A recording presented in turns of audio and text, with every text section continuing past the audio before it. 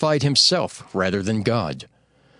Also against his 3 friends was his wrath kindled, because they had found no answer, and yet had condemned Job.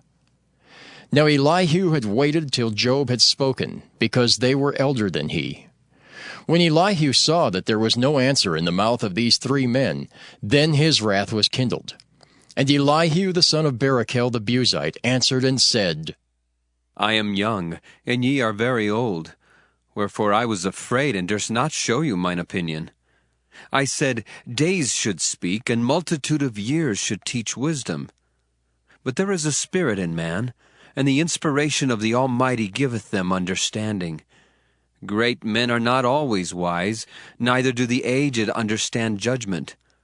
Therefore I said, hearken to me, I also will show mine opinion. Behold, I waited for your words, I gave ear to your reasons, whilst ye searched out what to say. Yea, I attended unto you, and behold, there was none of you that convinced Job, or that answered his words. Lest ye should say, we have found out wisdom, God thrusteth him down, not man. Now he hath not directed his words against me, neither will I answer him with your speeches. They were amazed. They answered no more. They left off speaking. When I had waited, for they spake not, but stood still, and answered no more. I said, I will answer also my part. I also will show mine opinion. For I am full of matter, the spirit within me constraineth me. Behold, my belly is as wine which hath no vent. It is ready to burst like new bottles. I will speak, that I may be refreshed. I will open my lips and answer. Let me not, I pray you, accept any man's person, neither let me give flattering titles unto man. For I know not to give flattering titles. In so doing, my Maker would soon take me away. Job chapter 33. Wherefore, Job, I pray thee, hear my speeches, and hearken to all my words. Behold, now I have opened my mouth, my tongue hath spoken in my mouth. My words shall be of the uprightness of my heart, and my lips shall utter knowledge clearly. The Spirit of God hath made me, and the breath of the Almighty hath given me life. If thou canst answer me, set thy words in order before me. Stand up. Behold, I am according to thy wish in God's stead. I also am formed out of the clay. Behold, my terror shall not make thee afraid, neither shall my hand be heavy upon thee. Surely thou hast spoken in mine hearing, and I have heard the voice of thy words, saying, I am clean, without transgression. I am innocent, neither is there iniquity in me. Behold, he findeth occasions against me. He counteth me for his enemy. He putteth my feet in the stocks. He marketh all my paths. Behold, in this thou art not just. I will answer thee, that God is greater than man. Why dost thou strive against him? For he giveth not account of any of his matters. For God speaketh once, yea, twice, yet man perceiveth it not. In a dream, in a vision of the night, when deep sleep falleth upon men, in slumberings upon the bed, then he openeth the ears of men, and sealeth their instruction, that he may withdraw man from his purpose, and hide pride from man. He keepeth back his soul from the pit, and his life from perishing by the sword. He is chastened also with pain upon his bed, and the multitude of his bones with strong pain, so that his life abhorreth bread, and his soul dainty meat. His flesh is consumed away, that it cannot be seen, and his bones that were not seen stick out. Yea, his soul draweth near unto the grave, and his life to the destroyers. If there be a messenger with him, an interpreter, one among 1,000, to show unto man his uprightness, then he is gracious unto him, and saith, Deliver him from going down to the pit. I have found a ransom. His flesh shall be fresher than a child's. He shall return to the days of his youth. He shall pray unto God, and he will be favorable unto him. And he shall see his face with joy, for he will render unto man his righteousness. He looketh upon men, and if any say, I have sinned and perverted that which was right, and it profited me not. He will deliver his soul from going into the pit, and his life shall see the light. Lo, all these things worketh God oftentimes with man, to bring back his soul from the pit, to be enlightened with the light of the living.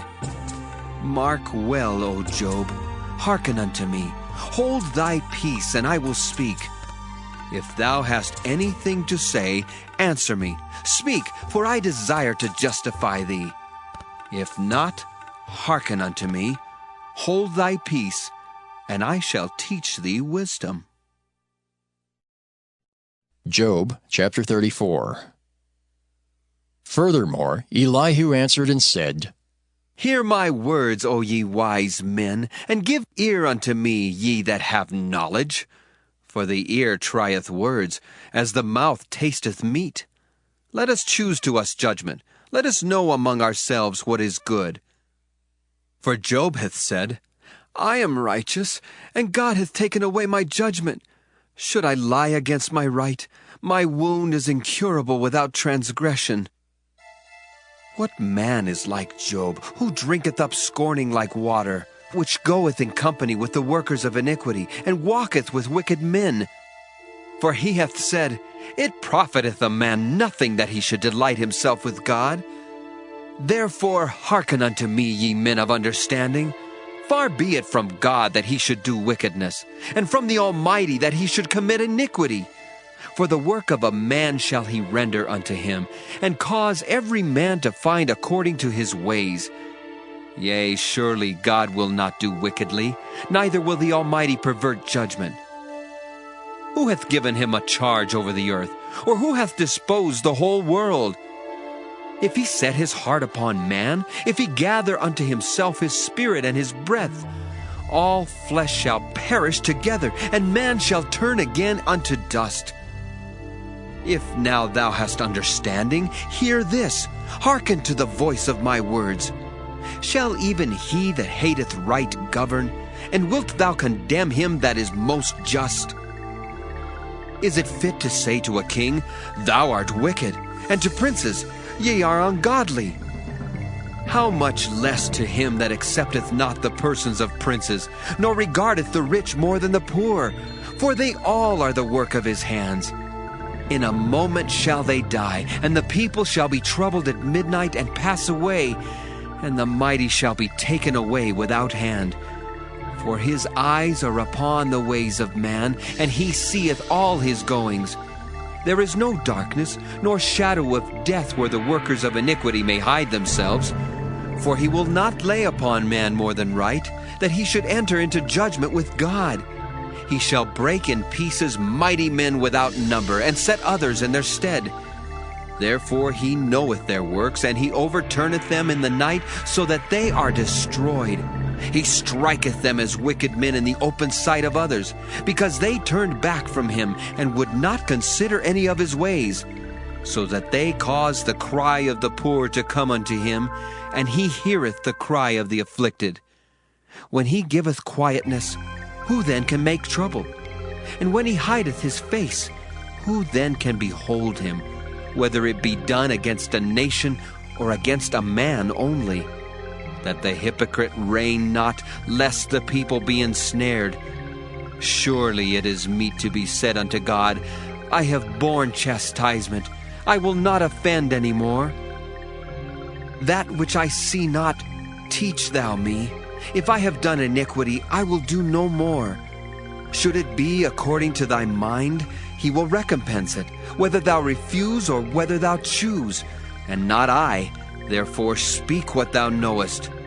Let men of understanding tell me, and let a wise man hearken unto me.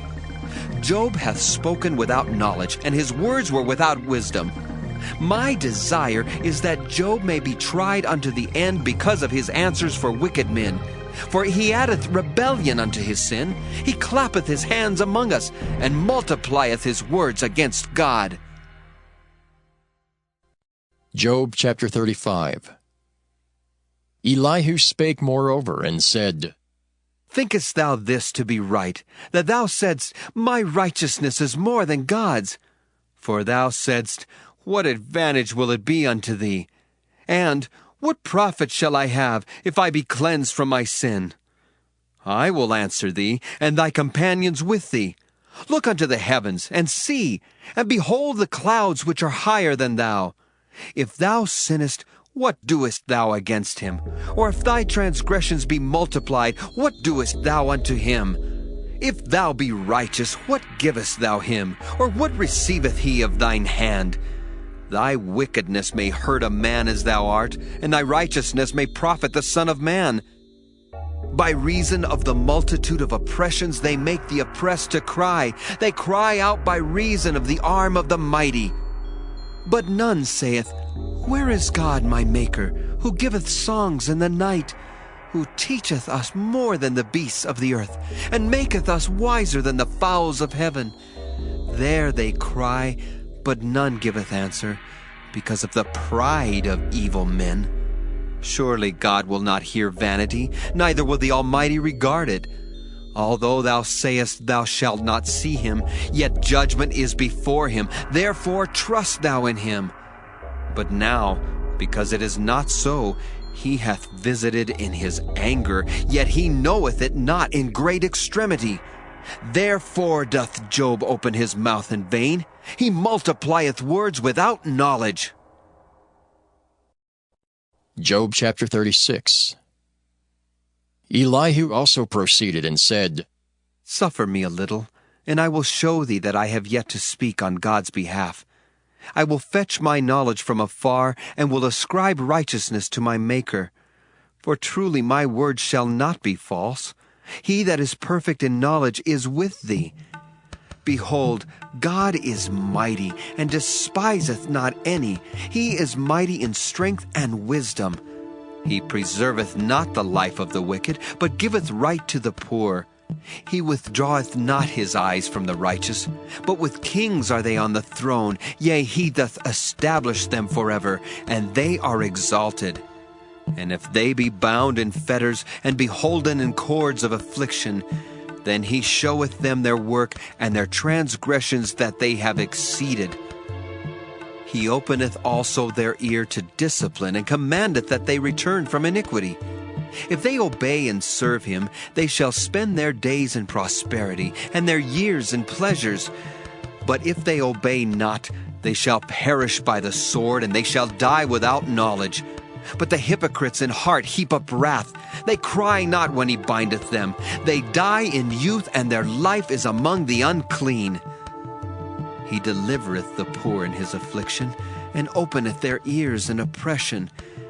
Even so would he have removed thee out of the strait into a broad place, where there is no straightness, and that which should be set on thy table should be full of fatness. But thou hast fulfilled the judgment of the wicked. Judgment and justice take hold on thee. Because there is wrath, beware lest he take thee away with his stroke. Then a great ransom cannot deliver thee. Will he esteem thy riches? No, not gold, nor all the forces of strength. Desire not the night, when people are cut off in their place. Take heed, regard not iniquity, for this hast thou chosen rather than affliction. Behold, God exalteth by his power. Who teacheth like him? Who hath enjoined him his way? Or who can say, Thou hast wrought iniquity? Remember that thou magnify his work, which men behold. Every man may see it, man may behold it afar off. Behold, God is great, and we know him not, neither can the number of his years be searched out. For he maketh small the drops of water. They pour down rain according to the vapor thereof, which the clouds do drop and distill upon man abundantly. Also can any understand the spreadings of the clouds, or the noise of his tabernacle? Behold, he spreadeth his light upon it, and covereth the bottom of the sea. For by them judgeth he the people. He giveth meat in abundance. With clouds he covereth the light, and commandeth it not to shine by the cloud that cometh betwixt. The noise thereof showeth concerning it, the cattle also concerning the vapor. Job chapter 37. At this also my heart trembleth, and is moved out of his place. Hear attentively the noise of his voice, and the sound that goeth out of his mouth. He directeth it under the whole heaven, and his lightning unto the ends of the earth.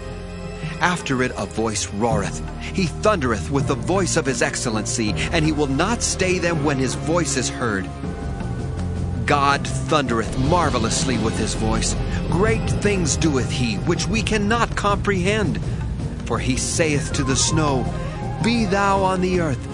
Likewise to the small rain, and to the great rain of his strength. He sealeth up the hand of every man, that all men may know his work. Then the beasts go into dens and remain in their places.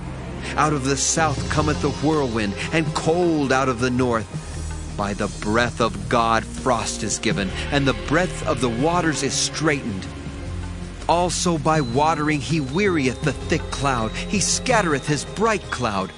And it is turned round about by his counsels, that they may do whatsoever he commandeth them upon the face of the world in the earth. He causeth it to come, whether for correction, or for his land, or for mercy. Hearken unto this, O Job. Stand still, and consider the wondrous works of God. Dost thou know when God disposed them, and caused the light of his cloud to shine?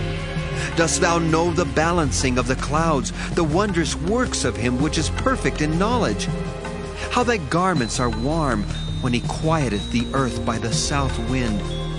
Hast thou with him spread out the sky, which is strong, and as a molten looking glass? Teach us what we shall say unto him, for we cannot order our speech by reason of darkness. Shall it be told him that I speak? If a man speak, surely he shall be swallowed up. And now men see not the bright light which is in the clouds, but the wind passeth, and cleanseth them. Fair weather cometh out of the north. With God is terrible majesty. Touching the Almighty, we cannot find him out. He is excellent in power, and in judgment, and in plenty of justice. He will not afflict. Men do therefore fear him. He respecteth not any that are wise of heart. Job chapter 38. Then the Lord answered Job out of the whirlwind, and said, Who is this that darkeneth counsel by words without knowledge? Gird up now thy loins like a man, for I will demand of thee, and answer thou me. Where wast thou when I laid the foundations of the earth? Declare if thou hast understanding. Who hath laid the measures thereof, if thou knowest? Or who hath stretched the line upon it? Whereupon are the foundations thereof fastened? Or who laid the cornerstone thereof, when the morning stars sang together, and all the sons of God shouted for joy? Or who shut up the sea with doors when it brake forth, as if it had issued out of the womb? When I made the cloud the garment thereof, and thick darkness a swaddling band for it, and brake up for it my decreed place, and set bars and doors, and said, Hitherto shalt thou come, but no further. And here shall thy proud waves be stayed. Hast thou commanded the morning since thy days, and caused the dayspring to know his place, that it might take hold of the ends of the earth, that the wicked might be shaken out of it? It is turned as clay to the seal, and they stand as a garment. And from the wicked their light is withholden, and the high arm shall be broken. Hast thou entered into the springs of the sea, or hast thou walked in the search of the depth?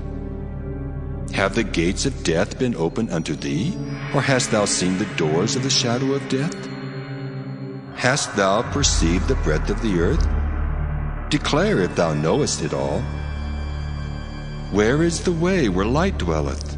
And as for darkness, where is the place thereof, that thou shouldest take it to the bound thereof, and that thou shouldest know the paths to the house thereof? Knowest thou it because thou wast then born, or because the number of thy days is great? Hast thou entered into the treasures of the snow?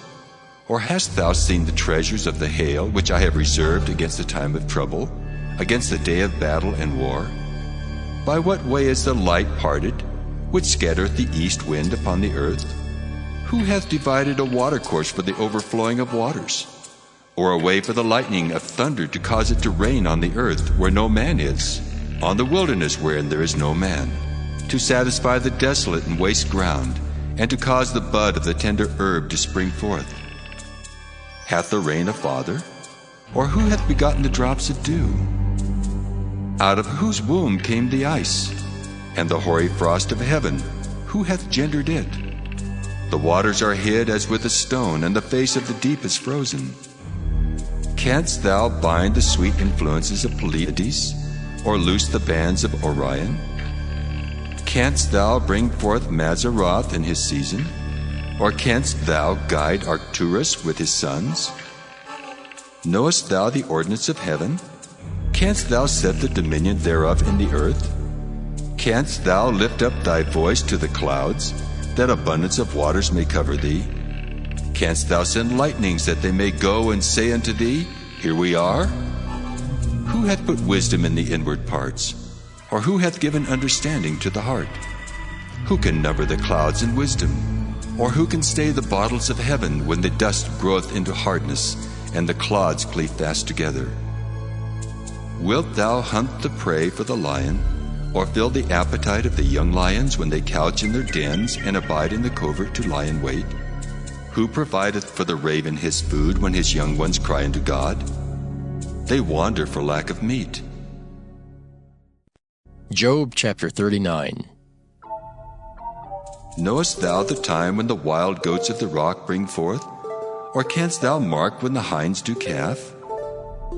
Canst thou number the months that they fulfill? Or knowest thou the time when they bring forth? They bow themselves. They bring forth their young ones. They cast out their sorrows. Their young ones are in good liking. They grow up with corn. They go forth and return not unto them. Who hath sent out the wild ass free? Or who hath loosed the bands of the wild ass, whose house I have made the wilderness, and the barren land his dwellings? He scorneth the multitude of the city, neither regardeth he the crying of the driver. The range of the mountains is his pasture, and he searcheth after every green thing. Will the unicorn be willing to serve thee, or abide by thy crib? Canst thou bind the unicorn with his band in the furrow? Or will he herald the valleys after thee? Wilt thou trust him because his strength is great? Or wilt thou leave thy labor to him?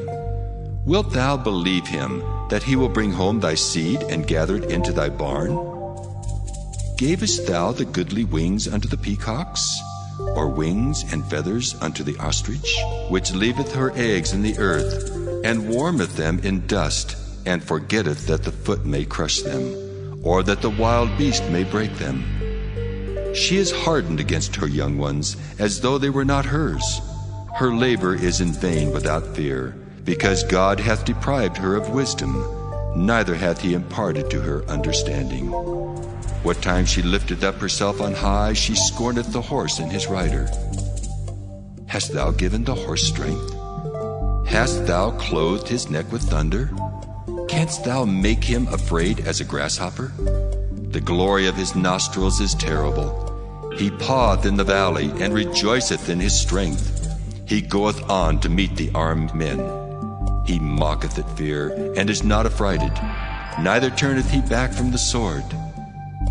The quiver rattleth against him, the glittering spear and the shield. He swalloweth the ground with fierceness and rage, neither believeth he that it is the sound of the trumpet. He saith among the trumpets, Ha ha! And he smelleth the battle afar off, the thunder of the captains and the shouting. Doth the hawk fly by thy wisdom, and stretch out her wings toward the south? Doth the eagle mount up at thy command, and make her nest on high? She dwelleth and abideth on the rock, upon the crag of the rock and the strong place. From thence she seeketh the prey, and her eyes behold afar off. Her young ones also suck up blood, and where the slain are, there is she. Job chapter 40. Moreover, the Lord answered Job and said, Shall he that contendeth with the Almighty instruct him? He that reproveth God, let him answer it. Then Job answered the Lord and said, Behold, I am vile. what shall I answer thee? I will lay mine hand upon my mouth. Once have I spoken, but I will not answer. Yea, twice, but I will proceed no further. Then answered the Lord unto Job out of the whirlwind, and said, Gird up thy loins now like a man. I will demand of thee, and declare thou unto me. Wilt thou also disannul my judgment? Wilt thou condemn me, that thou mayest be righteous? Hast thou an arm like God, or canst thou thunder with a voice like him? Deck thyself now with majesty and excellency, and array thyself with glory and beauty. Cast abroad the rage of thy wrath, and behold every one that is proud, and abase him. Look on every one that is proud, and bring him low, and tread down the wicked in their place. Hide them in the dust together, and bind their faces in secret. Then will I also confess unto thee that thine own right hand can save thee. Behold now Behemoth, which I made with thee. He eateth grass as an ox. Lo, now his strength is in his loins, and his force is in the navel of his belly. He moveth his tail like a cedar. The sinews of his stones are wrapped together. His bones are as strong as pieces of brass. His bones are like bars of iron. He is the chief of the ways of God. He that made him can make his sword to approach unto him. Surely the mountains bring him forth food, where all the beasts of the field play. He lieth under the shady trees in the covert of the reed and fens. The shady trees cover him with their shadow. The willows of the brook compass him about. Behold, he drinketh up a river, and hasteth not. He trusteth that he can draw up Jordan into his mouth. He taketh it with his eyes. His nose pierceth through snares. Job chapter 41. Canst thou draw out Leviathan with an hook, or his tongue with a cord which thou lettest down? Canst thou put a hook into his nose, or bore his jaw through with a thorn? Will he make many supplications unto thee? Will he speak soft words unto thee? Will he make a covenant with thee? Wilt thou take him for a servant forever? Wilt thou play with him as with a bird? Or wilt thou bind him for thy maidens? Shall the companions make a banquet of him? Shall they part him among the merchants? Canst thou fill his skin with barbed irons, or his head with fish spears? Lay thine hand upon him, remember the battle, do no more. Behold, the hope of him is in vain. Shall not one be cast down even at the sight of him? None is so fierce that dare stir him up. Who then is able to stand before me? Who hath prevented me that I should repay him? Whatsoever is under the whole heaven is mine. I will not conceal his parts, nor his power, nor his comely proportion. Who can discover the face of his garment, or who can come to him with his double bridle? Who can open the doors of his face? His teeth are terrible round about. His scales are his pride, shut up together as with a close seal. One is so near to another that no air can come between them. They are joined one to another, they stick together that they cannot be sundered. By his neesings a light doth shine, and his eyes are like the eyelids of the morning. Out of his mouth go burning lamps, and sparks of fire leap out. Out of his nostrils goeth smoke, as out of a seething pot or cauldron. His breath kindleth coals, and a flame goeth out of his mouth. In his neck remaineth strength, and sorrow is turned into joy before him. The flakes of his flesh are joined together. They are firm in themselves, they cannot be moved. His heart is as firm as a stone, yea, as hard as a piece of the nether millstone. When he raiseth up himself, the mighty are afraid. By reason of breakings they purify themselves. The sword of him that layeth at him cannot hold, the spear, the dart, nor the habergeon. He esteemeth iron as straw, and brass as rotten wood. The arrow cannot make him flee. Sling stones are turned with him into stubble. Darts are counted as stubble, He laugheth at the shaking of a spear. Sharp stones are under him. He spreadeth sharp-pointed things upon the mire. He maketh the deep to boil like a pot. He maketh the sea like a pot of ointment. He maketh a path to shine after him. One would think the deep to be hoary. Upon earth there is not his like, who is made without fear. He beholdeth all high things. He is a king over all the children of pride. Job chapter 42. Then Job answered the Lord and said, I know that thou canst do everything, and that no thought can be withholden from thee. Who is he that hideth counsel without knowledge? Therefore have I uttered that I understood not, things too wonderful for me which I knew not. Hear, I beseech thee, and I will speak. I will demand of thee, and declare thou unto me. I have heard of thee by the hearing of the ear, but now mine eye seeth thee. Wherefore I abhor myself, and repent in dust and ashes. And it was so, that after the Lord had spoken these words unto Job, the Lord said to Eliphaz the Temanite, My wrath is kindled against thee and against thy 2 friends. For ye have not spoken of me the thing that is right, as my servant Job hath. Therefore take unto you now 7 bullocks and 7 rams, and go to my servant Job, and offer up for yourselves a burnt offering. And my servant Job shall pray for you. For him will I accept, lest I deal with you after your folly, in that ye have not spoken of me the thing which is right, like my servant Job. So Eliphaz the Temanite, and Bildad the Shuhite, and Zophar the Naamathite went and did according as the Lord commanded them. The Lord also accepted Job, and the Lord turned the captivity of Job when he prayed for his friends. Also the Lord gave Job twice as much as he had before. Then came there unto him all his brethren, and all his sisters, and all they that had been of his acquaintance before, and did eat bread with him in his house. And they bemoaned him and comforted him over all the evil that the Lord had brought upon him. Every man also gave him a piece of money, and every one an earring of gold. So the Lord blessed the latter end of Job more than his beginning, for he had 14,000 sheep, and 6,000 camels, and 1,000 yoke of oxen, and 1,000 she-asses. He had also 7 sons and 3 daughters, and he called the name of the first Jemimah, and the name of the second Keziah, and the name of the third Karen-Happuch. And in all the land were no women found so fair as the daughters of Job. And their father gave them inheritance among their brethren.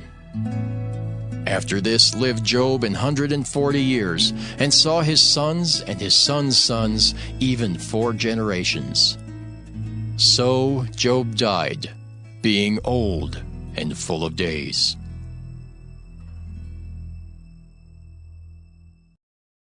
Chapter 22. It happened after these things, that God tested Abraham, and said to him, Abraham, Abraham. He said, Here I am. He said, Now take your son, your only one, whom you love, even Isaac, and go into the land of Moriah. Offer him there as a burnt offering on one of the mountains which I will tell you of. Abraham rose early in the morning, and saddled his donkey, and took 2 of his young men with him, and Isaac his son. He split the wood for the burnt offering, and rose up, and went to the place of which God had told him. On the 3rd day Abraham lifted up his eyes, and saw the place far off. Abraham said to his young men, Stay here with the donkey. The boy and I will go over there, and we will worship, and come back to you. Abraham took the wood of the burnt offering and laid it on Isaac his son. He took in his hand the fire and the knife. They both went together. Isaac spoke to Abraham his father, and said, My father? He said, Here I am, my son. He said, Here is the fire and the wood, but where is the lamb for a burnt offering? Abraham said, God will provide himself the lamb for a burnt offering, my son. So they both went together. they came to the place which God had told him of. Abraham built the altar there, and laid the wood in order, bound Isaac his son, and placed him on the altar on top of the wood. Abraham reached out his hand, and took the knife to kill his son. The angel of the Lord called to him out of the sky, and said, Abraham, Abraham. He said, Here I am. He said, Do not lay your hand on the boy, neither do anything to him. For now I know that you fear God, seeing you have not withheld your son, your only one, from me. And Abraham looked up and saw a single ram caught in the thicket by his horns. And Abraham went and took the ram, and offered him up as a burnt offering instead of his son. Abraham called the name of that place Elohim-Yireh. As it is said to this day, on the mountain, God will provide. The angel of the Lord called to Abraham a second time out of the sky, and said, I have sworn by myself, says the Lord, because you have done this thing, and have not withheld your son, your only one, from me, I will indeed bless you, and I will greatly multiply your offspring like the stars of the sky, and like the sand which is on the seashore, and your offspring will possess the gate of their enemies. And through your offspring all the nations of the earth will be blessed, because you have obeyed my voice. So Abraham returned to his young men, and they rose up and went together to Beersheba. Abraham lived at Beersheba. It happened after these things, that it was told Abraham, saying, Look, Milcah also has borne children to your brother Nahor, Uz his firstborn, Buz his brother, Kemuel the father of Aram, Cast, Hazo, Pildash, Jedlaph, and Bethuel. Bethuel became the father of Rebekah. These 8 Milcah bore to Nahor, Abraham's brother. His secondary wife, whose name was Reumah, also bore Tebah, Gachem, Ahash, and Maach. The Holy Bible, the King James Version. The first book of Moses, called Genesis. Chapter 1. In the beginning God created the heaven and the earth. And the earth was without form, and void, and darkness was upon the face of the deep. And the Spirit of God moved upon the face of the waters. And God said, Let there be light. And there was light.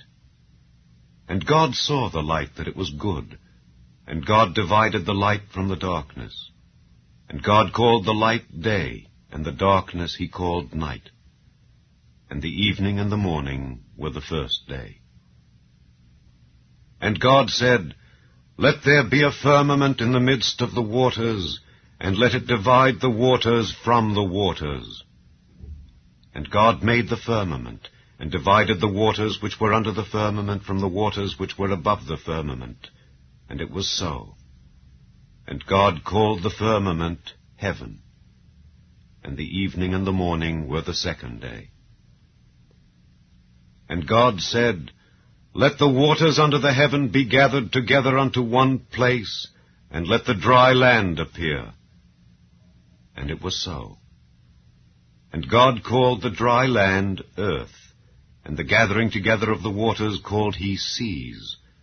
And God saw that it was good. And God said, Let the earth bring forth grass, the herb yielding seed, and the fruit tree yielding fruit after his kind, whose seed is in itself upon the earth. And it was so. And the earth brought forth grass, and herb yielding seed after his kind, and the tree yielding fruit, whose seed was in itself after his kind. And God saw that it was good. And the evening and the morning were the third day. And God said, Let there be lights in the firmament of the heaven to divide the day from the night, and let them be for signs, and for seasons, and for days and years. And let them be for lights in the firmament of the heaven to give light upon the earth. And it was so. And God made 2 great lights, the greater light to rule the day, and the lesser light to rule the night. He made the stars also. And God set them in the firmament of the heaven to give light upon the earth, and to rule over the day and over the night, and to divide the light from the darkness. And God saw that it was good. And the evening and the morning were the fourth day. And God said, Let the waters bring forth abundantly the moving creature that hath life, and fowl that may fly above the earth in the open firmament of heaven. And God created great whales, and every living creature that moveth, which the waters brought forth abundantly after their kind, and every winged fowl after his kind, and God saw that it was good. And God blessed them, saying, Be fruitful and multiply, and fill the waters in the seas, and let fowl multiply in the earth. And the evening and the morning were the fifth day. And God said, Let the earth bring forth the living creature after his kind, cattle and creeping thing and beast of the earth after his kind. And it was so. And God made the beast of the earth after his kind, and cattle after their kind, and everything that creepeth upon the earth after his kind. And God saw that it was good. And God said, Let us make man in our image, after our likeness, and let them have dominion over the fish of the sea, and over the fowl of the air, and over the cattle, and over all the earth, and over every creeping thing that creepeth upon the earth. So God created man in his own image. In the image of God created he him. Male and female created he them. And God blessed them, and God said unto them, Be fruitful, and multiply, and replenish the earth, and subdue it, and have dominion over the fish of the sea, and over the fowl of the air, and over every living thing that moveth upon the earth. And God said, Behold, I have given you every herb bearing seed which is upon the face of all the earth, and every tree in the which is the fruit of a tree yielding seed. To you it shall be for meat. And to every beast of the earth, and to every fowl of the air, and to everything that creepeth upon the earth, wherein there is life, I have given every green herb for meat. And it was so. And God saw everything that he had made, and behold, it was very good. And the evening and the morning were the sixth day. Chapter 2. Thus the heavens and the earth were finished, and all the host of them. And on the seventh day God ended his work which he had made, and he rested on the seventh day from all his work which he had made. And God blessed the seventh day, and sanctified it, because that in it he had rested from all his work which God created and made. These are the generations of the heavens and of the earth when they were created, in the day that the Lord God made the earth and the heavens, and every plant of the field before it was in the earth, and every herb of the field before it grew. For the Lord God had not caused it to rain upon the earth, and there was not a man to till the ground. But there went up a mist from the earth, and watered the whole face of the ground. And the Lord God formed man of the dust of the ground, and breathed into his nostrils the breath of life. And man became a living soul. And the Lord God planted a garden eastward in Eden, and there he put the man whom he had formed. And out of the ground made the Lord God to grow every tree that is pleasant to the sight and good for food, the tree of life also in the midst of the garden, and the tree of knowledge of good and evil. And a river went out of Eden to water the garden, and from thence it was parted, and became into 4 heads. The name of the first is Pison, that is it which compasseth the whole land of Havilah, where there is gold, and the gold of that land is good. There is bdellium and the onyx stone. And the name of the second river is Gihon, the same is it that compasseth the whole land of Ethiopia. And the name of the third river is Hiddekel, that is it which goeth toward the east of Assyria. And the fourth river is Euphrates. And the Lord God took the man, and put him into the garden of Eden, to dress it and to keep it. And the Lord God commanded the man, saying, Of every tree of the garden thou mayest freely eat, but of the tree of the knowledge of good and evil thou shalt not eat of it. For in the day that thou eatest thereof thou shalt surely die. And the Lord God said, It is not good that the man should be alone. I will make him an help meet for him. And out of the ground the Lord God formed every beast of the field and every fowl of the air, and brought them unto Adam to see what he would call them. And whatsoever Adam called every living creature, that was the name thereof. And Adam gave names to all cattle, and to the fowl of the air, and to every beast of the field. But for Adam there was not found an help meet for him. And the Lord God caused a deep sleep to fall upon Adam, and he slept.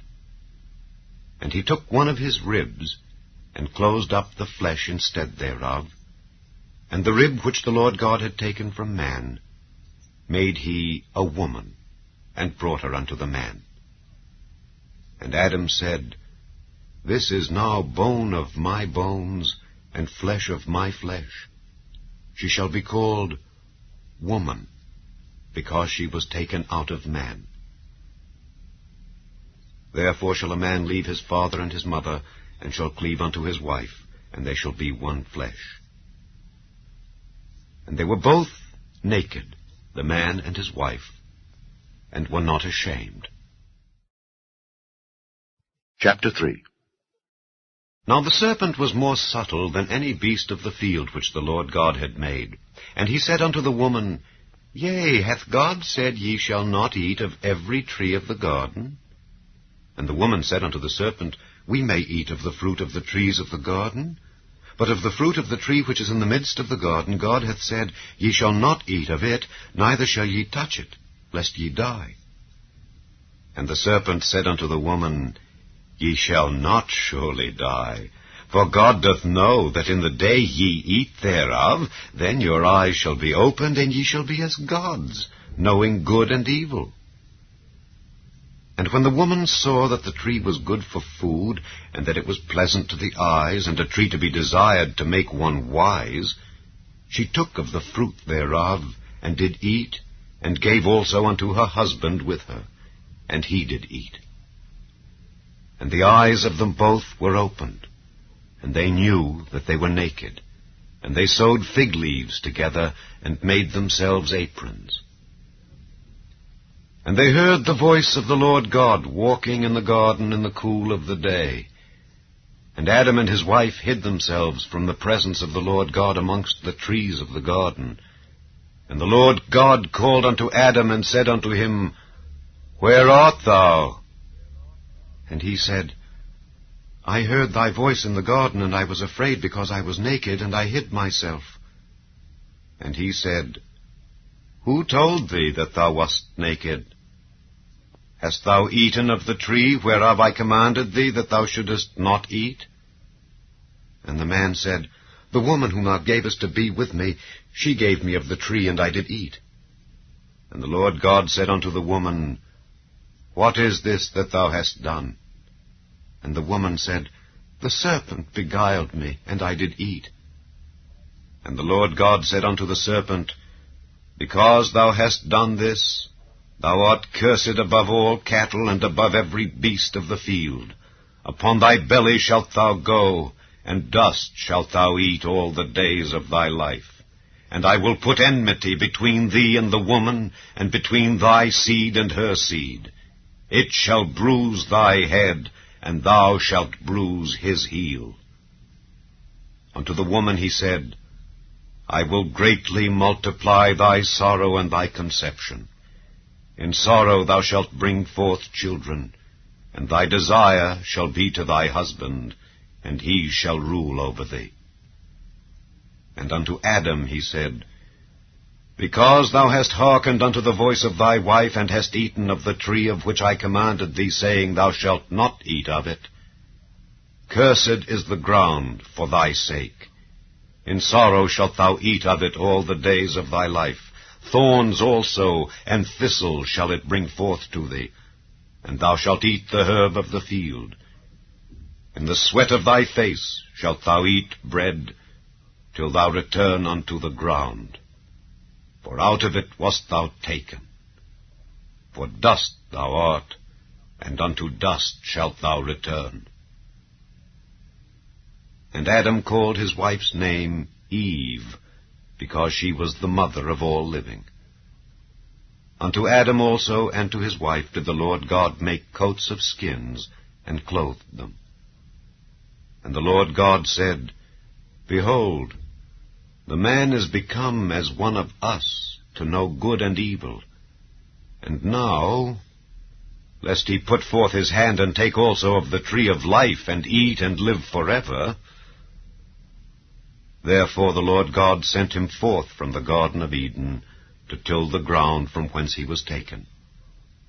So he drove out the man, and he placed at the east of the Garden of Eden cherubims, and a flaming sword, which turned every way, to keep the way of the tree of life. Chapter 4. And Adam knew Eve his wife, and she conceived, and bare Cain, and said, I have gotten a man from the Lord. And she again bare his brother Abel. And Abel was a keeper of sheep, but Cain was a tiller of the ground. And in process of time it came to pass that Cain brought of the fruit of the ground an offering unto the Lord. And Abel he also brought of the firstlings of his flock, and of the fat thereof. And the Lord had respect unto Abel and to his offering, but unto Cain and to his offering he had not respect. And Cain was very wroth, and his countenance fell. And the Lord said unto Cain, Why art thou wroth? And why is thy countenance fallen? If thou doest well, shalt thou not be accepted? And if thou doest not well, sin lieth at the door. And unto thee shall be his desire, and thou shalt rule over him. And Cain talked with Abel his brother. And it came to pass, when they were in the field, that Cain rose up against Abel his brother, and slew him.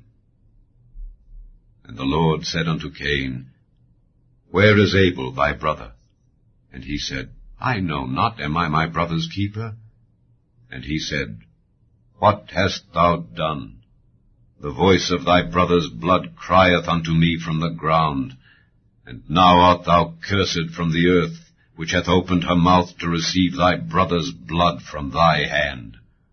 When thou tillest the ground, it shall not henceforth yield unto thee her strength. A fugitive and a vagabond shalt thou be in the earth. And Cain said unto the Lord, My punishment is greater than I can bear. Behold, thou hast driven me out this day from the face of the earth, and from thy face shall I be hid, and I shall be a fugitive and a vagabond in the earth. And it shall come to pass that every one that findeth me shall slay me. And the Lord said unto him, Therefore whosoever slayeth Cain, vengeance shall be taken on him sevenfold. And the Lord set a mark upon Cain, lest any finding him should kill him. And Cain went out from the presence of the Lord, and dwelt in the land of Nod, on the east of Eden. And Cain knew his wife, and she conceived and bare Enoch. And he builded a city, and called the name of the city after the name of his son, Enoch. And unto Enoch was born Irad, and Irad begat Mehujael, and Mehujael begat Methusael, and Methusael begat Lamech. And Lamech took unto him 2 wives, the name of the one was Ada, and the name of the other Zillah. And Ada bare Jabal, he was the father of such as dwell in tents, and of such as have cattle. And his brother's name was Jubal, he was the father of all such as handle the harp and organ. And Zillah, she also bare Tubal-Cain, an instructor of every artificer in brass and iron. And the sister of Tubal-Cain was Naamah. And Lamech said unto his wives Ada and Zillah, Hear my voice, ye wives of Lamech, hearken unto my speech. For I have slain a man to my wounding, and a young man to my hurt. If Cain shall be avenged sevenfold, truly Lamech 70 and sevenfold. And Adam knew his wife again, and she bare a son, and called his name Seth. For God, said she, hath appointed me another seed instead of Abel, whom Cain slew. And to Seth, to him also there was born a son, and he called his name Enos. Then began men to call upon the name of the Lord. Chapter 5. This is the book of the generations of Adam. In the day that God created man, in the likeness of God made he him. Male and female created he them, and blessed them, and called their name Adam in the day when they were created. And Adam lived 130 years, and begat a son in his own likeness, after his image, and called his name Seth. And the days of Adam after he had begotten Seth were 800 years, and he begat sons and daughters. And all the days that Adam lived were 930 years, and he died. And Seth lived 105 years, and begat Enos. And Seth lived after he begat Enos 807 years, and begat sons and daughters. And all the days of Seth were 912 years, and he died. And Enos lived 90 years, and begat Cainan. And Enos lived after he begat Cainan 815 years, and begat sons and daughters. And all the days of Enos were 905 years, and he died. And Cainan lived 70 years, and begat Mahalaleel. And Cainan lived after he begat Mahalaleel 840 years, and begat sons and daughters. And all the days of Cainan were 910 years, and he died. And Mahalaleel lived 65 years, and begat Jared. And Mahalaleel lived after he begat Jared 830 years, and begat sons and daughters. And all the days of Mahalaleel were 895 years, and he died. And Jared lived 162 years, and he begat Enoch. And Jared lived after he begat Enoch 800 years, and begat sons and daughters. And all the days of Jared were 962 years, and he died. And Enoch lived 65 years, and begat Methuselah. And Enoch walked with God after he begat Methuselah 300 years, and begat sons and daughters. And all the days of Enoch were 365 years. And Enoch walked with God, and he was not, for God took him. And Methuselah lived 187 years, and begat Lamech. And Methuselah lived after he begat Lamech 782 years, and begat sons and daughters. And all the days of Methuselah were 969 years, and he died.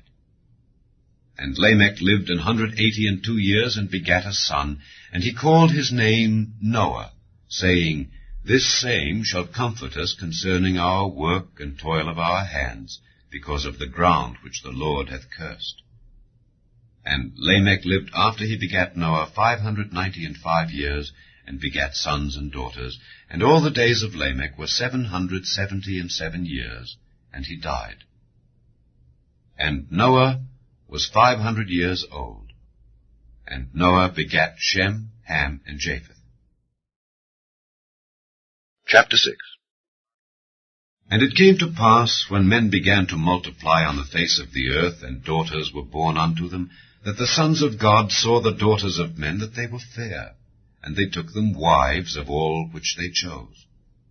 And the Lord said, My spirit shall not always strive with man, for that he also is flesh, yet his days shall be 120 years. There were giants in the earth in those days, and also after that, when the sons of God came in unto the daughters of men, and they bare children to them, the same became mighty men, which were of old, men of renown. And God saw that the wickedness of man was great in the earth, and that every imagination of the thoughts of his heart was only evil continually. And it repented the Lord that he had made man on the earth, and it grieved him at his heart. And the Lord said, I will destroy man whom I have created from the face of the earth, both man and beast, and the creeping thing, and the fowls of the air. For it repenteth me that I have made them. But Noah found grace in the eyes of the Lord. These are the generations of Noah. Noah was a just man and perfect in his generations, and Noah walked with God. And Noah begat 3 sons, Shem, Ham, and Japheth. The earth also was corrupt before God, and the earth was filled with violence. And God looked upon the earth, and behold, it was corrupt, for all flesh had corrupted his way upon the earth. And God said unto Noah, The end of all flesh is come before me, for the earth is filled with violence through them. And behold, I will destroy them with the earth. Make thee an ark of gopher wood. Rooms shalt thou make in the ark, and shalt pitch it within and without with pitch. And this is the fashion which thou shalt make it of. The length of the ark shall be 300 cubits, the breadth of it 50 cubits, and the height of it 30 cubits. A window shalt thou make to the ark, and in a cubit shalt thou finish it above, and the door of the ark shalt thou set in the side thereof. With lower, second, and third stories shalt thou make it. And behold, I, even I, do bring a flood of waters upon the earth, to destroy all flesh wherein is the breath of life from under heaven. And everything that is in the earth shall die. But with thee will I establish my covenant, and thou shalt come into the ark, thou and thy sons, and thy wife, and thy sons' wives with thee. And of every living thing, of all flesh, 2 of every sort shalt thou bring into the ark, to keep them alive with thee. They shall be male and female. Of fowls after their kind, and of cattle after their kind, of every creeping thing of the earth after his kind, 2 of every sort shall come unto thee, to keep them alive. And take thou unto thee of all food that is eaten, and thou shalt gather it to thee, and it shall be for food for thee and for them. Thus did Noah, according to all that God commanded him, so did he.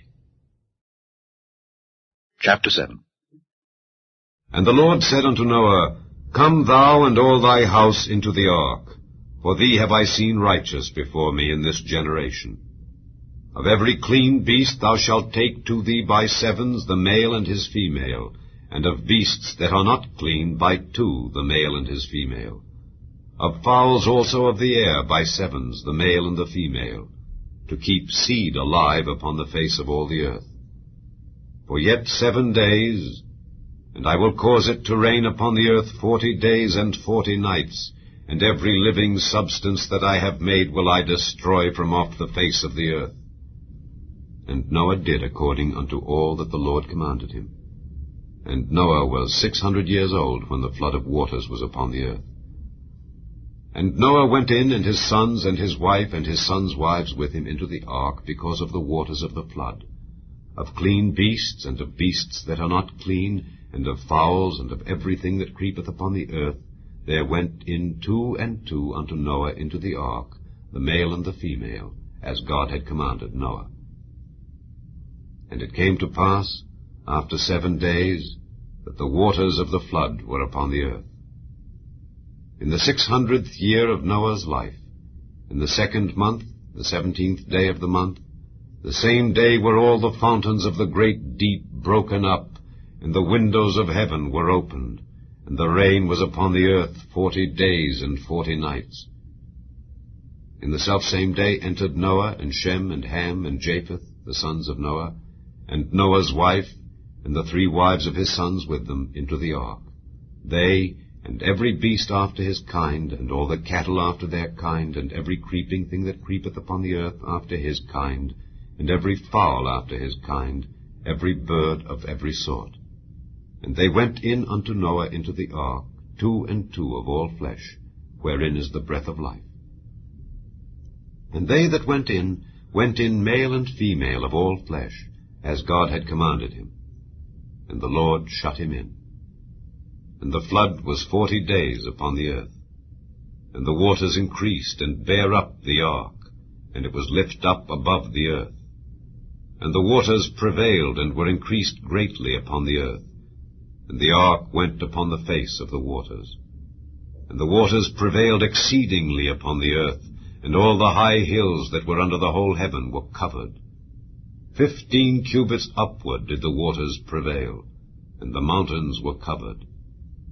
And all flesh died that moved upon the earth, both of fowl and of cattle and of beast, and of every creeping thing that creepeth upon the earth, and every man.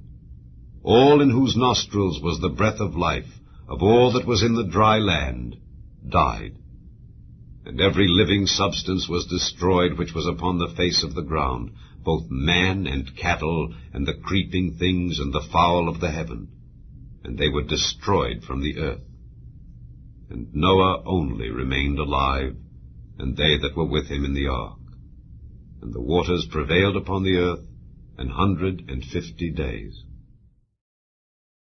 Chapter 8. And God remembered Noah, and every living thing, and all the cattle that was with him in the ark. And God made a wind to pass over the earth, and the waters assuaged. The fountains also of the deep and the windows of heaven were stopped, and the rain from heaven was restrained. And the waters returned from off the earth continually, and after the end of the 150 days the waters were abated. And the ark rested in the 7th month, on the 17th day of the month, upon the mountains of Ararat. And the waters decreased continually until the 10th month. In the 10th month, on the 1st day of the month, were the tops of the mountains seen. And it came to pass at the end of 40 days, that Noah opened the window of the ark which he had made, and he sent forth a raven, which went forth to and fro until the waters were dried up from off the earth. Also he sent forth a dove from him to see if the waters were abated from off the face of the ground.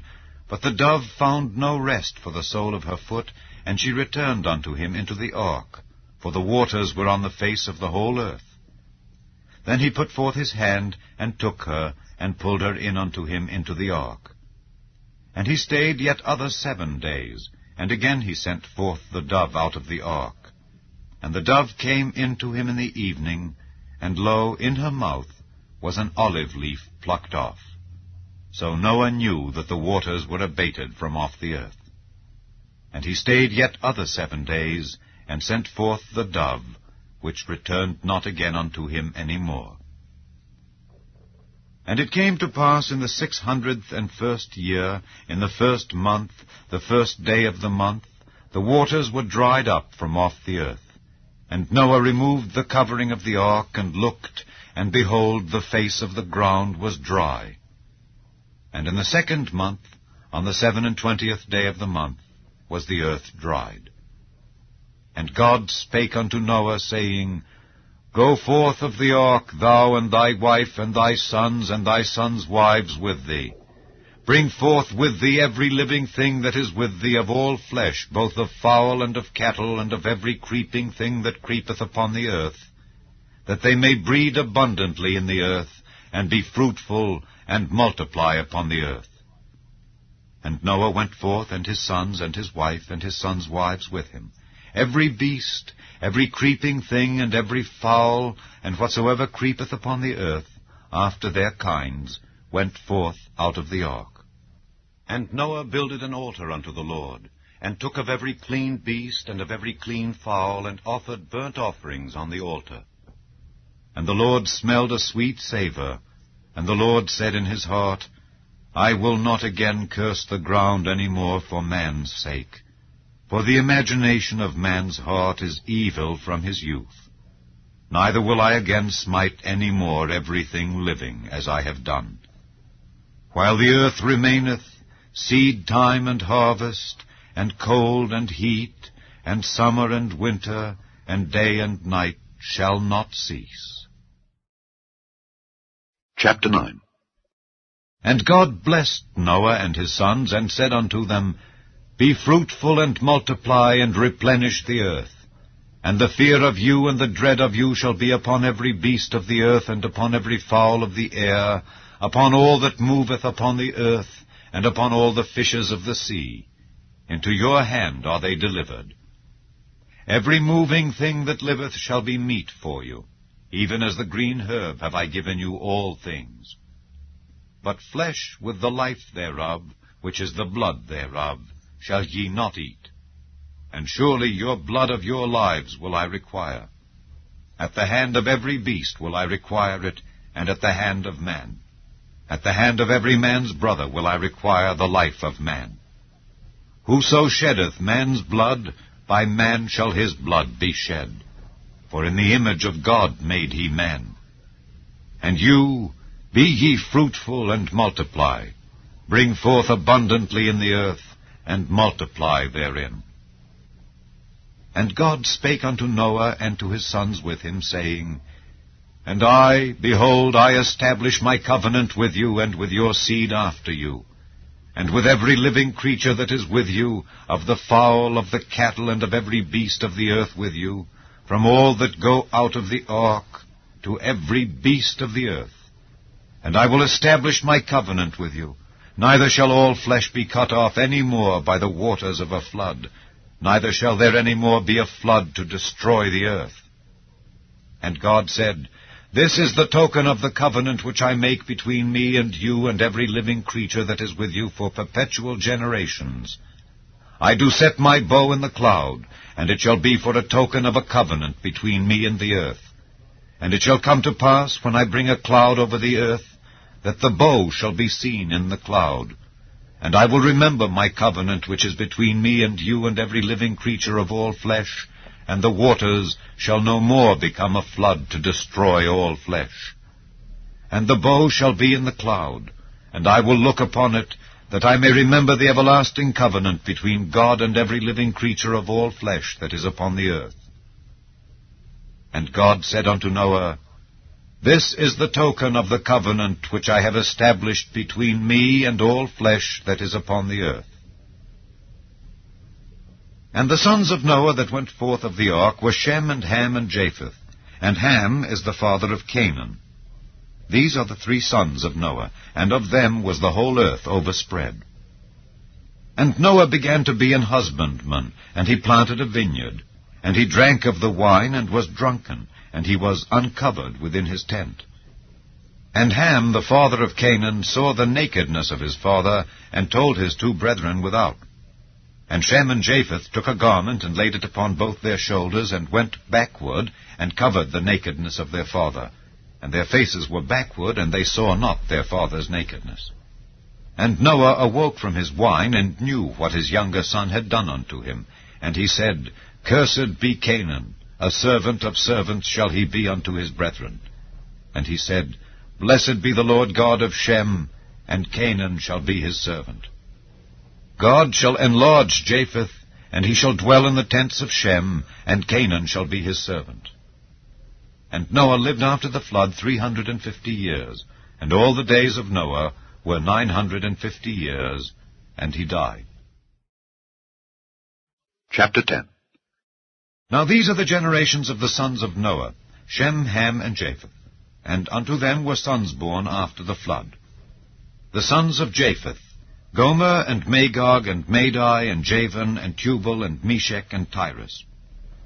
And the sons of Gomer, Ashkenaz, and Riphath, and Togarmah. And the sons of Javan, Elisha, and Tarshish, Kittim, and Dodanim.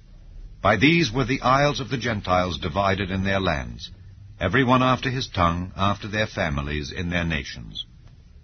And the sons of Ham, Cush, and Mizraim, and Phut, and Canaan. And the sons of Cush, Seba, and Havilah, and Sabta, and Raamah, and Saptika.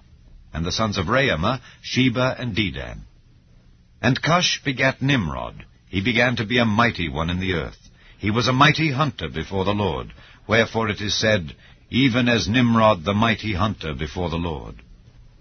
And the beginning of his kingdom was Babel, and Erech, and Akkad, and Calneh, in the land of Shinar. Out of that land went forth Asher, and builded Nineveh, and the city Rehoboth, and Calah, and Resen between Nineveh and Calah. The same is a great city. And Mizraim begat Ludim, and Anamim, and Lehabim, and Naphtuhim, and Pathrusim, and Casluhim, out of whom came Philistim, and Caphtorim. And Canaan begat Zidon his firstborn, and Heth, and the Jebusite, and the Amorite, and the Girgasite, and the Hivite, and the Archite, and the Sinite, and the Arvadite, and the Zemarite, and the Hamathite. And afterward were the families of the Canaanites spread abroad. And the border of the Canaanites was from Zidon, as thou comest to Gerar, unto Gaza, as thou goest unto Sodom and Gomorrah, and Admah and Zeboim, even unto Lasha. These are the sons of Ham after their families, after their tongues, in their countries and in their nations. Unto Shem also, the father of all the children of Eber, the brother of Japheth the elder, even to him were children born. The children of Shem, Elam and Asher and Arphaxad and Lud and Aram. And the children of Aram, Uz and Hul and Gether and Mash. And Arphaxad begat Salah, and Salah begat Eber. And unto Eber were born 2 sons. The name of one was Peleg, for in his days was the earth divided, and his brother's name was Joktan. And Joktan begat Almodad, and Sheleph, and Hazarmaveth, and Jerah, and Hadoram, and Uzal, and Diklah, and Obal, and Abimael, and Sheba, and Ophir, and Havilah, and Jobab. All these were the sons of Joktan. And their dwelling was from Mesha, as thou goest unto Sephar, a mount of the east. These are the sons of Shem after their families, after their tongues, in their lands, after their nations. These are the families of the sons of Noah, after their generations, in their nations. And by these were the nations divided in the earth after the flood. Chapter 11. And the whole earth was of one language and of one speech. And it came to pass, as they journeyed from the east, that they found a plain in the land of Shinar, and they dwelt there. And they said one to another, Go to, let us make brick, and burn them throughly. And they had brick for stone, and slime had they for mortar. And they said, Go to, let us build us a city and a tower, whose top may reach unto heaven. And let us make us a name, lest we be scattered abroad upon the face of the whole earth. And the Lord came down to see the city and the tower which the children of men builded. And the Lord said, Behold, the people is one, and they have all one language, and this they begin to do. And now nothing will be restrained from them which they have imagined to do. Go to, let us go down and there confound their language, that they may not understand one another's speech. So the Lord scattered them abroad from thence upon the face of all the earth, and they left off to build the city. Therefore is the name of it called Babel, because the Lord did there confound the language of all the earth. And from thence did the Lord scatter them abroad upon the face of all the earth. These are the generations of Shem. Shem was 100 years old, and begat Arphaxad 2 years after the flood. And Shem lived after he begat Arphaxad 500 years, and begat sons and daughters. And Arphaxad lived 35 years, and begat Salah. And Arphaxad lived after he begat Salah 403 years, and begat sons and daughters. And Salah lived 30 years, and begat Eber. And Salah lived after he begat Eber 403 years, and begat sons and daughters. And Eber lived 34 years, and begat Peleg. And Eber lived after he begat Peleg 430 years, and begat sons and daughters. And Peleg lived 30 years, and begat Reu. And Peleg lived after he begat Reu 209 years, and begat sons and daughters. And Reu lived 32 years, and begat Serug. And Reu lived after he begat Serug 207 years, and begat sons and daughters. And Serug lived 30 years, and begat Nahor. And Serug lived after he begat Nahor 200 years, and begat sons and daughters. And Nahor lived 29 years, and begat Terah. And Nahor lived after he begat Terah 119 years, and begat sons and daughters. And Terah lived 70 years, and begat Abram, Nahor, and Haran. Now these are the generations of Terah. Terah begat Abram, Nahor, and Haran. And Haran begat Lot. And Haran died before his father Terah in the land of his nativity, in Ur of the Chaldees. And Abram and Nahor took them wives. The name of Abram's wife was Sarai, and the name of Nahor's wife Milcah, the daughter of Haran, the father of Milcah and the father of Iscah. But Sarai was barren. She had no child. And Terah took Abram his son, and Lot the son of Haran his son's son, and Sarai his daughter-in-law, his son Abram's wife, and they went forth with them from Ur of the Chaldees to go into the land of Canaan. And they came unto Haran, and dwelt there. And the days of Terah were 205 years, and Terah died in Haran. Chapter 12. Now the Lord had said unto Abram, Get thee out of thy country, and from thy kindred, and from thy father's house, unto a land that I will show thee. And I will make of thee a great nation, and I will bless thee, and make thy name great, and thou shalt be a blessing. And I will bless them that bless thee, and curse him that curseth thee. And in thee shall all families of the earth be blessed. So Abram departed as the Lord had spoken unto him, and Lot went with him. And Abram was 75 years old when he departed out of Haran. And Abram took Sarai his wife, and Lot his brother's son, and all their substance that they had gathered, and the souls that they had gotten in Haran, and they went forth to go into the land of Canaan. And into the land of Canaan they came. And Abram passed through the land unto the place of Sichem, unto the plain of Moreh, and the Canaanite was then in the land. And the Lord appeared unto Abram, and said, Unto thy seed will I give this land. And there builded he an altar unto the Lord who appeared unto him. And he removed from thence unto a mountain on the east of Bethel, and pitched his tent, having Bethel on the west, and Hai on the east. And there he builded an altar unto the Lord, and called upon the name of the Lord. And Abram journeyed, going on still toward the south. And there was a famine in the land. And Abram went down into Egypt to sojourn there, for the famine was grievous in the land.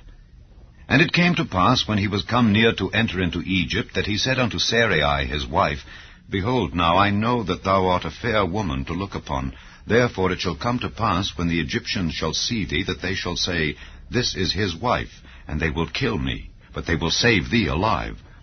Say, I pray thee, thou art my sister, that it may be well with me for thy sake, and my soul shall live because of thee. And it came to pass that when Abram was come into Egypt, the Egyptians beheld the woman, that she was very fair.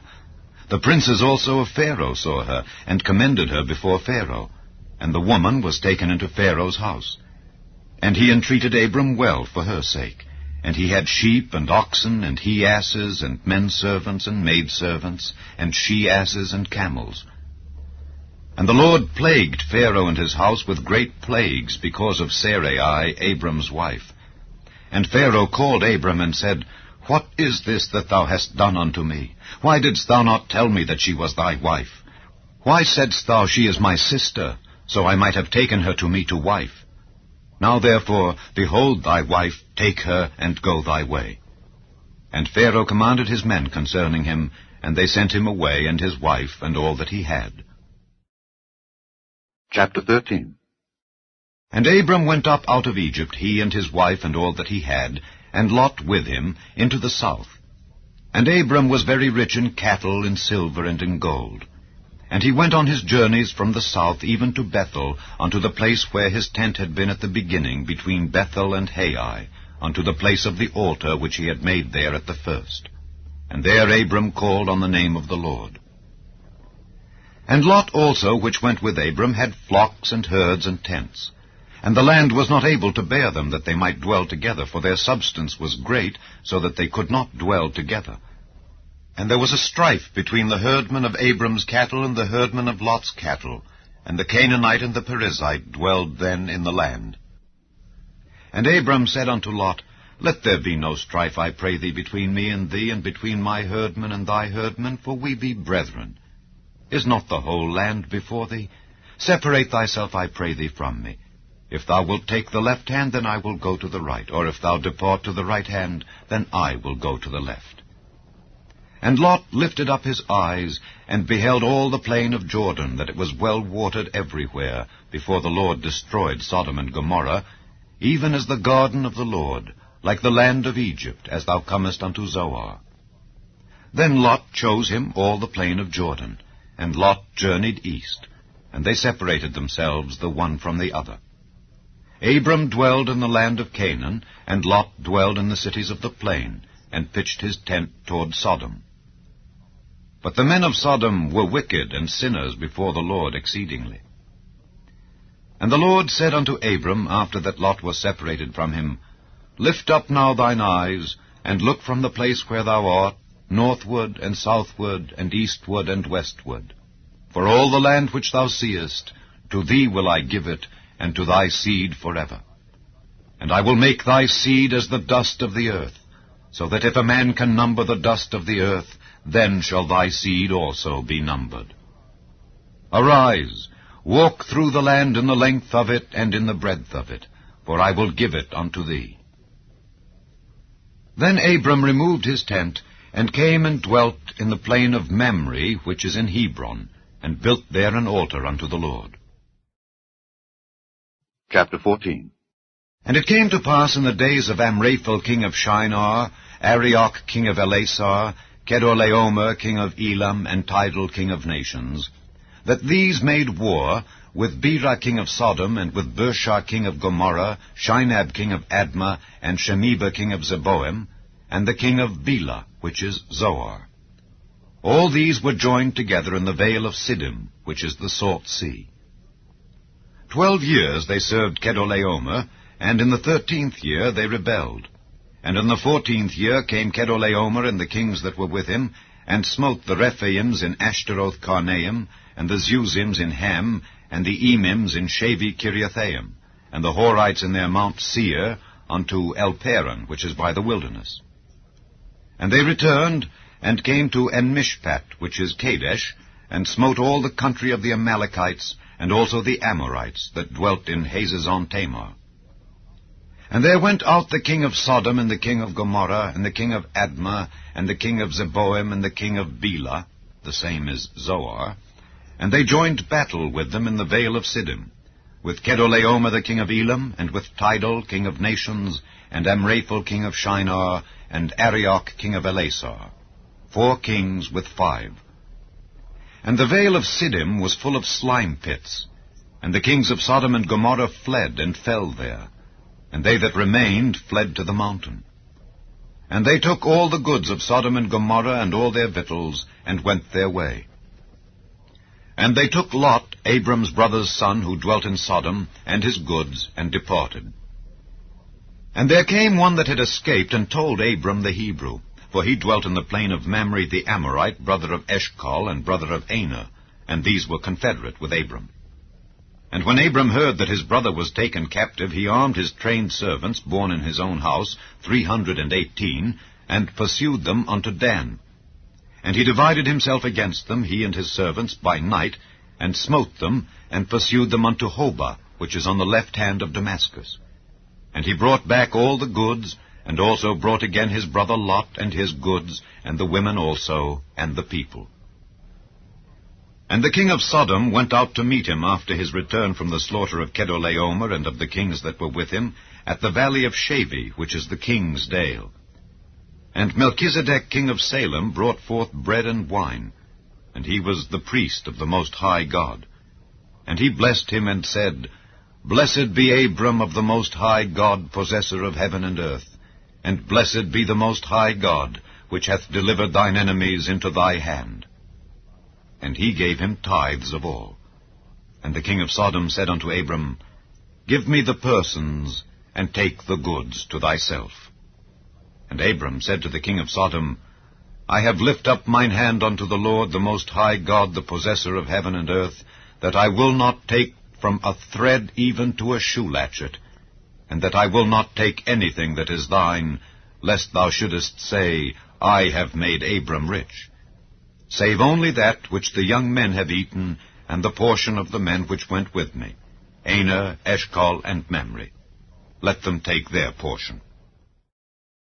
Chapter 15. After these things the word of the Lord came unto Abram in a vision, saying, Fear not, Abram, I am thy shield and thy exceeding great reward.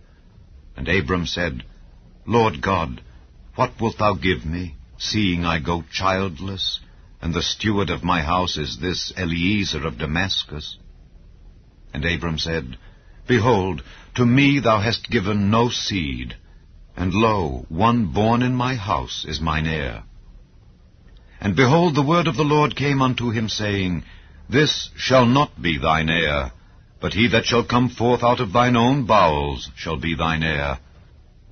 And he brought him forth abroad, and said, Look now toward heaven, and tell the stars, if thou be able to number them. And he said unto him, So shall thy seed be. And he believed in the Lord, and he counted it to him for righteousness. And he said unto him, I am the Lord that brought thee out of Ur of the Chaldees to give thee this land to inherit it. And he said, Lord God, whereby shall I know that I shall inherit it? And he said unto him, Take me an heifer of 3 years old, and a she-goat of 3 years old, and a ram of 3 years old, and a turtle dove, and a young pigeon. And he took unto him all these, and divided them in the midst, and laid each piece one against another. But the birds divided he not. And when the fowls came down upon the carcasses, Abram drove them away. And when the sun was going down, a deep sleep fell upon Abram. And lo, an horror of great darkness fell upon him. And he said unto Abram, Know of a surety that thy seed shall be a stranger in a land that is not theirs, and shall serve them, and they shall afflict them 400 years. And also that nation whom they shall serve will I judge, and afterward shall they come out with great substance. And thou shalt go to thy fathers in peace, thou shalt be buried in a good old age. But in the 4th generation they shall come hither again, for the iniquity of the Amorites is not yet full. And it came to pass that when the sun went down, and it was dark, behold, a smoking furnace, and a burning lamp that passed between those pieces.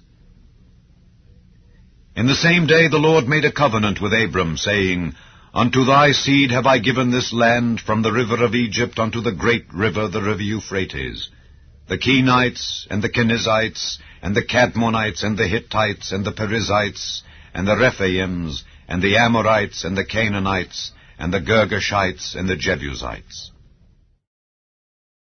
Chapter 16. Now Sarai, Abram's wife, bare him no children, and she had an handmaid, an Egyptian, whose name was Hagar.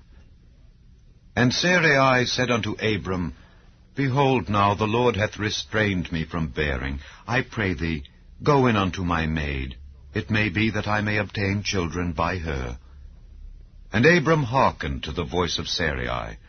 And Sarai, Abram's wife, took Hagar, her maid, the Egyptian, after Abram had dwelt 10 years in the land of Canaan, and gave her to her husband Abram to be his wife. And he went in unto Hagar, and she conceived. And when she saw that she had conceived, her mistress was despised in her eyes. Then Sarai said unto Abram, My wrong be upon thee. I have given my maid into thy bosom, and when she saw that she had conceived, I was despised in her eyes. The Lord judge between me and thee. But Abram said unto Sarai, Behold, thy maid is in thy hand, do to her as it pleaseth thee. And when Sarai dealt hardly with her, she fled from her face. And the angel of the Lord found her by a fountain of water in the wilderness, by the fountain in the way to Shur. And he said, Hagar, Sarai's maid, whence camest thou, and whither wilt thou go? And she said, I flee from the face of my mistress Sarai. And the angel of the Lord said unto her, Return to thy mistress, and submit thyself under her hands. And the angel of the Lord said unto her, I will multiply thy seed exceedingly, that it shall not be numbered for multitude. And the angel of the Lord said unto her, Behold, thou art with child, and shalt bear a son, and shalt call his name Ishmael, because the Lord hath heard thy affliction. And he will be a wild man, his hand will be against every man, and every man's hand against him, and he shall dwell in the presence of all his brethren. And she called the name of the Lord that spake unto her, Thou, God, seest me. For she said, Have I also here looked after him that seeth me? Wherefore the well was called Beer-lahai-roi, Behold, it is between Kadesh and Bered. And Hagar bare Abram a son, and Abram called his son's name, which Hagar bare, Ishmael. And Abram was 86 years old, when Hagar bare Ishmael to Abram.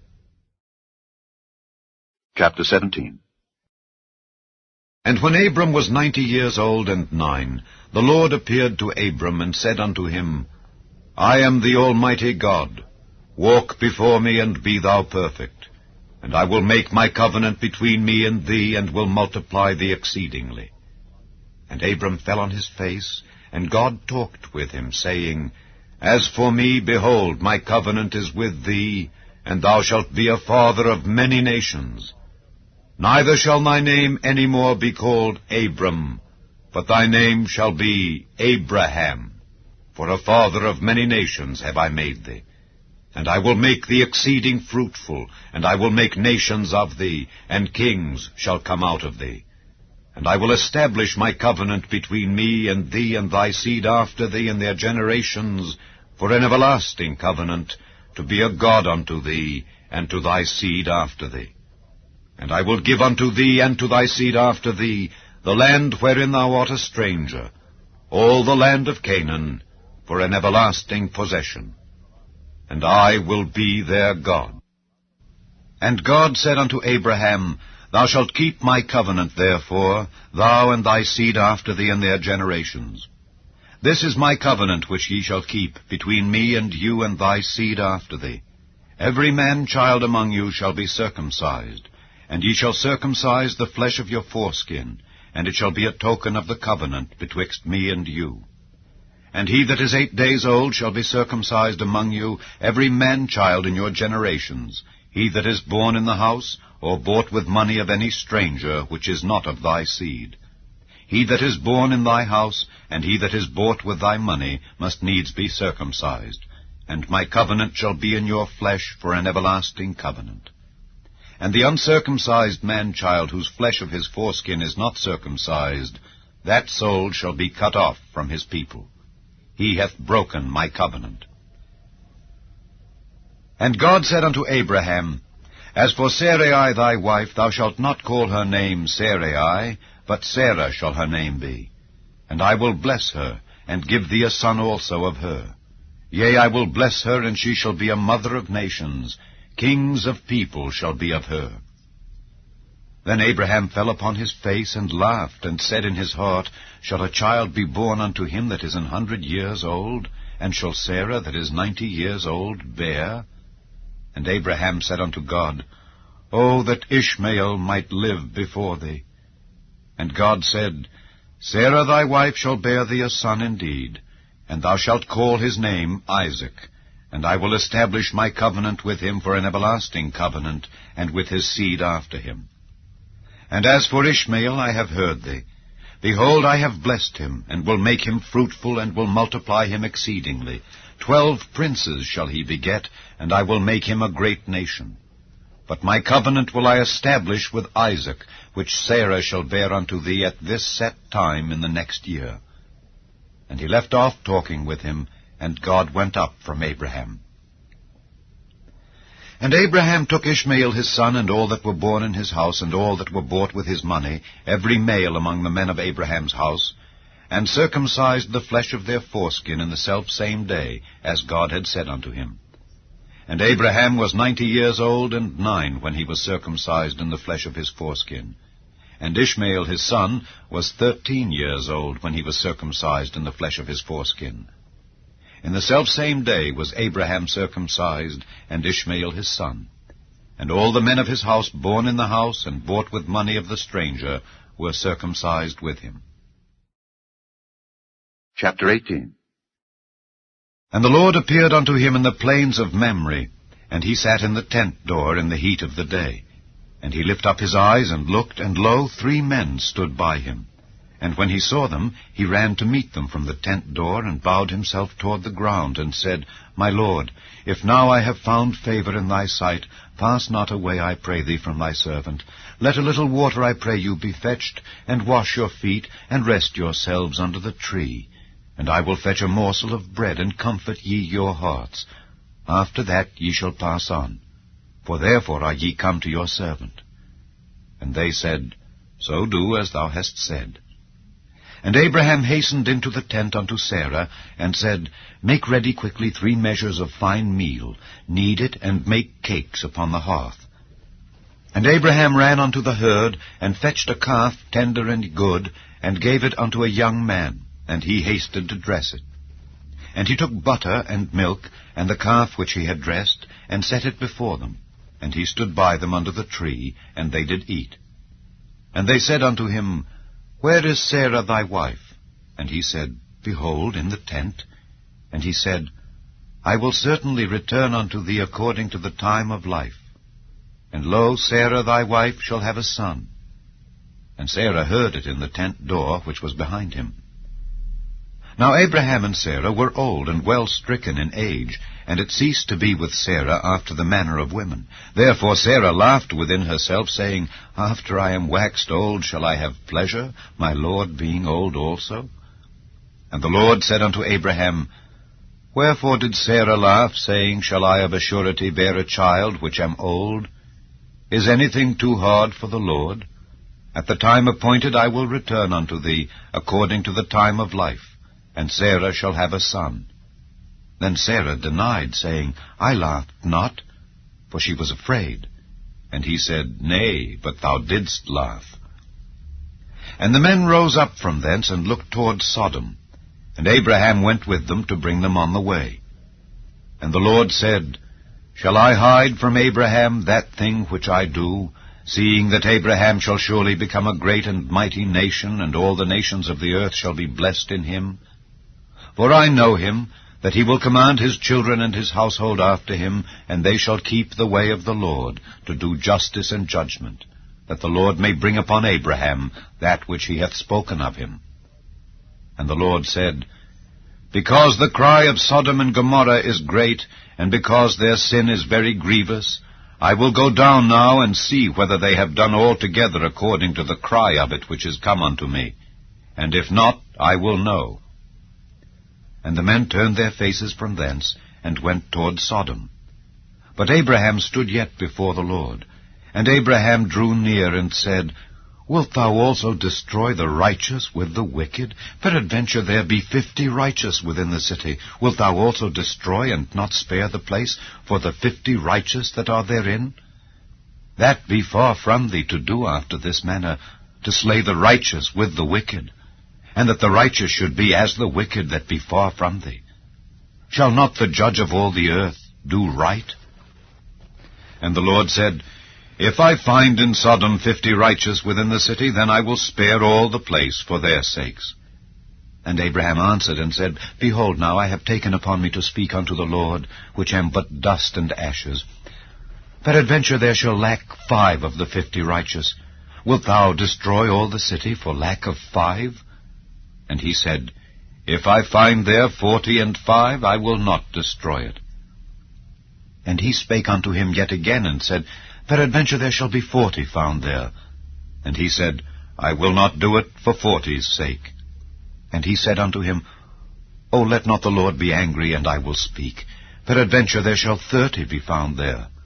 And he said, I will not do it, if I find 30 there. And he said, Behold, now I have taken upon me to speak unto the Lord. Peradventure there shall be 20 found there. And he said, I will not destroy it for 20's sake. And he said, O let not the Lord be angry, and I will speak yet but this once. Peradventure 10 shall be found there. And he said, I will not destroy it for 10's sake. And the Lord went his way as soon as he had left communing with Abraham, and Abraham returned unto his place. Chapter 19. And there came 2 angels to Sodom at even, and Lot sat in the gate of Sodom. And Lot, seeing them, rose up to meet them, and he bowed himself with his face toward the ground, and he said, Behold now, my lords, turn in, I pray you, into your servant's house, and tarry all night, and wash your feet, and ye shall rise up early, and go on your ways. And they said, Nay, but we will abide in the street all night. And he pressed upon them greatly, and they turned in unto him, and entered into his house. And he made them a feast, and did bake unleavened bread, and they did eat. But before they lay down, the men of the city, even the men of Sodom, compassed the house round, both old and young, all the people from every quarter. And they called unto Lot, and said unto him, Where are the men which came into thee this night? Bring them out unto us, that we may know them. And Lot went out at the door unto them, and shut the door after him, and said, I pray you, brethren, do not so wickedly.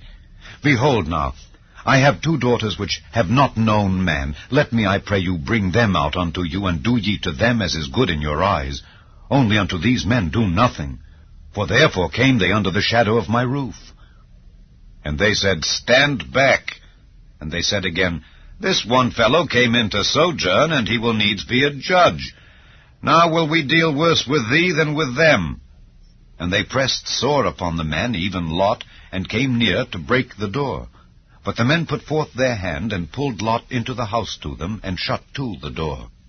And they smote the men that were at the door of the house with blindness, both small and great, so that they wearied themselves to find the door. And the men said unto Lot, Hast thou here any besides? Son-in-law, and thy sons, and thy daughters, and whatsoever thou hast in the city, bring them out of this place, for we will destroy this place, because the cry of them is waxen great before the face of the Lord, and the Lord hath sent us to destroy it. And Lot went out, and spake unto his sons-in-law, which married his daughters, and said, Up, get you out of this place, for the Lord will destroy this city. But he seemed as one that mocked unto his sons-in-law. And when the morning arose, then the angels hastened Lot, saying, Arise, take thy wife and thy 2 daughters, which are here, lest thou be consumed in the iniquity of the city. And while he lingered, the men laid hold upon his hand, and upon the hand of his wife, and upon the hand of his 2 daughters, the Lord being merciful unto him. And they brought him forth, and set him without the city. And it came to pass, when they had brought them forth abroad, that he said, Escape for thy life. Look not behind thee, neither stay thou in all the plain. Escape to the mountain, lest thou be consumed. And Lot said unto them, O not so, my lord. Behold now, thy servant hath found grace in thy sight, and thou hast magnified thy mercy, which thou hast showed unto me in saving my life. And I cannot escape to the mountain, lest some evil take me, and I die. Behold now, this city is near to flee unto, and it is a little one. Oh, let me escape thither. Is it not a little one? And my soul shall live. And he said unto him, See, I have accepted thee concerning this thing also, that I will not overthrow this city for the which thou hast spoken. Haste thee, escape thither, for I cannot do anything till thou be come thither. Therefore the name of the city was called Zoar. The sun was risen upon the earth when Lot entered into Zoar. Then the Lord rained upon Sodom and upon Gomorrah brimstone and fire from the Lord out of heaven. And he overthrew those cities, and all the plain, and all the inhabitants of the cities, and that which grew upon the ground. But his wife looked back from behind him, and she became a pillar of salt. And Abraham gat up early in the morning to the place where he stood before the Lord, and he looked toward Sodom and Gomorrah, and toward all the land of the plain, and beheld, and lo, the smoke of the country went up as the smoke of a furnace. And it came to pass, when God destroyed the cities of the plain, that God remembered Abraham, and sent Lot out of the midst of the overthrow, when he overthrew the cities in the which Lot dwelt. And Lot went up out of Zoar, and dwelt in the mountain, and his 2 daughters with him, for he feared to dwell in Zoar. And he dwelt in a cave, he and his 2 daughters. And the firstborn said unto the younger, Our father is old, and there is not a man in the earth to come in unto us after the manner of all the earth. Come, let us make our father drink wine, and we will lie with him, that we may preserve seed of our father. And they made their father drink wine that night, and the firstborn went in and lay with her father. And he perceived not when she lay down, nor when she arose. And it came to pass on the morrow that the firstborn said unto the younger, Behold, I lay yesternight with my father. Let us make him drink wine this night also, and go thou in and lie with him, that we may preserve seed of our father. And they made their father drink wine that night also. And the younger arose and lay with him, and he perceived not when she lay down, nor when she arose. Thus were both the daughters of Lot with child by their father. And the firstborn bare a son, and called his name Moab, the same as the father of the Moabites unto this day.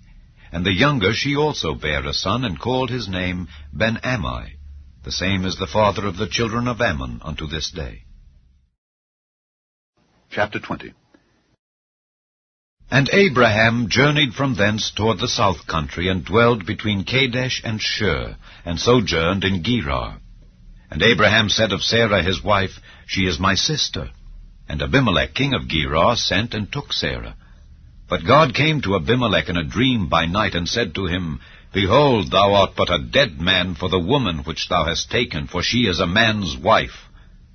But Abimelech had not come near her, and he said, Lord, wilt thou slay also a righteous nation? Said he not unto me, She is my sister? And she, even she herself, said, He is my brother. In the integrity of my heart and innocency of my hands have I done this. And God said unto him in a dream, Yea, I know that thou didst this in the integrity of thy heart, for I also withheld thee from sinning against me. Therefore suffered I thee not to touch her. Now therefore restore the man his wife, for he is a prophet, and he shall pray for thee, and thou shalt live. And if thou restore her not, know thou that thou shalt surely die, thou and all that are thine. Therefore Abimelech rose early in the morning, and called all his servants, and told all these things in their ears. And the men were sore afraid. Then Abimelech called Abraham, and said unto him, What hast thou done unto us? And what have I offended thee, that thou hast brought on me and on my kingdom a great sin? Thou hast done deeds unto me that ought not to be done. And Abimelech said unto Abraham, What sawest thou that thou hast done this thing? And Abraham said, Because I thought, surely the fear of God is not in this place, and they will slay me for my wife's sake. And yet indeed she is my sister. She is the daughter of my father, but not the daughter of my mother, and she became my wife. And it came to pass, when God caused me to wander from my father's house, that I said unto her, This is thy kindness which thou shalt show unto me. At every place whither we shall come, say of me, He is my brother.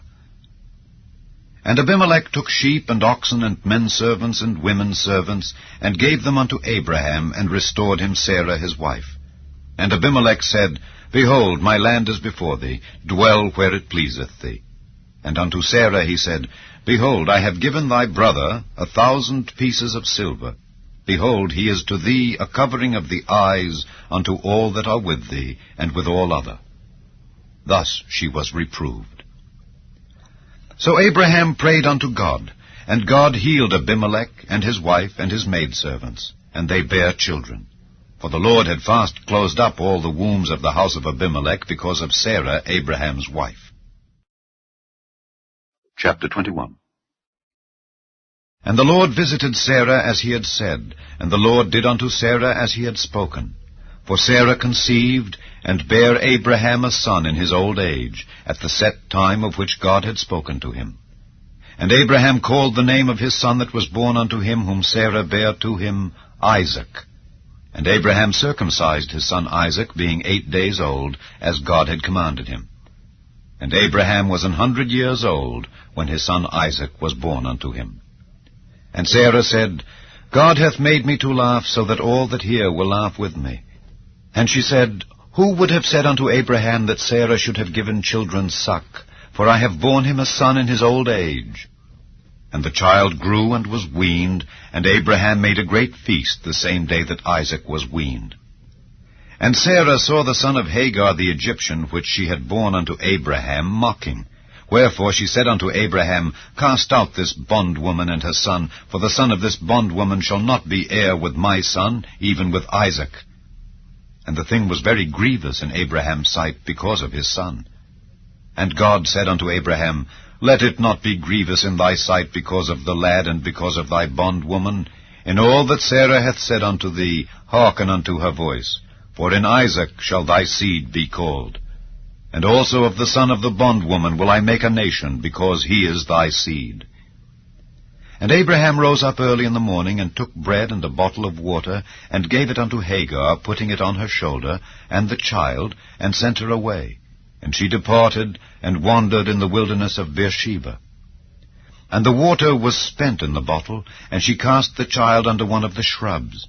And she went and sat her down over against him a good way off, as it were a bow shot, for she said, Let me not see the death of the child. And she sat over against him, and lifted up her voice, and wept. And God heard the voice of the lad, and the angel of God called to Hagar out of heaven, and said unto her, What aileth thee, Hagar? Fear not, for God hath heard the voice of the lad where he is. Arise, lift up the lad, and hold him in thine hand, for I will make him a great nation. And God opened her eyes, and she saw a well of water, and she went and filled the bottle with water, and gave the lad drink. And God was with the lad, and he grew and dwelt in the wilderness, and became an archer. And he dwelt in the wilderness of Paran, and his mother took him a wife out of the land of Egypt. And it came to pass at that time that Abimelech and Phicol, the chief captain of his host, spake unto Abraham, saying, God is with thee in all that thou doest. Now therefore swear unto me here by God that thou wilt not deal falsely with me, nor with my son, nor with my son's son. But according to the kindness that I have done unto thee, thou shalt do unto me, and to the land wherein thou hast sojourned. And Abraham said, I will swear. And Abraham reproved Abimelech because of a well of water which Abimelech's servants had violently taken away. And Abimelech said, I wot not who hath done this thing. Neither didst thou tell me, neither yet heard I of it, but today. And Abraham took sheep and oxen, and gave them unto Abimelech, and both of them made a covenant. And Abraham set 7 ewe lambs of the flock by themselves. And Abimelech said unto Abraham, What mean these 7 ewe lambs which thou hast set by themselves? And he said, For these 7 ewe lambs shalt thou take of my hand, that they may be a witness unto me that I have digged this well. Wherefore he called that place Beersheba, because there they swear both of them. Thus they made a covenant at Beersheba. Then Abimelech rose up, and Phicol the chief captain of his host, and they returned into the land of the Philistines. And Abraham planted a grove in Beersheba, and called there on the name of the Lord, the everlasting God. And Abraham sojourned in the Philistines' land many days. Chapter 22. And it came to pass after these things that God did tempt Abraham, and said unto him, Abraham. And he said, Behold, here I am. And he said, Take now thy son, thine only son Isaac, whom thou lovest, and get thee into the land of Moriah, and offer him there for a burnt offering upon one of the mountains which I will tell thee of. And Abraham rose up early in the morning, and saddled his ass, and took 2 of his young men with him, and Isaac his son, and clave the wood for the burnt offering, and rose up, and went unto the place of which God had told him. Then on the 3rd day Abraham lifted up his eyes, and saw the place afar off. And Abraham said unto his young men, Abide ye here with the ass, and I and the lad will go yonder and worship, and come again to you. And Abraham took the wood of the burnt offering, and laid it upon Isaac his son. And he took the fire in his hand, and a knife. And they went both of them together. And Isaac spake unto Abraham his father, and said, My father. And he said, Here am I, my son. And he said, Behold the fire and the wood, but where is the lamb for a burnt offering? And Abraham said, My son, God will provide himself a lamb for a burnt offering. So they went both of them together. And they came to the place which God had told him of. And Abraham built an altar there, and laid the wood in order, and bound Isaac his son, and laid him on the altar upon the wood. And Abraham stretched forth his hand, and took the knife to slay his son.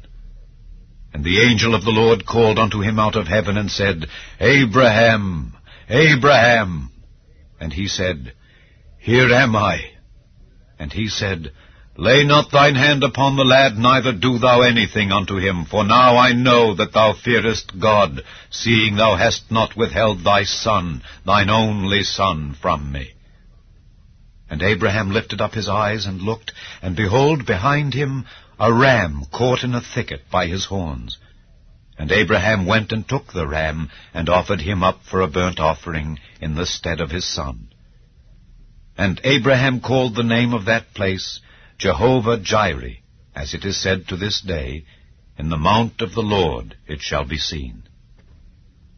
And the angel of the Lord called unto Abraham out of heaven the second time, and said, By myself have I sworn, saith the Lord, for because thou hast done this thing, and hast not withheld thy son, thine only son, that in blessing I will bless thee, and in multiplying I will multiply thy seed as the stars of the heaven, and as the sand which is upon the seashore, and thy seed shall possess the gate of his enemies.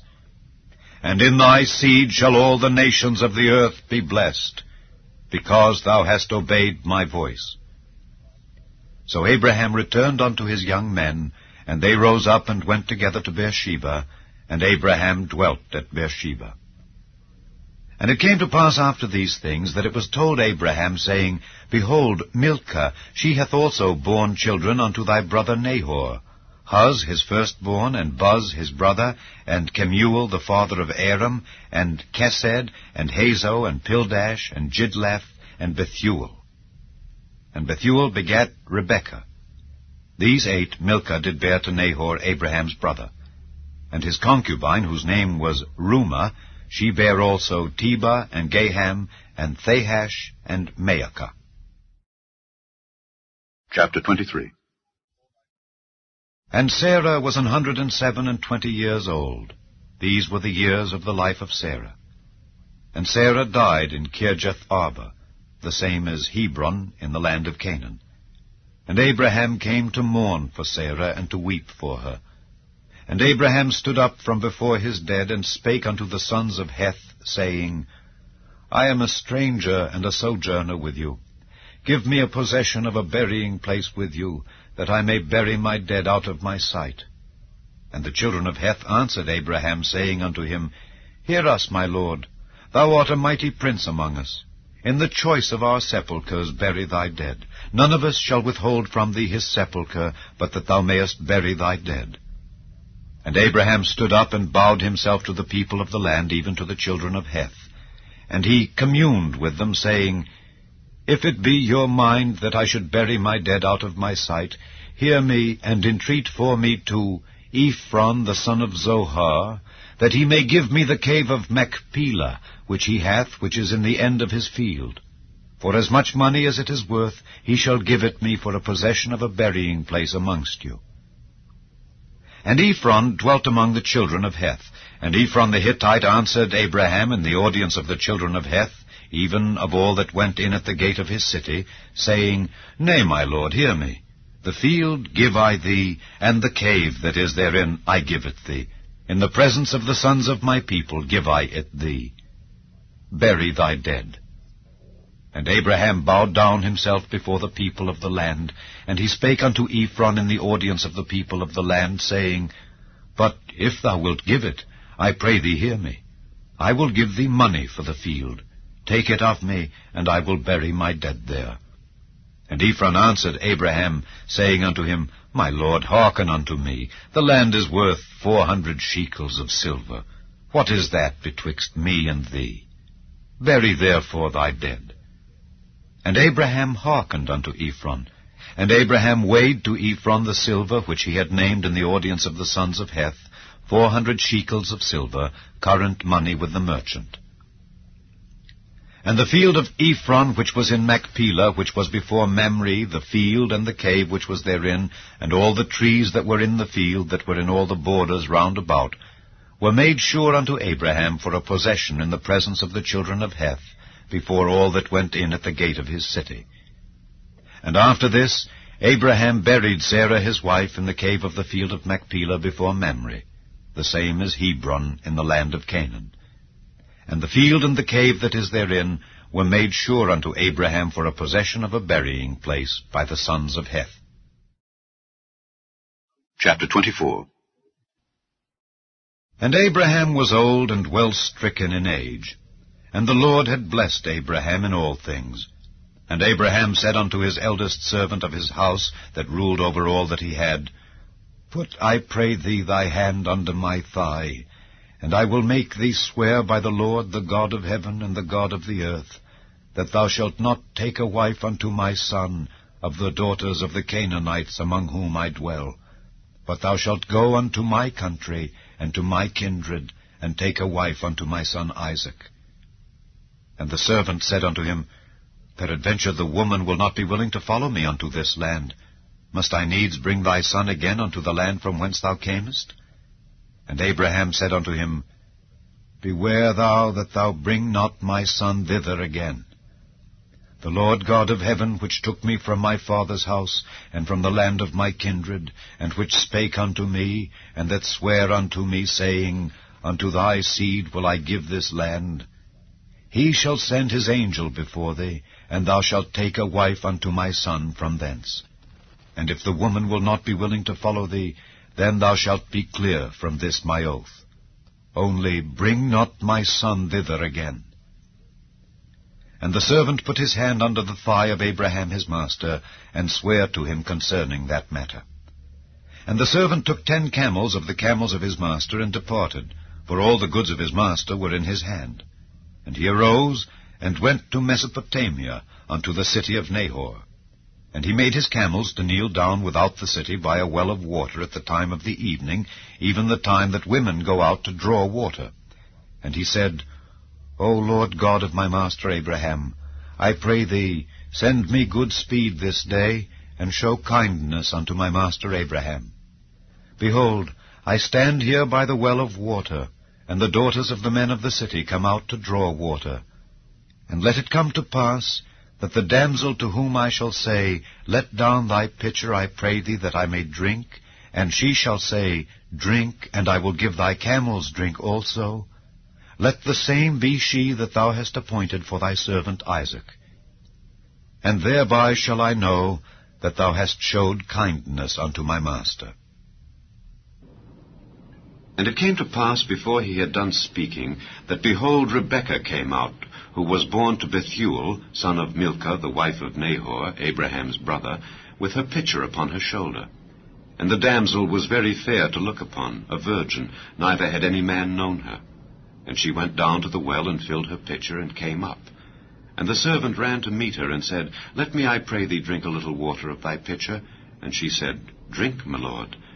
And she hasted, and let down her pitcher upon her hand, and gave him drink. And when she had done giving him drink, she said, I will draw water for thy camels also, until they have done drinking. And she hasted, and emptied her pitcher into the trough, and ran again unto the well to draw water, and drew for all his camels. And the man, wondering at her, held his peace, to wit whether the Lord had made his journey prosperous or not. And it came to pass, as the camels had done drinking, that the man took a golden earring of 1/2 shekel weight, and 2 bracelets for her hands of 10 shekels weight of gold, and said, Whose daughter art thou? Tell me, I pray thee. Is there room in thy father's house for us to lodge in? And she said unto him, I am the daughter of Bethuel, the son of Milcah, which she bare unto Nahor. She said moreover unto him, We have both straw and provender enough, and room to lodge in. And the man bowed down his head, and worshipped the Lord. And he said, Blessed be the Lord God of my master Abraham, who hath not left destitute my master of his mercy and his truth. I being in the way, the Lord led me to the house of my master's brethren. And the damsel ran, and told them of her mother's house these things. And Rebekah had a brother, and his name was Laban. And Laban ran out unto the man unto the well. And it came to pass, when he saw the earring and bracelets upon his sister's hands, and when he heard the words of Rebekah his sister, saying, Thus spake the man unto me, that he came unto the man, and behold, he stood by the camels at the well. And he said, Come in, thou blessed of the Lord. Wherefore standest thou without? for I have prepared the house and room for the camels. And the man came into the house, and he ungirded his camels, and gave straw and provender for the camels, and water to wash his feet, and the men's feet that were with him. And there was set meat before him to eat. But he said, I will not eat until I have told mine errand. And he said, Speak on. And he said, I am Abraham's servant, and the Lord hath blessed my master greatly, and he is become great. And he hath given him flocks and herds, and silver and gold, and men servants, and maid servants, and camels and asses. And Sarah, my master's wife, bare a son to my master when she was old, and unto him hath he given all that he hath. And my master made me swear, saying, Thou shalt not take a wife to my son of the daughters of the Canaanites, in whose land I dwell, but thou shalt go unto my father's house, and to my kindred, and take a wife unto my son. And I said unto my master, Peradventure the woman will not follow me. And he said unto me, The Lord, before whom I walk, will send his angel with thee, and prosper thy way, and thou shalt take a wife for my son of my kindred, and of my father's house. Then shalt thou be clear from this my oath, when thou comest to my kindred. And if they give not thee one, thou shalt be clear from my oath. And I came this day unto the well, and said, O Lord God of my master Abraham, if now thou do prosper my way which I go, behold, I stand by the well of water, and it shall come to pass, that when the virgin cometh forth to draw water, and I say to her, Give me, I pray thee, a little water of thy pitcher to drink, and she say to me, Both drink thou, and I will also draw for thy camels, let the same be the woman whom the Lord hath appointed out for my master's son. And before I had done speaking in mine heart, behold, Rebekah came forth with her pitcher on her shoulder, and she went down unto the well and drew water, and I said unto her, Let me drink, I pray thee. And she made haste and let down her pitcher from her shoulder, and said, Drink, and I will give thy camels drink also. So I drank, and she made the camels drink also. And I asked her and said, Whose daughter art thou? And she said, The daughter of Bethuel, Nahor's son, whom Milcah bare unto him. And I put the earring upon her face, and the bracelets upon her hands. And I bowed down my head, and worshipped the Lord, and blessed the Lord God of my master Abraham, which had led me in the right way to take my master's brother's daughter unto his son. And now, if ye will deal kindly and truly with my master, tell me. And if not, tell me, that I may turn to the right hand or to the left. Then Laban and Bethuel answered and said, The thing proceedeth from the Lord. We cannot speak unto thee bad or good. Behold, Rebekah is before thee. Take her and go, and let her be thy master's son's wife, as the Lord hath spoken. And it came to pass that when Abraham's servant heard their words, he worshipped the Lord, bowing himself to the earth. And the servant brought forth jewels of silver and jewels of gold and raiment, and gave them to Rebekah. He gave also to her brother and to her mother precious things. And they did eat and drink, he and the men that were with him, and tarried all night.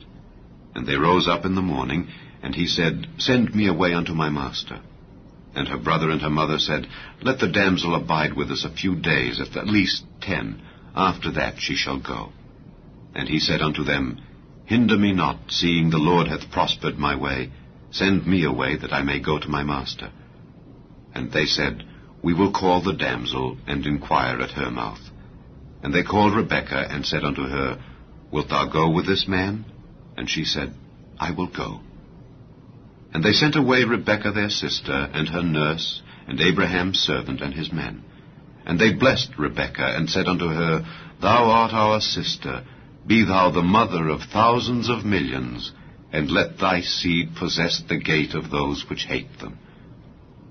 And Rebekah arose, and her damsels, and they rode upon the camels, and followed the man. And the servant took Rebekah, and went his way. And Isaac came from the way of the well Lahairoi, for he dwelt in the south country. And Isaac went out to meditate in the field at the eventide, and he lifted up his eyes and saw, and behold, the camels were coming. And Rebekah lifted up her eyes, and when she saw Isaac, she lighted off the camel. For she had said unto the servant, What man is this that walketh in the field to meet us? And the servant had said, It is my master. Therefore she took a veil, and covered herself. And the servant told Isaac all things that he had done. And Isaac brought her into his mother Sarah's tent, and took Rebekah, and she became his wife. And he loved her. And Isaac was comforted after his mother's death. Chapter 25. Then again Abraham took a wife, and her name was Keturah.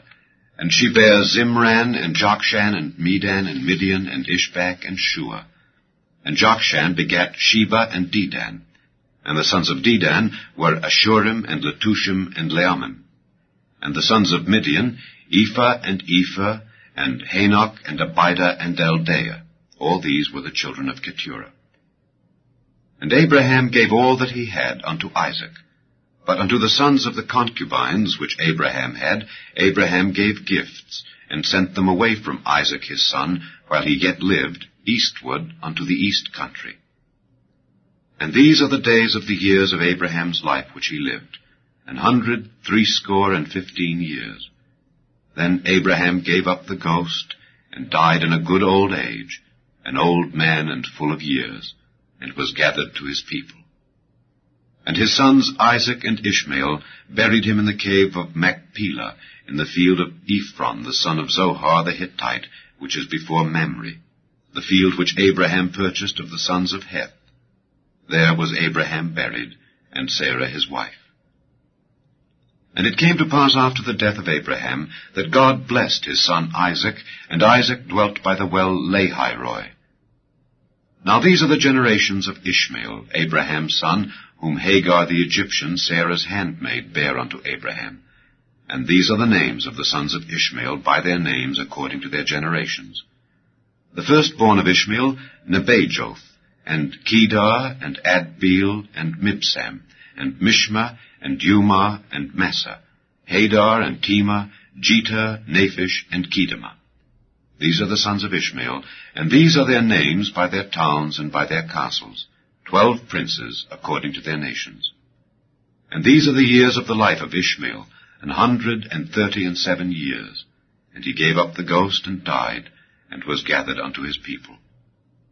And they dwelt from Havilah unto Shur, that is before Egypt, as thou goest toward Assyria. And he died in the presence of all his brethren. And these are the generations of Isaac, Abraham's son. Abraham begat Isaac.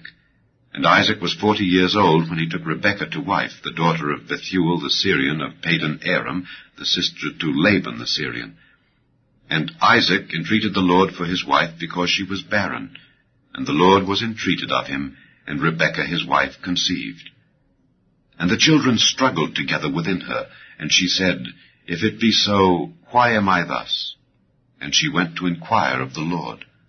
And the Lord said unto her, 2 nations are in thy womb, and 2 manner of people shall be separated from thy bowels, and the one people shall be stronger than the other people, and the elder shall serve the younger. And when her days to be delivered were fulfilled, behold, there were twins in her womb. And the first came out red, all over like an hairy garment, and they called his name Esau. And after that came his brother out, and his hand took hold on Esau's heel, and his name was called Jacob. And Isaac was 80 years old when she bare them. And the boys grew, and Esau was a cunning hunter, a man of the field, and Jacob was a plain man, dwelling in tents.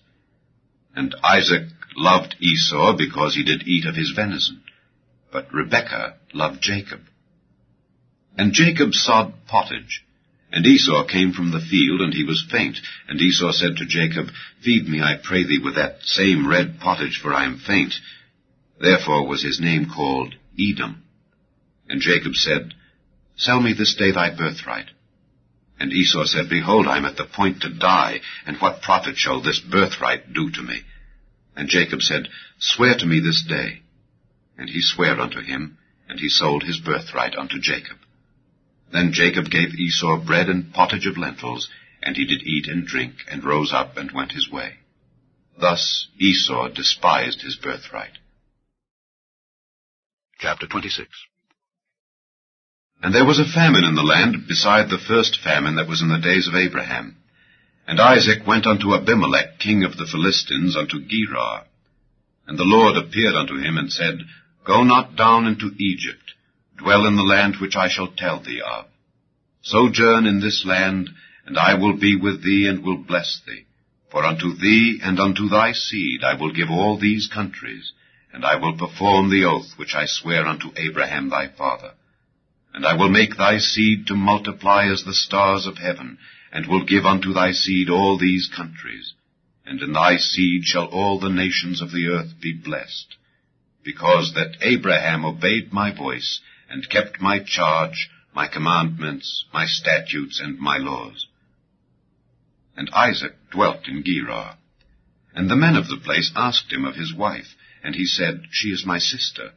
For he feared to say, She is my wife, lest, said he, the men of the place should kill me for Rebekah, because she was fair to look upon. And it came to pass, when he had been there a long time, that Abimelech, king of the Philistines, looked out at a window, and saw, and behold, Isaac was sporting with Rebekah his wife. And Abimelech called Isaac, and said, Behold, of a surety she is thy wife.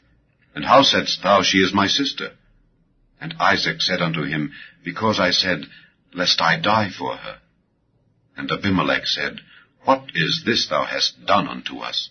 One of the people might likely have lain with thy wife, and thou shouldest have brought guiltiness upon us. And Abimelech charged all his people, saying, He that toucheth this man or his wife shall surely be put to death. Then Isaac sowed in that land, and received in the same year 100-fold, and the Lord blessed him. And the man waxed great, and went forward, and grew until he became very great, for he had possession of flocks, and possession of herds, and great store of servants. And the Philistines envied him. For all the wells which his father's servants had digged in the days of Abraham his father, the Philistines had stopped them, and filled them with earth. And Abimelech said unto Isaac, Go from us, for thou art much mightier than we. And Isaac departed thence, and pitched his tent in the valley of Gerar, and dwelt there. And Isaac digged again the wells of water which they had digged in the days of Abraham his father, for the Philistines had stopped them after the death of Abraham, and he called their names after the names by which his father had called them. And Isaac's servants digged in the valley, and found there a well of springing water. And the herdmen of Gerar did strive with Isaac's herdmen, saying, The water is ours. And he called the name of the well Esek, because they strove with him. And they digged another well, and strove for that also, and he called the name of it Sitnah. And he removed from thence, and digged another well, and for that they strove not, and he called the name of it Rehoboth. And he said, For now the Lord hath made room for us, and we shall be fruitful in the land. And he went up from thence to Beersheba. And the Lord appeared unto him the same night, and said, I am the God of Abraham thy father. Fear not, for I am with thee, and will bless thee, and multiply thy seed for my servant Abraham's sake. And he builded an altar there, and called upon the name of the Lord, and pitched his tent there. And there Isaac's servants digged a well. Then Abimelech went to him from Gerar, and Ahuzzath one of his friends, and Phicol the chief captain of his army.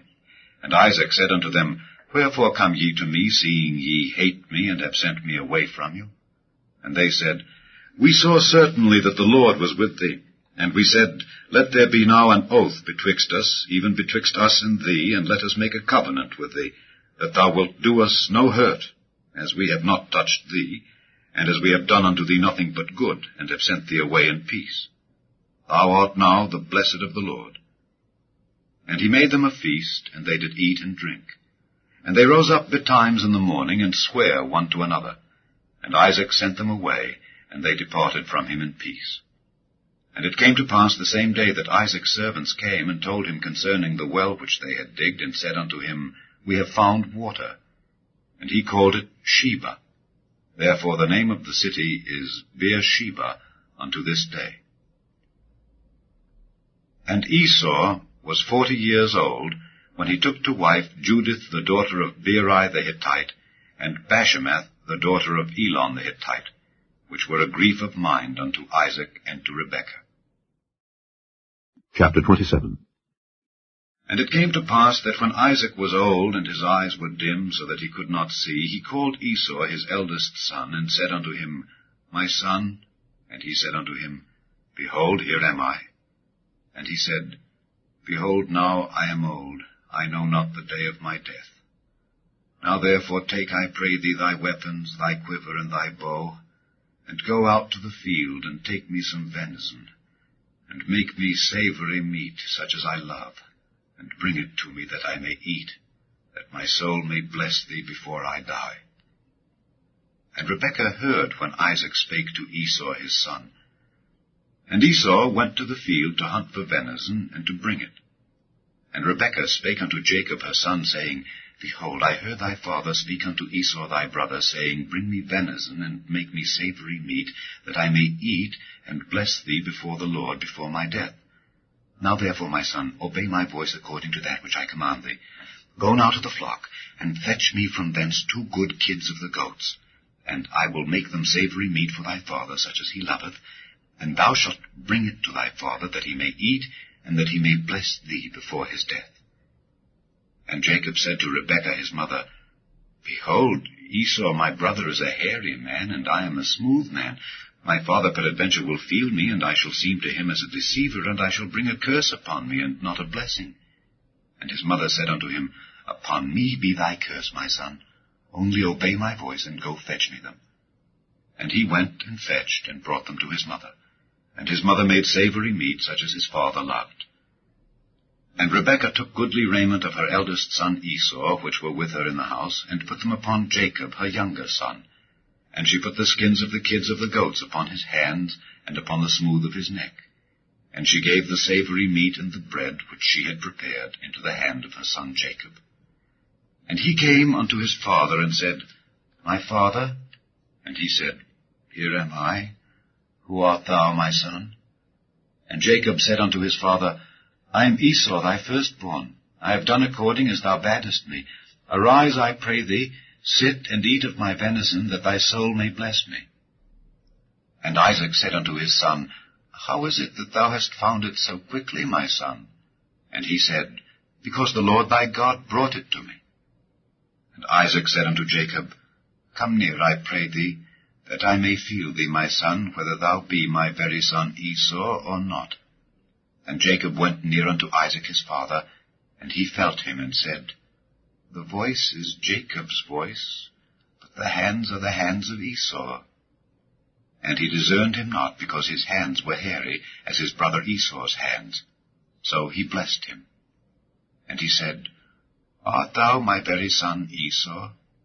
And he said, I am. And he said, Bring it near to me, and I will eat of my son's venison, that my soul may bless thee. And he brought it near to him, and he did eat. And he brought him wine, and he drank. And his father Isaac said unto him, Come near now, and kiss me, my son. And he came near, and kissed him. And he smelled the smell of his raiment, and blessed him, and said, See, the smell of my son is as the smell of a field which the Lord hath blessed. Therefore God give thee of the dew of heaven, and the fatness of the earth, and plenty of corn and wine. Let peoples serve thee, and nations bow down to thee. Be Lord over thy brethren, and let thy mother's sons bow down to thee. Cursed be every one that curseth thee, and blessed be he that blesseth thee. And it came to pass, as soon as Isaac had made an end of blessing Jacob, and Jacob was yet scarce gone out from the presence of Isaac his father, that Esau his brother came in from his hunting. And he also had made savory meat, and brought it unto his father, and said unto his father, Let my father arise, and eat of his son's venison, that thy soul may bless me. And Isaac his father said unto him, Who art thou? And he said, I am thy son, thy firstborn Esau. And Isaac trembled very exceedingly, and said, Who? Where is he that hath taken venison, and brought it me? And I have eaten of all before thou camest, and have blessed him. Yea, and he shall be blessed. And when Esau heard the words of his father, he cried with a great and exceeding bitter cry, and said unto his father, Bless me, even me also, O my father. And he said, Thy brother came with subtlety, and hath taken away thy blessing. And he said, Is not he rightly named Jacob? For he hath supplanted me these 2 times. He took away my birthright, and behold, now he hath taken away my blessing. And he said, Hast thou not reserved a blessing for me? And Isaac answered and said unto Esau, Behold, I have made him thy lord, and all his brethren have I given to him for servants, and with corn and wine have I sustained him. And what shall I do now unto thee, my son? And Esau said unto his father, Hast thou but one blessing, my father? Bless me, even me also, O my father. And Esau lifted up his voice and wept. And Isaac his father answered and said unto him, Behold, thy dwelling shall be the fatness of the earth, and of the dew of heaven from above. And by thy sword shalt thou live, and shalt serve thy brother. And it shall come to pass, when thou shalt have the dominion, that thou shalt break his yoke from off thy neck. And Esau hated Jacob because of the blessing wherewith his father blessed him. And Esau said in his heart, The days of mourning for my father are at hand. Then will I slay my brother Jacob. And these words of Esau her elder son were told to Rebekah. And she sent and called Jacob her younger son, and said unto him, Behold, thy brother Esau, as touching thee, doth comfort himself, purposing to kill thee. Now therefore, my son, obey my voice, and arise, flee thou to Laban my brother, to Haran, and tarry with him a few days, until thy brother's fury turn away, until thy brother's anger turn away from thee, and he forget that which thou hast done to him. Then I will send, and fetch thee from thence. Why should I be deprived also of you both in one day? And Rebekah said to Isaac, I am weary of my life because of the daughters of Heth. If Jacob take a wife of the daughters of Heth, such as these which are of the daughters of the land, what good shall my life do me? Chapter 28. And Isaac called Jacob, and blessed him, and charged him, and said unto him, Thou shalt not take a wife of the daughters of Canaan. Arise, go to Padan Aram, to the house of Bethuel thy mother's father, and take thee a wife from thence of the daughters of Laban thy mother's brother. And God Almighty bless thee, and make thee fruitful, and multiply thee, that thou mayest be a multitude of people. And give thee the blessing of Abraham, to thee, and to thy seed with thee, that thou mayest inherit the land wherein thou art a stranger, which God gave unto Abraham. And Isaac sent away Jacob, and he went to Padan Aram unto Laban, son of Bethuel the Syrian, the brother of Rebekah, Jacob's and Esau's mother. When Esau saw that Isaac had blessed Jacob, and sent him away to Padan Aram to take him a wife from thence, and that as he blessed him he gave him a charge, saying, Thou shalt not take a wife of the daughters of Canaan, and that Jacob obeyed his father and his mother, and was gone to Padan Aram, and Esau, seeing that the daughters of Canaan pleased not Isaac his father, then went Esau unto Ishmael, and took unto the wives which he had, Mahalath, the daughter of Ishmael, Abraham's son, the sister of Nebajoth, to be his wife. And Jacob went out from Beersheba, and went toward Haran. And he lighted upon a certain place, and tarried there all night, because the sun was set. And he took of the stones of that place, and put them for his pillows, and laid down in that place to sleep. And he dreamed, and behold, a ladder set up on the earth, and the top of it reached to heaven. And behold, the angels of God ascending and descending on it. And behold, the Lord stood above it, and said, I am the Lord God of Abraham thy father, and the God of Isaac. The land whereon thou liest, to thee will I give it, and to thy seed. And thy seed shall be as the dust of the earth, and thou shalt spread abroad to the west, and to the east, and to the north, and to the south. And in thee and in thy seed shall all the families of the earth be blessed. And behold, I am with thee, and will keep thee in all places whither thou goest, and will bring thee again into this land. For I will not leave thee, until I have done that which I have spoken to thee of. And Jacob awaked out of his sleep, and he said, Surely the Lord is in this place, and I knew it not. And he was afraid, and said, How dreadful is this place! This is none other but the house of God, and this is the gate of heaven.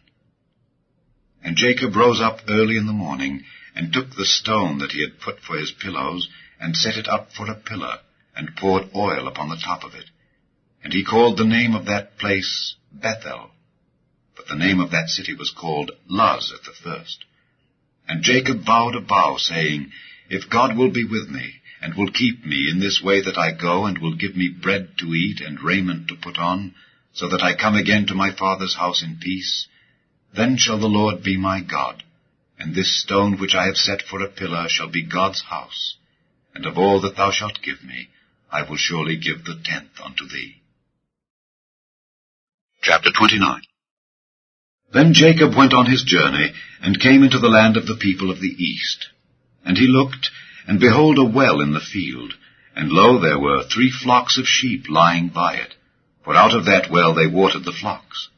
And a great stone was upon the well's mouth. And thither were all the flocks gathered. And they rolled the stone from the well's mouth, and watered the sheep, and put the stone again upon the well's mouth in his place. And Jacob said unto them, My brethren, whence be ye? And they said, Of Haran are we. And he said unto them, Know ye Laban the son of Nahor? And they said, We know him. And he said unto them, Is he well? And they said, He is well. And behold, Rachel his daughter cometh with the sheep. And he said, Lo, it is yet high day, neither is it time that the cattle should be gathered together. Water ye the sheep, and go and feed them. And they said, We cannot until all the flocks be gathered together, and till they roll the stone from the well's mouth. Then we water the sheep. And while he yet spake with them, Rachel came with her father's sheep, for she kept them.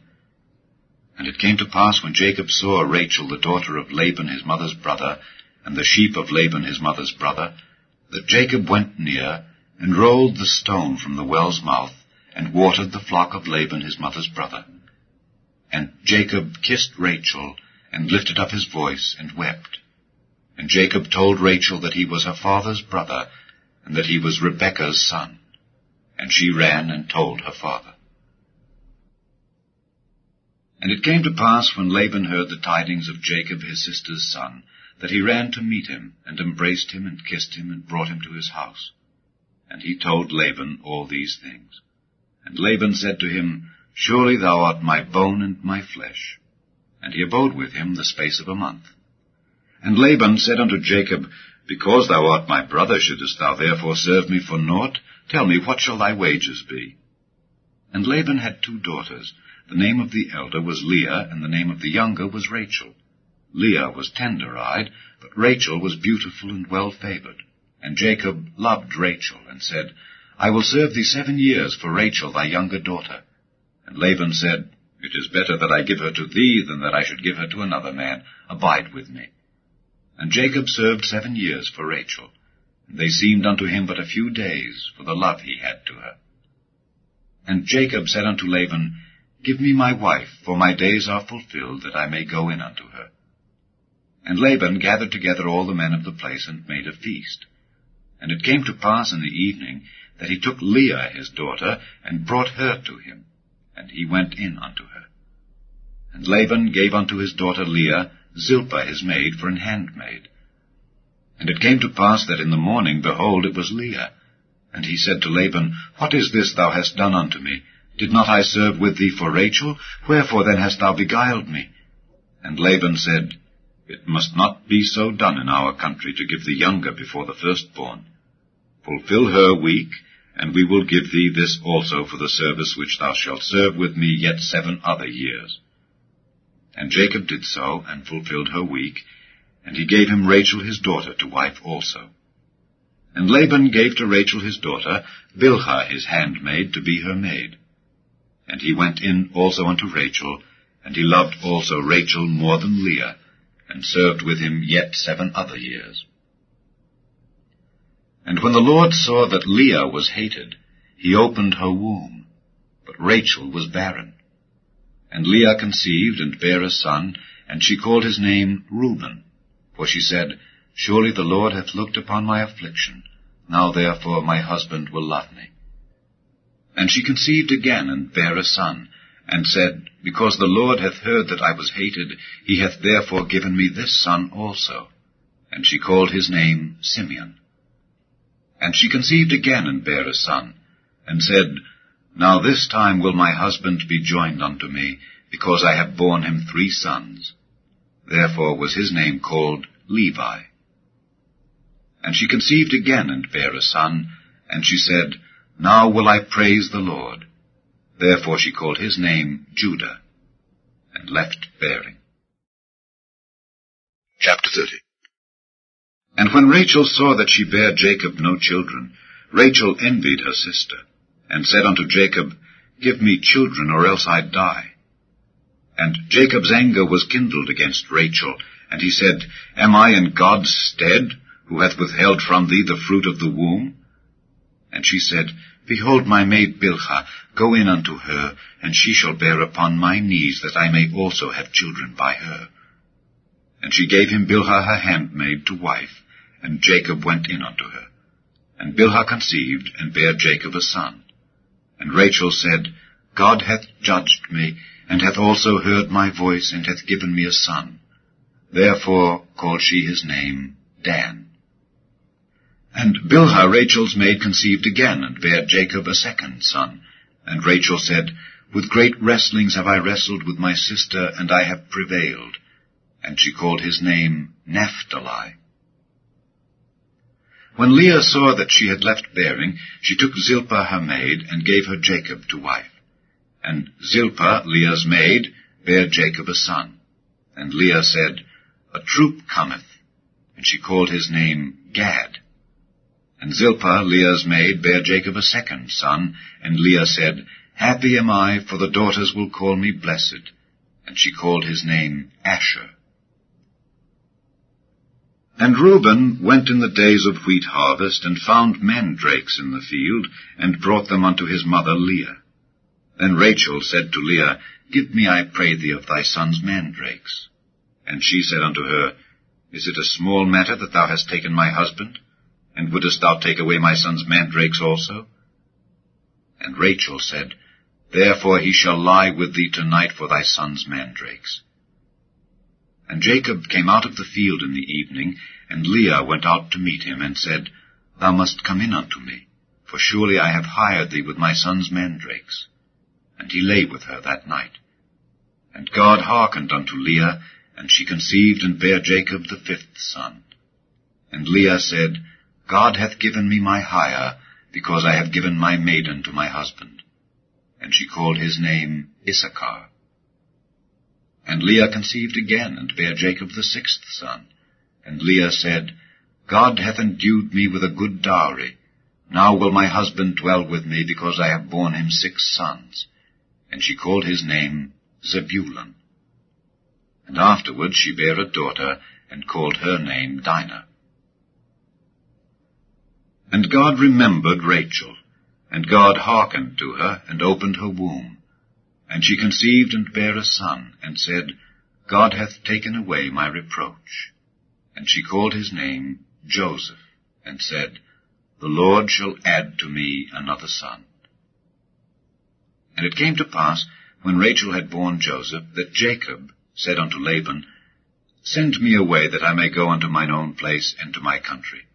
Give me my wives and my children, for whom I have served thee, and let me go, for thou knowest my service which I have done thee. And Laban said unto him, I pray thee, if I have found favor in thine eyes, tarry, for I have learned by experience that the Lord hath blessed me for thy sake. And he said, Appoint me thy wages, and I will give it. And he said unto him, Thou knowest how I have served thee, and how thy cattle was with me. For it was little which thou hadst before I came, and it is now increased unto a multitude. And the Lord hath blessed thee since my coming, and now when shall I provide for mine own house also? And he said, What shall I give thee? And Jacob said, Thou shalt not give me anything. If thou wilt do this thing for me, I will again feed and keep thy flock. I will pass through all thy flock today, removing from thence all the speckled and spotted cattle, and all the brown cattle among the sheep, and the spotted and speckled among the goats, and of such shall be my hire. So shall my righteousness answer for me in time to come, when it shall come for my hire before thy face. Every one that is not speckled and spotted among the goats, and brown among the sheep, that shall be counted stolen with me. And Laban said, Behold, I would it might be according to thy word. And he removed that day the he-goats that were ring-straked and spotted, and all the she-goats that were speckled and spotted, and every one that had some white in it, and all the brown among the sheep, and gave them into the hand of his sons. And he set 3 days' journey betwixt himself and Jacob fed the rest of Laban's flocks. And Jacob took him rods of green poplar, and of the hazel and chestnut tree, and pilled white strakes in them, and made the white appear which was in the rods. And he set the rods which he had pilled before the flocks in the gutters and the watering troughs when the flocks came to drink, that they should conceive when they came to drink. And the flocks conceived before the rods, and brought forth cattle ring-straked, speckled, and spotted. And Jacob did separate the lambs, and set the faces of the flocks toward the ring-straked, and all the brown in the flock of Laban. And he put his own flocks by themselves, and put them not unto Laban's cattle. And it came to pass, whensoever the stronger cattle did conceive, that Jacob laid the rods before the eyes of the cattle in the gutters, that they might conceive among the rods. But when the cattle were feeble, he put them not in. So the feebler were Laban's, and the stronger Jacob's. And the man increased exceedingly, and had much cattle, and maidservants and menservants, and camels and asses. Chapter 31. And he heard the words of Laban's sons, saying, Jacob hath taken away all that was our father's, and of that which was our father's hath he gotten all this glory. And Jacob beheld the countenance of Laban, and behold, it was not toward him as before. And the Lord said unto Jacob, Return unto the land of thy fathers, and to thy kindred, and I will be with thee. And Jacob sent and called Rachel and Leah to the field unto his flock, and said unto them, I see your father's countenance, that it is not toward me as before, but the God of my father hath been with me. And ye know that with all my power I have served your father. And your father hath deceived me, and changed my wages 10 times. But God suffered him not to hurt me. If he said thus, The speckled shall be thy wages, then all the cattle bear speckled. And if he said thus, The ring-straked shall be thy hire, then bear all the cattle ring-straked.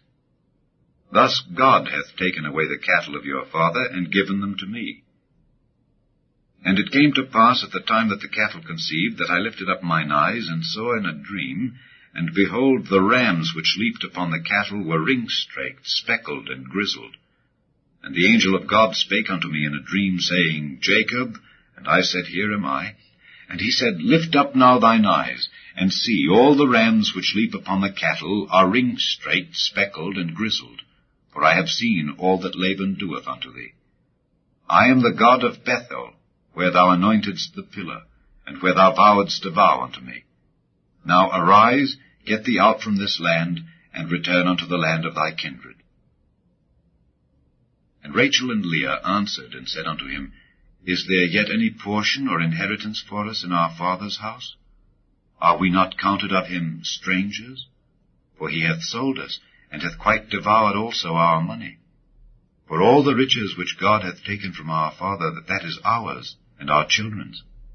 Now then, whatsoever God hath said unto thee, do. Then Jacob rose up, and set his sons and his wives upon camels, and he carried away all his cattle, and all his goods which he had gotten, the cattle of his getting, which he had gotten in Padan Aram, for to go to Isaac his father in the land of Canaan.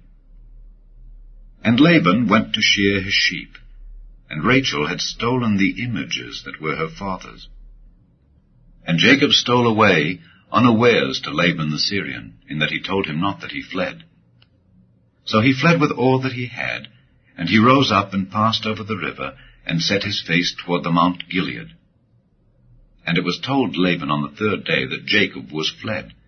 And he took his brethren with him, and pursued after him 7 days' journey, and they overtook him in the Mount Gilead. And God came to Laban the Syrian in a dream by night, and said unto him, Take heed that thou speak not to Jacob either good or bad. Then Laban overtook Jacob.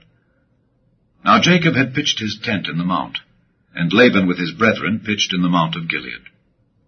And Laban said to Jacob, What hast thou done, that thou hast stolen away unawares to me, and carried away my daughters as captives taken with the sword?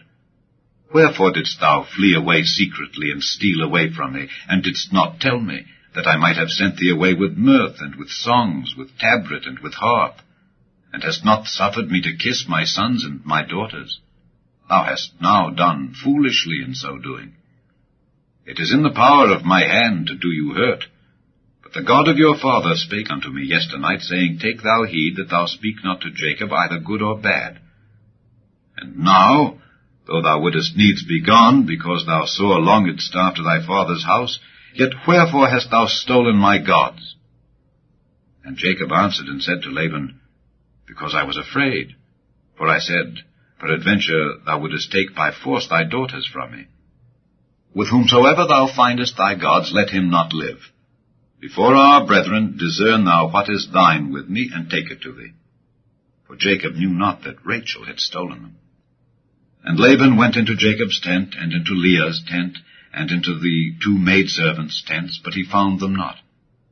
Then went he out of Leah's tent, and entered into Rachel's tent. Now Rachel had taken the images, and put them in the camel's furniture, and sat upon them. And Laban searched all the tent, but found them not.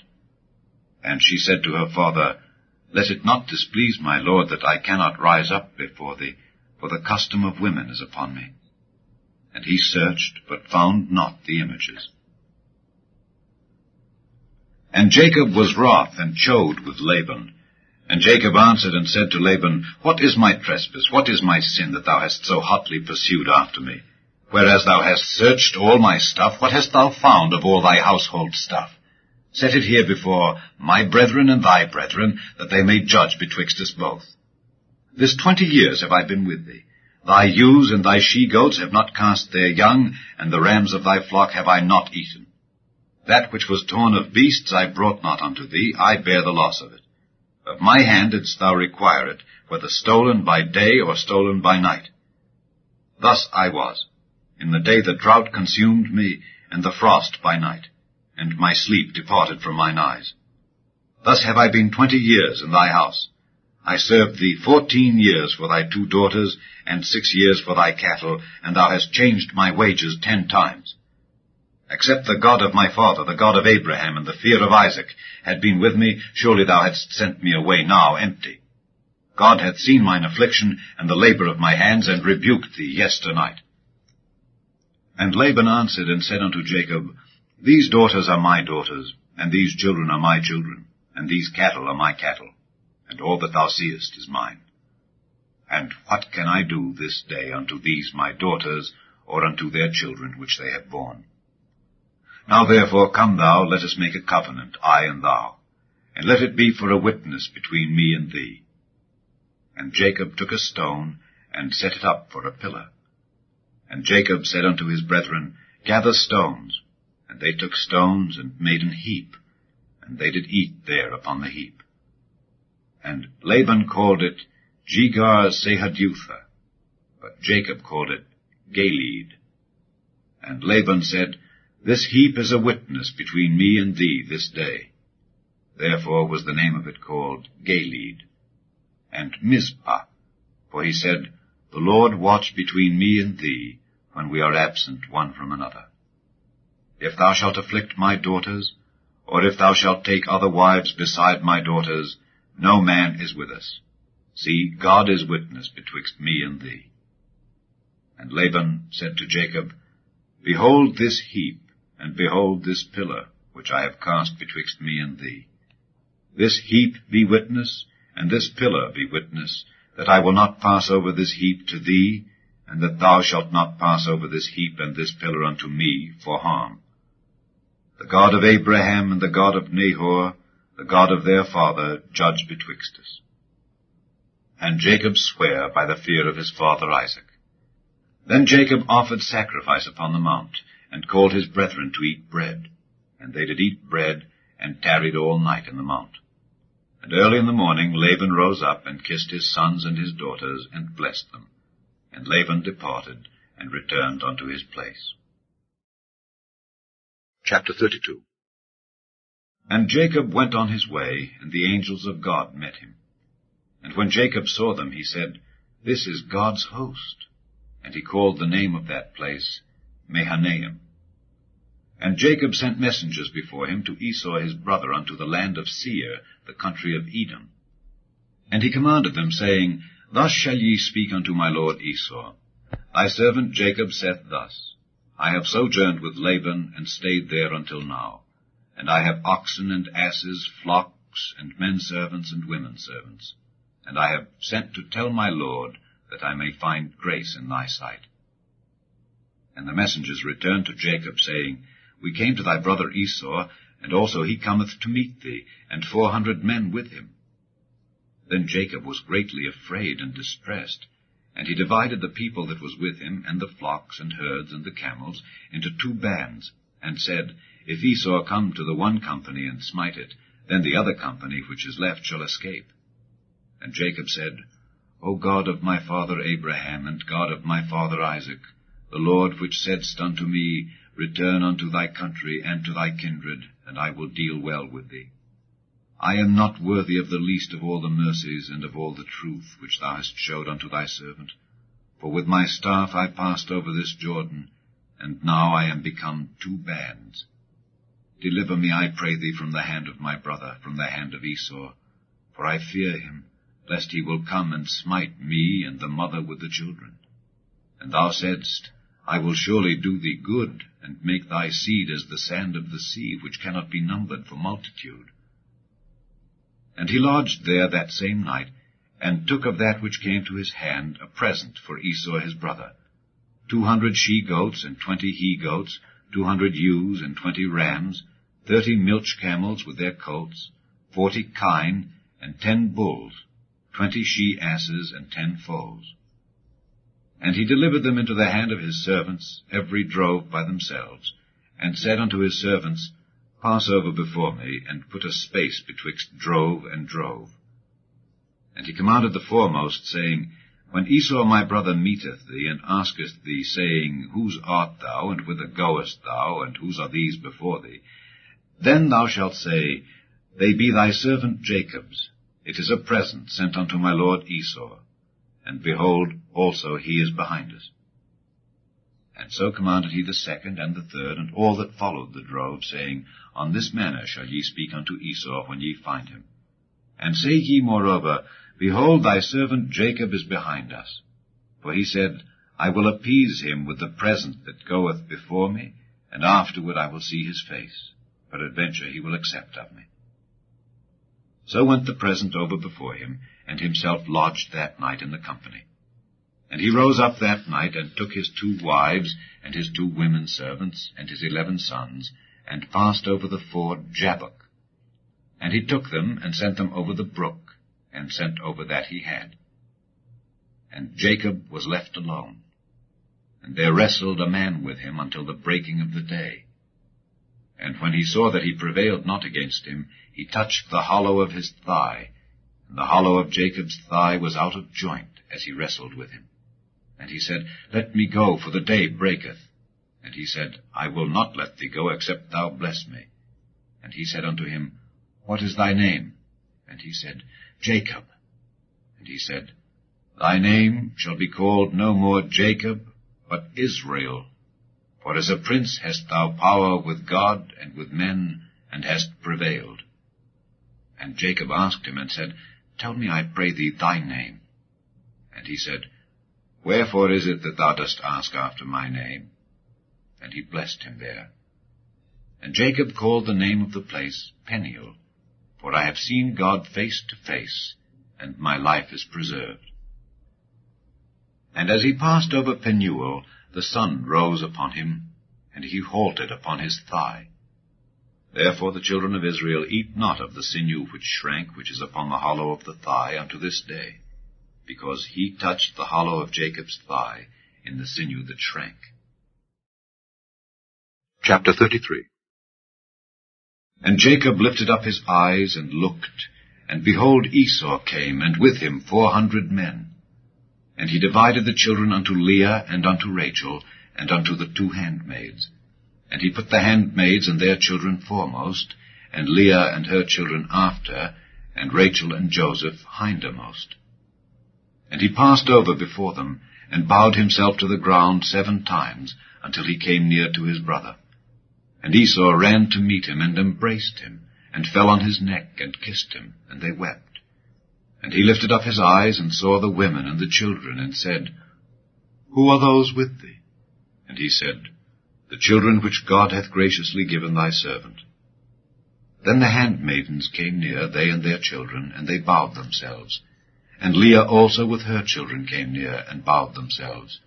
And after came Joseph near, and Rachel, and they bowed themselves. And he said, What meanest thou by all this drove which I met? And he said, These are to find grace in the sight of my Lord.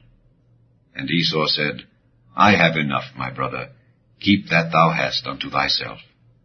And Jacob said, Nay, I pray thee, if now I have found grace in thy sight, then receive my present at my hand. For therefore I have seen thy face, as though I had seen the face of God, and thou wast pleased with me. Take, I pray thee, my blessing that is brought to thee, because God hath dealt graciously with me, and because I have enough. And he urged him, and he took it. And he said, Let us take our journey, and let us go, and I will go before thee. And he said unto him, My Lord knoweth that the children are tender, and the flocks and herds with young are with me, and if men should overdrive them one day, all the flock will die. Let my Lord, I pray thee, pass over before his servant, and I will lead on softly, according as the cattle that goeth before me, and the children be able to endure, until I come unto my Lord, unto Seir. And Esau said, Let me now leave with thee some of the folk that are with me. And he said, What needeth it? Let me find grace in the sight of my Lord. So Esau returned that day on his way unto Seir. And Jacob journeyed to Succoth, and built him an house, and made booths for his cattle. Therefore the name of the place is called Succoth. And Jacob came to Shalem, a city of Shechem, which is in the land of Canaan, when he came from Padan Aram, and pitched his tent before the city. And he bought a parcel of a field, where he had spread his tent, at the hand of the children of Hamor, Shechem's father, for 100 pieces of money. And he erected there an altar, and called it El Elohe Israel. Chapter 34. And Dinah the daughter of Leah, which she bare unto Jacob, went out to see the daughters of the land. And when Shechem the son of Hamor the Hivite, prince of the country, saw her, he took her, and lay with her, and defiled her. And his soul clave unto Dinah the daughter of Jacob, and he loved the damsel, and spake kindly unto the damsel. And Shechem spake unto his father Hamor, saying, Get me this damsel to wife. And Jacob heard that he had defiled Dinah his daughter. Now his sons were with his cattle in the field. And Jacob held his peace until they were come. And Hamor the father of Shechem went out unto Jacob to commune with him. And the sons of Jacob came out of the field when they heard it, and the men were grieved, and they were very wroth, because he had wrought folly in Israel in lying with Jacob's daughter, which thing ought not to be done. And Hamor communed with them, saying, The soul of my son Shechem longeth for your daughter. I pray you give her him to wife. And make ye marriages with us, and give your daughters unto us, and take our daughters unto you. And ye shall dwell with us, and the land shall be before you. Dwell and trade ye therein, and get you possessions therein. And Shechem said unto her father, and unto her brethren, Let me find grace in your eyes, and what ye shall say unto me I will give. Ask me never so much dowry and gift, and I will give according as ye shall say unto me. But give me the damsel to wife. And the sons of Jacob answered Shechem and Hamor his father deceitfully, and said, because he had defiled Dinah their sister, and they said unto them, We cannot do this thing, to give our sister to one that is uncircumcised, for that were a reproach unto us. But in this will we consent unto you, if ye will be as we be, that every male of you be circumcised. Then will we give our daughters unto you, and we will take your daughters to us, and we will dwell with you, and we will become one people. But if ye will not hearken unto us to be circumcised, then will we take our daughter, and we will be gone. And their words pleased Hamor, and Shechem Hamor's son. And the young man deferred not to do the thing, because he had delight in Jacob's daughter, and he was more honorable than all the house of his father. And Hamor and Shechem his son came unto the gate of their city, and communed with the men of their city, saying, These men are peaceable with us, therefore let them dwell in the land, and trade therein. For the land, behold, it is large enough for them. Let us take their daughters to us for wives, and let us give them our daughters. Only herein will the men consent unto us, for to dwell with us, to be one people. If every male among us be circumcised, as they are circumcised, shall not their cattle and their substance and every beast of theirs be ours? Only let us consent unto them, and they will dwell with us. And unto Hamor and unto Shechem his son hearkened all that went out of the gate of his city, and every male was circumcised, all that went out of the gate of his city.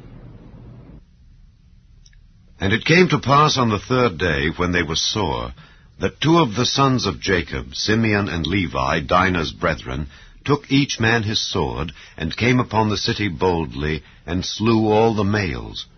And they slew Hamor and Shechem his son with the edge of the sword, and took Dinah out of Shechem's house, and went out.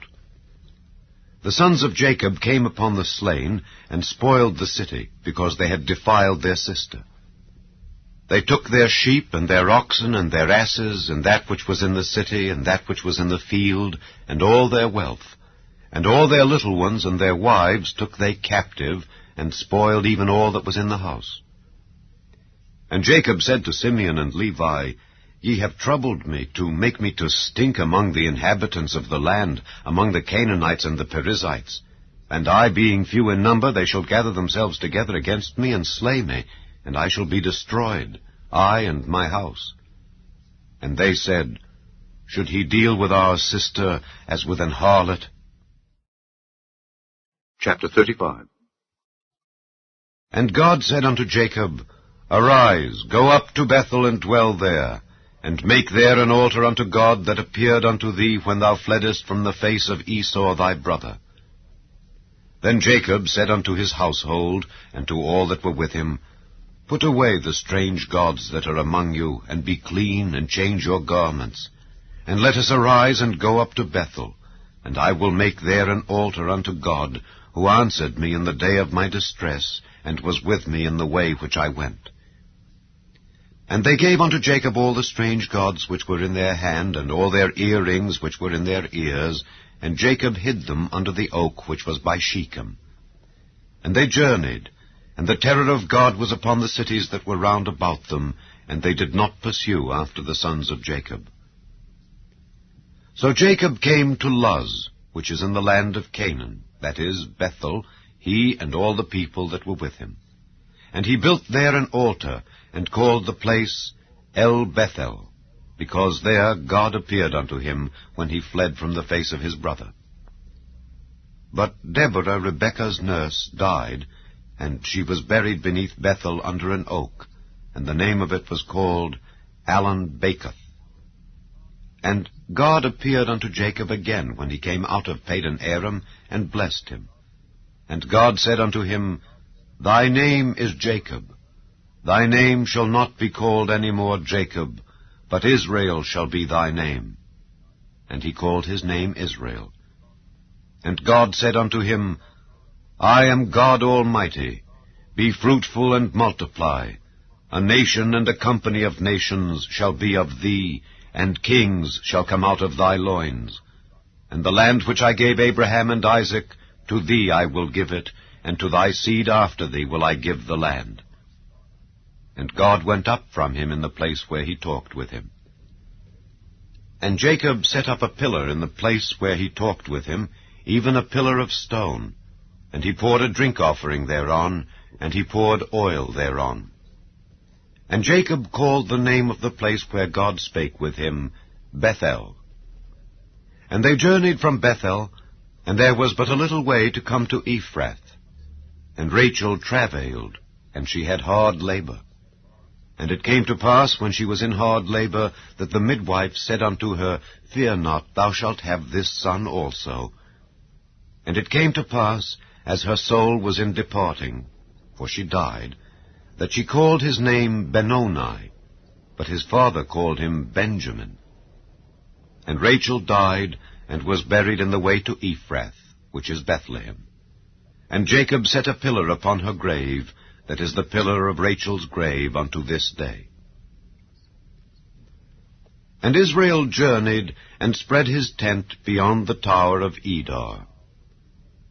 And it came to pass, when Israel dwelt in that land, that Reuben went and lay with Bilhah his father's concubine, and Israel heard it. Now the sons of Jacob were 12. The sons of Leah, Reuben, Jacob's firstborn, and Simeon, and Levi, and Judah, and Issachar, and Zebulun. The sons of Rachel, Joseph, and Benjamin. And the sons of Bilhah, Rachel's handmaid, Dan and Naphtali. And the sons of Zilpah, Leah's handmaid, Gad and Asher. These are the sons of Jacob, which were born to him in Padan Aram. And Jacob came unto Isaac his father, unto Mamre, unto the city of Arba, which is Hebron, where Abraham and Isaac sojourned, and the days of Isaac were 180 years. And Isaac gave up the ghost, and died, and was gathered unto his people, being old and full of days. And his sons Esau and Jacob buried him. Chapter 36. Now these are the generations of Esau, who is Edom. Esau took his wives of the daughters of Canaan, Adah the daughter of Elon the Hittite, and Aholibamah the daughter of Anah the daughter of Zibeon the Hivite, and Bashemath, Ishmael's daughter, sister of Nebajoth. And Adah bare to Esau Eliphaz, and Bashemath bare Reuel, and Aholibamah bare Jeush, and Jaalam, and Korah. These are the sons of Esau, which were born unto him in the land of Canaan. And Esau took his wives, and his sons, and his daughters, and all the persons of his house, and his cattle, and all his beasts, and all his substance, which he had got in the land of Canaan, and went into the country from the face of his brother Jacob. For their riches were more than that they might dwell together, and the land wherein they were strangers could not bear them because of their cattle. Thus dwelt Esau in Mount Seir. Esau is Edom. And these are the generations of Esau, the father of the Edomites in Mount Seir. These are the names of Esau's sons: Eliphaz the son of Adah, the wife of Esau; Reuel the son of Bashemath, the wife of Esau. And the sons of Eliphaz were Teman, Omar, Zepho, and Gatam, and Kenaz. And Timnah was concubine to Eliphaz, Esau's son, and she bare to Eliphaz Amalek. These were the sons of Adah, Esau's wife. And these are the sons of Reuel: Nahath, and Zerah, Shammah, and Mizah. These were the sons of Bashemath, Esau's wife. And these were the sons of Aholibamah, the daughter of Anah, the daughter of Zibeon, Esau's wife. And she bare to Esau Jeush, and Jaalam, and Korah. These were dukes of the sons of Esau. The sons of Eliphaz, the firstborn son of Esau: Duke Teman, Duke Omar, Duke Zepho, Duke Kenaz, Duke Korah, Duke Gatam, and Duke Amalek. These are the dukes that came of Eliphaz in the land of Edom. These were the sons of Adah. And these are the sons of Reuel, Esau's son: Duke Nahath, Duke Zerah, Duke Shammah, Duke Mizah. These are the dukes that came of Reuel in the land of Edom. These are the sons of Bashemath, Esau's wife. And these are the sons of Aholibamah, Esau's wife: Duke Jeush, Duke Jaalam, Duke Korah. These were the dukes that came of Aholibamah, the daughter of Anah, Esau's wife. These are the sons of Esau, who is Edom, and these are their dukes. These are the sons of Seir the Horite, who inhabited the land: Lotan, and Shobal, and Zibeon, and Anah, and Dishon, and Ezer, and Dishan. These are the dukes of the Horites, the children of Seir, in the land of Edom. And the children of Lotan were Hori and Hemam, and Lotan's sister was Timnah. And the children of Shobal were these: Alvan, and Manahath, and Ebal, Shepho, and Onam. And these are the children of Zibeon, both Ajah and Anah. This was that Anah that found the mules in the wilderness as he fed the asses of Zibeon his father. And the children of Anah were these, Dishon and Aholibamah, the daughter of Anah. And these are the children of Dishon, Hemdan and Eshban and Ithran and Kiran. The children of Ezer are these, Bilhan and Zeavan and Achan. The children of Dishan are these, Uz and Aaron. These are the dukes that came of the Horites, Duke Lotan, Duke Shobal, Duke Zibeon, Duke Anah, Duke Dishon, Duke Ezer, Duke Dishan. These are the dukes that came of Hori, among their dukes in the land of Seir. And these are the kings that reigned in the land of Edom before there reigned any king over the children of Israel. And Bela the son of Beor reigned in Edom, and the name of his city was Dinhabah. And Bela died, and Jobab the son of Zerah of Bozrah reigned in his stead. And Jobab died, and Husham of the land of Temani reigned in his stead. And Husham died, and Hadad the son of Bedad, who smote Midian in the field of Moab, reigned in his stead. And the name of his city was Avith. And Hadad died, and Samlah of Masrekah reigned in his stead. And Samlah died, and Saul of Rehoboth by the river reigned in his stead. And Saul died, and Baal-Hanan the son of Achbor reigned in his stead. And Baal-Hanan the son of Achbor died, and Hadar reigned in his stead. And the name of his city was Payu. And his wife's name was Mehetabel, the daughter of Matred, the daughter of Mezahab. And these are the names of the dukes that came of Esau, according to their families after their places, by their names. Duke Timnah, Duke Alva, Duke Jetheth, Duke Aholibamah, Duke Elah, Duke Pinon, Duke Kenaz, Duke Teman, Duke Mibzar, Duke Magdiel, Duke Iram. These be the dukes of Edom, according to their habitations in the land of their possession. He is Esau, the father of the Edomites. Chapter 37. And Jacob dwelt in the land wherein his father was a stranger, in the land of Canaan. These are the generations of Jacob. Joseph, being 17 years old, was feeding the flock with his brethren, and the lad was with the sons of Bilhah and with the sons of Zilpah, his father's wives. And Joseph brought unto his father their evil report. Now Israel loved Joseph more than all his children, because he was the son of his old age. And he made him a coat of many colors. And when his brethren saw that their father loved him more than all his brethren, they hated him, and could not speak peaceably unto him. And Joseph dreamed a dream, and he told it his brethren, and they hated him yet the more. And he said unto them, Hear, I pray you, this dream which I have dreamed. For behold, we were binding sheaves in the field, and lo, my sheaf arose, and also stood upright, and behold, your sheaves stood round about, and made obeisance to my sheaf.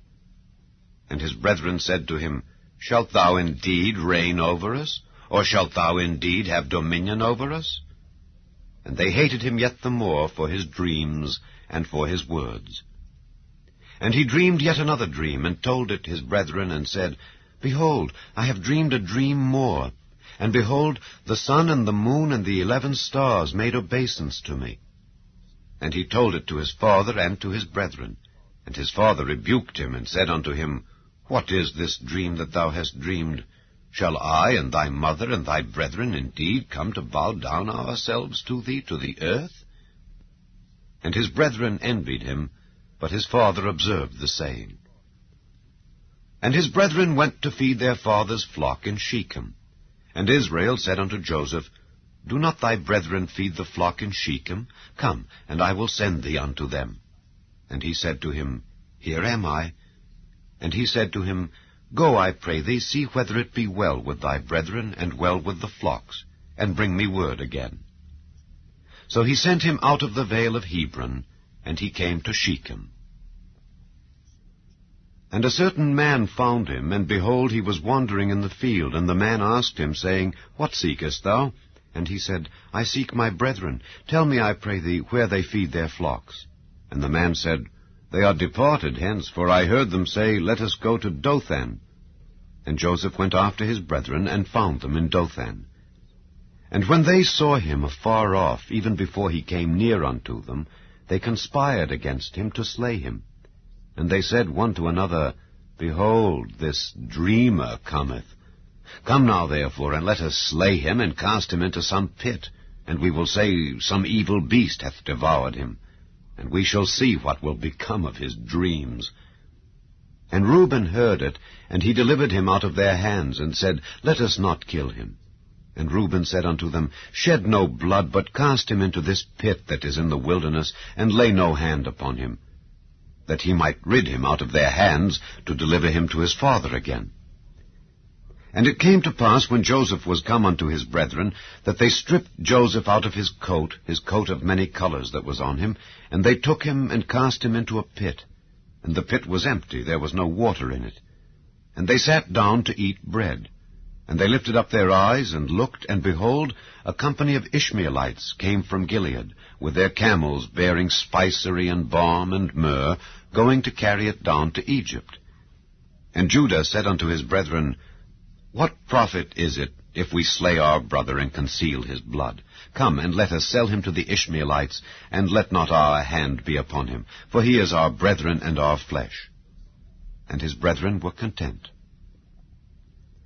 Then there passed by Midianites merchantmen, and they drew and lifted up Joseph out of the pit, and sold Joseph to the Ishmaelites for 20 pieces of silver. And they brought Joseph into Egypt. And Reuben returned unto the pit, and behold, Joseph was not in the pit, and he rent his clothes. And he returned unto his brethren, and said, The child is not, and I, whither shall I go? And they took Joseph's coat, and killed a kid of the goats, and dipped the coat in the blood. And they sent the coat of many colors, and they brought it to their father, and said, This have we found. Know now whether it be thy son's coat or no. And he knew it, and said, It is my son's coat. An evil beast hath devoured him. Joseph is without doubt rent in pieces. And Jacob rent his clothes, and put sackcloth upon his loins, and mourned for his son many days. And all his sons and all his daughters rose up to comfort him, but he refused to be comforted, and he said, For I will go down into the grave unto my son mourning. Thus his father wept for him. And the Midianites sold him into Egypt unto Potiphar, an officer of Pharaoh's, and captain of the guard. Chapter 38. And it came to pass at that time that Judah went down from his brethren, and turned into a certain Adullamite, whose name was Hira. And Judah saw there a daughter of a certain Canaanite, whose name was Shua. And he took her, and went in unto her. And she conceived, and bare a son, and he called his name And she conceived again, and bare a son, and she called his name Onan. And she yet again conceived, and bare a son, and called his name Shelah. And he was at Chezib when she bare him.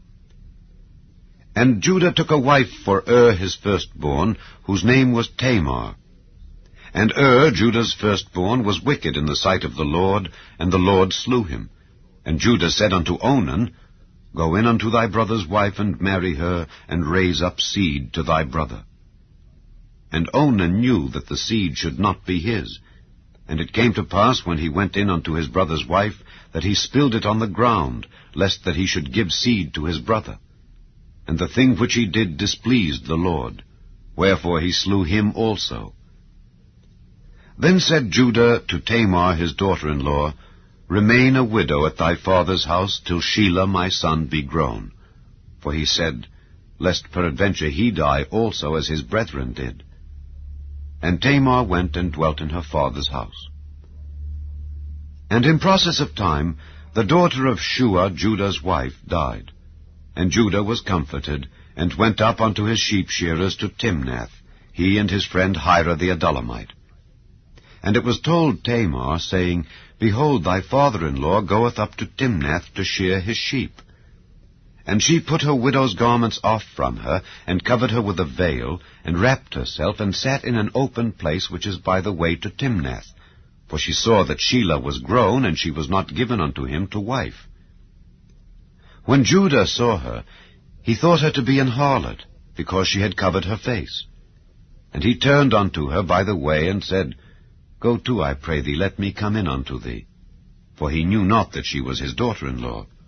And she said, What wilt thou give me, that thou mayest come in unto me? And he said, I will send thee a kid from the flock. And she said, Wilt thou give me a pledge till thou send it? And he said, What pledge shall I give thee? And she said, Thy signet, and thy bracelets, and thy staff that is in thine hand. And he gave it her, and came in unto her, and she conceived by him. And she arose and went away, and laid by her veil from her, and put on the garments of her widowhood. And Judah sent the kid by the hand of his friend the Adullamite, to receive his pledge from the woman's hand, but he found her not. Then he asked the men of that place, saying, Where is the harlot that was openly by the wayside? And they said, There was no harlot in this place. And he returned to Judah, and said, I cannot find her. And also the men of the place said that there was no harlot in this place. And Judah said, Let her take it to her, lest we be shamed. Behold, I sent this kid, and thou hast not found her. And it came to pass about 3 months after, that it was told Judah, saying, Tamar thy daughter-in-law hath played the harlot, and also, behold, she is with child by whoredom. And Judah said, Bring her forth, and let her be burnt. When she was brought forth, she sent to her father-in-law, saying, By the man whose these are am I with child. And she said, Discern, I pray thee, whose are these, the signet, and bracelets, and staff? And Judah acknowledged them, and said, She hath been more righteous than I, because that I gave her not to Shelah my son. And he knew her again no more. And it came to pass in the time of her travail, that, behold, twins were in her womb. And it came to pass, when she travailed, that the one put out his hand, and the midwife took and bound upon his hand a scarlet thread, saying, This came out first. And it came to pass, as he drew back his hand, that, behold, his brother came out. And she said, How hast thou broken forth? This breach be upon thee. Therefore his name was called Pharez. And afterward came out his brother, that had the scarlet thread upon his hand, and his name was called Zerah. Chapter 39. And Joseph was brought down to Egypt, and Potiphar, an officer of Pharaoh, captain of the guard, an Egyptian, bought him of the hands of the Ishmaelites, which had brought him down thither. And the Lord was with Joseph, and he was a prosperous man, and he was in the house of his master the Egyptian. And his master saw that the Lord was with him, and that the Lord made all that he did to prosper in his hand. And Joseph found grace in his sight, and he served him. And he made him overseer over his house, and all that he had he put into his hand. And it came to pass from the time that he had made him overseer in his house, and over all that he had, that the Lord blessed the Egyptian's house for Joseph's sake. And the blessing of the Lord was upon all that he had in the house and in the field. And he left all that he had in Joseph's hand, and he knew not aught he had, save the bread which he did eat. And Joseph was a goodly person, and well favored. And it came to pass after these things, that his master's wife cast her eyes upon Joseph, and she said, Lie with me. But he refused, and said unto his master's wife, Behold, my master wotteth not what is with me in the house, and he hath committed all that he hath to my hand. There is none greater in this house than I. Neither hath he kept back anything from me but thee, because thou art his wife. How then can I do this great wickedness, and sin against God? And it came to pass, as she spake to Joseph day by day, that he hearkened not unto her to lie by her, or to be with her. And it came to pass about this time, that Joseph went into the house to do his business, and there was none of the men of the house there within. And she caught him by his garment, saying, Lie with me. And he left his garment in her hand, and fled, and got him out. And it came to pass, when she saw that he had left his garment in her hand, and was fled forth, that she called unto the men of her house, and spake unto them, saying, See, he hath brought in an Hebrew unto us to mock us. He came in unto me to lie with me, and I cried with a loud voice. And it came to pass, when he heard that I lifted up my voice and cried, that he left his garment with me, and fled, and got him out. And she laid up his garment by her, until his lord came home. And she spake unto him according to these words, saying, The Hebrew servant which thou hast brought unto us came in unto me to mock me. And it came to pass, as I lifted up my voice and cried, that he left his garment with me, and fled out. And it came to pass, when his master heard the words of his wife, which she spake unto him, saying, After this manner did thy servant to me, that his wrath was kindled. And Joseph's master took him, and put him into the prison, a place where the king's prisoners were bound. And he was there in the prison. But the Lord was with Joseph, and showed him mercy, and gave him favor in the sight of the keeper of the prison. And the keeper of the prison committed to Joseph's hand all the prisoners that were in the prison, and whatsoever they did there, he was the doer of it. The keeper of the prison looked not to anything that was under his hand, because the Lord was with him, and that which he did, the Lord made it to prosper. Chapter 40. And it came to pass after these things, that the butler of the king of Egypt and his baker had offended their lord the king of Egypt. And Pharaoh was wroth against two of his officers, against the chief of the butlers, and against the chief of the bakers. And he put them in ward in the house of the captain of the guard, into the prison, the place where Joseph was bound. And the captain of the guard charged Joseph with them, and he served them. And they continued a season in ward. And they dreamed a dream, both of them, each man his dream in one night, each man according to the interpretation of his dream, the butler and the baker of the king of Egypt, which were bound in the prison. And Joseph came in unto them in the morning, and looked upon them, and behold, they were sad. And he asked Pharaoh's officers that were with him in the ward of his lord's house, saying, Wherefore look ye so sadly today? And they said unto him, We have dreamed a dream, and there is no interpreter of it. And Joseph said unto them, Do not interpretations belong to God? Tell me them, I pray you. And the chief butler told his dream to Joseph, and said to him, In my dream, behold, a vine was before me, and in the vine were 3 branches, and it was as though it budded, and her blossom shot forth, and the clusters thereof brought forth ripe grapes. And Pharaoh's cup was in my hand, and I took the grapes, and pressed them into Pharaoh's cup, and I gave the cup into Pharaoh's hand. And Joseph said unto him, This is the interpretation of it. The 3 branches are 3 days. Yet within 3 days shall Pharaoh lift up thine head, and restore thee unto thy place. And thou shalt deliver Pharaoh's cup into his hand, after the former manner when thou wast his butler. But think on me when it shall be well with thee, and show kindness, I pray thee, unto me, and make mention of me unto Pharaoh, and bring me out of this house. For indeed I was stolen away out of the land of the Hebrews, and here also have I done nothing that they should put me into the dungeon. When the chief baker saw that the interpretation was good, he said unto Joseph, I also was in my dream, and behold, I had 3 white baskets on my head. And in the uppermost basket there was of all manner of bake meats for Pharaoh, and the birds did eat them out of the basket upon my head. And Joseph answered and said, This is the interpretation thereof. The 3 baskets are 3 days. Yet within 3 days shall Pharaoh lift up thy head from off thee, and shall hang thee on a tree, and the birds shall eat thy flesh from off thee. And it came to pass the 3rd day, which was Pharaoh's birthday, that he made a feast unto all his servants. And he lifted up the head of the chief butler and of the chief baker among his servants. And he restored the chief butler unto his butlership again, and he gave the cup into Pharaoh's hand. But he hanged the chief baker, as Joseph had interpreted to them. Yet did not the chief butler remember Joseph, but forgat him. Chapter 41. And it came to pass at the end of 2 full years that Pharaoh dreamed. And behold, he stood by the river. And behold, there came up out of the river 7 well-favored kine and fat-fleshed, and they fed in a meadow. And behold, 7 other kine came up after them out of the river, ill-favored and lean-fleshed, and stood by the other kine upon the brink of the river.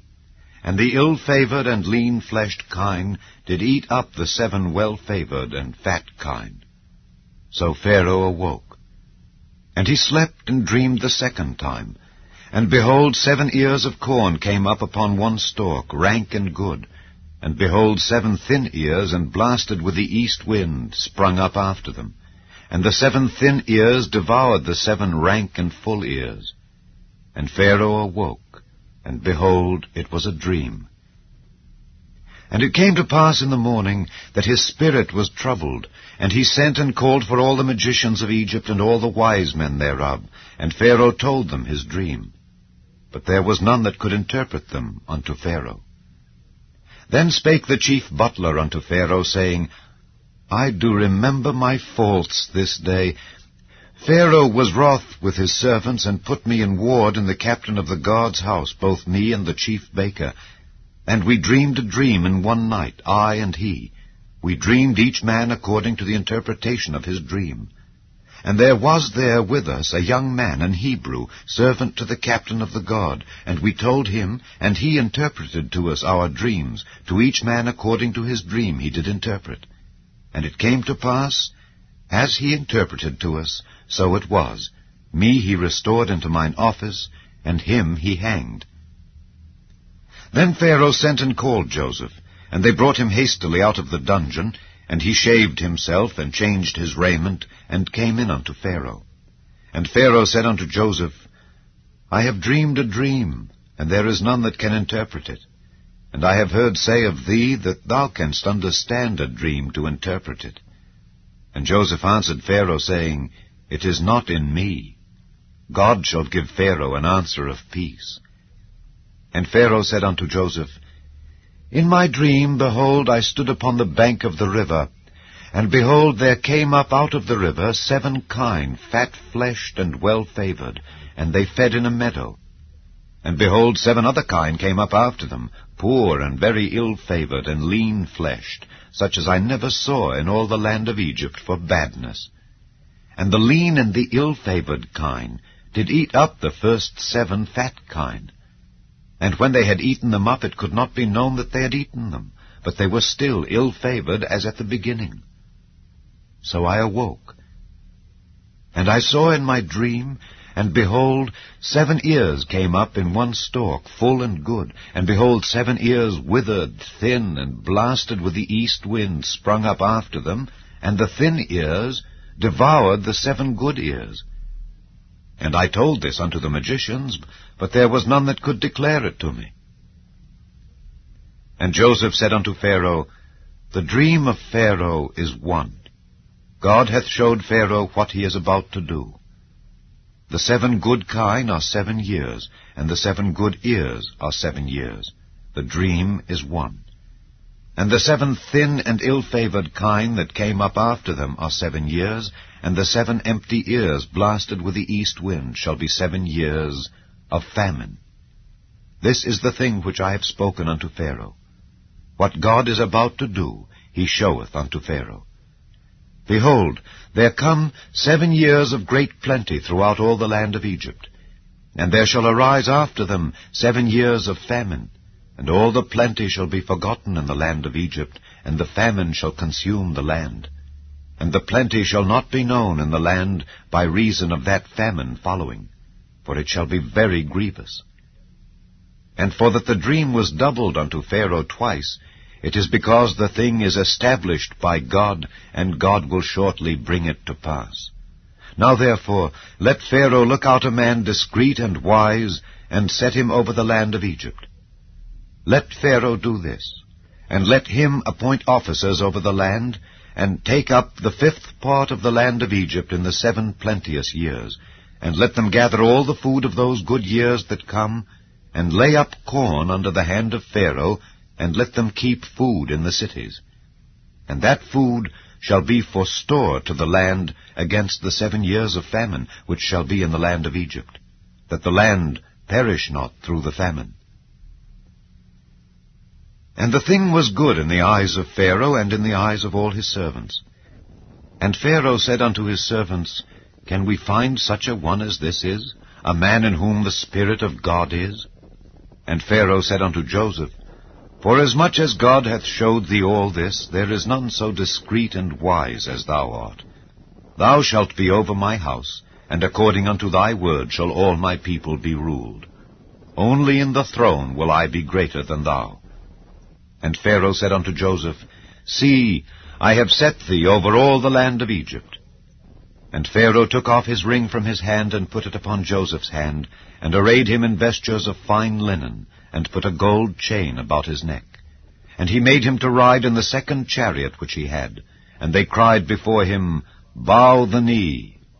And he made him ruler over all the land of Egypt. And Pharaoh said unto Joseph, I am Pharaoh, and without thee shall no man lift up his hand or foot in all the land of Egypt. And Pharaoh called Joseph's name Zaphnath-Paneah, and he gave him to wife Asenath, the daughter of Potiphera, priest of On. And Joseph went out over all the land of Egypt. And Joseph was 30 years old when he stood before Pharaoh king of Egypt. And Joseph went out from the presence of Pharaoh, and went throughout all the land of Egypt. And in the 7 plenteous years the earth brought forth by handfuls. And he gathered up all the food of the 7 years which were in the land of Egypt, and laid up the food in the cities. The food of the field, which was round about every city, laid he up in the same. And Joseph gathered corn as the sand of the sea, very much, until he left numbering, for it was without number. And unto Joseph were born 2 sons before the years of famine came, which Asenath, the daughter of Potiphera, priest of On, bare unto him. And Joseph called the name of the firstborn Manasseh. For God, said he, hath made me forget all my toil and all my father's house. And the name of the second called he Ephraim, for God hath caused me to be fruitful in the land of my affliction. And the 7 years of plenteousness that was in the land of Egypt were ended. And the 7 years of dearth began to come, according as Joseph had said. And the dearth was in all lands, but in all the land of Egypt there was bread. And when all the land of Egypt was famished, the people cried to Pharaoh for bread. And Pharaoh said unto all the Egyptians, Go unto Joseph, what he saith to you do. And the famine was over all the face of the earth. And Joseph opened all the storehouses, and sold unto the Egyptians. And the famine waxed sore in the land of Egypt. And all countries came into Egypt to Joseph for to buy corn, because that the famine was so sore in all lands. Chapter 42. Now when Jacob saw that there was corn in Egypt, Jacob said unto his sons, Why do ye look one upon another? And he said, Behold, I have heard that there is corn in Egypt. Get you down thither, and buy for us from thence, that we may live, and not die. And Joseph's 10 brethren went down to buy corn in Egypt.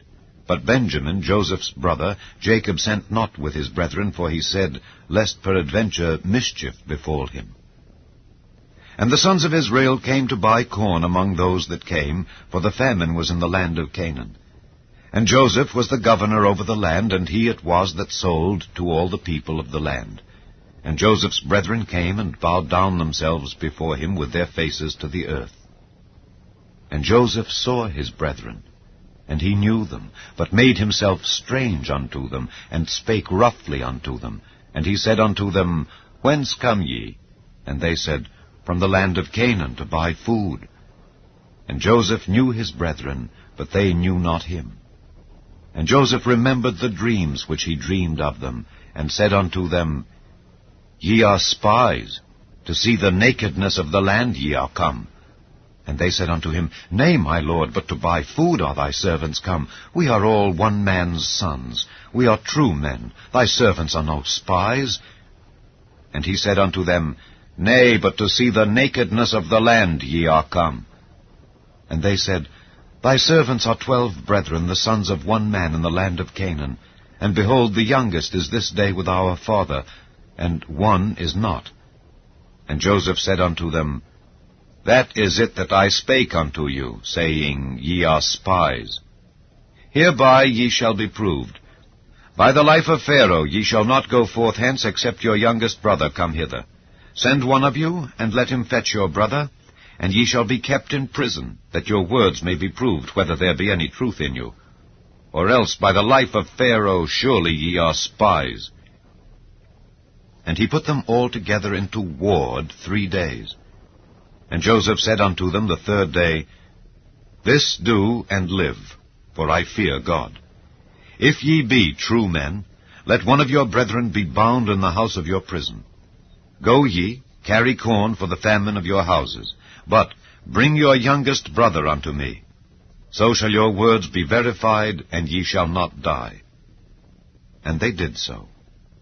And they said one to another, We are verily guilty concerning our brother, in that we saw the anguish of his soul when he besought us, and we would not hear. Therefore is this distress come upon us. And Reuben answered them, saying, Spake I not unto you, saying, Do not sin against the child, and ye would not hear? Therefore, behold, also his blood is required. And they knew not that Joseph understood them, for he spake unto them by an interpreter. And he turned himself about from them, and wept, and returned to them again, and communed with them, and took from them Simeon, and bound him before their eyes. Then Joseph commanded to fill their sacks with corn, and to restore every man's money into his sack, and to give them provision for the way. And thus did he unto them. And they laded their asses with the corn, and departed thence. And as one of them opened his sack to give his ass provender in the inn, he espied his money. For behold, it was in his sack's mouth. And he said unto his brethren, My money is restored, and lo, it is even in my sack. And their heart failed them, and they were afraid, saying one to another, What is this that God hath done unto us? And they came unto Jacob their father unto the land of Canaan, and told him all that befell unto them, saying, The man who is the Lord of the land spake roughly to us, and took us for spies of the country. And we said unto him, We are true men, we are no spies. We be 12 brethren, sons of our father. One is not, and the youngest is this day with our father in the land of Canaan. And the man, the lord of the country, said unto us, Hereby shall I know that ye are true men. Leave one of your brethren here with me, and take food for the famine of your households, and be gone. And bring your youngest brother unto me. Then shall I know that ye are no spies, but that ye are true men. So will I deliver you your brother, and ye shall traffic in the land.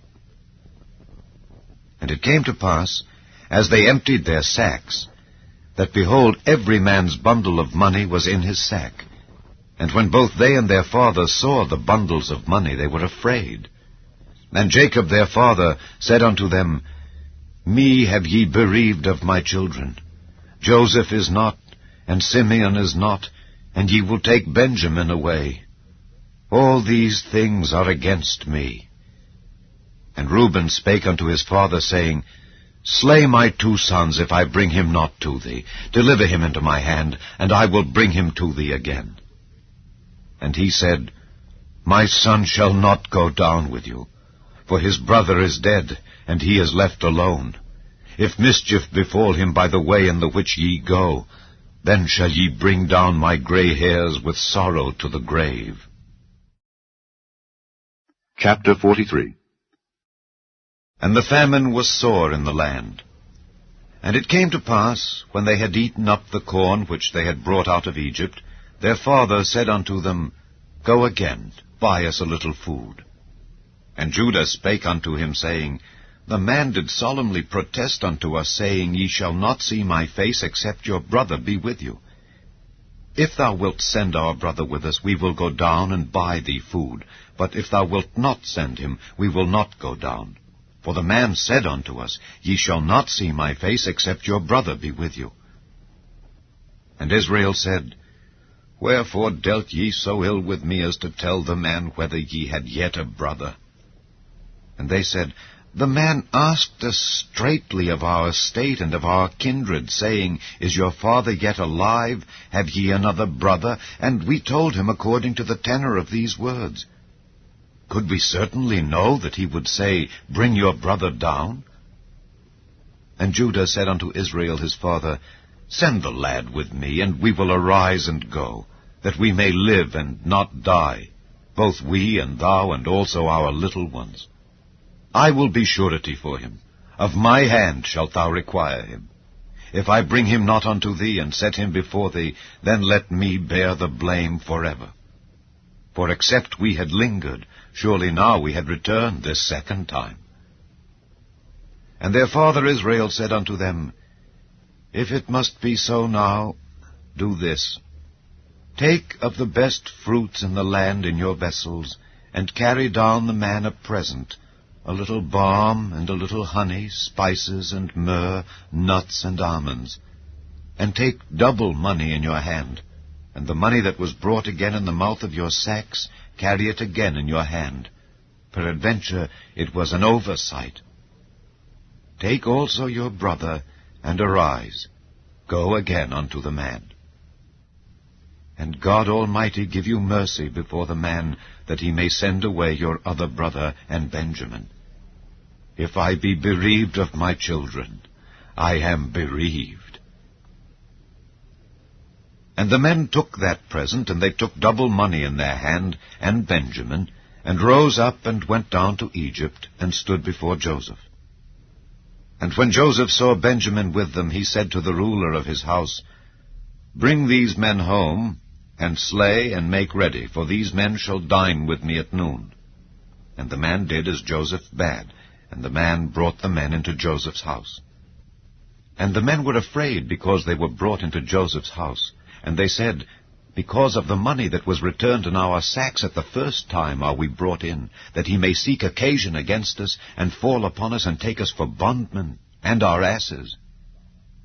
And they came near to the steward of Joseph's house, and they communed with him at the door of the house, and said, O sir, we came indeed down at the first time to buy food. And it came to pass, when we came to the inn, that we opened our sacks, and behold, every man's money was in the mouth of his sack, our money in full weight. And we have brought it again in our hand. And other money have we brought down in our hands to buy food. We cannot tell who put our money in our sacks. And he said, Peace be to you, fear not. Your God and the God of your father hath given you treasure in your sacks. I had your money. And he brought Simeon out unto them. And the man brought the men into Joseph's house, and gave them water, and they washed their feet, and he gave their asses provender.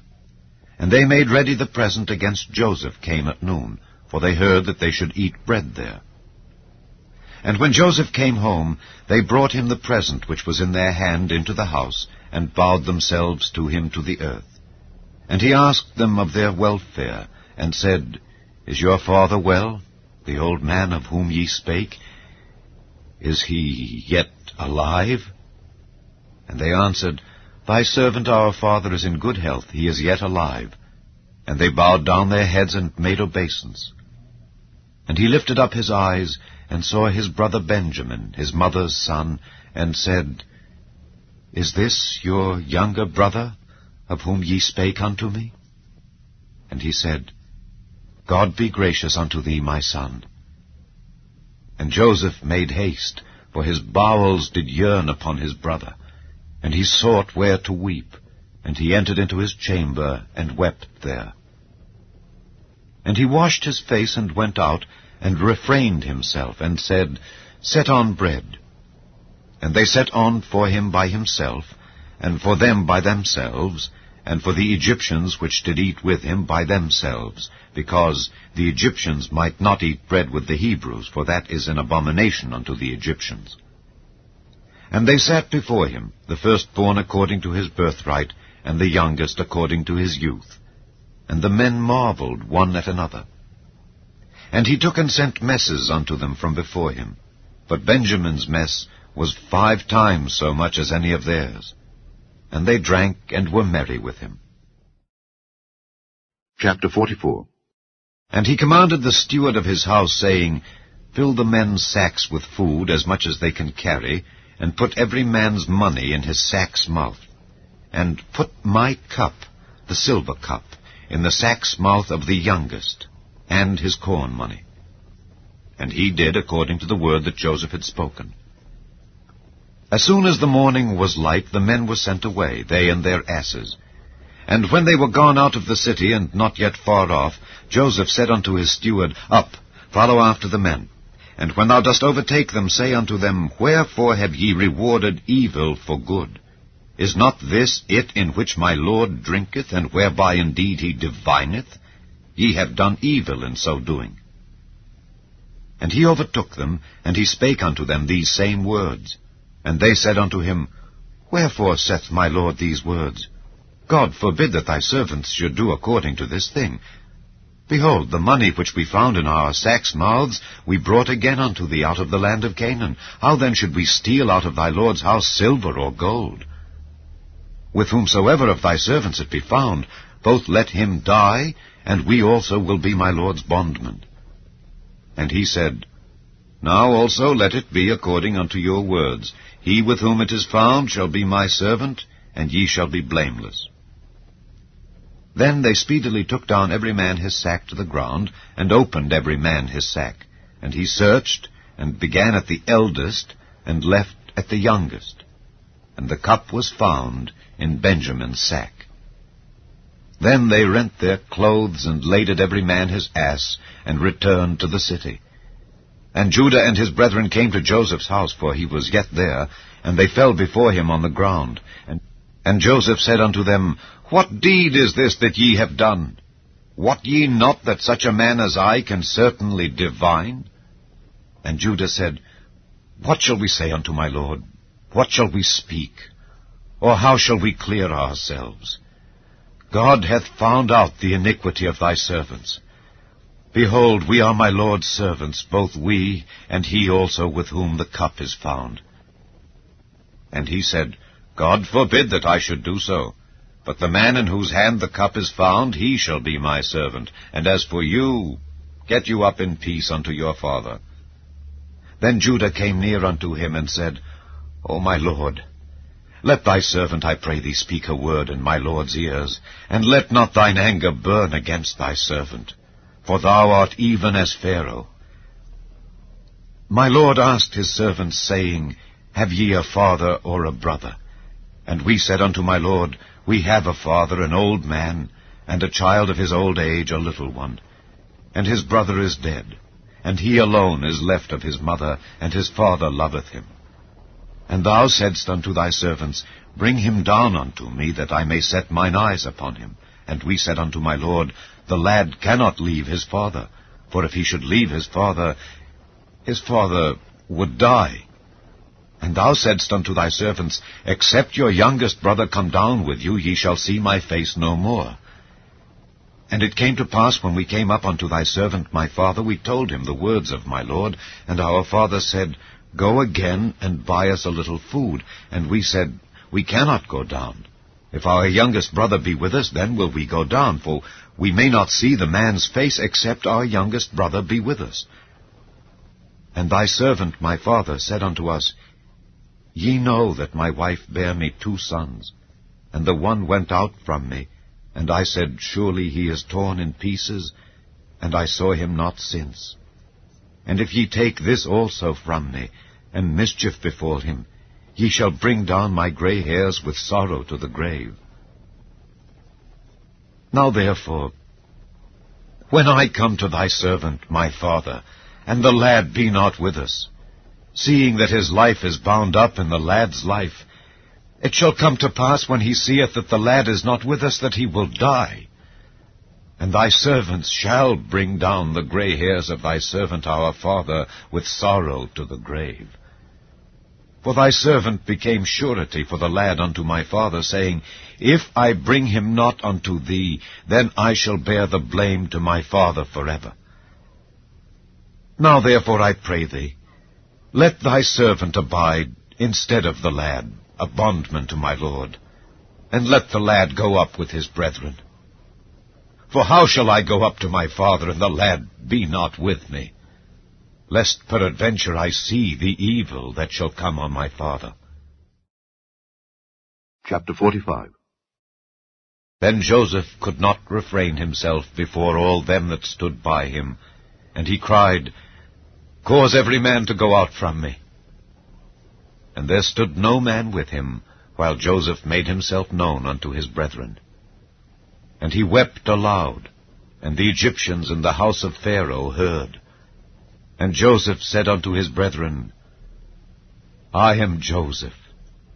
Doth my father yet live? And his brethren could not answer him, for they were troubled at his presence. And Joseph said unto his brethren, Come near to me, I pray you. And they came near, and he said, I am Joseph your brother, whom ye sold into Egypt. Now therefore be not grieved, nor angry with yourselves that ye sold me hither, for God did send me before you to preserve life. For these 2 years hath the famine been in the land, and yet there are 5 years, in the which there shall neither be earing nor harvest. And God sent me before you to preserve you a posterity in the earth, and to save your lives by a great deliverance.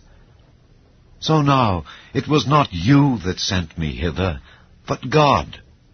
And he hath made me a father to Pharaoh, and lord of all his house, and a ruler throughout all the land of Egypt. Haste ye, and go up to my father, and say unto him, Thus saith thy son Joseph, God hath made me lord of all Egypt. Come down unto me, tarry not. And thou shalt dwell in the land of Goshen, and thou shalt be near unto me, thou and thy children, and thy children's children, and thy flocks, and thy herds, and all that thou hast. And there will I nourish thee, for yet there are 5 years of famine, lest thou and thy household, and all that thou hast, come to poverty. And behold, your eyes see, and the eyes of my brother Benjamin, that it is my mouth that speaketh unto you. And ye shall tell my father of all my glory in Egypt, and of all that ye have seen. And ye shall haste and bring down my father hither. And he fell upon his brother Benjamin's neck, and wept. And Benjamin wept upon his neck. Moreover he kissed all his brethren, and wept upon them. And after that his brethren talked with him. And the fame thereof was heard in Pharaoh's house, saying, Joseph's brethren are come. And it pleased Pharaoh well, and his servants. And Pharaoh said unto Joseph, Say unto thy brethren, This do ye, Lade your beasts, and go, get you unto the land of Canaan, and take your father and your households, and come unto me. And I will give you the good of the land of Egypt, and ye shall eat the fat of the land. Now thou art commanded, this do ye. Take you wagons out of the land of Egypt for your little ones, and for your wives, and bring your father, and come. Also regard not your stuff, for the good of all the land of Egypt is yours.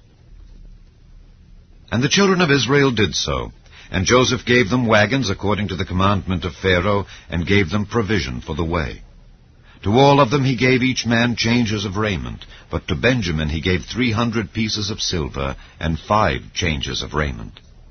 And to his father he sent after this manner, 10 asses laden with the good things of Egypt, and 10 she-asses laden with corn and bread and meat for his father by the way. So he sent his brethren away, and they departed. And he said unto them, See that ye fall not out by the way. And they went up out of Egypt, and came into the land of Canaan unto Jacob their father, and told him, saying, Joseph is yet alive, and he is governor over all the land of Egypt. And Jacob's heart fainted, for he believed them not. And they told him all the words of Joseph, which he had said unto them. And when he saw the wagons which Joseph had sent to carry him, the spirit of Jacob their father revived. And Israel said, It is enough. Joseph my son is yet alive. I will go and see him before I die. Chapter 46. And Israel took his journey with all that he had, and came to Beersheba, and offered sacrifices unto the God of his father Isaac. And God spake unto Israel in the visions of the night, and said, Jacob, Jacob. And he said, Here am I. And he said, I am God, the God of thy father. Fear not to go down into Egypt, for I will there make of thee a great nation. I will go down with thee into Egypt, and I will also surely bring thee up again, and Joseph shall put his hand upon thine eyes. And Jacob rose up from Beersheba, and the sons of Israel carried Jacob their father and their little ones and their wives in the wagons which Pharaoh had sent to carry him. And they took their cattle and their goods which they had gotten in the land of Canaan, and came into Egypt, Jacob and all his seed with him. His sons and his sons' sons with him, his daughters and his sons' daughters, and all his seed brought he with him into Egypt. And these are the names of the children of Israel which came into Egypt: Jacob and his sons, Reuben, Jacob's firstborn, and the sons of Reuben, Hanok, and Phallu, and Hezron, and Carmi. And the sons of Simeon, Jemuel, and Jamin, and Ohad, and Jachin, and Zohar, and Shael, the son of a Canaanitish woman. And the sons of Levi, Gershon, Kohath, and Merari. And the sons of Judah, and Onan, and Shelah, and Pharez, and Zerah. But and Onan died in the land of Canaan. And the sons of Pharez were Hezron and Hamel. And the sons of Issachar, Tola, and Phuvah, and Job, and Shimron. And the sons of Zebulun, Sered, and Elon, and Jaleel. These be the sons of Leah, which she bare unto Jacob in Padan Aram with his daughter Dinah.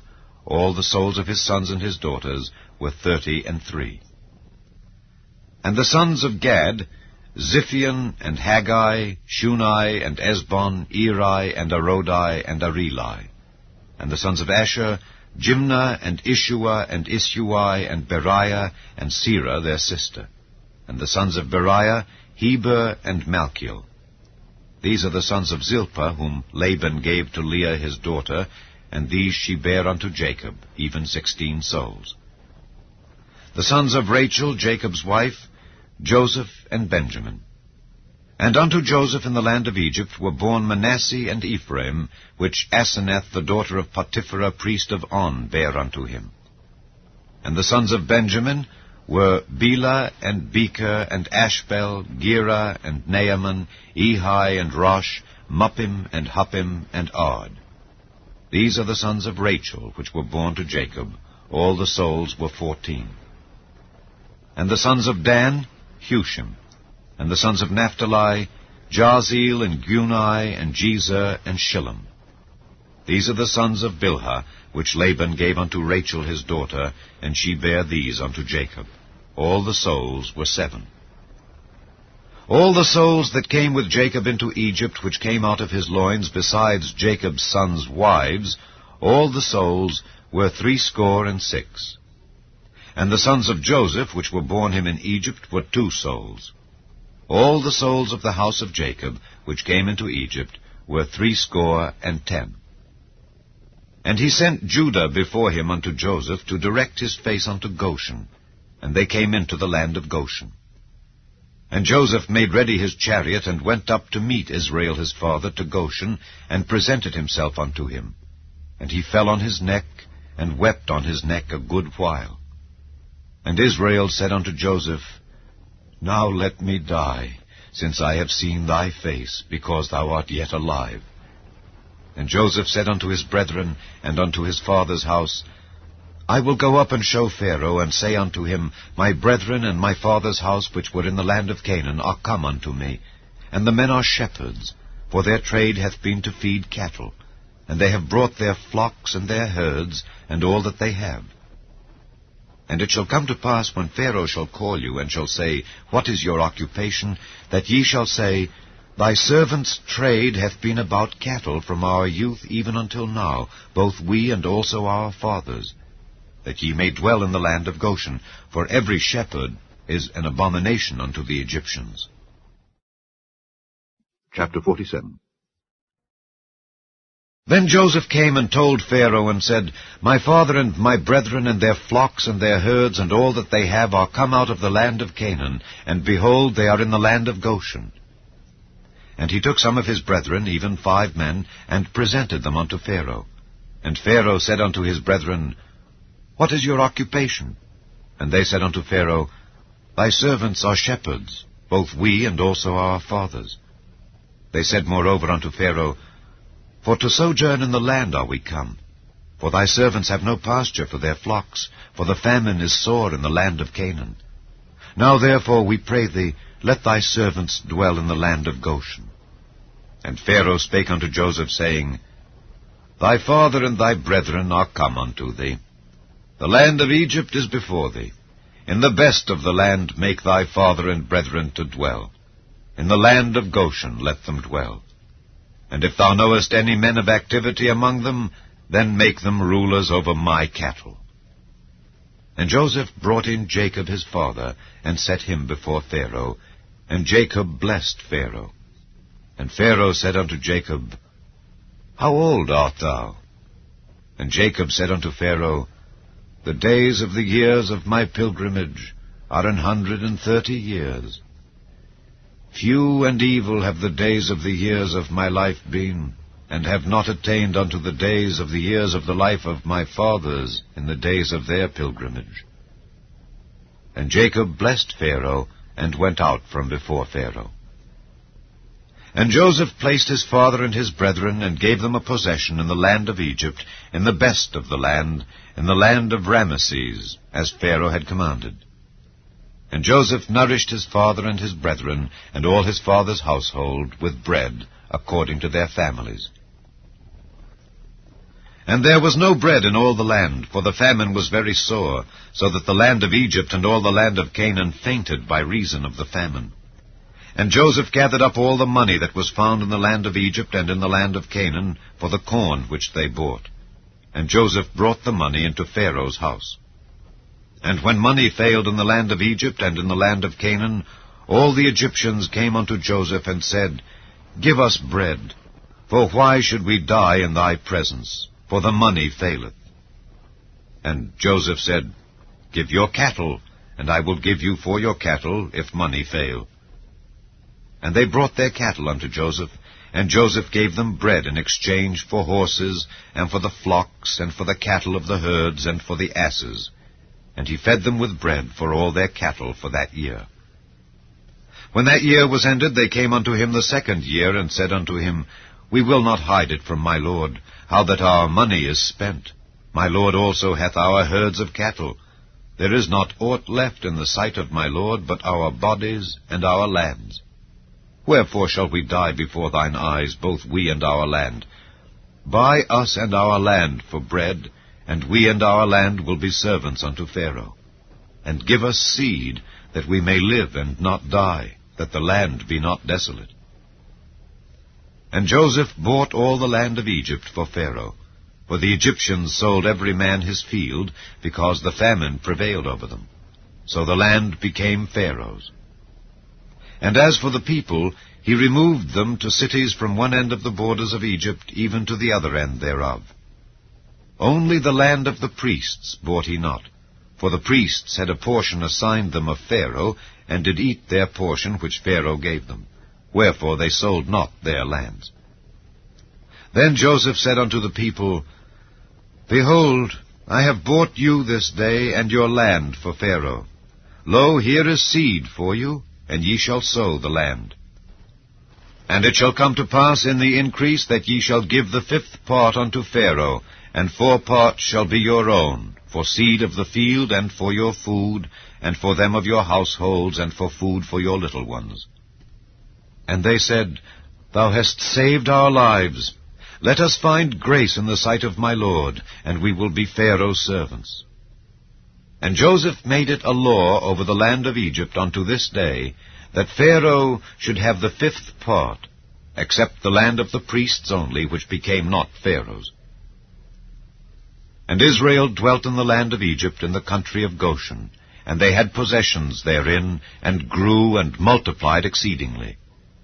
And Jacob lived in the land of Egypt 17 years, so the whole age of Jacob was 147 years. And the time drew nigh that Israel must die. And he called his son Joseph, and said unto him, If now I have found grace in thy sight, put, I pray thee, thy hand under my thigh, and deal kindly and truly with me. Bury me not, I pray thee, in Egypt, but I will lie with my fathers, and thou shalt carry me out of Egypt, and bury me in their burying place. And he said, I will do as thou hast said. And he said, Swear unto me.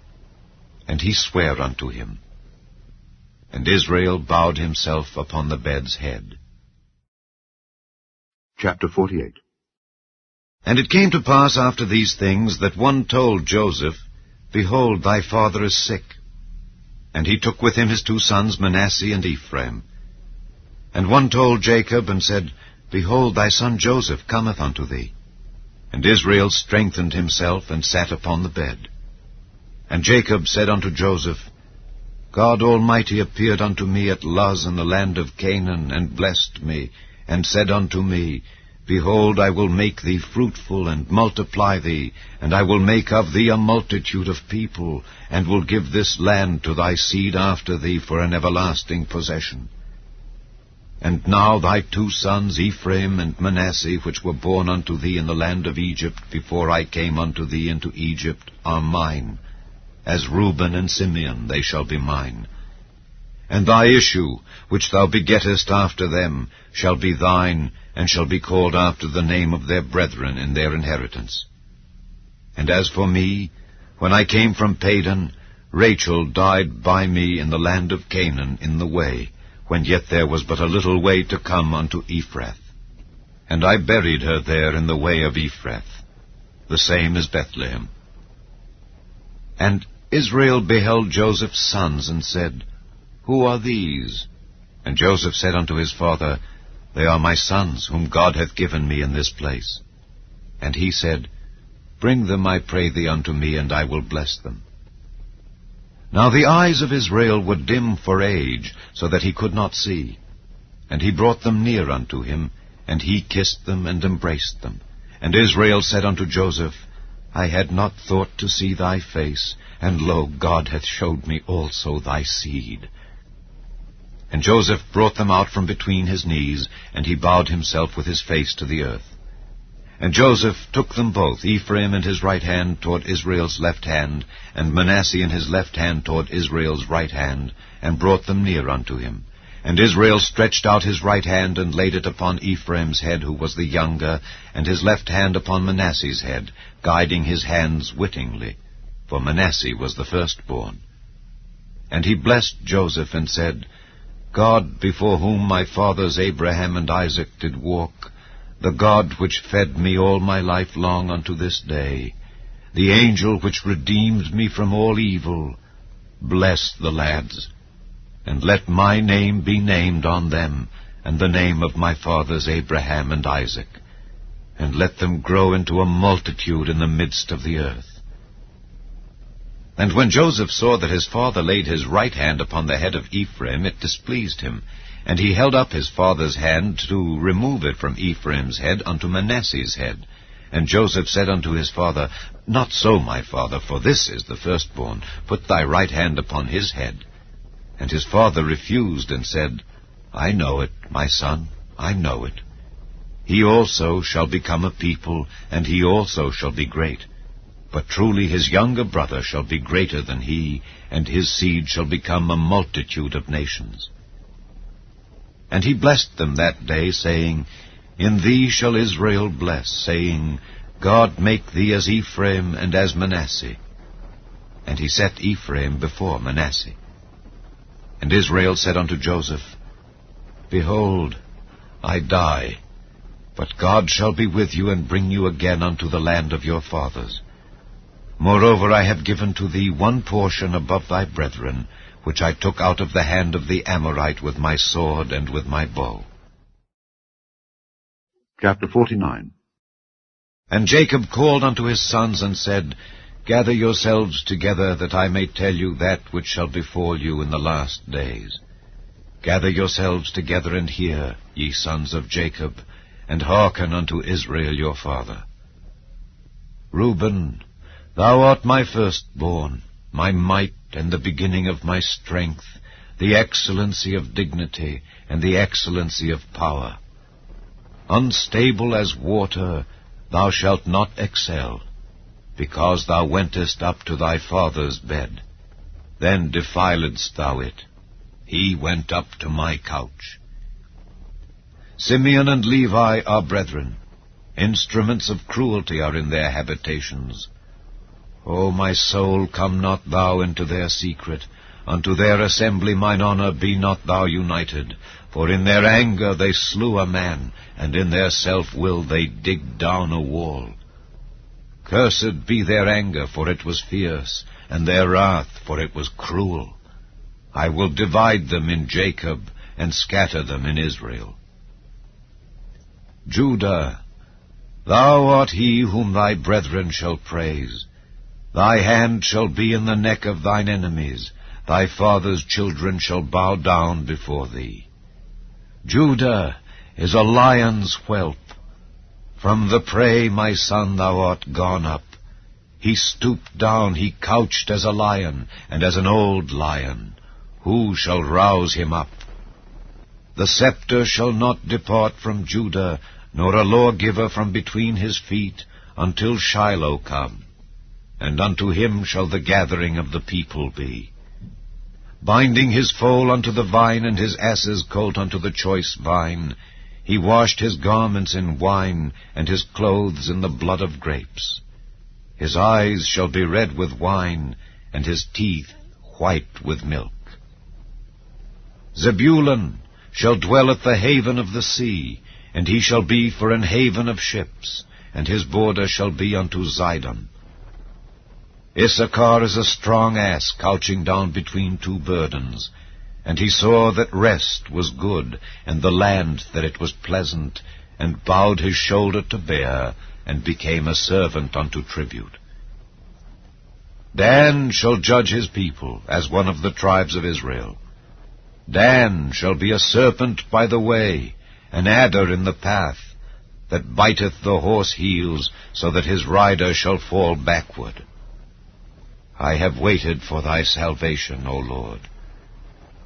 Gad, a troop shall overcome him, but he shall overcome at the last. Out of Asher his bread shall be fat, and he shall yield royal dainties. Naphtali is a hind let loose, he giveth goodly words. Joseph is a fruitful bough, even a fruitful bough by a well, whose branches run over the wall. The archers have sorely grieved him, and shot at him, and hated him. But his bow abode in strength, and the arms of his hands were made strong by the hands of the mighty God of Jacob. From thence is the shepherd, the stone of Israel. Even by the God of thy father, who shall help thee, and by the Almighty, who shall bless thee with blessings of heaven above, blessings of the deep that lieth under, blessings of the breasts and of the womb. The blessings of thy father have prevailed above the blessings of my progenitors unto the utmost bound of the everlasting hills. They shall be on the head of Joseph, and on the crown of the head of him that was separate from his brethren. Benjamin shall ravin as a wolf. In the morning he shall devour the prey, and at night he shall divide the spoil. All these are the 12 tribes of Israel, and this is it that their father spake unto them, and blessed them. Every one according to his blessing he blessed them. And he charged them, and said unto them, I am to be gathered unto my people. Bury me with my fathers in the cave that is in the field of Ephron the Hittite, in the cave that is in the field of Machpelah, which is before Mamre in the land of Canaan, which Abraham bought with the field of Ephron the Hittite, for a possession of a burying place. There they buried Abraham and Sarah his wife. There they buried Isaac and Rebekah his wife. and there I buried Leah. The purchase of the field and of the cave that is therein was from the children of Heth. And when Jacob had made an end of commanding his sons, he gathered up his feet into the bed, and yielded up the ghost, and was gathered unto his people. Chapter 50. And Joseph fell upon his father's face, and wept upon him, and kissed him. And Joseph commanded his servants the physicians to embalm his father, and the physicians embalmed Israel. And 40 days were fulfilled for him, for so are fulfilled the days of those which are embalmed. And the Egyptians mourned for him 60 days. And when the days of his mourning were past, Joseph spake unto the house of Pharaoh, saying, If now I have found grace in your eyes, speak, I pray you, in the ears of Pharaoh, saying, My father made me swear, saying, Lo, I die. In my grave which I have digged for me in the land of Canaan, there shalt thou bury me. Now therefore, let me go up, I pray thee, and bury my father, and I will come again. And Pharaoh said, Go up and bury thy father according as he made thee swear. And Joseph went up to bury his father, and with him went up all the servants of Pharaoh, the elders of his house, and all the elders of the land of Egypt, and all the house of Joseph, and his brethren, and his father's house. Only their little ones, and their flocks, and their herds, they left in the land of Goshen. And there went up with him both chariots and horsemen, and it was a very great company. And they came to the threshing floor of Atad, which is beyond Jordan, and there they mourned with a great and very sore lamentation. And he made a mourning for his father 7 days. And when the inhabitants of the land, the Canaanites, saw the mourning in the floor of Atad, they said, This is a grievous mourning to the Egyptians. Wherefore the name of it was called Abel Mizraim, which is beyond Jordan. And his sons did unto him according as he commanded them. For his sons carried him into the land of Canaan, and buried him in the cave of the field of Machpelah, which Abraham bought with the field for a possession of a burying place of Ephron the Hittite before Mamre. And Joseph returned into Egypt, he and his brethren, and all that went up with him to bury his father, after he had buried his father. And when Joseph's brethren saw that their father was dead, they said, Joseph will peradventure hate us, and will certainly requite us all the evil which we did unto him. And they sent a messenger unto Joseph, saying, Thy father did command before he died, saying, So shall ye say unto Joseph, Forgive, I pray thee now, the trespass of thy brethren and their sin, for they did unto thee evil. And now we pray thee, forgive the trespass of the servants of the God of thy father. And Joseph wept when they spake unto him. And his brethren also went and fell down before his face, and they said, Behold, we be thy servants. And Joseph said unto them, Fear not, for am I in the place of God? But as for you, ye thought evil against me. But God meant it unto good, to bring to pass, as it is this day, to save much people alive. Now therefore fear ye not. I will nourish you and your little ones. And he comforted them, and spake kindly unto them. And Joseph dwelt in Egypt, he and his father's house. And Joseph lived 110 years. And Joseph saw Ephraim's children of the 3rd generation. The children also of Machir the son of Manasseh were brought up upon Joseph's knees. And Joseph said unto his brethren, I die, and God will surely visit you, and bring you out of this land unto the land which he sware to Abraham, to Isaac, and to Jacob. And Joseph took an oath of the children of Israel, saying, God will surely visit you, and ye shall carry up my bones from hence. So Joseph died, being 110 years old, and they embalmed him, and he was put in a coffin in Egypt. The second book of Moses, called Exodus. Chapter 1. Now these are the names of the children of Israel which came into Egypt. Every man and his household came with Jacob. Reuben, Simeon, Levi, and Judah, Issachar, Zebulun, and Benjamin, Dan and Naphtali, Gad and Asher. And all the souls that came out of the loins of Jacob were 70 souls, for Joseph was in Egypt already. And Joseph died, and all his brethren, and all that generation. And the children of Israel were fruitful, and increased abundantly, and multiplied, and waxed exceeding mighty, and the land was filled with them.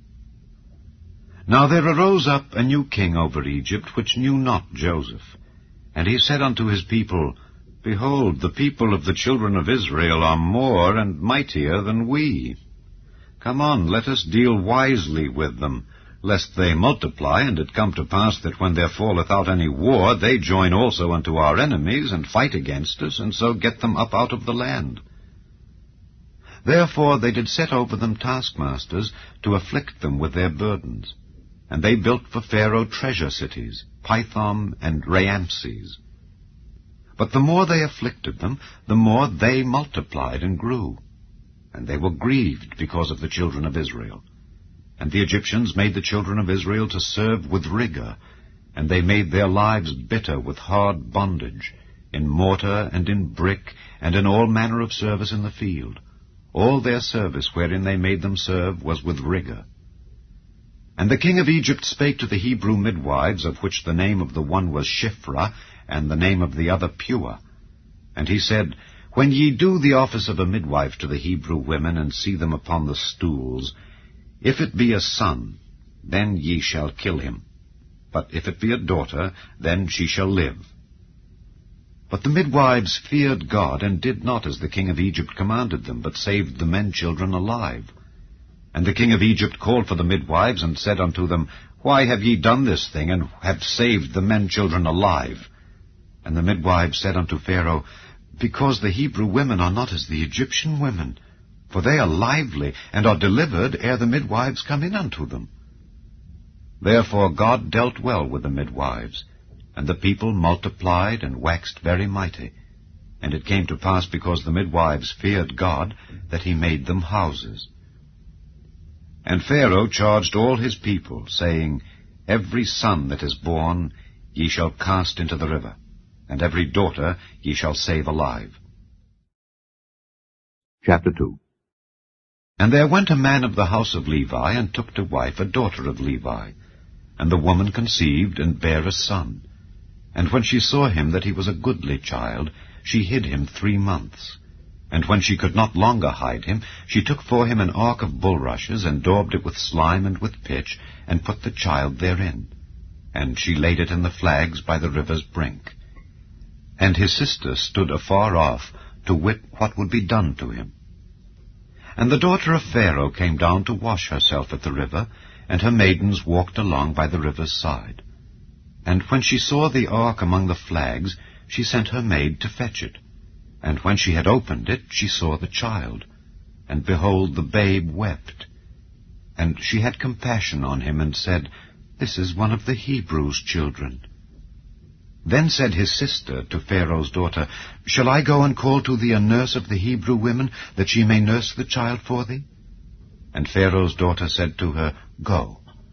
And the maid went and called the child's mother.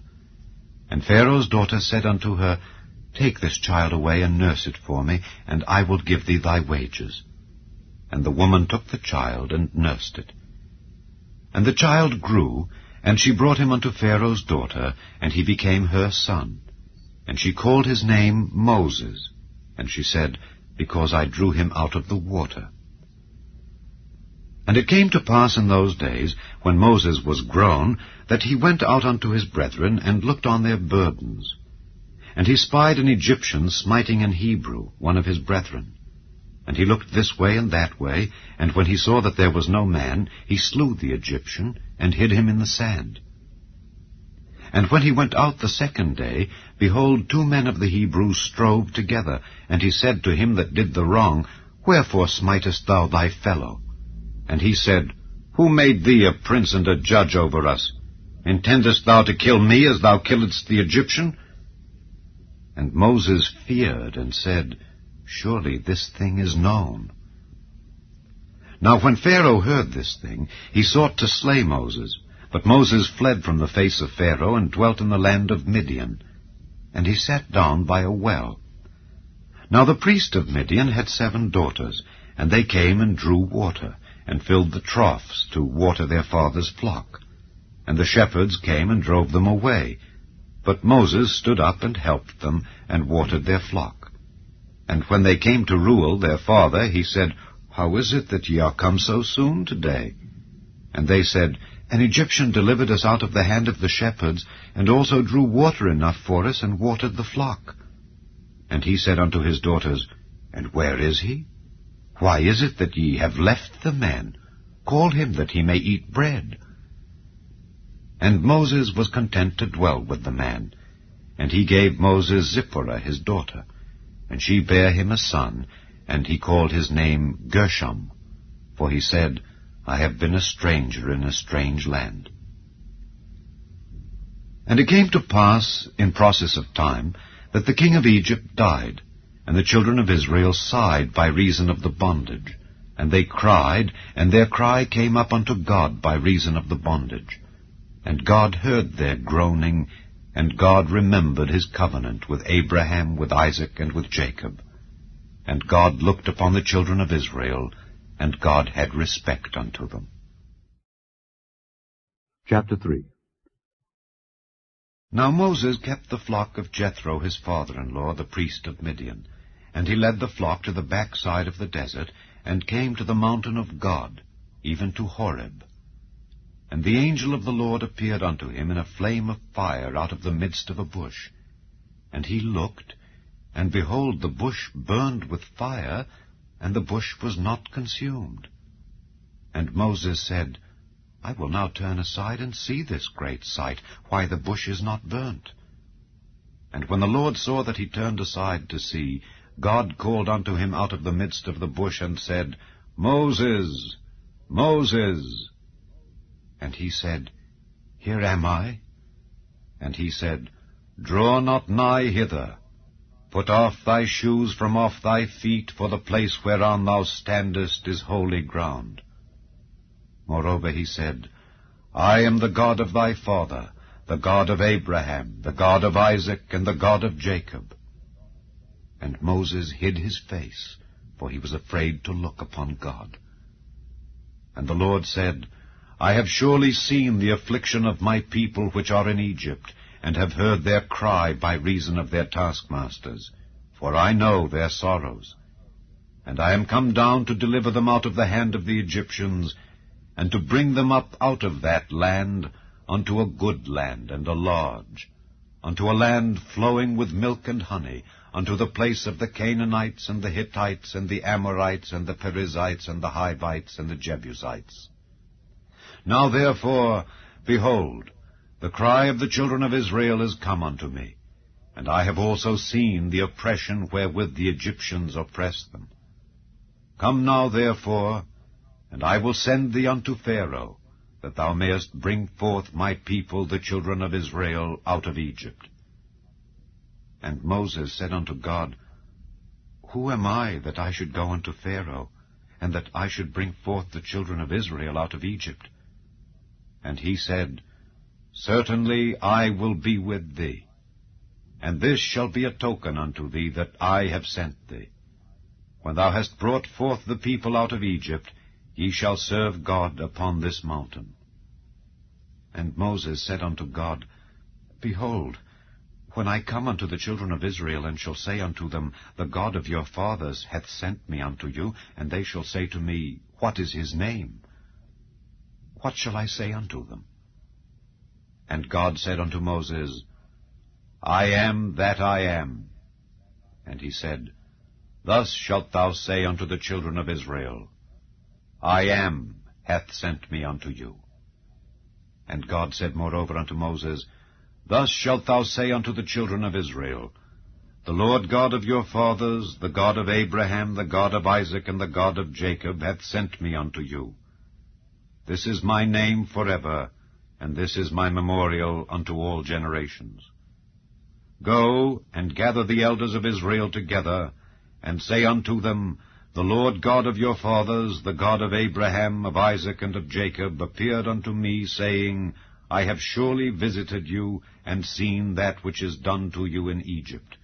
And I have said, I will bring you up out of the affliction of Egypt unto the land of the Canaanites, and the Hittites, and the Amorites, and the Perizzites, and the Hivites, and the Jebusites, unto a land flowing with milk and honey.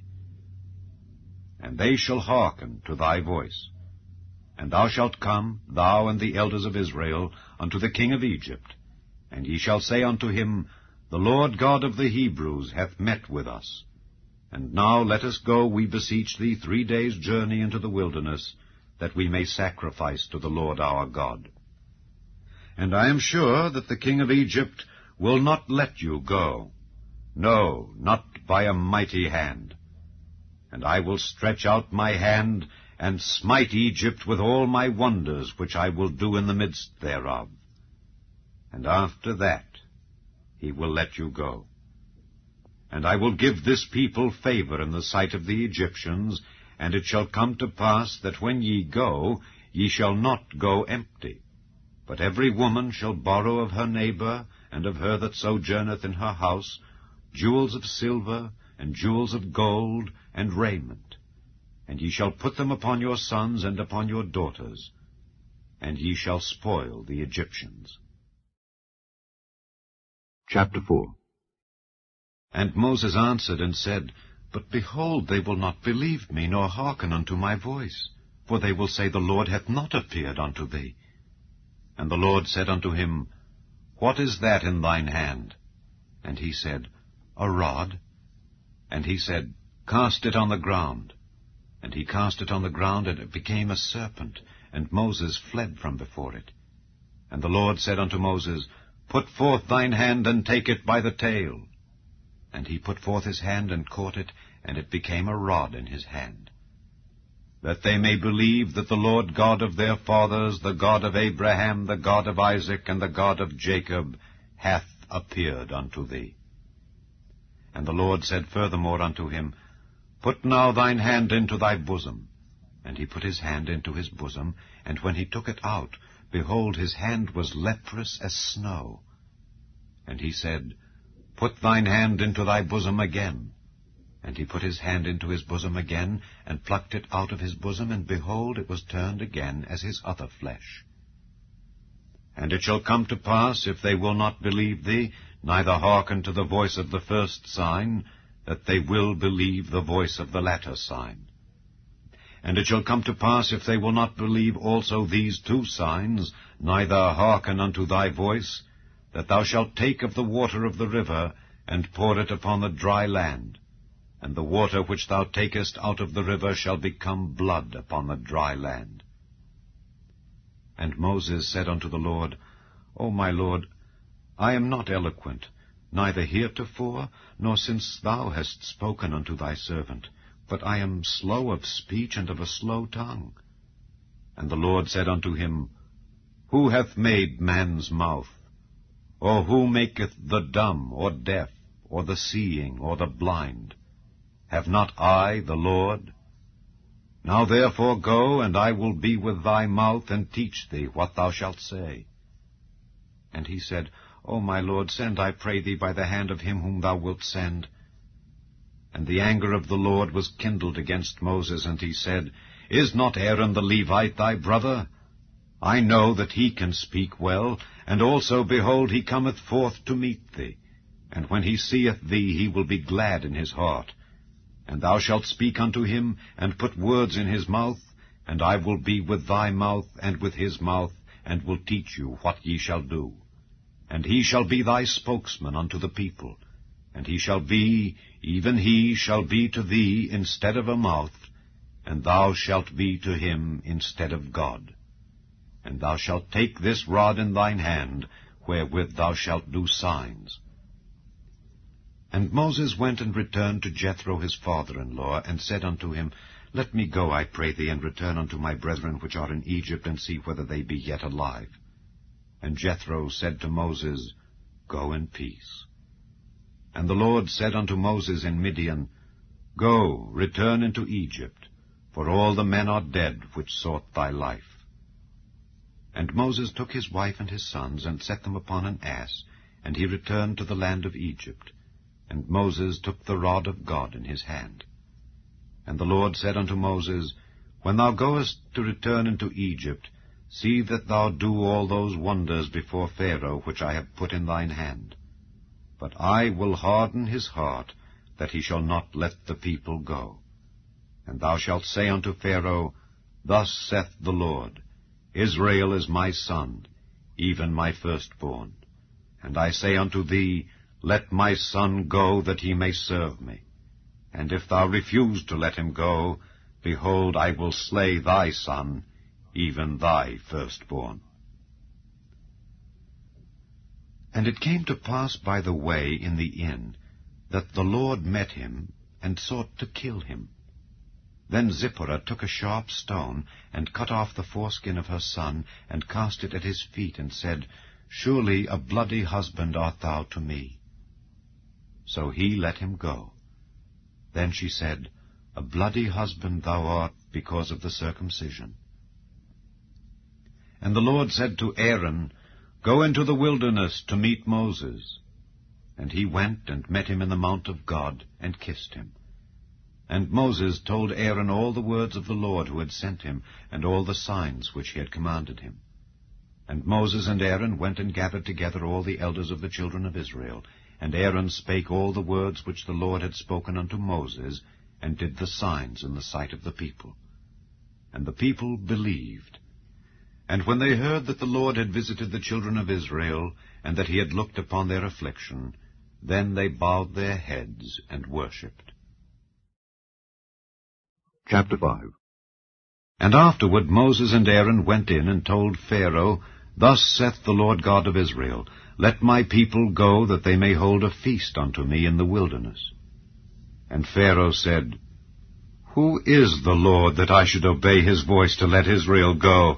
I know not the Lord, neither will I let Israel go. And they said, The God of the Hebrews hath met with us.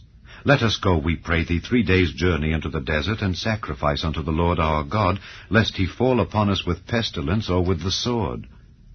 And the king of Egypt said unto them, Wherefore do ye, Moses and Aaron, let the people from their works? Get you unto your burdens. And Pharaoh said, Behold, the people of the land now are many, and ye make them rest from their burdens. And Pharaoh commanded the same day the taskmasters of the people and their officers, saying, Ye shall no more give the people straw to make brick as heretofore. Let them go and gather straw for themselves. And the tale of the bricks which they did make heretofore ye shall lay upon them. Ye shall not diminish aught thereof. For they be idle. Therefore they cry, saying, Let us go and sacrifice to our God. Let their more work be laid upon the men, that they may labor therein, and let them not regard vain words. And the taskmasters of the people went out, and their officers, and they spake to the people, saying, Thus saith Pharaoh, I will not give you straw. Go ye, get you straw where ye can find it, yet not aught of your work shall be diminished.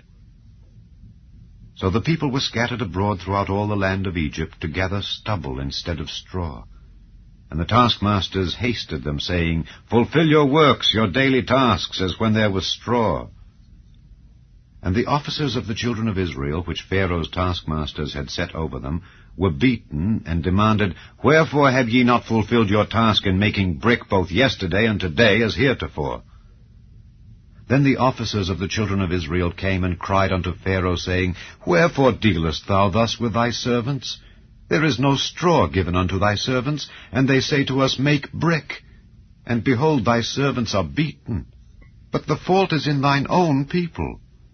But he said, Ye are idle, ye are idle. Therefore ye say, Let us go and do sacrifice to the Lord. Go therefore now and work. For there shall no straw be given you, yet shall ye deliver the tale of bricks. And the officers of the children of Israel did see that they were in evil case, after it was said, Ye shall not minish aught from your bricks of your daily task. And they met Moses and Aaron, who stood in the way, as they came forth from Pharaoh, and they said unto them, The Lord look upon you and judge. because ye have made our savour to be abhorred in the eyes of Pharaoh and in the eyes of his servants, to put a sword in their hand to slay us.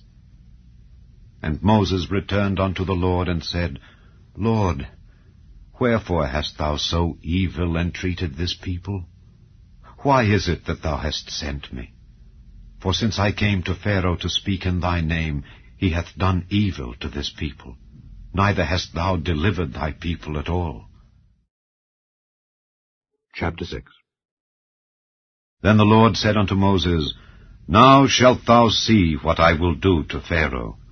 For with a strong hand shall he let them go, and with a strong hand shall he drive them out of his land.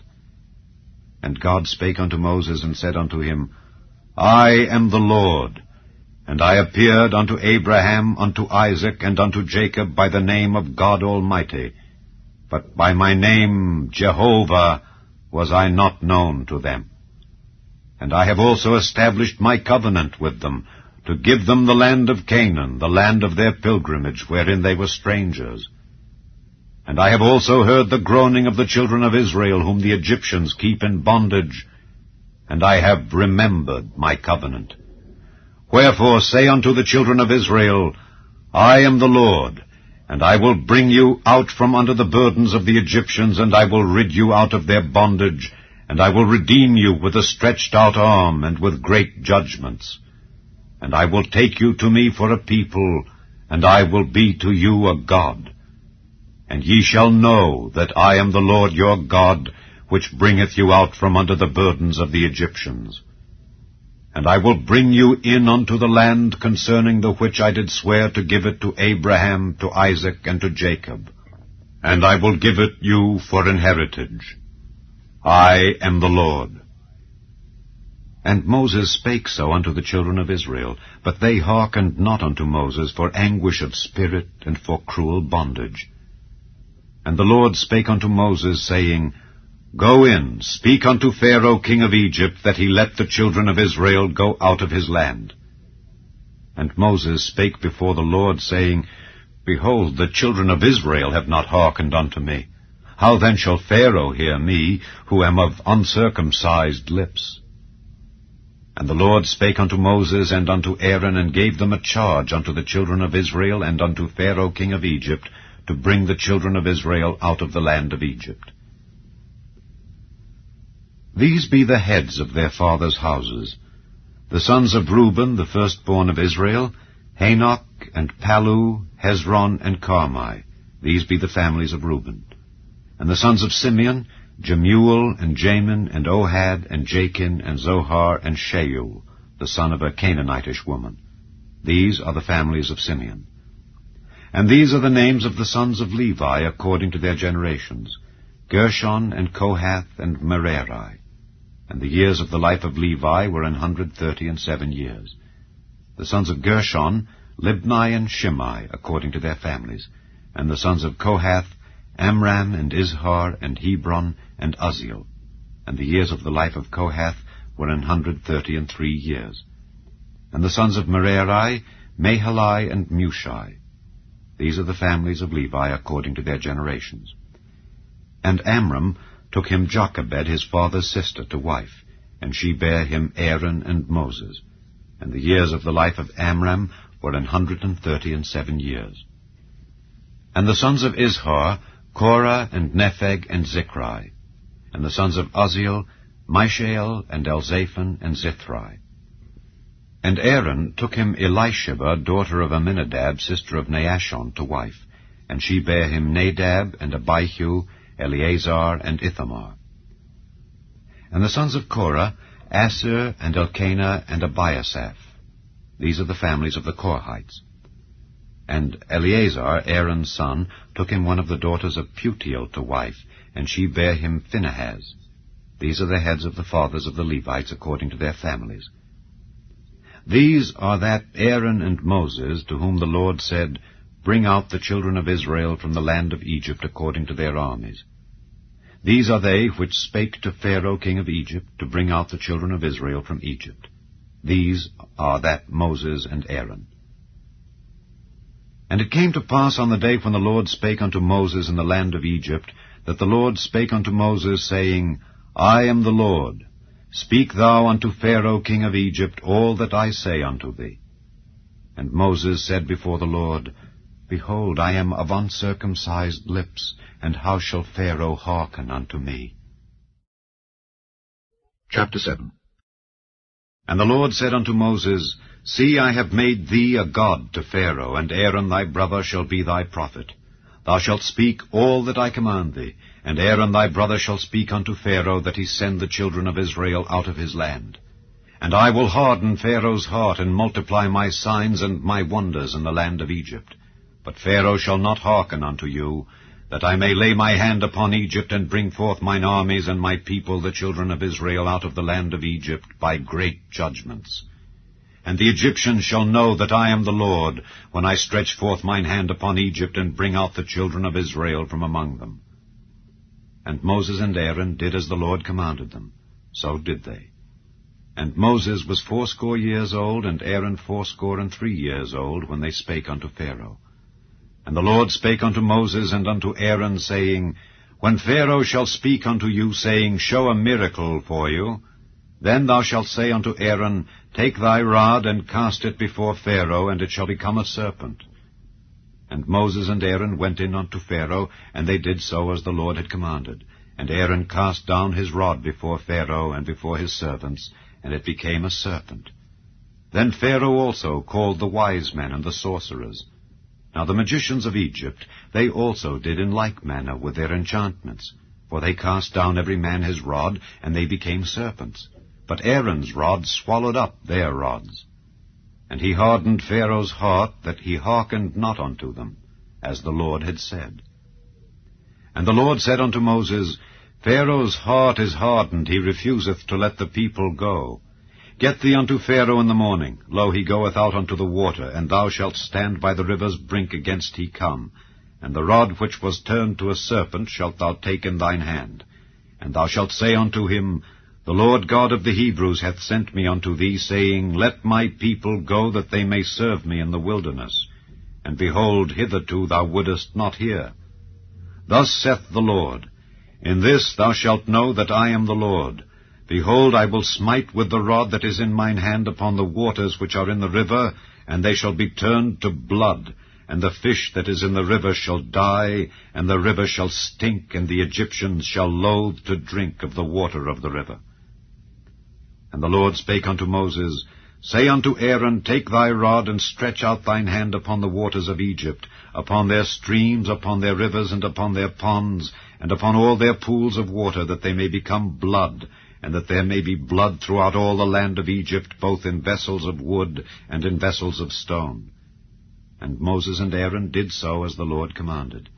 And he lifted up the rod, and smote the waters that were in the river in the sight of Pharaoh and in the sight of his servants, and all the waters that were in the river were turned to blood, and the fish that was in the river died, and the river stank, and the Egyptians could not drink of the water of the river, and there was blood throughout all the land of Egypt.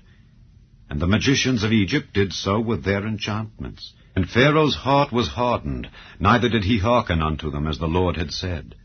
And Pharaoh turned and went into his house, neither did he set his heart to this also. And all the Egyptians digged round about the river for water to drink, for they could not drink of the water of the river. And 7 days were fulfilled after that the Lord had smitten the river. Chapter 8. And the Lord spake unto Moses, Go unto Pharaoh, and say unto him, Thus saith the Lord, Let my people go, that they may serve me. And if thou refuse to let them go, behold, I will smite all thy borders with frogs, and the river shall bring forth frogs abundantly, which shall go up and come into thine house, and into thy bedchamber, and upon thy bed, and into the house of thy servants, and upon thy people, and into thine ovens, and into thy kneading troughs. And the frogs shall come up both on thee, and upon thy people, and upon all thy servants. And the Lord spake unto Moses, Say unto Aaron, Stretch forth thine hand with thy rod over the streams, over the rivers, and over the ponds, and cause frogs to come up upon the land of Egypt. And Aaron stretched out his hand over the waters of Egypt, and the frogs came up and covered the land of Egypt. And the magicians did so with their enchantments, and brought up frogs upon the land of Egypt. Then Pharaoh called for Moses and Aaron, and said, Entreat the Lord that he may take away the frogs from me and from my people, and I will let the people go, that they may do sacrifice unto the Lord. And Moses said unto Pharaoh, Glory over me. When shall I entreat for thee, and for thy servants, and for thy people, to destroy the frogs from thee and thy houses, that they may remain in the river only? And he said, Tomorrow. And he said, Be it according to thy word, that thou mayest know that there is none like unto the Lord our God. And the frogs shall depart from thee, and from thy houses, and from thy servants, and from thy people. They shall remain in the river only. And Moses and Aaron went out from Pharaoh, and Moses cried unto the Lord because of the frogs which he had brought against Pharaoh.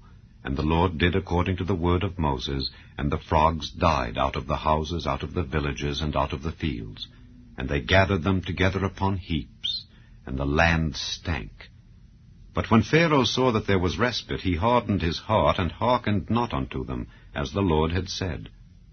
And the Lord said unto Moses, Say unto Aaron, Stretch out thy rod, and smite the dust of the land, that it may become lice throughout all the land of Egypt. And they did so. For Aaron stretched out his hand with his rod, and smote the dust of the earth, and it became lice in man and in beast. All the dust of the land became lice throughout all the land of Egypt. And the magicians did so with their enchantments to bring forth lice, but they could not. So there were lice upon man and upon beast. Then the magicians said unto Pharaoh, This is the finger of God. And Pharaoh's heart was hardened, and he hearkened not unto them, as the Lord had said. And the Lord said unto Moses, Rise up early in the morning, and stand before Pharaoh. Lo, he cometh forth to the water. And say unto him, Thus saith the Lord, Let my people go, that they may serve me. Else, if thou wilt not let my people go, behold, I will send swarms of flies upon thee, and upon thy servants, and upon thy people, and into thy houses. And the houses of the Egyptians shall be full of swarms of flies, and also the ground whereon they are. And I will sever in that day the land of Goshen, in which my people dwell, that no swarms of flies shall be there, to the end thou mayest know that I am the Lord in the midst of the earth. And I will put a division between my people and thy people. Tomorrow shall this sign be. And the Lord did so. And there came a grievous swarm of flies into the house of Pharaoh, and into his servants' houses, and into all the land of Egypt. The land was corrupted by reason of the swarm of flies. And Pharaoh called for Moses and for Aaron, and said, Go ye, sacrifice to your God in the land. And Moses said, It is not meet so to do, for we shall sacrifice the abomination of the Egyptians to the Lord our God. Lo, shall we sacrifice the abomination of the Egyptians before their eyes? And will they not stone us? We will go 3 days' journey into the wilderness, and sacrifice to the Lord our God, as he shall command us. And Pharaoh said, I will let you go, that ye may sacrifice to the Lord your God in the wilderness. Only ye shall not go very far away. Entreat for me. And Moses said, Behold, I go out from thee, and I will entreat the Lord that the swarms of flies may depart from Pharaoh, from his servants, and from his people tomorrow. But let not Pharaoh deal deceitfully any more in not letting the people go to sacrifice to the Lord. And Moses went out from Pharaoh, and entreated the Lord. And the Lord did according to the word of Moses, and he removed the swarms of flies from Pharaoh, from his servants, and from his people. There remained not one. And Pharaoh hardened his heart at this time also, neither would he let the people go. Chapter 9. Then the Lord said unto Moses, Go in unto Pharaoh, and tell him, Thus saith the Lord God of the Hebrews, Let my people go, that they may serve me. For if thou refuse to let them go, and wilt hold them still, behold, the hand of the Lord is upon thy cattle which is in the field, upon the horses, upon the asses, upon the camels, upon the oxen, and upon the sheep. There shall be a very grievous murrain. And the Lord shall sever between the cattle of Israel and the cattle of Egypt, and there shall nothing die of all that is the children's of Israel. And the Lord appointed a set time, saying, Tomorrow the Lord shall do this thing in the land. And the Lord did that thing on the morrow, and all the cattle of Egypt died. But of the cattle of the children of Israel died not one. And Pharaoh sent, and behold, there was not one of the cattle of the Israelites dead. And the heart of Pharaoh was hardened, and he did not let the people go. And the Lord said unto Moses and unto Aaron, Take to you handfuls of ashes of the furnace, and let Moses sprinkle it toward the heaven in the sight of Pharaoh. And it shall become small dust in all the land of Egypt, and shall be a boil breaking forth with blains upon man and upon beast throughout all the land of Egypt. And they took ashes of the furnace, and stood before Pharaoh, and Moses sprinkled it up toward heaven, and it became a boil breaking forth with blains upon man and upon beast. And the magicians could not stand before Moses because of the boils, for the boil was upon the magicians and upon all the Egyptians. And the Lord hardened the heart of Pharaoh, and he hearkened not unto them, as the Lord had spoken unto Moses. And the Lord said unto Moses, Rise up early in the morning, and stand before Pharaoh, and say unto him, Thus saith the Lord God of the Hebrews, Let my people go, that they may serve me. For I will at this time send all my plagues upon thine heart, and upon thy servants, and upon thy people, that thou mayest know that there is none like me in all the earth. For now I will stretch out my hand, that I may smite thee and thy people with pestilence, and thou shalt be cut off from the earth. And in very deed, for this cause have I raised thee up, for to show in thee my power, and that my name may be declared throughout all the earth. As yet exaltest thou thyself against my people, that thou wilt not let them go? Behold, tomorrow about this time I will cause it to rain a very grievous hail, such as hath not been in Egypt since the foundation thereof even until now. Send therefore now and gather thy cattle and all that thou hast in the field, for upon every man and beast which shall be found in the field and shall not be brought home, the hail shall come down upon them, and they shall die.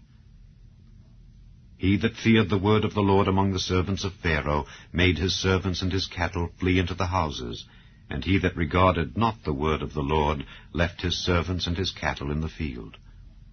And the Lord said unto Moses, Stretch forth thine hand toward heaven, that there may be hail in all the land of Egypt, upon man and upon beast, and upon every herb of the field throughout the land of Egypt.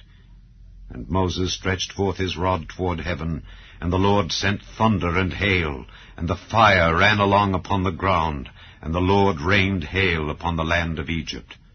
So there was hail and fire mingled with the hail, very grievous, such as there was none like it in all the land of Egypt since it became a nation. And the hail smote throughout all the land of Egypt all that was in the field, both man and beast.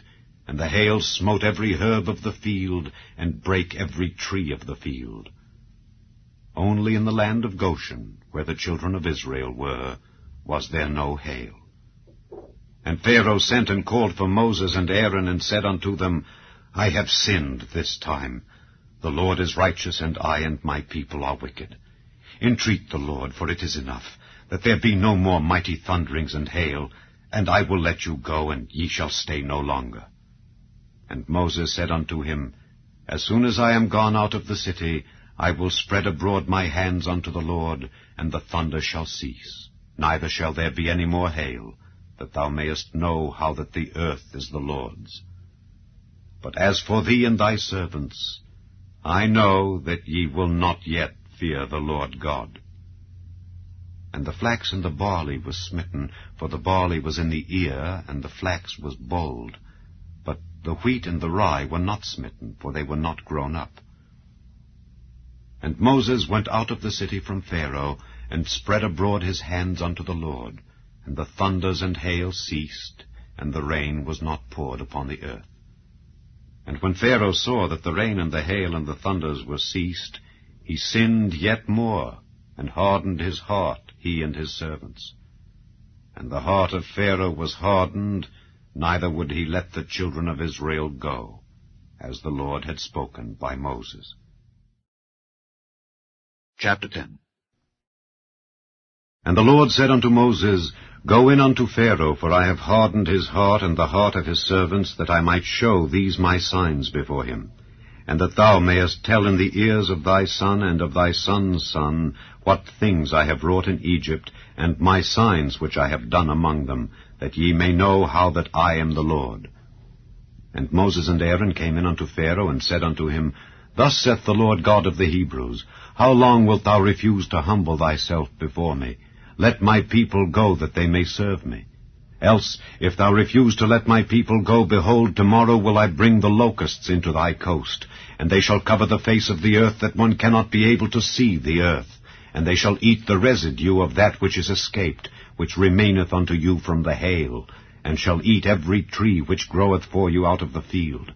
And they shall fill thy houses, and the houses of all thy servants, and the houses of all the Egyptians, which neither thy fathers nor thy fathers' fathers have seen since the day that they were upon the earth unto this day. And he turned himself and went out from Pharaoh.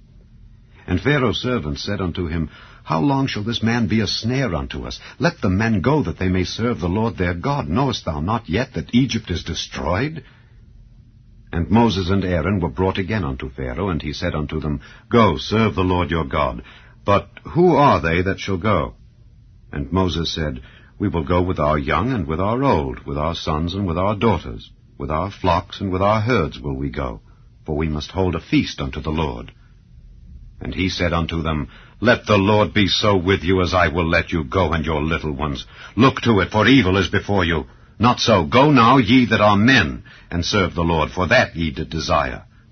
And they were driven out from Pharaoh's presence. And the Lord said unto Moses, Stretch out thine hand over the land of Egypt for the locusts, that they may come up upon the land of Egypt, and eat every herb of the land, even all that the hail hath left. And Moses stretched forth his rod over the land of Egypt, and the Lord brought an east wind upon the land all that day and all that night. And when it was morning, the east wind brought the locusts. And the locusts went up over all the land of Egypt, and rested in all the coasts of Egypt. Very grievous were they. Before them there were no such locusts as they, neither after them shall be such. For they covered the face of the whole earth, so that the land was darkened. And they did eat every herb of the land, and all the fruit of the trees which the hail had left.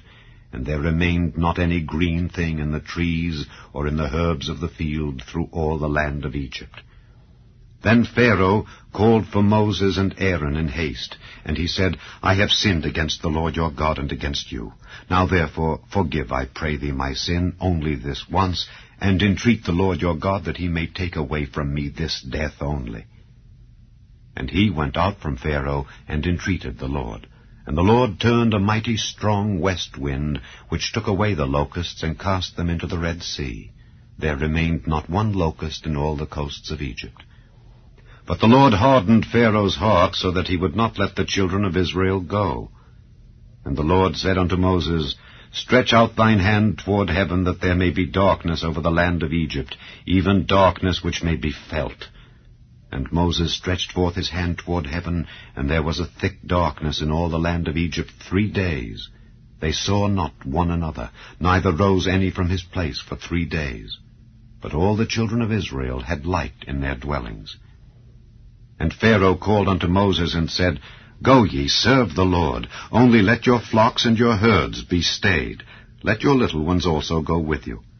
And Moses said, Thou must give us also sacrifices and burnt offerings, that we may sacrifice unto the Lord our God. Our cattle also shall go with us. There shall not an hoof be left behind, for thereof must we take to serve the Lord our God. And we know not with what we must serve the Lord until we come thither. But the Lord hardened Pharaoh's heart, and he would not let them go. And Pharaoh said unto him, Get thee from me. Take heed to thyself, see my face no more, for in that day thou seest my face, thou shalt die. And Moses said, Thou hast spoken well. I will see thy face again no more. Chapter 11. And the Lord said unto Moses, Yet will I bring one plague more upon Pharaoh and upon Egypt. Afterwards he will let you go hence. When he shall let you go, he shall surely thrust you out hence altogether. Speak now in the ears of the people, and let every man borrow of his neighbor, and every woman of her neighbor, jewels of silver and jewels of gold. And the Lord gave the people favor in the sight of the Egyptians. Moreover, the man Moses was very great in the land of Egypt, in the sight of Pharaoh's servants, and in the sight of the people. And Moses said, Thus saith the Lord, About midnight will I go out into the midst of Egypt, and all the firstborn in the land of Egypt shall die, from the firstborn of Pharaoh that sitteth upon his throne, even unto the firstborn of the maidservant that is behind the mill, and all the firstborn of beasts. And there shall be a great cry throughout all the land of Egypt, such as there was none like it, nor shall be like it any more. But against any of the children of Israel shall not a dog move his tongue against man or beast, that ye may know how that the Lord doth put a difference between the Egyptians and Israel. And all these thy servants shall come down unto me, and bow down themselves unto me, saying, Get thee out, and all the people that follow thee. And after that I will go out. And he went out from Pharaoh in a great anger. And the Lord said unto Moses, Pharaoh shall not hearken unto you, that my wonders may be multiplied in the land of Egypt. And Moses and Aaron did all these wonders before Pharaoh. And the Lord hardened Pharaoh's heart, so that he would not let the children of Israel go out of his land. Chapter 12. And the Lord spake unto Moses and Aaron in the land of Egypt, saying, This month shall be unto you the beginning of months. It shall be the first month of the year to you.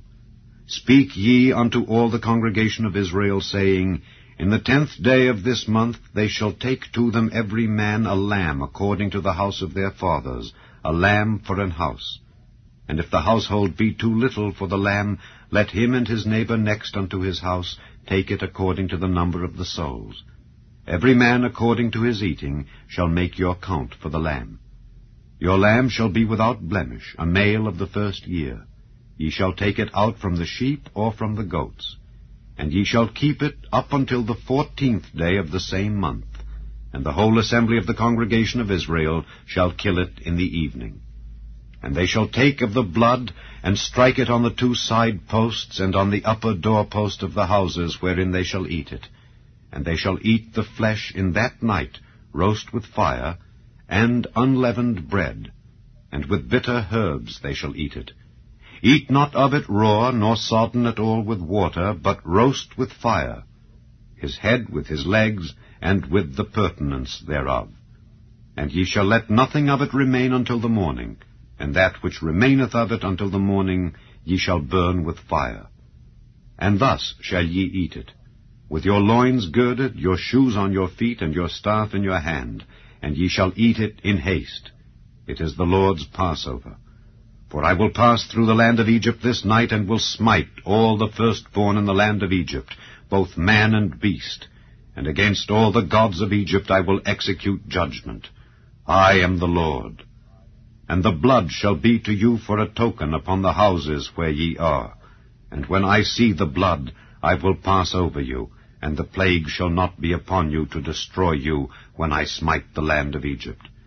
And this day shall be unto you for a memorial, and ye shall keep it a feast to the Lord throughout your generations. Ye shall keep it a feast by an ordinance forever. 7 days shall ye eat unleavened bread.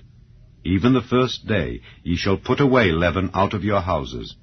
For whosoever eateth leavened bread from the first day until the 7th day, that soul shall be cut off from Israel.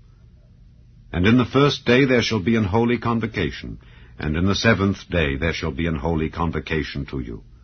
No manner of work shall be done in them, save that which every man must eat. That only may be done of you. And ye shall observe the feast of unleavened bread. For in this selfsame day have I brought your armies out of the land of Egypt. Therefore shall ye observe this day in your generations by an ordinance forever. In the 1st month, on the 14th day of the month, at even, ye shall eat unleavened bread until the 21st day of the month at even. 7 days shall there be no leaven found in your houses. For whosoever eateth that which is leavened, even that soul shall be cut off from the congregation of Israel, whether he be a stranger or born in the land. Ye shall eat nothing leavened. In all your habitations shall ye eat unleavened bread. Then Moses called for all the elders of Israel, and said unto them, Draw out and take you a lamb according to your families, and kill the Passover. And ye shall take a bunch of hyssop, and dip it in the blood that is in the basin, and strike the lintel and the 2 side posts with the blood that is in the basin. And none of you shall go out at the door of his house until the morning. For the Lord will pass through to smite the Egyptians. And when he seeth the blood upon the lintel and on the 2 side posts, the Lord will pass over the door, and will not suffer the destroyer to come in unto your houses to smite you. And ye shall observe this thing for an ordinance to thee and to thy sons forever. And it shall come to pass, when ye be come to the land which the Lord will give you, according as he hath promised, that ye shall keep this service. And it shall come to pass, when your children shall say unto you, What mean ye by this service? That ye shall say, It is the sacrifice of the Lord's Passover, who passed over the houses of the children of Israel in Egypt, when he smote the Egyptians and delivered our houses. And the people bowed the head and worshipped. And the children of Israel went away, and did as the Lord had commanded Moses and Aaron. So did they.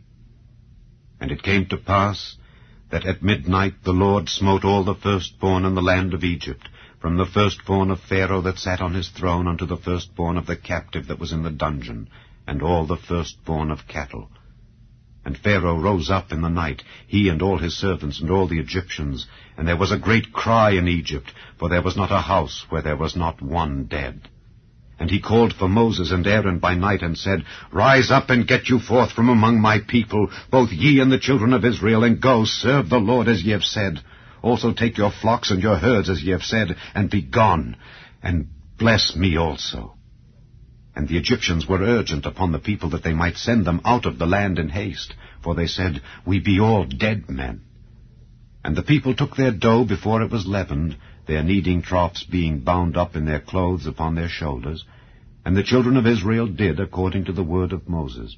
And they borrowed of the Egyptians jewels of silver and jewels of gold and raiment. And the Lord gave the people favor in the sight of the Egyptians, so that they lent unto them such things as they required. And they spoiled the Egyptians. And the children of Israel journeyed from Ramesses to Succoth, about 600,000 on foot that were men, beside children. And a mixed multitude went up also with them, and flocks and herds, even very much cattle. And they baked unleavened cakes of the dough which they brought forth out of Egypt, for it was not leavened, because they were thrust out of Egypt and could not tarry, neither had they prepared for themselves any victual. Now the sojourning of the children of Israel who dwelt in Egypt was 430 years. And it came to pass at the end of the 430 years, even the selfsame day it came to pass, that all the hosts of the Lord went out from the land of Egypt.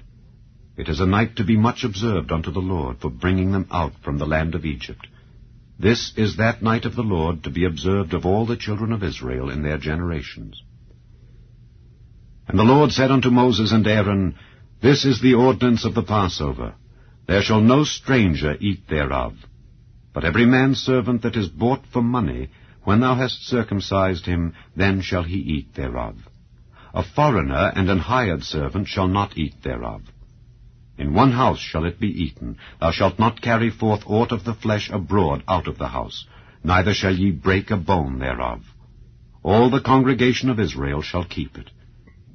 And when a stranger shall sojourn with thee, and will keep the Passover to the Lord, let all his males be circumcised, and then let him come near and keep it. And he shall be as one that is born in the land. For no uncircumcised person shall eat thereof. One law shall be to him that is home-born, and unto the stranger that sojourneth among you. Thus did all the children of Israel, as the Lord commanded Moses and Aaron. So did they. And it came to pass the selfsame day, that the Lord did bring the children of Israel out of the land of Egypt by their armies. Chapter 13. And the Lord spake unto Moses, saying, Sanctify unto me all the firstborn, whatsoever openeth the womb among the children of Israel, both of man and of beast. It is mine. And Moses said unto the people, Remember this day in which ye came out from Egypt, out of the house of bondage, for by strength of hand the Lord brought you out from this place. There shall no leavened bread be eaten. This day came ye out in the month Abib.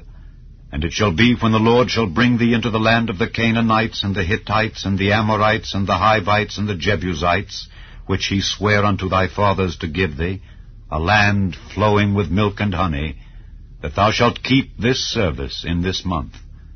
7 days thou shalt eat unleavened bread, and in the 7th day shall be a feast to the Lord. Unleavened bread shall be eaten 7 days, and there shall no leavened bread be seen with thee, neither shall there be leaven seen with thee in all thy quarters. And thou shalt show thy son in that day, saying, This is done because of that which the Lord did unto me when I came forth out of Egypt. And it shall be for a sign unto thee upon thine hand, and for a memorial between thine eyes, that the Lord's law may be in thy mouth.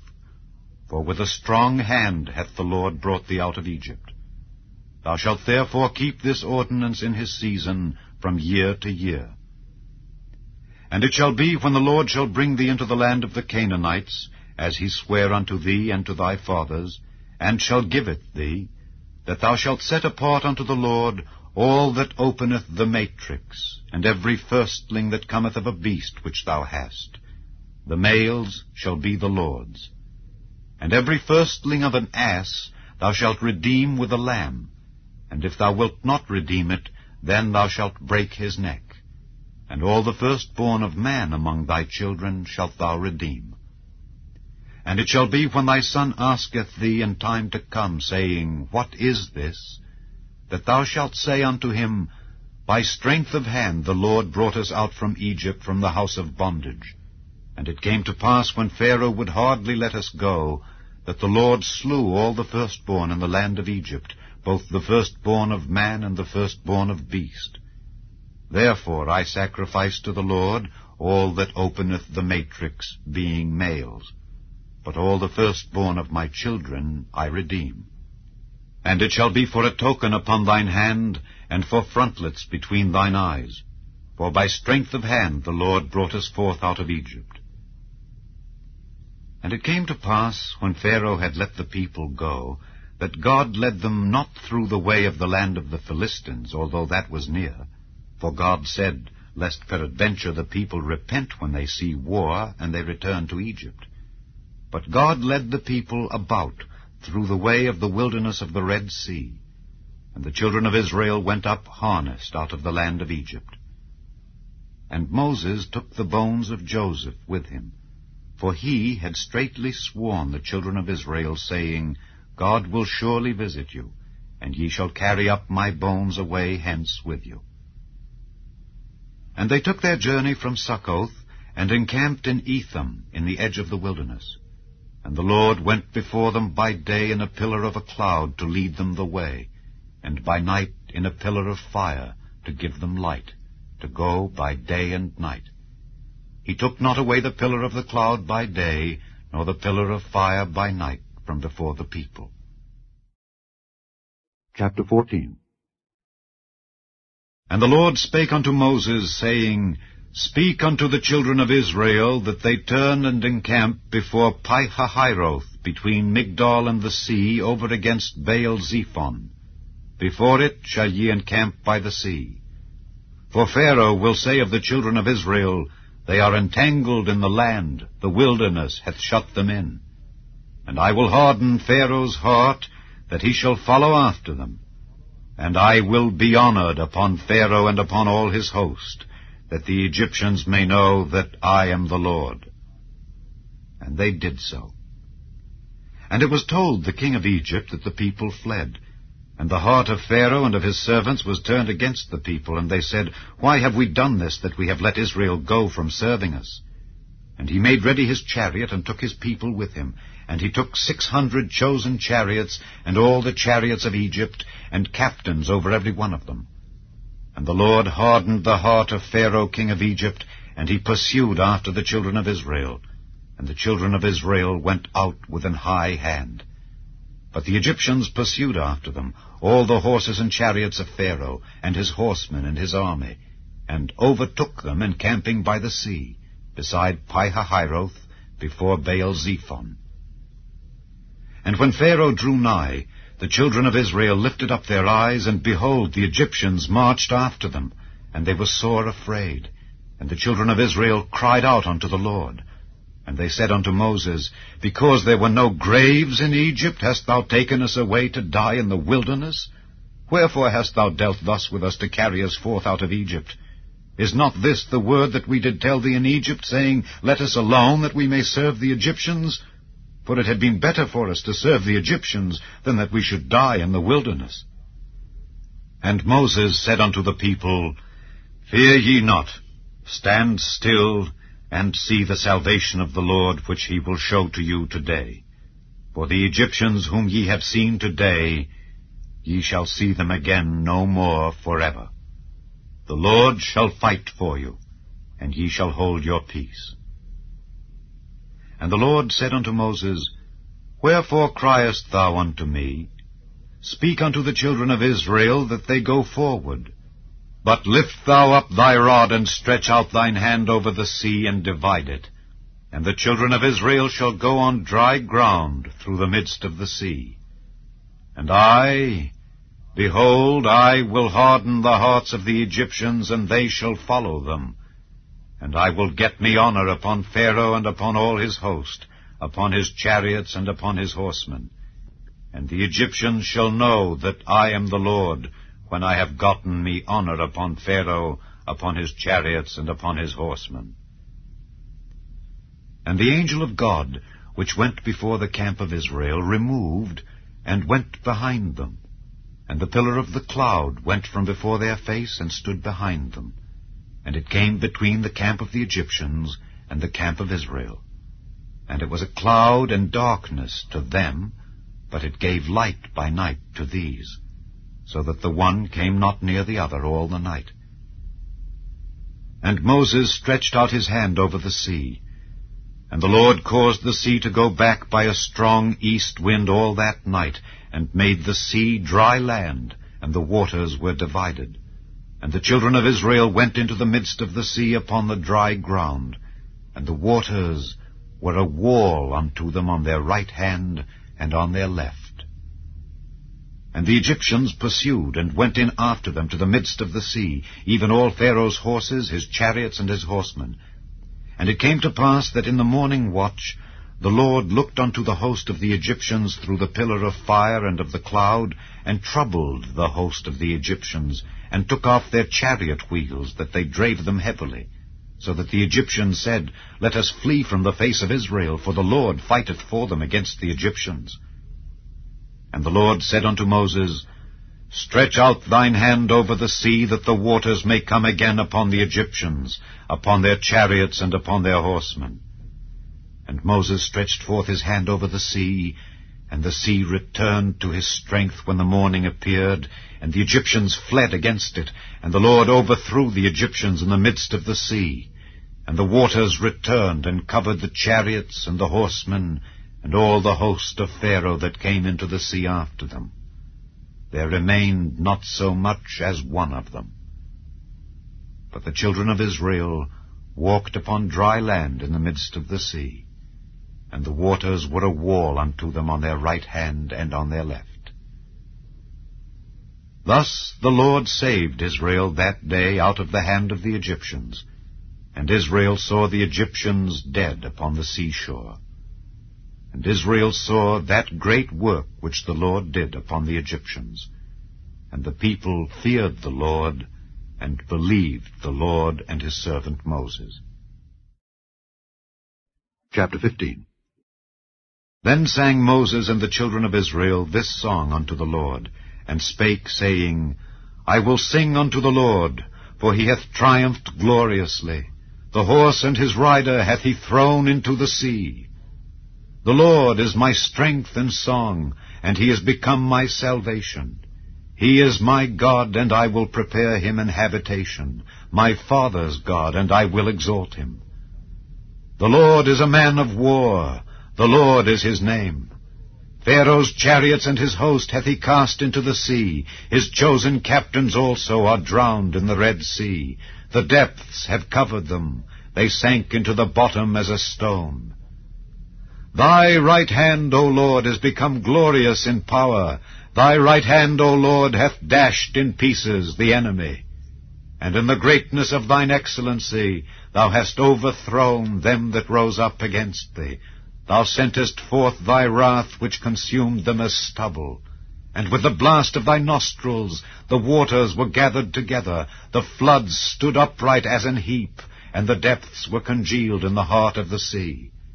The enemy said, I will pursue, I will overtake, I will divide the spoil. My lust shall be satisfied upon them. I will draw my sword, my hand shall destroy them. Thou didst blow with thy wind, the sea covered them. They sank as lead in the mighty waters. Who is like unto thee, O Lord, among the gods? Who is like thee, glorious in holiness, fearful in praises, doing wonders? Thou stretchedst out thy right hand, the earth swallowed them. Thou in thy mercy hast led forth the people which thou hast redeemed. Thou hast guided them in thy strength unto thy holy habitation. The people shall hear and be afraid. Sorrow shall take hold on the inhabitants of Palestina. Then the dukes of Edom shall be amazed. The mighty men of Moab trembling shall take hold upon them. All the inhabitants of Canaan shall melt away. Fear and dread shall fall upon them. By the greatness of thine arm they shall be as still as a stone, till thy people pass over, O Lord, till the people pass over which thou hast purchased. Thou shalt bring them in, and plant them in the mountain of thine inheritance. In the place, O Lord, which thou hast made for thee to dwell in the sanctuary, O Lord, which thy hands have established. The Lord shall reign forever and ever. For the horse of Pharaoh went in with his chariots and with his horsemen into the sea, and the Lord brought again the waters of the sea upon them. But the children of Israel went on dry land in the midst of the sea. And Miriam, the prophetess, the sister of Aaron, took a timbrel in her hand, and all the women went out after her with timbrels and with dances. And Miriam answered them, Sing ye to the Lord, for he hath triumphed gloriously. The horse and his rider hath he thrown into the sea. So Moses brought Israel from the Red Sea, and they went out into the wilderness of Shur. And they went 3 days in the wilderness, and found no water. And when they came to Merah, they could not drink of the waters of Merah, for they were bitter. Therefore the name of it was called Merah. And the people murmured against Moses, saying, What shall we drink? And he cried unto the Lord, and the Lord showed him a tree, which when he had cast into the waters were made sweet. There he made for them a statute and an ordinance, and there he proved them, and said, If thou wilt diligently hearken to the voice of the Lord thy God, and wilt do that which is right in his sight, and wilt give ear to his commandments, and keep all his statutes, I will put none of these diseases upon thee, which I have brought upon the Egyptians. For I am the Lord that healeth thee. And they came to Elim, where were 12 wells of water, and 70 palm trees. And they encamped there by the waters. Chapter 16. And they took their journey from Elim, and all the congregation of the children of Israel came unto the wilderness of Sin, which is between Elim and Sinai, on the 15th day of the 2nd month after their departing out of the land of Egypt. And the whole congregation of the children of Israel murmured against Moses and Aaron in the wilderness. And the children of Israel said unto them, Would to God we had died by the hand of the Lord in the land of Egypt, when we sat by the flesh pots, and when we did eat bread to the full. For ye have brought us forth into this wilderness to kill this whole assembly with hunger. Then said the Lord unto Moses, Behold, I will rain bread from heaven for you, and the people shall go out and gather a certain rate every day, that I may prove them whether they will walk in my law or no. And it shall come to pass that on the 6th day they shall prepare that which they bring in, and it shall be twice as much as they gather daily. And Moses and Aaron said unto all the children of Israel, At even then ye shall know that the Lord hath brought you out from the land of Egypt. And in the morning then ye shall see the glory of the Lord, for that he heareth your murmurings against the Lord. And what are we that ye murmur against us? And Moses said, This shall be, when the Lord shall give you in the evening flesh to eat, and in the morning bread to the full, for that the Lord heareth your murmurings which ye murmur against him. And what are we? Your murmurings are not against us, but against the Lord. And Moses spake unto Aaron, Say unto all the congregation of the children of Israel, Come near before the Lord, for he hath heard your murmurings. And it came to pass, as Aaron spake unto the whole congregation of the children of Israel, that they looked toward the wilderness, and behold, the glory of the Lord appeared in the cloud. And the Lord spake unto Moses, saying, I have heard the murmurings of the children of Israel. Speak unto them, saying, At even ye shall eat flesh, and in the morning ye shall be filled with bread, and ye shall know that I am the Lord your God. And it came to pass that at even the quails came up and covered the camp. And in the morning the dew lay round about the host. And when the dew that lay was gone up, behold, upon the face of the wilderness there lay a small round thing, as small as the hoarfrost on the ground. And when the children of Israel saw it, they said one to another, It is manna, for they wist not what it was. And Moses said unto them, This is the bread which the Lord hath given you to eat. This is the thing which the Lord hath commanded. Gather of it every man according to his eating, an omer for every man, according to the number of your persons. Take ye every man for them which are in his tents. And the children of Israel did so, and gathered, some more, some less. And when they did meet it with an omer, he that gathered much had nothing over, and he that gathered little had no lack. They gathered every man according to his eating. And Moses said, Let no man leave of it till the morning. Notwithstanding, they hearkened not unto Moses, but some of them left of it until the morning, and it bred worms and stank. And Moses was wroth with them. And they gathered it every morning, every man according to his eating. And when the sun waxed hot, it melted. And it came to pass that on the 6th day they gathered twice as much bread, 2 omers for one man. And all the rulers of the congregation came and told Moses. And he said unto them, This is that which the Lord hath said. Tomorrow is the rest of the holy Sabbath unto the Lord. Bake that which ye will bake today, and seethe that ye will seethe, and that which remaineth over lay up for you to be kept until the morning. And they laid it up till the morning, as Moses bade, and it did not stink, neither was there any worm therein. And Moses said, Eat that today, for today is a Sabbath unto the Lord. Today ye shall not find it in the field. 6 days ye shall gather it, but on the 7th day, which is the Sabbath, in it there shall be none. And it came to pass that there went out some of the people on the 7th day for to gather, and they found none. And the Lord said unto Moses, How long refuse ye to keep my commandments and my laws? See, for that the Lord hath given you the Sabbath, therefore he giveth you on the 6th day the bread of 2 days. Abide ye every man in his place, let no man go out of his place on the 7th day. So the people rested on the 7th day. And the house of Israel called the name thereof manna, and it was like coriander seed, white, and the taste of it was like wafers made with honey. And Moses said, This is the thing which the Lord commandeth. Fill an omer of it, to be kept for your generations, that they may see the bread wherewith I have fed you in the wilderness, when I brought you forth from the land of Egypt. And Moses said unto Aaron, Take a pot, and put an omer full of manna therein, and lay it up before the Lord, to be kept for your generations. As the Lord commanded Moses, so Aaron laid it up before the testimony, to be kept. And the children of Israel did eat manna 40 years, until they came to a land inhabited. they did eat manna until they came unto the borders of the land of Canaan. Now an omer is the 10th part of an ephah. Chapter 17.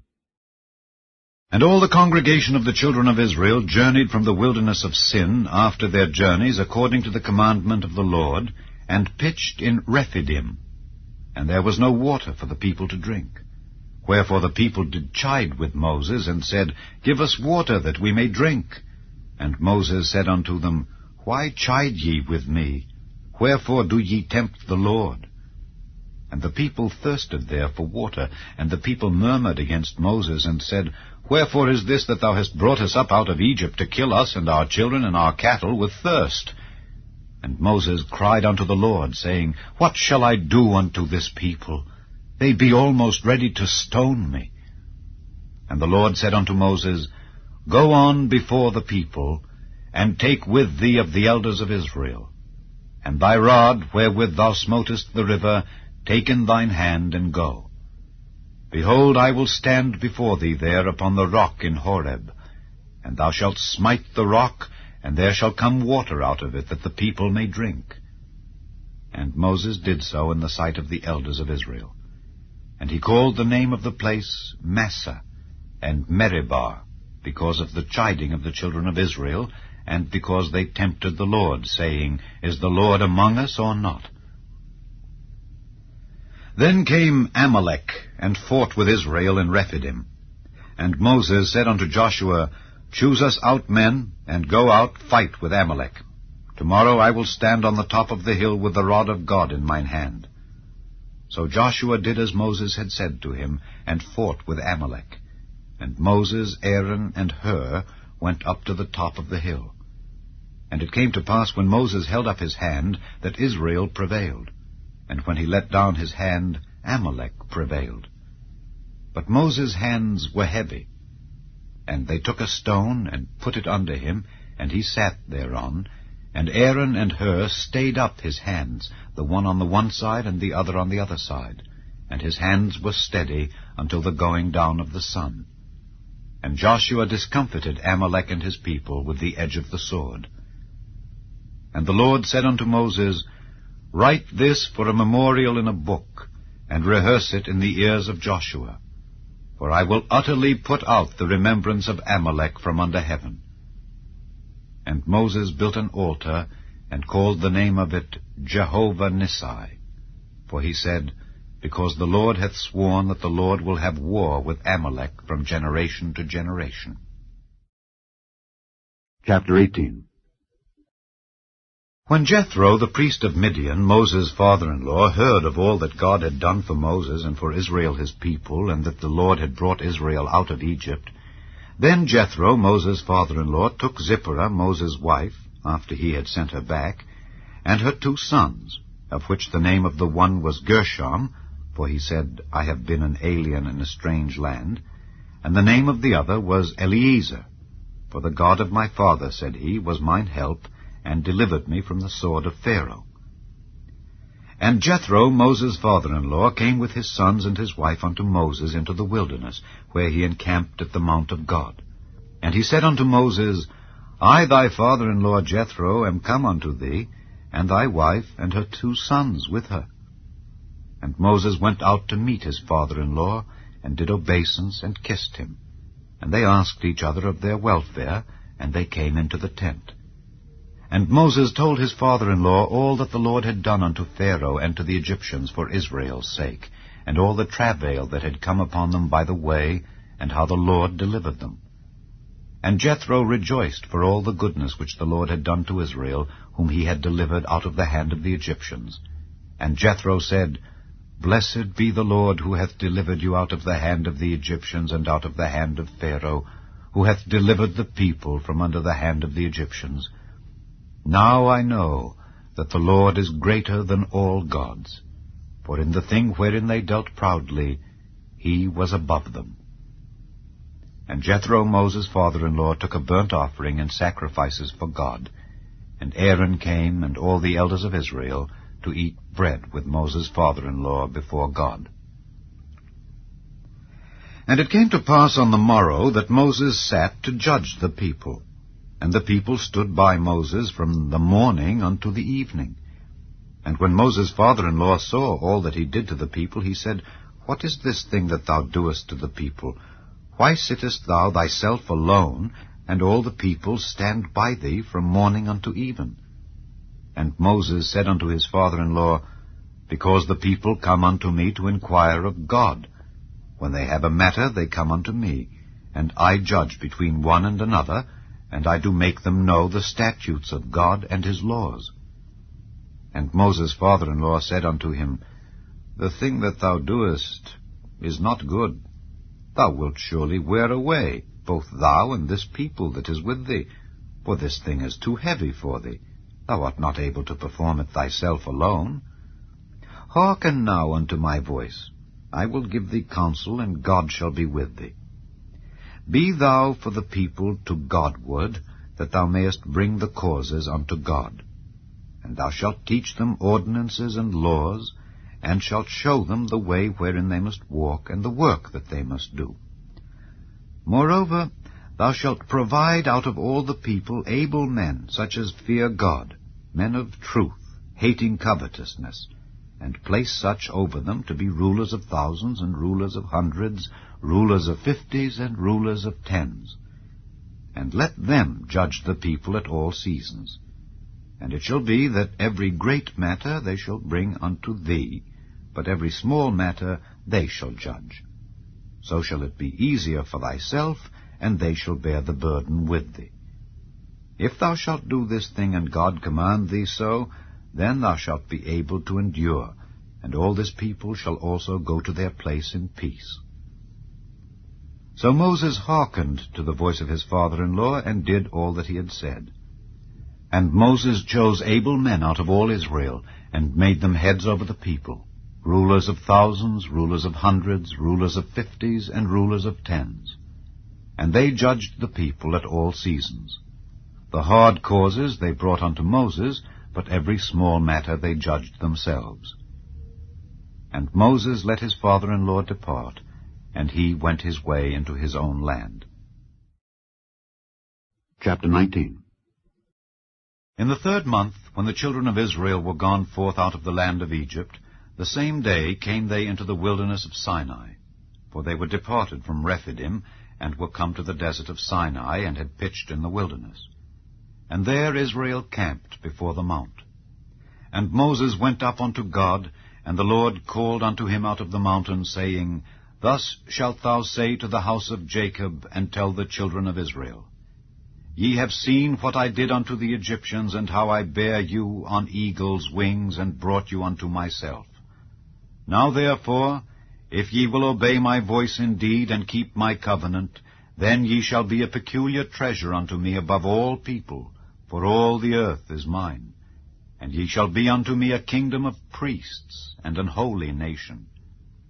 These are the words which thou shalt speak unto the children of Israel. And Moses came and called for the elders of the people, and laid before their faces all these words which the Lord commanded him. And all the people answered together, and said, All that the Lord hath spoken we will do. And Moses returned the words of the people unto the Lord.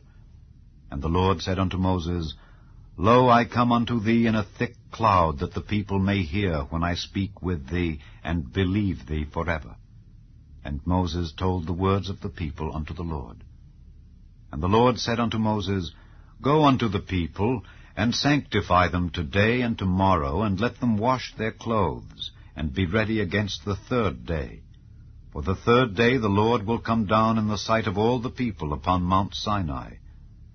And thou shalt set bounds unto the people round about, saying, Take heed to yourselves, that ye go not up into the mount, or touch the border of it. Whosoever toucheth the mount shall be surely put to death. There shall not an hand touch it, but he shall surely be stoned or shot through. Whether it be beast or man, it shall not live. When the trumpet soundeth long, they shall come up to the mount. And Moses went down from the mount unto the people, and sanctified the people, and they washed their clothes. And he said unto the people, Be ready against the 3rd day. Come not at your wives. And it came to pass on the 3rd day in the morning, that there were thunders and lightnings, and a thick cloud upon the mount, and the voice of the trumpet exceeding loud, so that all the people that was in the camp trembled.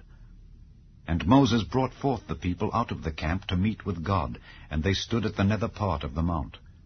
And Mount Sinai was altogether on a smoke, because the Lord descended upon it in fire, and the smoke thereof ascended as the smoke of a furnace, and the whole mount quaked greatly. And when the voice of the trumpet sounded long, and waxed louder and louder, Moses spake, and God answered him by a voice. And the Lord came down upon Mount Sinai on the top of the mount. And the Lord called Moses up to the top of the mount, and Moses went up. And the Lord said unto Moses, Go down, charge the people, lest they break through unto the Lord to gaze, and many of them perish. And let the priests also, which come near to the Lord, sanctify themselves, lest the Lord break forth upon them. And Moses said unto the Lord, The people cannot come up to Mount Sinai, for thou chargedst us, saying, Set bounds about the mount, and sanctify it. And the Lord said unto him, Away, get thee down, and thou shalt come up, thou and Aaron with thee. But let not the priests and the people break through to come up unto the Lord, lest he break forth upon them. So Moses went down unto the people, and spake unto them. Chapter 20. And God spake all these words, saying, I am the Lord thy God, which have brought thee out of the land of Egypt, out of the house of bondage. Thou shalt have no other gods before me. Thou shalt not make unto thee any graven image, or any likeness of anything that is in heaven above, or that is in the earth beneath, or that is in the water under the earth. Thou shalt not bow down thyself to them, nor serve them.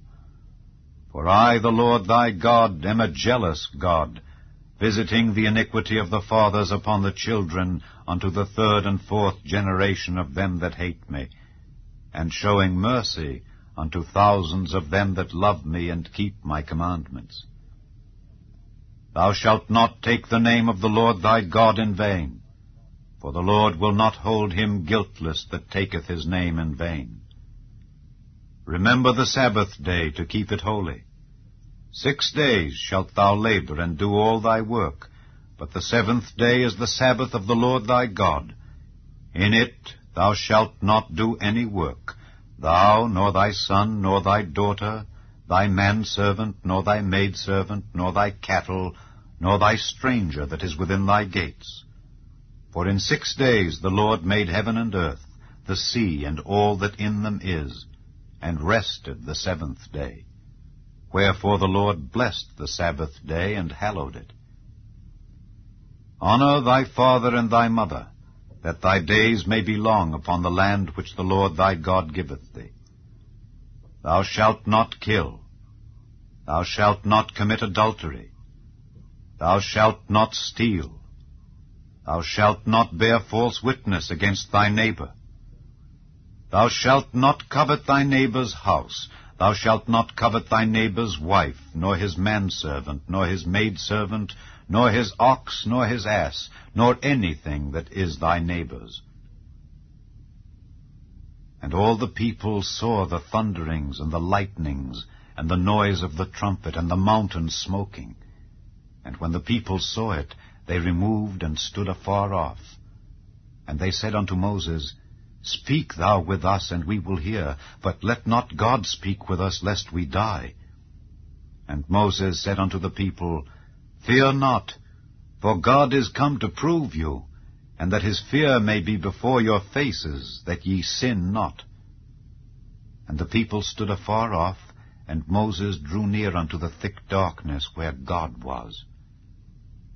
And the Lord said unto Moses, Thus thou shalt say unto the children of Israel, Ye have seen that I have talked with you from heaven.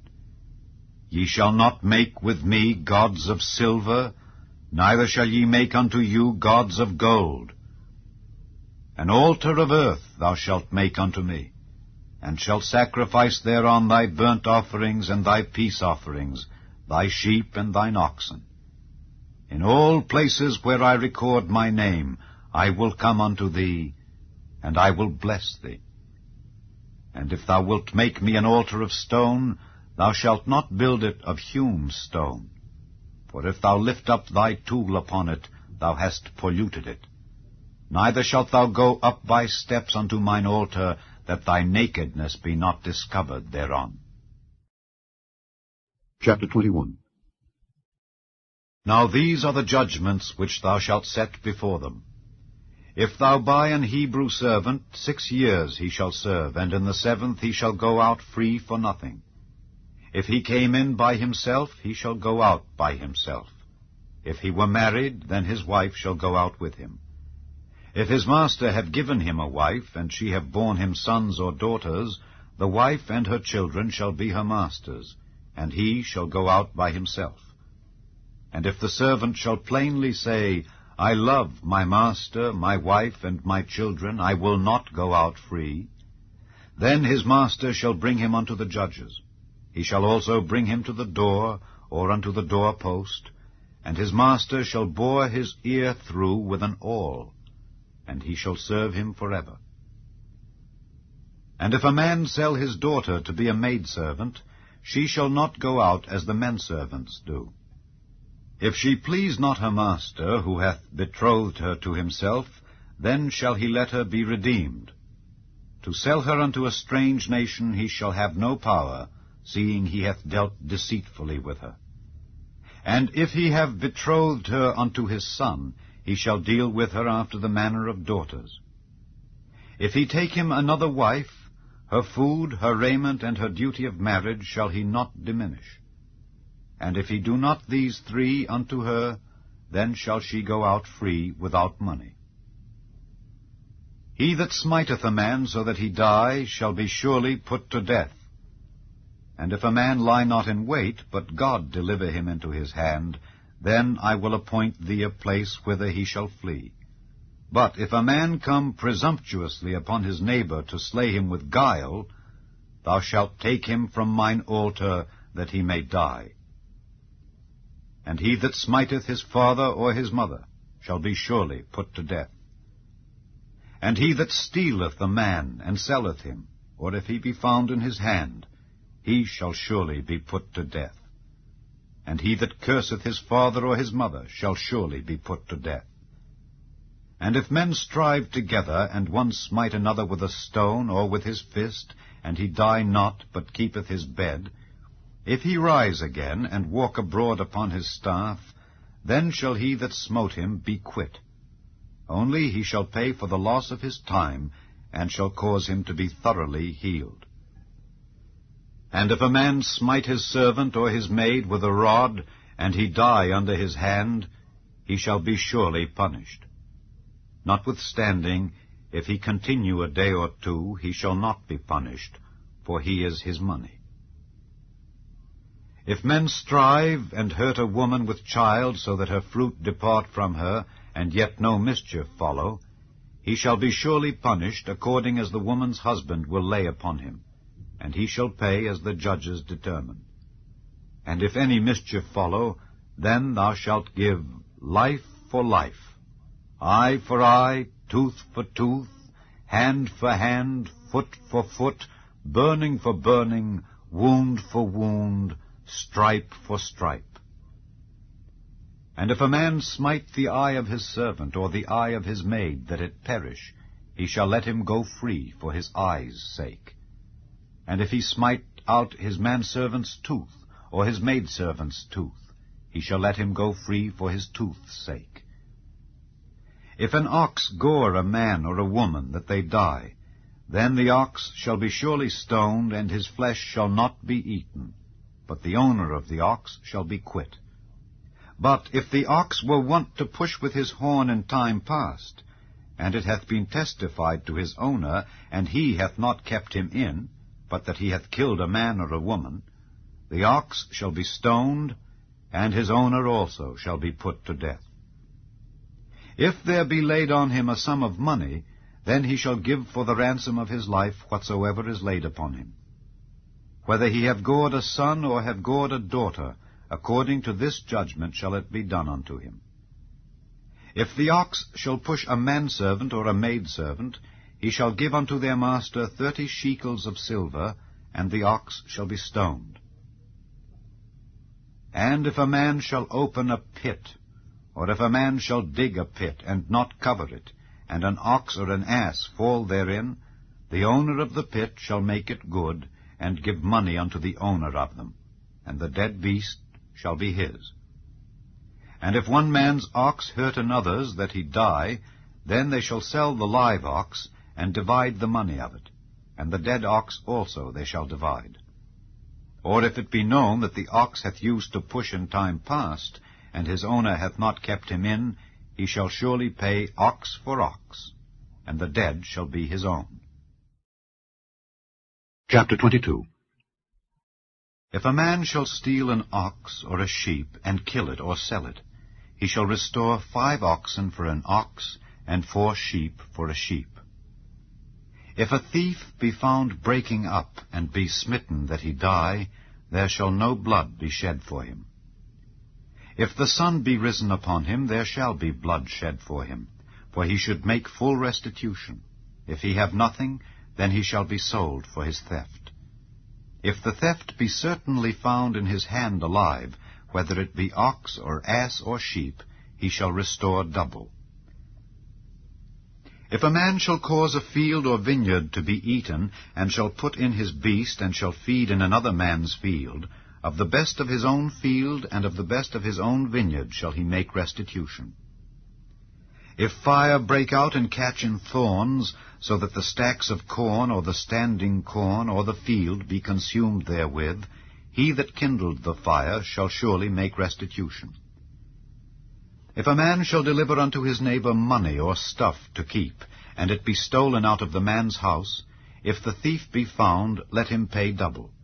If the thief be not found, then the master of the house shall be brought unto the judges to see whether he have put his hand unto his neighbor's goods.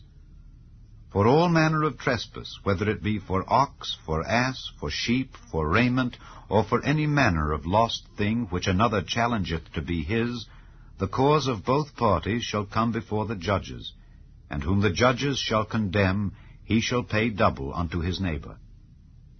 If a man deliver unto his neighbor an ass, or an ox, or a sheep, or any beast to keep, and it die, or be hurt, or driven away, no man seeing it, then shall an oath of the Lord be between them both, that he hath not put his hand unto his neighbor's goods, and the owner of it shall accept thereof, and he shall not make it good.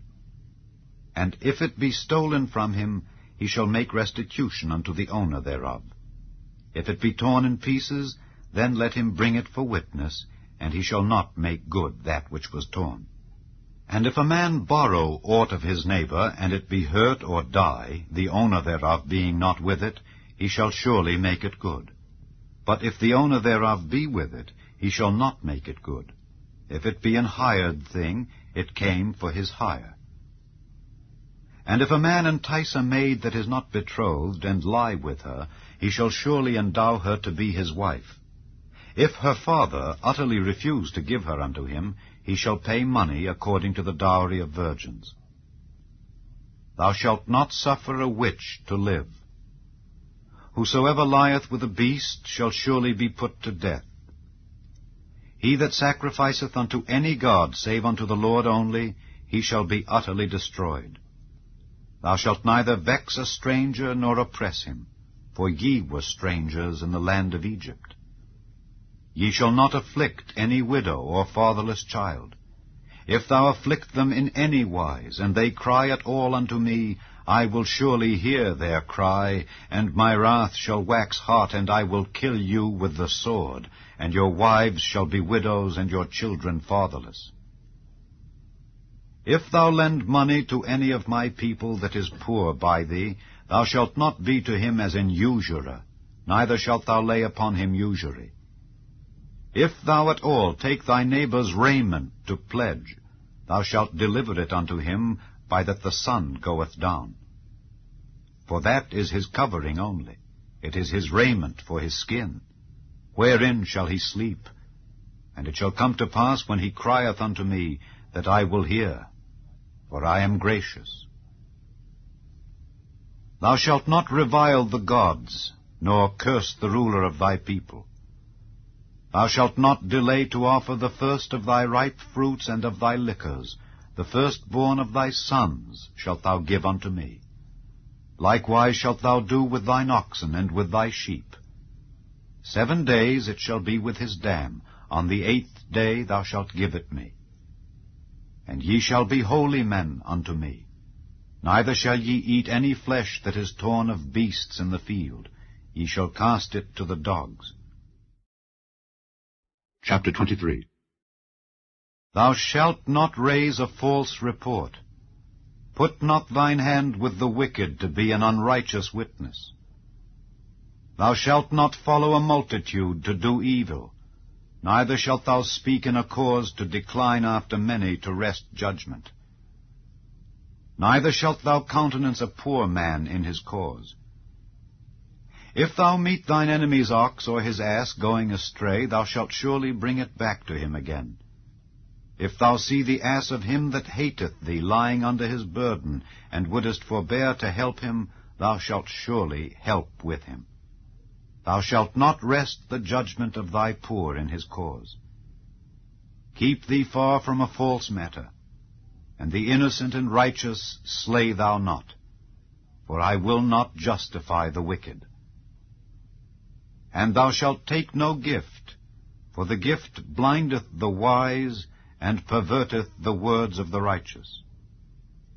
Also thou shalt not oppress a stranger, for ye know the heart of a stranger, seeing ye were strangers in the land of Egypt. And 6 years thou shalt sow thy land, and shalt gather in the fruits thereof. But the 7th year thou shalt let it rest and lie still, that the poor of thy people may eat, and what they leave the beasts of the field shall eat. In like manner thou shalt deal with thy vineyard and with thy oliveyard. 6 days thou shalt do thy work, and on the 7th day thou shalt rest, that thine ox and thine ass may rest, and the son of thy handmaid and the stranger may be refreshed. And in all things that I have said unto you, be circumspect, and make no mention of the name of other gods, neither let it be heard out of thy mouth. 3 times thou shalt keep a feast unto me in the year. Thou shalt keep the feast of unleavened bread. Thou shalt eat unleavened bread 7 days, as I commanded thee, in the time appointed of the month Abib, for in it thou camest out from Egypt, and none shall appear before me empty. And the feast of harvest, the first fruits of thy labors which thou hast sown in the field, and the feast of ingathering, which is in the end of the year, when thou hast gathered in thy labors out of the field. 3 times in the year all thy males shall appear before the Lord God. Thou shalt not offer the blood of my sacrifice with leavened bread, neither shall the fat of my sacrifice remain until the morning. The first of the firstfruits of thy land thou shalt bring into the house of the Lord thy God. Thou shalt not see the kid in his mother's milk. Behold, I send an angel before thee to keep thee in the way, and to bring thee into the place which I have prepared. Beware of him, and obey his voice. Provoke him not, for he will not pardon your transgressions, for my name is in him. But if thou shalt indeed obey his voice, and do all that I speak, then I will be an enemy unto thine enemies, and an adversary unto thine adversaries. For mine angel shall go before thee, and bring thee in unto the Amorites, and the Hittites, and the Perizzites, and the Canaanites, and the Hivites, and the Jebusites, and I will cut them off. Thou shalt not bow down to their gods, nor serve them, nor do after their works, but thou shalt utterly overthrow them, and quite break down their images. And ye shall serve the Lord your God, and he shall bless thy bread and thy water, and I will take sickness away from the midst of thee. There shall nothing cast their young, nor be barren in thy land. The number of thy days I will fulfill. I will send my fear before thee, and will destroy all the people to whom thou shalt come, and I will make all thine enemies turn their backs unto thee. And I will send hornets before thee, which shall drive out the Hivite, the Canaanite, and the Hittite from before thee.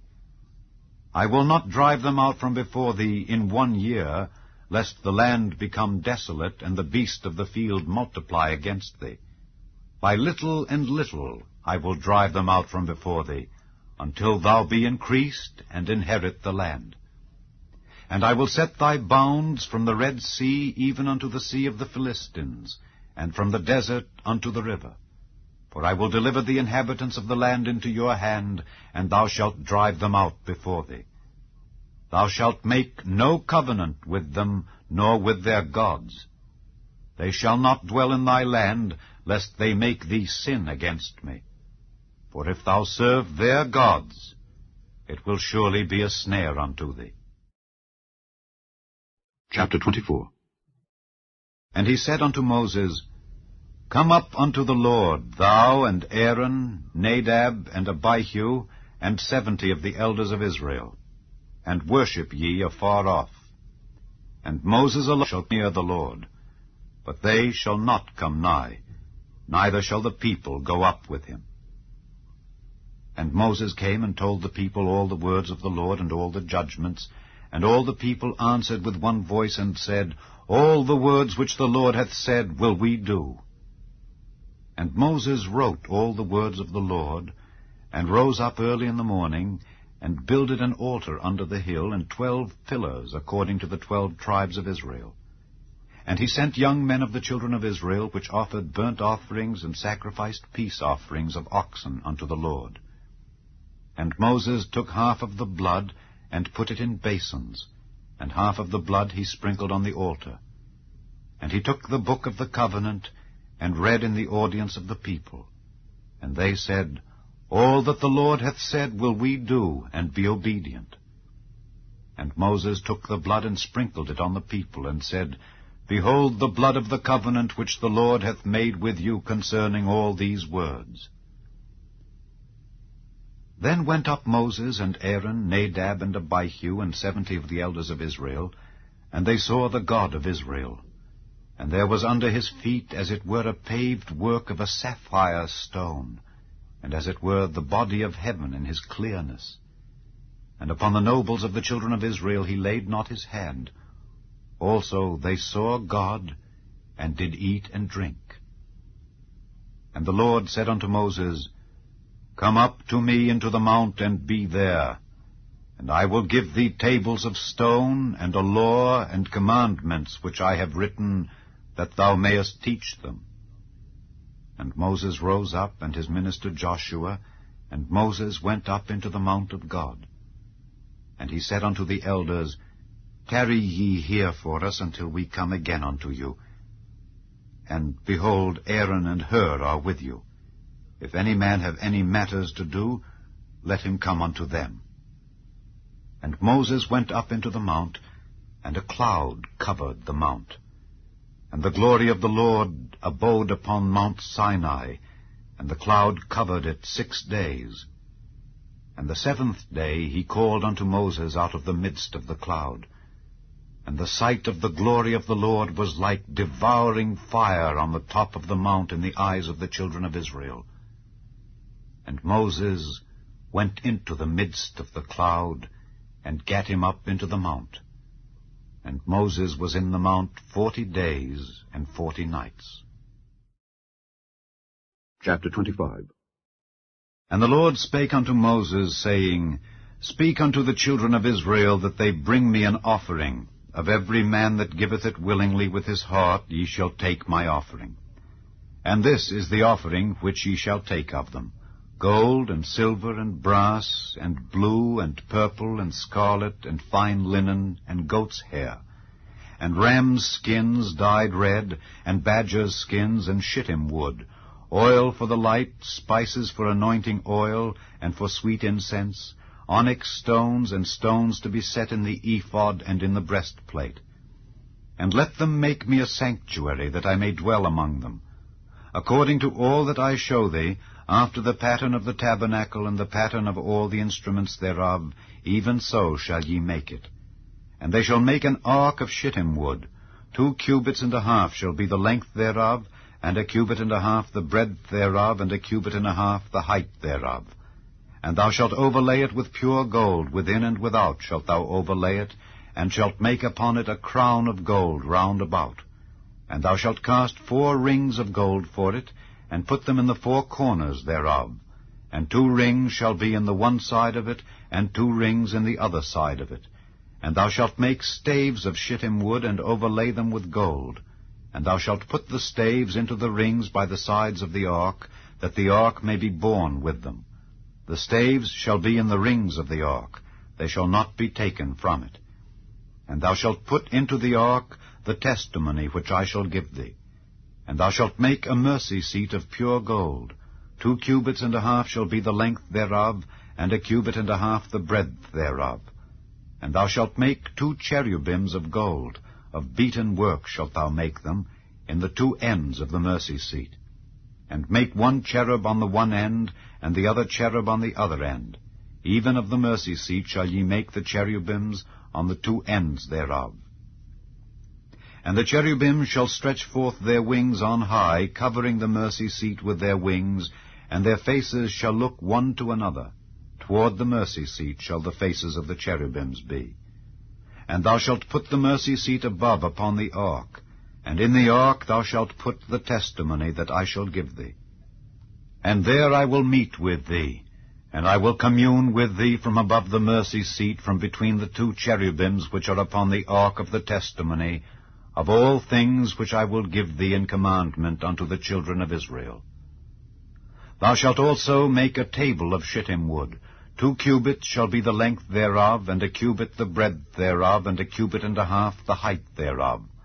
And thou shalt overlay it with pure gold, and make thereto a crown of gold round about. And thou shalt make unto it a border of an hand breadth round about, and thou shalt make a golden crown to the border thereof round about. And thou shalt make for it 4 rings of gold, and put the rings in the 4 corners that are on the 4 feet thereof. Over against the border shall the rings be, for places of the staves to bear the table. And thou shalt make the staves of shittim wood, and overlay them with gold, that the table may be borne with them. And thou shalt make the dishes thereof, and spoons thereof, and covers thereof, and bowls thereof, to cover withal. Of pure gold shalt thou make them. And thou shalt set upon the table showbread before me alway. And thou shalt make a candlestick of pure gold. Of beaten work shall the candlestick be made. His shaft and his branches, his bowls, his knops, and his flowers shall be of the same. And 6 branches shall come out of the sides of it, 3 branches of the candlestick out of the one side, and 3 branches of the candlestick out of the other side. 3 bowls made like unto almonds, with a knop and a flower in one branch, and 3 bowls made like almonds in the other branch, with a knop and a flower. So in the 6 branches that come out of the candlestick. And in the candlestick shall be 4 bowls made like unto almonds, with their knops and their flowers. And there shall be a knop under 2 branches of the same, and a knop under 2 branches of the same, and a knop under 2 branches of the same, according to the 6 branches that proceed out of the candlestick. Their knops and their branches shall be of the same. All it shall be one beaten work of pure gold. And thou shalt make the 7 lamps thereof, and they shall light the lamps thereof, that they may give light over against it. And the tongs thereof and the snuff dishes thereof shall be of pure gold. Of a talent of pure gold shall he make it with all these vessels. And look that thou make them after their pattern, which was showed thee in the mount. Chapter 26. Moreover, thou shalt make the tabernacle with 10 curtains of fine twined linen, and blue, and purple, and scarlet. With cherubims of cunning work shalt thou make them. The length of 1 curtain shall be 28 cubits, and the breadth of 1 curtain 4 cubits, and every one of the curtains shall have 1 measure. The 5 curtains shall be coupled together one to another, and other 5 curtains shall be coupled one to another. And thou shalt make loops of blue upon the edge of the one curtain from the selvage in the coupling, and likewise shalt thou make in the uttermost edge of another curtain in the coupling of the second. 50 loops shalt thou make in the one curtain, and 50 loops shalt thou make in the edge of the curtain that is in the coupling of the second, that the loops may take hold one of another. And thou shalt make 50 taches of gold, and couple the curtains together with the taches, and it shall be one tabernacle. And thou shalt make curtains of goat's hair to be a covering upon the tabernacle. 11 curtains shalt thou make. The length of one curtain shall be 30 cubits, and the breadth of one curtain 4 cubits. And the 11 curtains shall be all of one measure. And thou shalt couple 5 curtains by themselves, and 6 curtains by themselves, and shalt double the 6th curtain in the forefront of the tabernacle. And thou shalt make 50 loops on the edge of the one curtain that is outmost in the coupling, and 50 loops in the edge of the curtain which coupleth the second. And thou shalt make 50 taches of brass, and put the taches into the loops, and couple the tent together, that it may be one. And the remnant that remaineth of the curtains of the tent, the half curtain that remaineth, shall hang over the back side of the tabernacle. And a cubit on the one side, and a cubit on the other side of that which remaineth in the length of the curtains of the tent, it shall hang over the sides of the tabernacle on this side and on that side, to cover it. And thou shalt make a covering for the tent of rams' skins dyed red, and a covering above of badgers' skins. And thou shalt make boards for the tabernacle of shittim wood standing up. 10 cubits shall be the length of a board, and a cubit and a half shall be the breadth of one board. 2 tenons shall there be in one board, set in order one against another. Thus shalt thou make for all the boards of the tabernacle. And thou shalt make the boards for the tabernacle 20 boards on the south side southward. And thou shalt make 40 sockets of silver under the 20 boards, 2 sockets under one board for his 2 tenons, and 2 sockets under another board for his 2 tenons. And for the second side of the tabernacle on the north side there shall be 20 boards. And there 40 sockets of silver, 2 sockets under one board, and 2 sockets under another board. And for the sides of the tabernacle westward thou shalt make 6 boards. And 2 boards shalt thou make for the corners of the tabernacle in the 2 sides. And they shall be coupled together beneath, and they shall be coupled together above the head of it unto one ring. Thus shall it be for them both. They shall be for the 2 corners. And they shall be 8 boards, and their sockets of silver, 16 sockets, 2 sockets under one board, and 2 sockets under another board. And thou shalt make bars of shittim wood, 5 for the boards of the one side of the tabernacle, and 5 bars for the boards of the other side of the tabernacle, and 5 bars for the boards of the side of the tabernacle, for the 2 sides westward. And the middle bar in the midst of the boards shall reach from end to end. And thou shalt overlay the boards with gold, and make their rings of gold for places for the bars. And thou shalt overlay the bars with gold. And thou shalt rear up the tabernacle according to the fashion thereof which was showed thee in the mount. And thou shalt make a veil of blue and purple and scarlet and fine twined linen of cunning work. With cherubims shall it be made. And thou shalt hang it upon 4 pillars of shittim wood overlaid with gold. Their hooks shall be of gold upon the 4 sockets of silver. And thou shalt hang up the veil under the taches, that thou mayest bring in thither within the veil the ark of the testimony. And the veil shall divide unto you between the holy place and the most holy. And thou shalt put the mercy seat upon the ark of the testimony in the most holy place. And thou shalt set the table without the veil, and the candlestick over against the table on the side of the tabernacle toward the south. And thou shalt put the table on the north side. And thou shalt make an hanging for the door of the tent of blue and purple and scarlet and fine twined linen wrought with needlework. And thou shalt make for the hanging 5 pillars of shittim wood, and overlay them with gold, and their hooks shall be of gold. And thou shalt cast 5 sockets of brass for them. Chapter 27. And thou shalt make an altar of shittim wood, 5 cubits long and 5 cubits broad. The altar shall be 4 square, and the height thereof shall be 3 cubits. And thou shalt make the horns of it upon the 4 corners thereof. His horns shall be of the same, and thou shalt overlay it with brass. And thou shalt make his pans to receive his ashes, and his shovels, and his basins, and his flesh hooks, and his fire pans. All the vessels thereof thou shalt make of brass. And thou shalt make for it a grate of network of brass.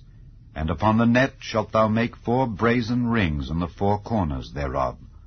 And thou shalt put it under the compass of the altar beneath, that the net may be even to the midst of the altar.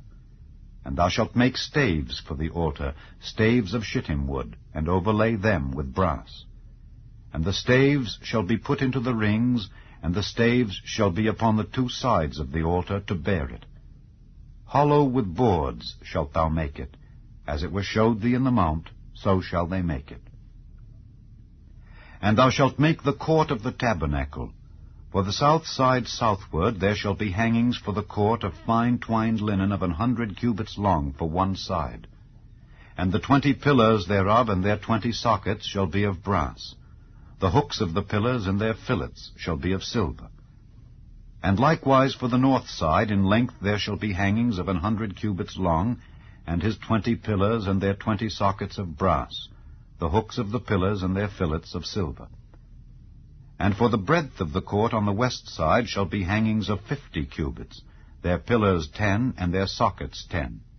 And the breadth of the court on the east side eastward shall be 50 cubits. The hangings of one side of the gate shall be 15 cubits, their pillars 3, and their sockets 3. And on the other side shall be hangings 15 cubits, their pillars 3, and their sockets 3. And for the gate of the court shall be an hanging of 20 cubits, of blue and purple and scarlet and fine twined linen wrought with needlework. And their pillars shall be 4, and their sockets 4. All the pillars round about the court shall be filleted with silver. Their hooks shall be of silver, and their sockets of brass. The length of the court shall be 100 cubits, and the breadth 50 everywhere, and the height 5 cubits of fine twined linen, and their sockets of brass. All the vessels of the tabernacle and all the service thereof, and all the pins thereof, and all the pins of the court shall be of brass. And thou shalt command the children of Israel that they bring thee pure oil olive beaten for the light, to cause the lamp to burn always. In the tabernacle of the congregation without the veil, which is before the testimony, Aaron and his sons shall order it from evening to morning before the Lord. It shall be a statute forever unto their generations on the behalf of the children of Israel. Chapter 28. And take thou unto thee Aaron thy brother and his sons with him from among the children of Israel, that he may minister unto me in the priest's office, even Aaron, Nadab, and Abihu, Eleazar, and Ithamar, Aaron's sons. And thou shalt make holy garments for Aaron thy brother, for glory and for beauty. And thou shalt speak unto all that are wise-hearted, whom I have filled with the spirit of wisdom, that they may make Aaron's garments to consecrate him, that he may minister unto me in the priest's office. And these are the garments which they shall make: a breastplate, and an ephod, and a robe, and a broidered coat, a mitre, and a girdle. And they shall make holy garments for Aaron thy brother and his sons, that he may minister unto me in the priest's office. And they shall take gold, and blue, and purple, and scarlet, and fine linen. And they shall make the ephod of gold, of blue, and of purple, of scarlet, and fine twined linen with cunning work. It shall have the 2 shoulder pieces thereof joined at the 2 edges thereof, and so it shall be joined together. And the curious girdle of the ephod which is upon it shall be of the same, according to the work thereof, even of gold, of blue, and purple, and scarlet, and fine twined linen. And thou shalt take 2 onyx stones, and grave on them the names of the children of Israel, 6 of their names on one stone, and the other 6 names of the rest on the other stone, according to their birth.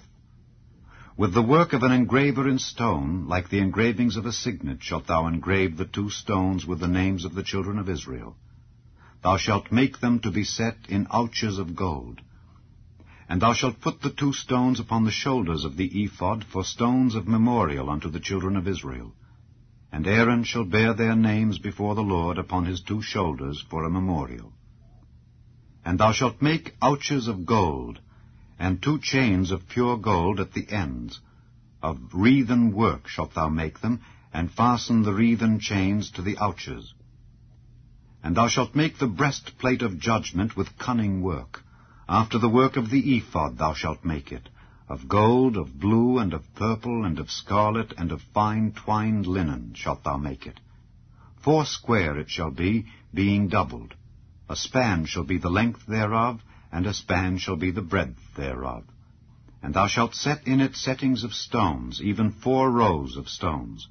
The first row shall be a sardius, a topaz, and a carbuncle. This shall be the first row. And the second row shall be an emerald, a sapphire, and a diamond. And the third row a ligure, an agate, and an amethyst. And the 4th row a beryl, and an onyx, and a jasper. They shall be set in gold in their enclosings. And the stones shall be with the names of the children of Israel, 12 according to their names, like the engravings of a signet. Every one with his name shall they be, according to the 12 tribes. And thou shalt make upon the breastplate chains at the ends of wreathen work of pure gold. And thou shalt make upon the breastplate 2 rings of gold, and shalt put the 2 rings on the 2 ends of the breastplate.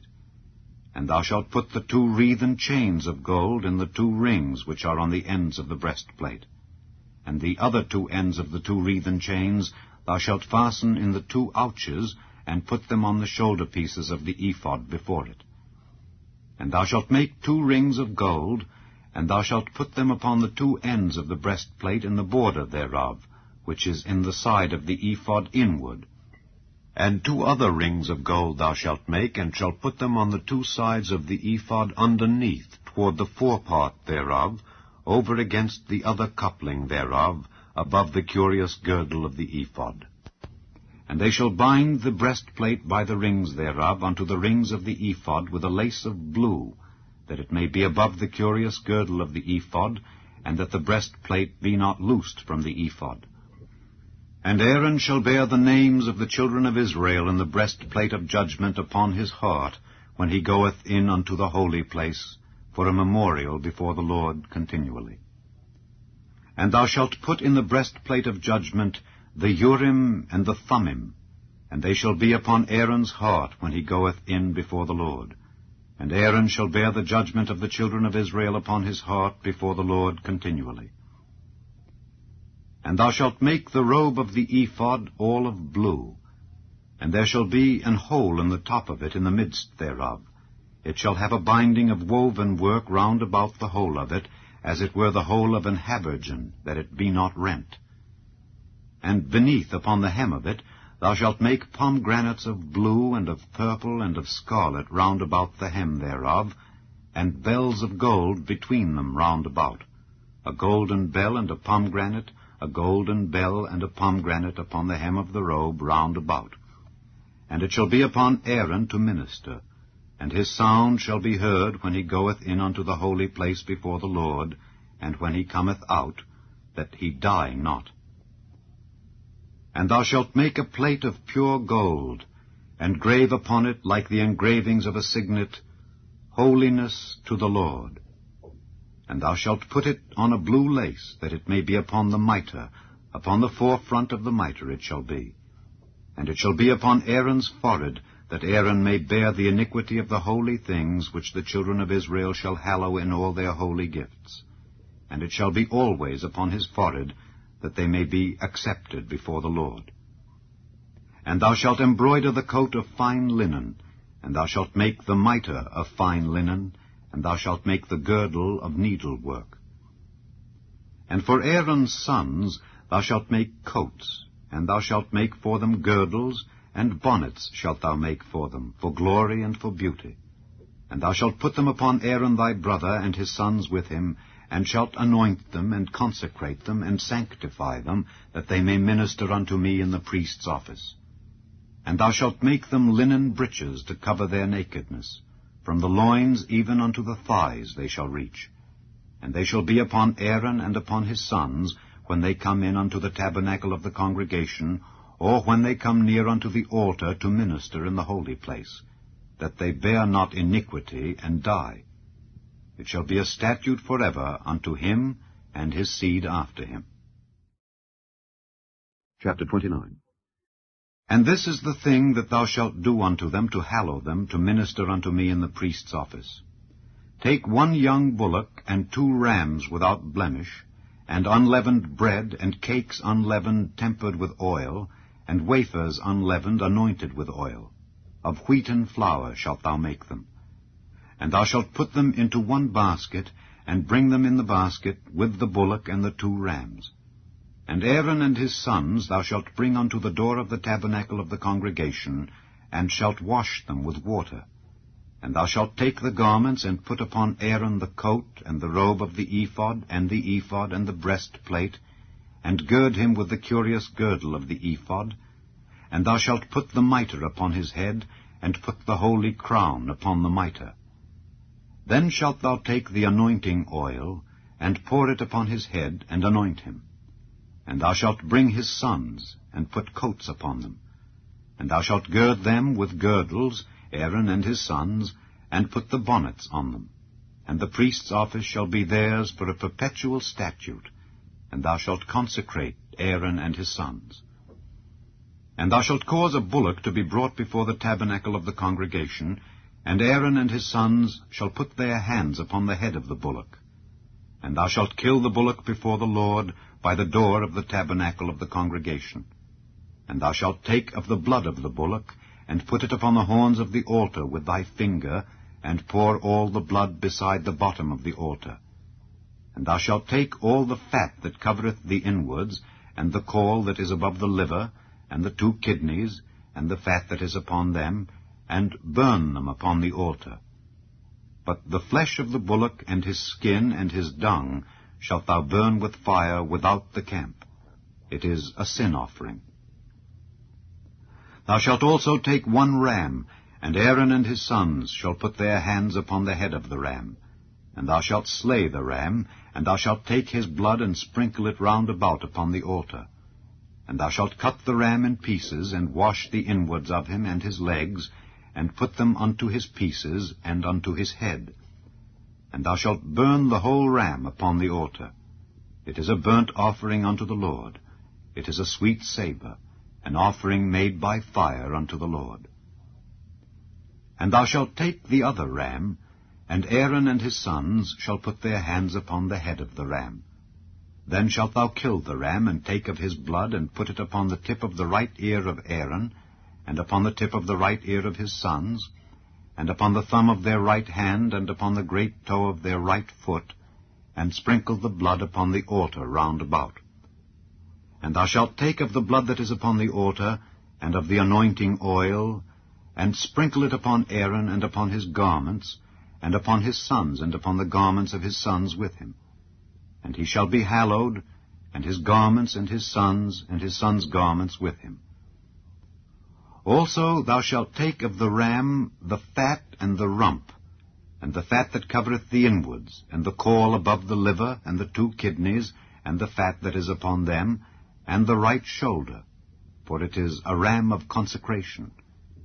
And 1 loaf of bread, and 1 cake of oiled bread, and 1 wafer out of the basket of the unleavened bread that is before the Lord. And thou shalt put all in the hands of Aaron, and in the hands of his sons, and shalt wave them for a wave offering before the Lord.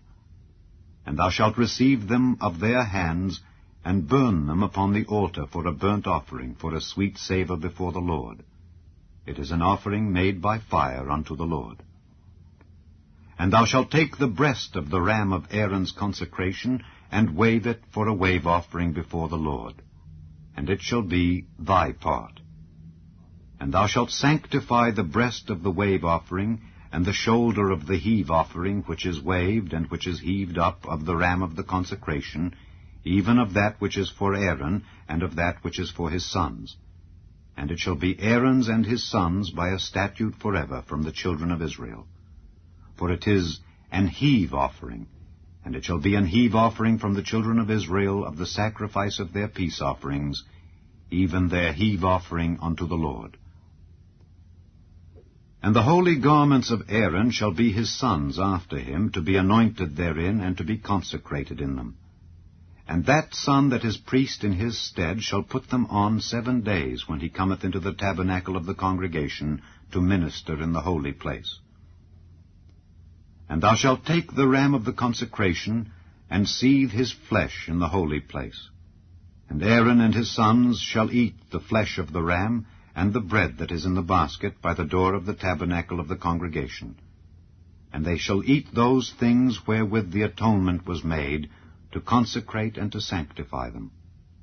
But a stranger shall not eat thereof, because they are holy. And if aught of the flesh of the consecrations or of the bread remain unto the morning, then thou shalt burn the remainder with fire. It shall not be eaten, because it is holy. And thus shalt thou do unto Aaron and to his sons, according to all things which I have commanded thee. 7 days shalt thou consecrate them. And thou shalt offer every day a bullock for a sin offering for atonement. And thou shalt cleanse the altar when thou hast made an atonement for it, and thou shalt anoint it to sanctify it. 7 days thou shalt make an atonement for the altar and sanctify it, and it shall be an altar most holy. Whatsoever toucheth the altar shall be holy.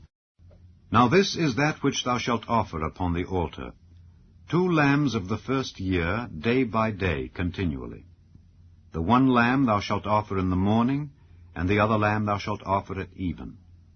And with the one lamb 1/10 deal of flour mingled with the 4th part of an hin of beaten oil, and the 4th part of an hin of wine for a drink offering. And the other lamb thou shalt offer at even, and shalt do thereto according to the meat offering of the morning, and according to the drink offering thereof, for a sweet savour, an offering made by fire unto the Lord. This shall be a continual burnt offering throughout your generations at the door of the tabernacle of the congregation before the Lord, where I will meet you to speak there unto thee. And there I will meet with the children of Israel, and the tabernacle shall be sanctified by my glory. And I will sanctify the tabernacle of the congregation and the altar. I will sanctify also both Aaron and his sons to minister to me in the priest's office. And I will dwell among the children of Israel, and will be their God. And they shall know that I am the Lord their God, that brought them forth out of the land of Egypt, that I may dwell among them. I am the Lord their God. Chapter 30. And thou shalt make an altar to burn incense upon. Of shittim wood shalt thou make it. 1 cubit shall be the length thereof, and 1 cubit the breadth thereof. 4 shall it be, and 2 cubits shall be the height thereof.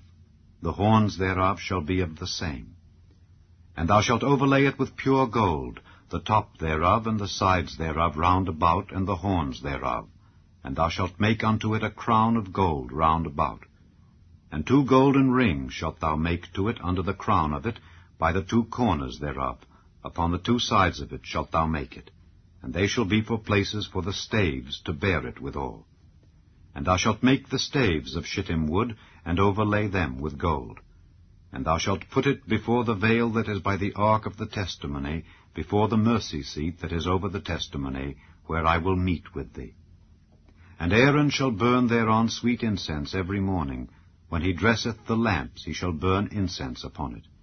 And when Aaron lighteth the lamps at even, he shall burn incense upon it, a perpetual incense before the Lord throughout your generations.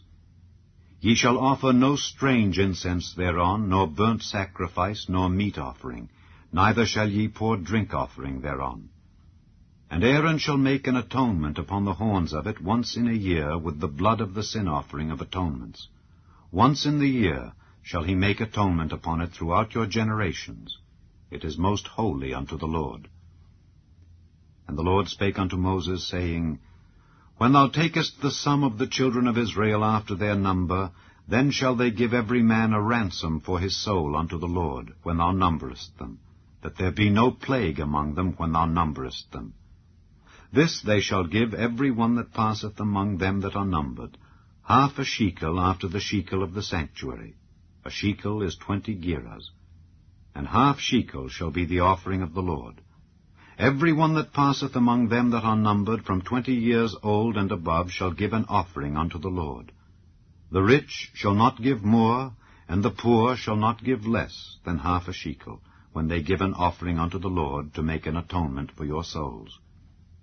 And thou shalt take the atonement money of the children of Israel, and shalt appoint it for the service of the tabernacle of the congregation, that it may be a memorial unto the children of Israel before the Lord, to make an atonement for your souls. And the Lord spake unto Moses, saying, Thou shalt also make a laver of brass, and his foot also of brass, to wash withal. And thou shalt put it between the tabernacle of the congregation and the altar, and thou shalt put water therein. For Aaron and his sons shall wash their hands and their feet thereat. When they go into the tabernacle of the congregation, they shall wash with water, that they die not. Or when they come near to the altar to minister, to burn offering made by fire unto the Lord, so they shall wash their hands and their feet, that they die not. And it shall be a statute forever to them, even to him and to his seed throughout their generations. Moreover the Lord spake unto Moses, saying, Take thou also unto thee principal spices, of pure myrrh 500 shekels, and of sweet cinnamon half so much, even 250 shekels, and of sweet calamus 250 shekels, and of cassia 500 shekels, after the shekel of the sanctuary, and of oil olive and hin. And thou shalt make it an oil of holy ointment, an ointment compound after the art of the apothecary. It shall be an holy anointing oil. And thou shalt anoint the tabernacle of the congregation therewith, and the ark of the testimony, and the table and all his vessels, and the candlestick and his vessels, and the altar of incense, and the altar of burnt offering with all his vessels, and the laver and his foot. And thou shalt sanctify them, that they may be most holy. Whatsoever toucheth them shall be holy. And thou shalt anoint Aaron and his sons, and consecrate them, that they may minister unto me in the priest's office. And thou shalt speak unto the children of Israel, saying, This shall be an holy anointing oil unto me throughout your generations. Upon man's flesh shall it not be poured, neither shall ye make any other like it after the composition of it. It is holy, and it shall be holy unto you. Whosoever compoundeth any like it, or whosoever putteth any of it upon a stranger, shall even be cut off from his people. And the Lord said unto Moses, Take unto thee sweet spices, stacte, and onycha, and galbanum, these sweet spices with pure frankincense. Of each shall there be a like weight. And thou shalt make it a perfume, a confection after the art of the apothecary, tempered together, pure and holy. And thou shalt beat some of it very small, and put of it before the testimony in the tabernacle of the congregation, where I will meet with thee. It shall be unto you most holy. And as for the perfume which thou shalt make, ye shall not make to yourselves according to the composition thereof. It shall be unto thee holy for the Lord. Whosoever shall make like unto that, to smell thereto, shall even be cut off from his people. Chapter 31.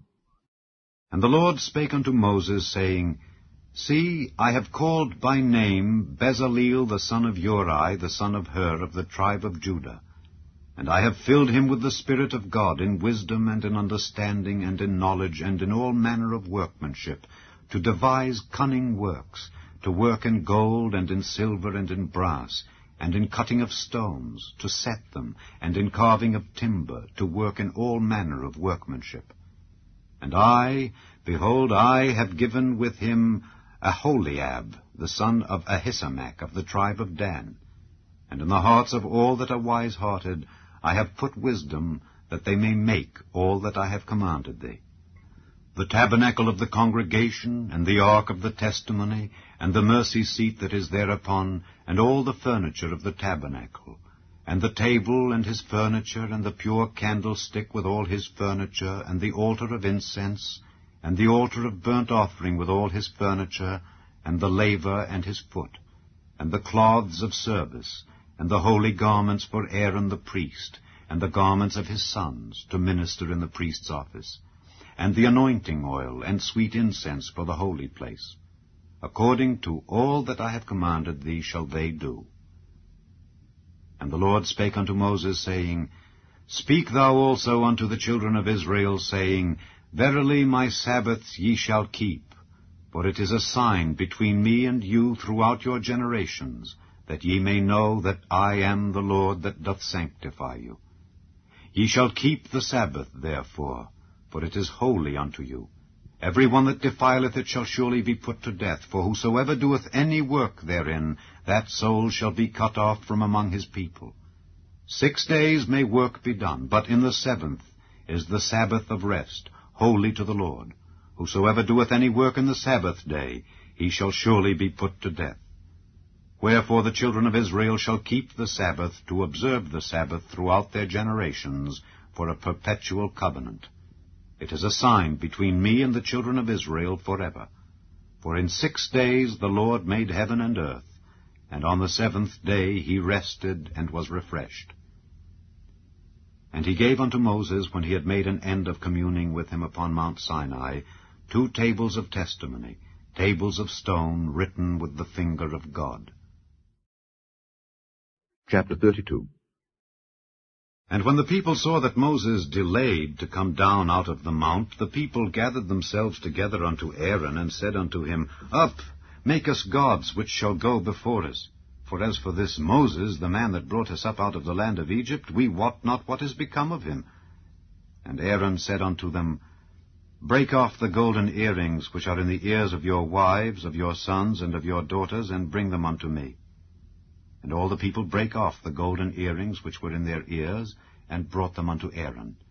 And he received them at their hand, and fashioned it with a graving tool, after he had made it a molten calf. And they said, These be thy gods, O Israel, which brought thee up out of the land of Egypt. And when Aaron saw it, he built an altar before it. And Aaron made proclamation, and said, Tomorrow is a feast to the Lord. And they rose up early on the morrow, and offered burnt offerings, and brought peace offerings. And the people sat down to eat and to drink, and rose up to play.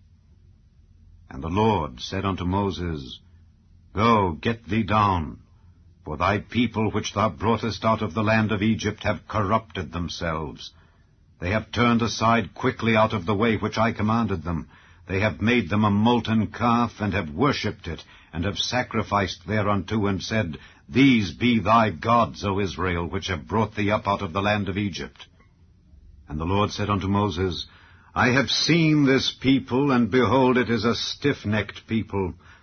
Now therefore let me alone, that my wrath may wax hot against them, and that I may consume them, and I will make of thee a great nation. And Moses besought the Lord his God, and said, Lord, why doth thy wrath wax hot against thy people, which thou hast brought forth out of the land of Egypt with great power and with a mighty hand? Wherefore should the Egyptians speak and say, For mischief did he bring them out, to slay them in the mountains, and to consume them from the face of the earth? Turn from thy fierce wrath, and repent of this evil against thy people. Remember Abraham, Isaac, and Israel, thy servants, to whom thou swarest by thine own self, and saidst unto them, I will multiply your seed as the stars of heaven, and all this land that I have spoken of will I give unto your seed, and they shall inherit it forever. And the Lord repented of the evil which he thought to do unto his people. And Moses turned, and went down from the mount, and the 2 tables of the testimony were in his hand. The tables were written on both their sides, on the one side and on the other were they written. And the tables were the work of God, and the writing was the writing of God, graven upon the tables. And when Joshua heard the noise of the people as they shouted, he said unto Moses, There is a noise of war in the camp. And he said, It is not the voice of them that shout for mastery, neither is it the voice of them that cry for being overcome, but the noise of them that sing do I hear. And it came to pass, as soon as he came nigh unto the camp, that he saw the calf and the dancing. And Moses' anger waxed hot, and he cast the tables out of his hands, and brake them beneath the mount. And he took the calf which they had made, and burnt it in the fire, and ground it to powder, and strawed it upon the water, and made the children of Israel drink of it. And Moses said unto Aaron, What did this people unto thee, that thou hast brought so great a sin upon them? And Aaron said, Let not the anger of my lord wax hot. Thou knowest the people, that they are set on mischief. For they said unto me, Make us gods which shall go before us. For as for this Moses, the man that brought us up out of the land of Egypt, we wot not what is become of him. And I said unto them, Whosoever hath any gold, let them break it off. So they gave it me. Then I cast it into the fire, and there came out this calf. And when Moses saw that the people were naked, for Aaron had made them naked unto their shame among their enemies, then Moses stood in the gate of the camp, and said, Who is on the Lord's side? Let him come unto me. And all the sons of Levi gathered themselves together unto him. And he said unto them, Thus saith the Lord God of Israel, Put every man his sword by his side, and go in and out from gate to gate throughout the camp, and slay every man his brother, and every man his companion, and every man his neighbor. And the children of Levi did according to the word of Moses, and there fell of the people that day about 3,000 men. For Moses had said, Consecrate yourselves today to the Lord, even every man upon his son and upon his brother, that he may bestow upon you a blessing this day. And it came to pass on the morrow, that Moses said unto the people, Ye have sinned a great sin. And now I will go up unto the Lord.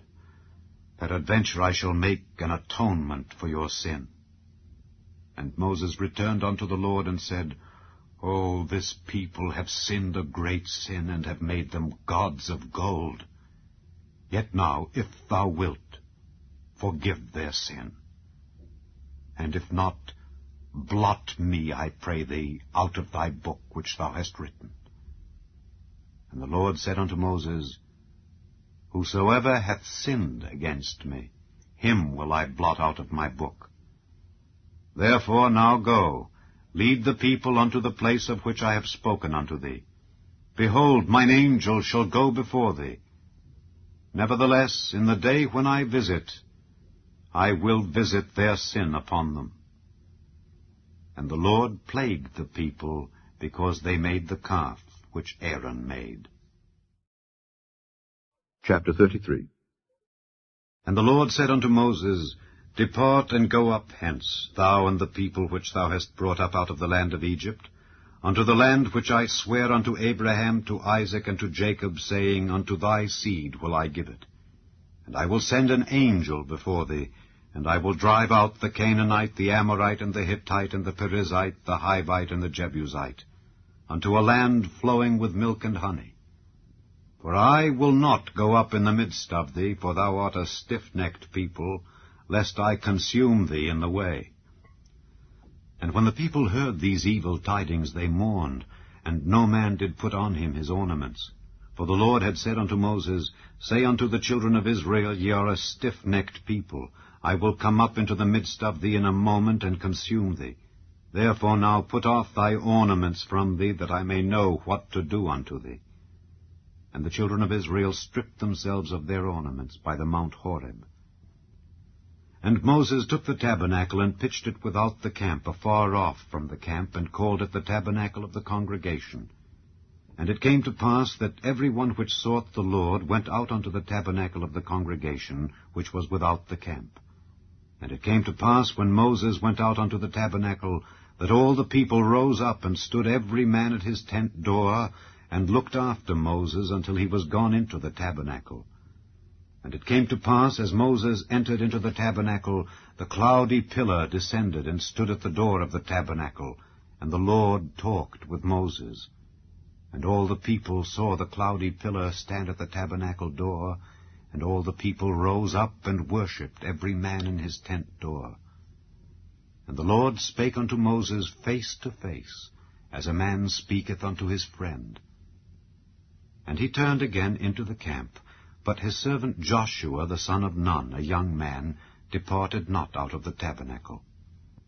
And Moses said unto the Lord, See, thou sayest unto me, Bring up this people, and thou hast not let me know whom thou wilt send with me. Yet thou hast said, I know thee by name, and thou hast also found grace in my sight. Now therefore I pray thee, if I have found grace in thy sight, show me now thy way, that I may know thee, that I may find grace in thy sight, and consider that this nation is thy people. And he said, My presence shall go with thee, and I will give thee rest. And he said unto him, If thy presence go not with me, carry us not up hence. For wherein shall it be known here that I and thy people have found grace in thy sight? Is it not in that thou goest with us? So shall we be separated, I and thy people, from all the people that are upon the face of the earth. And the Lord said unto Moses, I will do this thing also that thou hast spoken, for thou hast found grace in my sight, and I know thee by name. And he said, I beseech thee, show me thy glory. And he said, I will make all my goodness pass before thee, and I will proclaim the name of the Lord before thee, and will be gracious to whom I will be gracious, and will show mercy on whom I will show mercy. And he said, Thou canst not see my face, for there shall no man see me and live. And the Lord said, Behold, there is a place by me, and thou shalt stand upon a rock. And it shall come to pass, while my glory passeth by, that I will put thee in a clift of the rock, and will cover thee with my hand while I pass by. And I will take away mine hand, and thou shalt see my back parts, but my face shall not be seen. Chapter 34. And the Lord said unto Moses, Hew thee 2 tables of stone like unto the first, and I will write upon these tables the words that were in the first tables which thou breakest.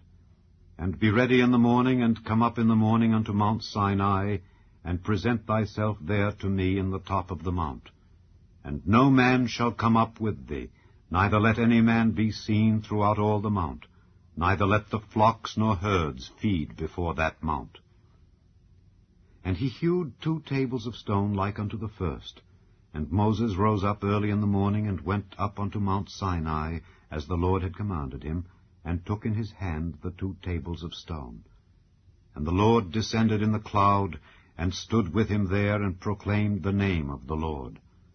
And the Lord passed by before him, and proclaimed, the Lord God, merciful and gracious, long-suffering and abundant in goodness and truth, keeping mercy for thousands, forgiving iniquity and transgression and sin, and that will by no means clear the guilty, visiting the iniquity of the fathers upon the children and upon the children's children, unto the 3rd and to the 4th generation.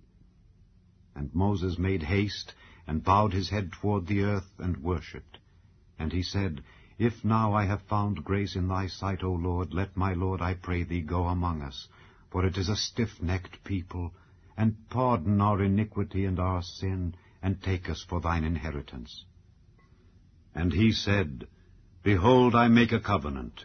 Before all thy people I will do marvels such as have not been done in all the earth, nor in any nation. And all the people among which thou art shall see the work of the Lord. For it is a terrible thing that I will do with thee. Observe thou that which I command thee this day. Behold, I drive out before thee the Amorite, and the Canaanite, and the Hittite, and the Perizzite, and the Hivite, and the Jebusite. Take heed to thyself, lest thou make a covenant with the inhabitants of the land whither thou goest, lest it be for a snare in the midst of thee. But ye shall destroy their altars, break their images, and cut down their groves. For thou shalt worship no other God, for the Lord, whose name is jealous, is a jealous God. Lest thou make a covenant with the inhabitants of the land, and they go a-whoring after their gods, and do sacrifice unto their gods, and one call thee, and thou eat of his sacrifice, and thou take of their daughters unto thy sons, and their daughters go a-whoring after their gods, and make thy sons go a-whoring after their gods. Thou shalt make thee no molten gods. The feast of unleavened bread shalt thou keep. 7 days thou shalt eat unleavened bread, as I commanded thee, in the time of the month Abib. For in the month Abib thou camest out from Egypt. All that openeth the matrix is mine, and every firstling among thy cattle, whether ox or sheep, that is male. But the firstling of an ass thou shalt redeem with a lamb, and if thou redeem him not, then shalt thou break his neck. All the firstborn of thy sons thou shalt redeem, and none shall appear before me empty. 6 days thou shalt work, but on the 7th day thou shalt rest. In earing time and in harvest thou shalt rest. And thou shalt observe the feast of weeks, of the first fruits of wheat harvest, and the feast of ingathering at the year's end. Thrice in the year shall all your men-children appear before the Lord God, the God of Israel. For I will cast out the nations before thee, and enlarge thy borders. Neither shall any man desire thy land, when thou shalt go up to appear before the Lord thy God thrice in the year. Thou shalt not offer the blood of my sacrifice with leaven, neither shall the sacrifice of the feast of the Passover be left unto the morning. The first of the firstfruits of thy land thou shalt bring unto the house of the Lord thy God. Thou shalt not see the kid in his mother's milk. And the Lord said unto Moses, Write thou these words, for after the tenor of these words I have made a covenant with thee and with Israel. And he was there with the Lord 40 days and 40 nights. He did neither eat bread nor drink water, and he wrote upon the tables the words of the covenant, the 10 commandments. And it came to pass, when Moses came down from Mount Sinai with the 2 tables of testimony in Moses' hand, when he came down from the mount, that Moses wist not that the skin of his face shone while he talked with him. And when Aaron and all the children of Israel saw Moses, behold, the skin of his face shone, and they were afraid to come nigh him. And Moses called unto them, and Aaron and all the rulers of the congregation returned unto him, and Moses talked with them. And afterward all the children of Israel came nigh, and he gave them in commandment all that the Lord had spoken with him in Mount Sinai. And till Moses had done speaking with them, he put a veil on his face. But when Moses went in before the Lord to speak with him, he took the veil off until he came out. And he came out and spake unto the children of Israel that which he was commanded.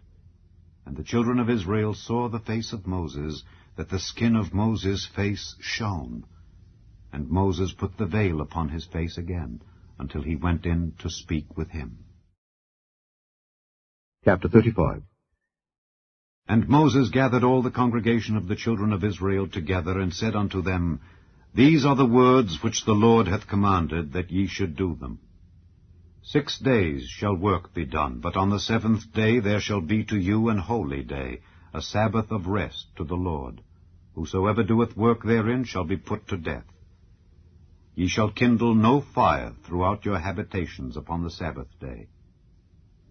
And Moses spake unto all the congregation of the children of Israel, saying, This is the thing which the Lord commanded, saying, Take ye from among you an offering unto the Lord. Whosoever is of a willing heart, let him bring it, an offering of the Lord, gold and silver and brass and blue and purple and scarlet and fine linen and goat's hair, and rams' skins dyed red, and badger skins and shittim wood, and oil for the light, and spices for anointing oil and for the sweet incense, and onyx stones, and stones to be set for the ephod and for the breastplate. And every wise-hearted among you shall come and make all that the Lord hath commanded, the tabernacle, his tent and his covering, his taches and his boards, his bars, his pillars and his sockets, the ark and the staves thereof, with the mercy seat and the veil of the covering, the table and his staves and all his vessels and the showbread, the candlestick also for the light, and his furniture and his lamps, with the oil for the light, and the incense altar and his staves, and the anointing oil and the sweet incense, and the hanging for the door at the entering in of the tabernacle, the altar of burnt offering with his brazen grate, his staves and all his vessels, the laver and his foot, the hangings of the court, his pillars and their sockets, and the hanging for the door of the court, the pins of the tabernacle and the pins of the court and their cords, the cloths of service to do service in the holy place, the holy garments for Aaron the priest, and the garments of his sons to minister in the priest's office. And all the congregation of the children of Israel departed from the presence of Moses. And they came every one whose heart stirred him up, and every one whom his spirit made willing, and they brought the Lord's offering to the work of the tabernacle of the congregation, and for all his service, and for the holy garments. And they came, both men and women, as many as were willing-hearted, and brought bracelets, and earrings, and rings, and tablets, all jewels of gold. And every man that offered an offering of gold unto the Lord. And every man with whom was found blue, and purple, and scarlet, and fine linen, and goat's hair, and red skins of rams, and badgers' skins, brought them. Every one that did offer an offering of silver and brass brought the Lord's offering. And every man with whom was found shittim wood for any work of the service brought it. And all the women that were wise-hearted did spin with their hands, and brought that which they had spun, both of blue, and of purple, and of scarlet, and of fine linen. And all the women whose hearts stirred them up in wisdom spun goat's hair. And the rulers brought onyx stones, and stones to be set for the ephod and for the breastplate, and spice, and oil for the light, and for the anointing oil, and for the sweet incense. The children of Israel brought a willing offering unto the Lord, every man and woman, whose heart made them willing to bring for all manner of work, which the Lord had commanded to be made by the hand of Moses.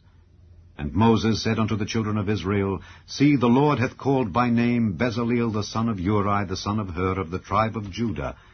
And he hath filled him with the Spirit of God, in wisdom, in understanding, and in knowledge, and in all manner of workmanship, and to devise curious works, to work in gold, and in silver, and in brass, and in the cutting of stones, to set them, and in carving of wood, to make any manner of cunning work. And he hath put in his heart that he may teach, both he and OLAOLUd the son of Ahisamach of the tribe of Dan. Them hath he filled with wisdom of heart, to work all manner of work, of the engraver, and of the cunning workman, and of the embroiderer in blue, and in purple, in scarlet, and in fine linen, and of the weaver, even of them that do any work, and of those that devise cunning work. Chapter 36. Then wrought Bezaleel and OLAOLUd, and every wise-hearted man in whom the Lord put wisdom and understanding, to know how to work all manner of work for the service of the sanctuary, according to all that the Lord had commanded. And Moses called Bezaleel and OLAOLUd, and every wise-hearted man in whose heart the Lord had put wisdom, even every one whose heart stirred him up to come unto the work to do it. And they received of Moses all the offering which the children of Israel had brought for the work of the service of the sanctuary, to make it withal. And they brought yet unto him free offerings every morning. And all the wise men that wrought all the work of the sanctuary came every man from his work which they made, and they spake unto Moses, saying, The people bring much more than enough for the service of the work which the Lord commanded to make. And Moses gave commandment, and they caused it to be proclaimed throughout the camp, saying, Let neither man nor woman make any more work for the offering of the sanctuary. So the people were restrained from bringing. For the stuff they had was sufficient for all the work to make it, and too much. And every wise-hearted man among them that wrought the work of the tabernacle made 10 curtains of fine twined linen, and blue, and purple, and scarlet. With cherubims of cunning work made he them. The length of one curtain was 28 cubits, and the breadth of one curtain 4 cubits. The curtains were all of one size. And he coupled the 5 curtains one unto another, and the other 5 curtains he coupled one unto another. And he made loops of blue on the edge of one curtain from the selvage in the coupling. Likewise he made in the uttermost side of another curtain in the couplings of the second. 50 loops made he in one curtain, and 50 loops made he in the edge of the curtain which was in the coupling of the second. The loops held one curtain to another. And he made 50 taches of gold, and coupled the curtains one unto another with the taches. So it became one tabernacle. And he made curtains of goat's hair for the tent over the tabernacle. 11 curtains he made them. The length of one curtain was 30 cubits, and 4 cubits was the breadth of one curtain. The 11 curtains were of one size. And he coupled 5 curtains by themselves, and 6 curtains by themselves. And he made 50 loops upon the uttermost edge of the curtain in the coupling, and 50 loops made he upon the edge of the curtain which coupleth the second. And he made 50 taches of brass to couple the tent together, that it might be one. And he made a covering for the tent of rams' skins dyed red, and a covering of badgers' skins above that. And he made boards for the tabernacle of shittim wood standing up. The length of a board was 10 cubits, and the breadth of a board 1 cubit and a half. One board had 2 tenons, equally distant one from another. Thus did he make for all the boards of the tabernacle. And he made boards for the tabernacle, 20 boards for the south side southward, and 40 sockets of silver he made under the 20 boards, 2 sockets under one board for his 2 tenons, and 2 sockets under another board for his 2 tenons. And for the other side of the tabernacle, which is toward the north corner, he made 20 boards, and there 40 sockets of silver, 2 sockets under one board, and 2 sockets under another board. And for the sides of the tabernacle westward he made 6 boards, and 2 boards made he for the corners of the tabernacle in the 2 sides. And they were coupled beneath, and coupled together at the head thereof, to 1 ring. Thus he did to both of them in both the corners. And there were 8 boards, and their sockets were 16 sockets of silver, under every board 2 sockets. And he made bars of shittim wood, 5 for the boards of the one side of the tabernacle, and 5 bars for the boards of the other side of the tabernacle, and 5 bars for the boards of the tabernacle for the sides westward. And he made the middle bar to shoot through the boards from the one end to the other. And he overlaid the boards with gold, and made their rings of gold to be places for the bars, and overlaid the bars with gold.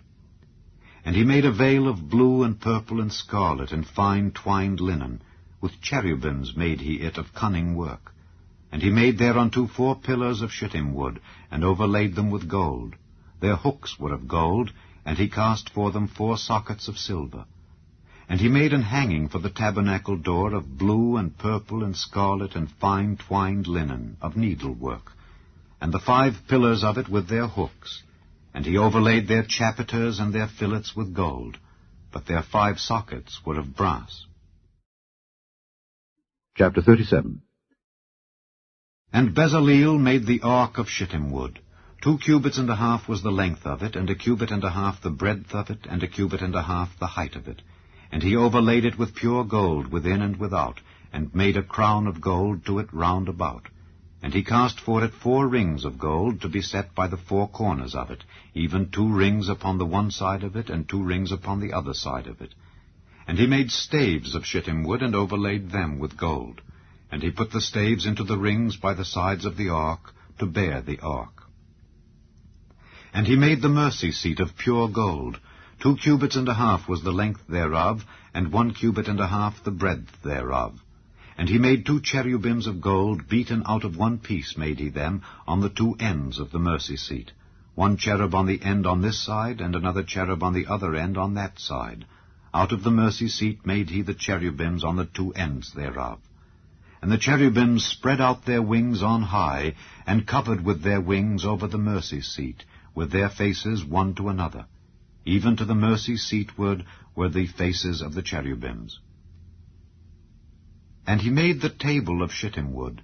2 cubits was the length thereof, and 1 cubit the breadth thereof, and 1 cubit and a half the height thereof. And he overlaid it with pure gold, and made thereunto a crown of gold round about. Also he made thereunto a border of an handbreadth round about, and made a crown of gold for the border thereof round about.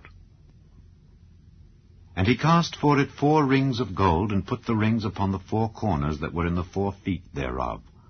Over against the border were the rings, the places for the staves to bear the table. And he made the staves of shittim wood, and overlaid them with gold to bear the table. And he made the vessels which were upon the table, his dishes and his spoons and his bowls and his covers to cover withal, of pure gold. And he made the candlestick of pure gold. Of beaten work made he the candlestick. His shaft and his branch, his bowls, his knops, and his flowers were of the same. And 6 branches going out of the sides thereof, 3 branches of the candlestick out of the one side thereof, and 3 branches of the candlestick out of the other side thereof. 3 bowls made after the fashion of almonds in one branch, a knop and a flower, and 3 bowls made like almonds in another branch, a knop and a flower. So throughout the 6 branches going out of the candlestick. And in the candlestick were 4 bowls made like almonds, his knops and his flowers, and a knop under 2 branches of the same, and a knop under 2 branches of the same, and a knop under 2 branches of the same, according to the 6 branches going out of it. Their knops and their branches were of the same. All of it was one beaten work of pure gold. And he made his 7 lamps, and his snuffers, and his snuff dishes of pure gold. Of a talent of pure gold made he it, and all the vessels thereof. And he made the incense altar of shittim wood. The length of it was a cubit, and the breadth of it a cubit. It was 4 square, and 2 cubits was the height of it. The horns thereof were of the same. And he overlaid it with pure gold, both the top of it and the sides thereof round about, and the horns of it. Also he made unto it a crown of gold round about. And he made 2 rings of gold for it under the crown thereof, by the 2 corners of it, upon the 2 sides thereof, to be places for the staves to bear it withal. And he made the staves of shittim wood, and overlaid them with gold. And he made the holy anointing oil, and the pure incense of sweet spices, according to the work of the apothecary. Chapter 38. And he made the altar of burnt offering of shittim wood. 5 cubits was the length thereof, and 5 cubits the breadth thereof. It was 4 square, and 3 cubits the height thereof. And he made the horns thereof on the 4 corners of it.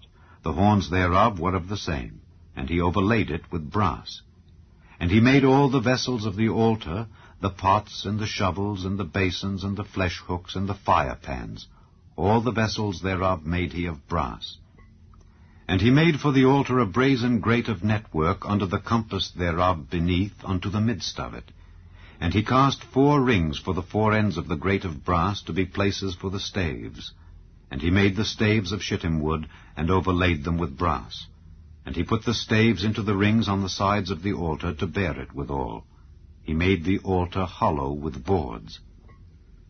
And he made the laver of brass, and the foot of it of brass, of the looking glasses of the women assembling, which assembled at the door of the tabernacle of the congregation. And he made the court. On the south side southward the hangings of the court were of fine twined linen, 100 cubits. Their pillars were 20, and their brazen sockets 20. The hooks of the pillars and their fillets were of silver. And for the north side the hangings were 100 cubits, their pillars were 20, and their sockets of brass 20. The hooks of the pillars and their fillets of silver.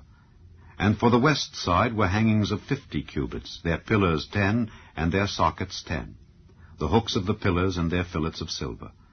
And for the east side eastward 50 cubits. The hangings of the one side of the gate were 15 cubits, their pillars 3, and their sockets 3. And for the other side of the court gate, on this hand and that hand, were hangings of 15 cubits, their pillars 3, and their sockets 3. All the hangings of the court round about were of fine twined linen. And the sockets for the pillars were of brass, the hooks of the pillars and their fillets of silver, and the overlaying of their chapiters of silver, and all the pillars of the court were filleted with silver. And the hanging for the gate of the court was needlework of blue and purple and scarlet and fine twined linen, and 20 cubits was the length, and the height in the breadth was 5 cubits, answerable to the hangings of the court. And their pillars were 4, and their sockets of brass 4, their hooks of silver, and the overlaying of their chapiters and their fillets of silver. And all the pins of the tabernacle and of the court round about were of brass. This is the sum of the tabernacle, even of the tabernacle of testimony, as it was counted according to the commandment of Moses for the service of the Levites, by the hand of Ithamar, son to Aaron the priest. And Bezaleel the son of Uri, the son of Hur, of the tribe of Judah, made all that the Lord commanded Moses. And with him was Aholiab, son of Ahisamach, of the tribe of Dan, an engraver and a cunning workman, and an embroiderer in blue and in purple and in scarlet and fine linen. All the gold that was occupied for the work and all the work of the holy place, even the gold of the offering, was 29 talents, and 730 shekels after the shekel of the sanctuary. And the silver of them that were numbered of the congregation was 100 talents, and 1,760 shekels after the shekel of the sanctuary. A beka for every man, that is, half a shekel after the shekel of the sanctuary, for every one that went to be numbered from 20 years old and upward, for 600,000 and 3,550 men. And of the 100 talents of silver were cast the sockets of the sanctuary and the sockets of the veil, and 100 sockets of the 100 talents, a talent for a socket. And of the 1,775 shekels he made hooks for the pillars, and overlaid their chapiters, and filleted them. And the brass of the offering was 70 talents, and 2,400 shekels.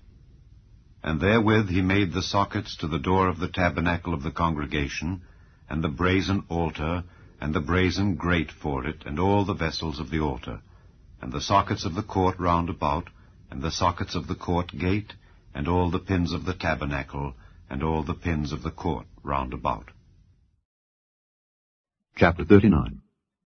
And of the blue and purple and scarlet they made cloths of service to do service in the holy place, and made the holy garments for Aaron, as the Lord commanded Moses. And he made the ephod of gold, blue and purple and scarlet, and fine twined linen. And they did beat the gold into thin plates, and cut it into wires, to work it in the blue, and in the purple, and in the scarlet, and in the fine linen, with cunning work. They made shoulder pieces for it to couple it together. By the two edges was it coupled together. And the curious girdle of his ephod that was upon it was of the same, according to the work thereof, of gold, blue, and purple, and scarlet, and fine twined linen, as the Lord commanded Moses. And they wrought onyx stones enclosed in ouches of gold, graven as signets are graven, with the names of the children of Israel. And he put them on the shoulders of the ephod, that they should be stones for a memorial to the children of Israel, as the Lord commanded Moses. And he made the breastplate of cunning work, like the work of the ephod, of gold, blue, and purple, and scarlet, and fine twined linen. It was foursquare. They made the breastplate double. A span was the length thereof, and a span the breadth thereof, being doubled. And they set in it 4 rows of stones. The first row was a sardius, a topaz, and a carbuncle. This was the first row.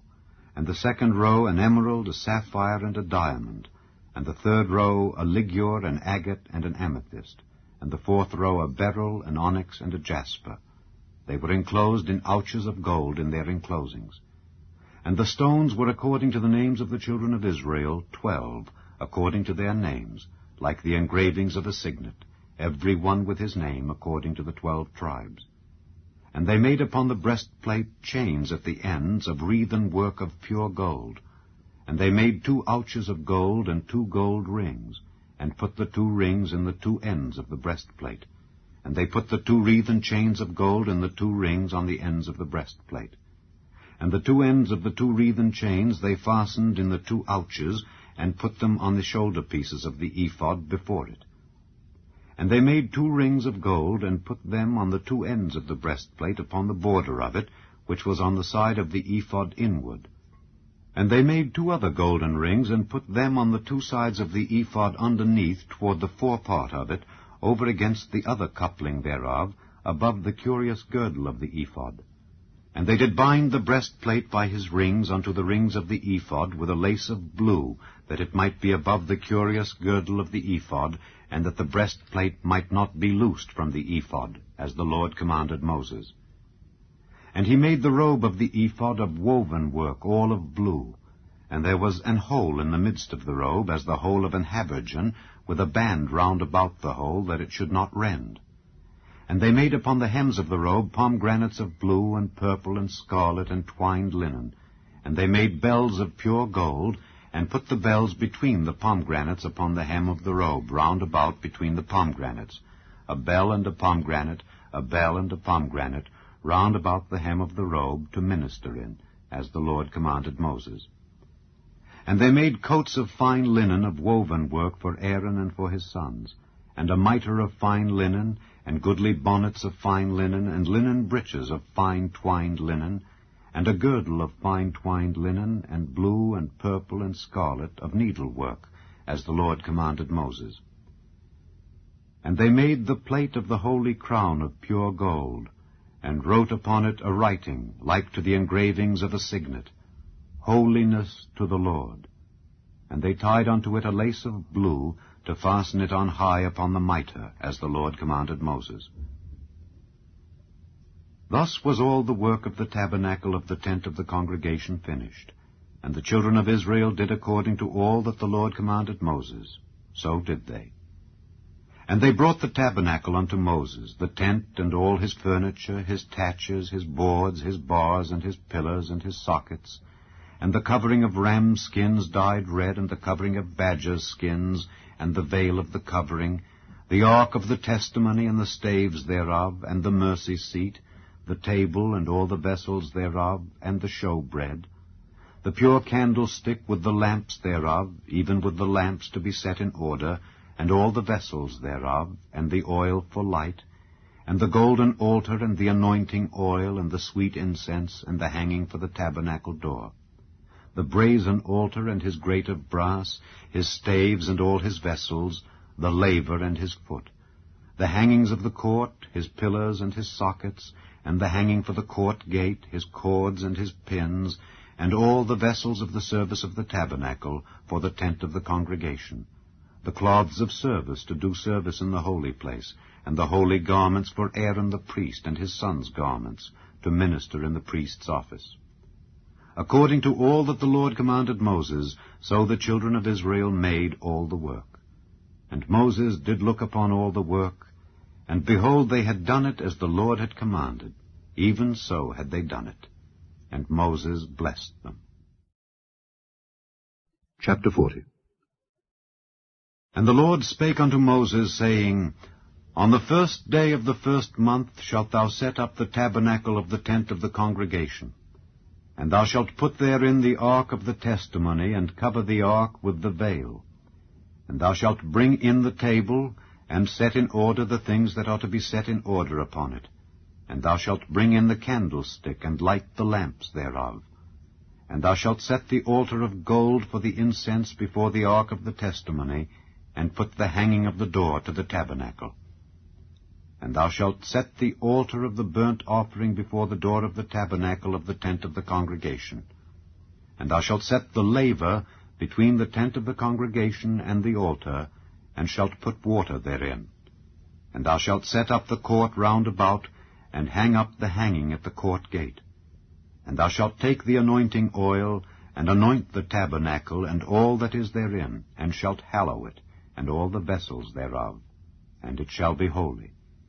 And thou shalt anoint the altar of the burnt offering, and all his vessels, and sanctify the altar, and it shall be an altar most holy. And thou shalt anoint the laver and his foot, and sanctify it. And thou shalt bring Aaron and his sons unto the door of the tabernacle of the congregation, and wash them with water. And thou shalt put upon Aaron the holy garments, and anoint him, and sanctify him, that he may minister unto me in the priest's office. And thou shalt bring his sons, and clothe them with coats. And thou shalt anoint them as thou didst anoint their father, that they may minister unto me in the priest's office. For their anointing shall surely be an everlasting priesthood throughout their generations. Thus did Moses. According to all that the Lord commanded him, so did he. And it came to pass in the 1st month, in the 2nd year, on the 1st day of the month, that the tabernacle was reared up. And Moses reared up the tabernacle, and fastened his sockets, and set up the boards thereof, and put in the bars thereof, and reared up his pillars. And he spread abroad the tent over the tabernacle, and put the covering of the tent above upon it, as the Lord commanded Moses. And he took and put the testimony into the ark, and set the staves on the ark, and put the mercy seat above upon the ark.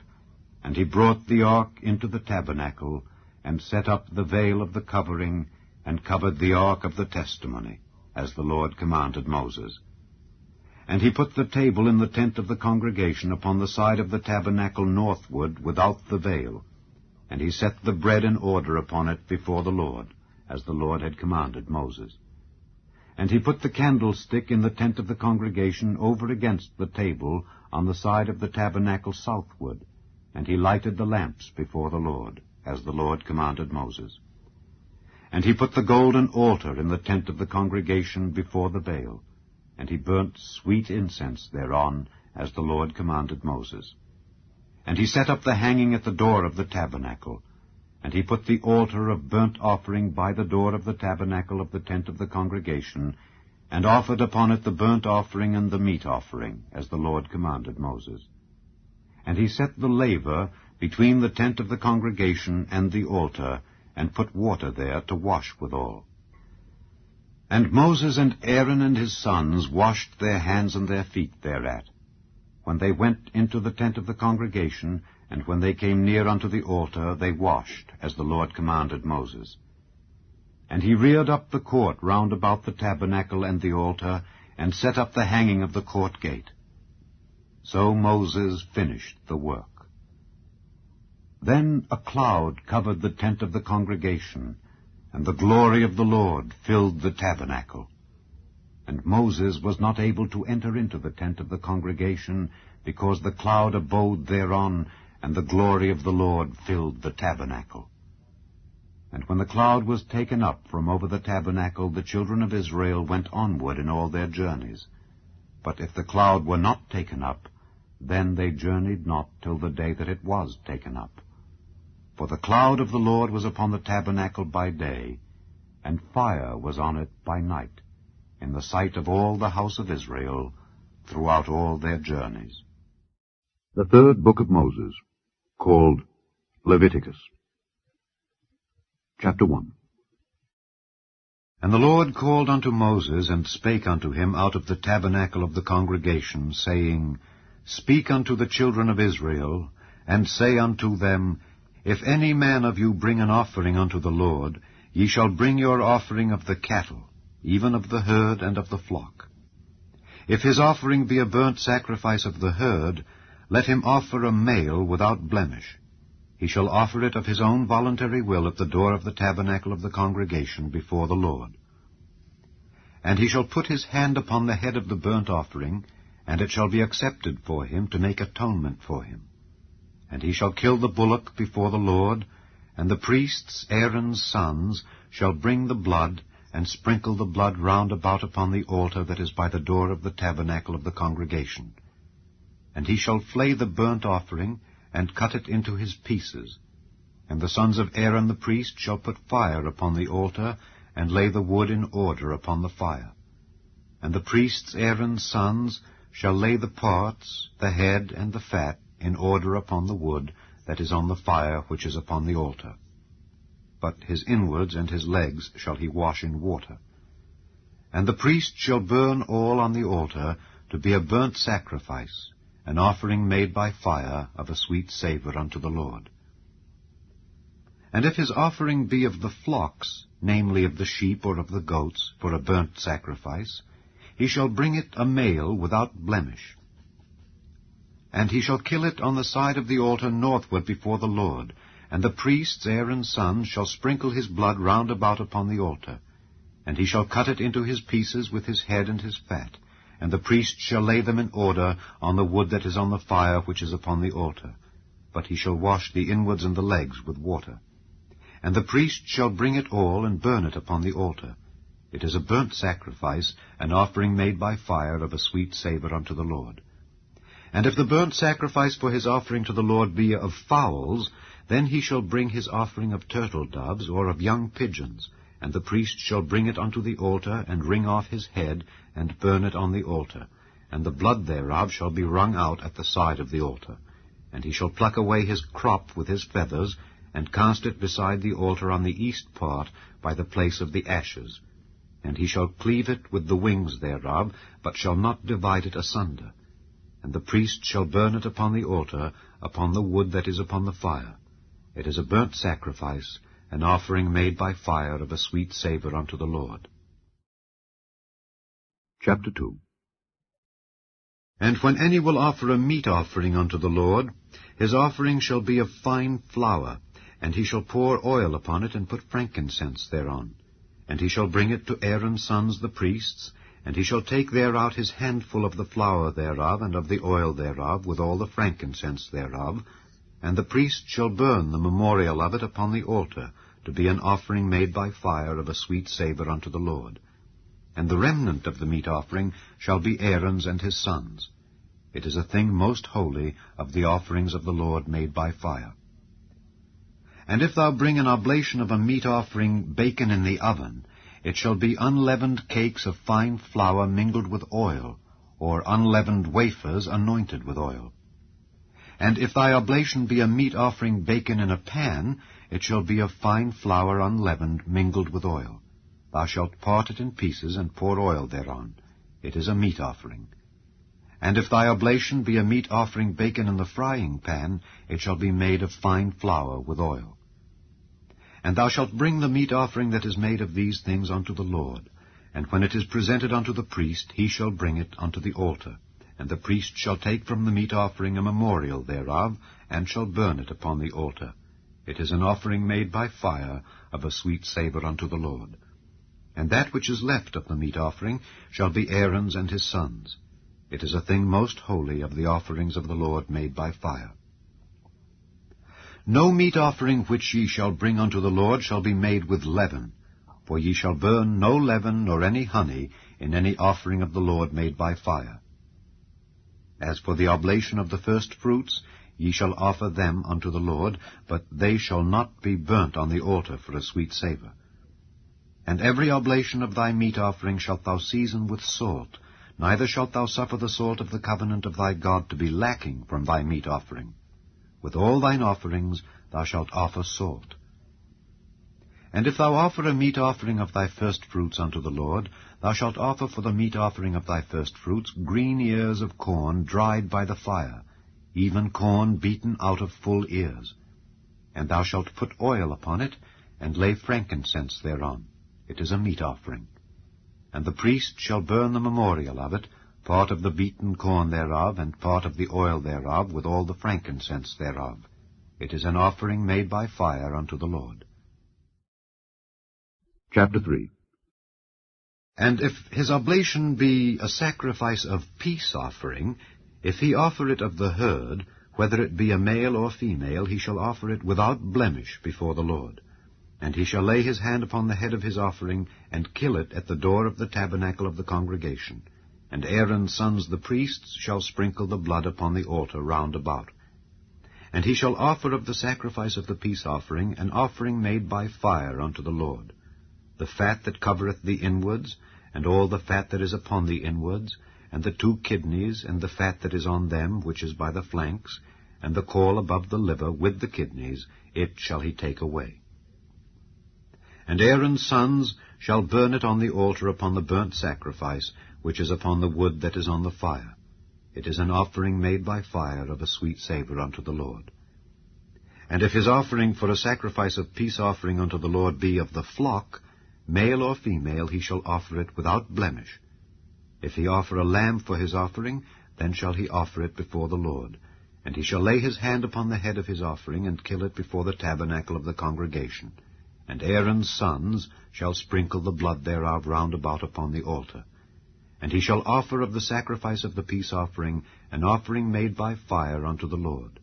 The fat thereof and the whole rump, it shall he take off hard by the backbone, and the fat that covereth the inwards, and all the fat that is upon the inwards, and the 2 kidneys, and the fat that is upon them, which is by the flanks, and the caul above the liver with the kidneys, it shall he take away.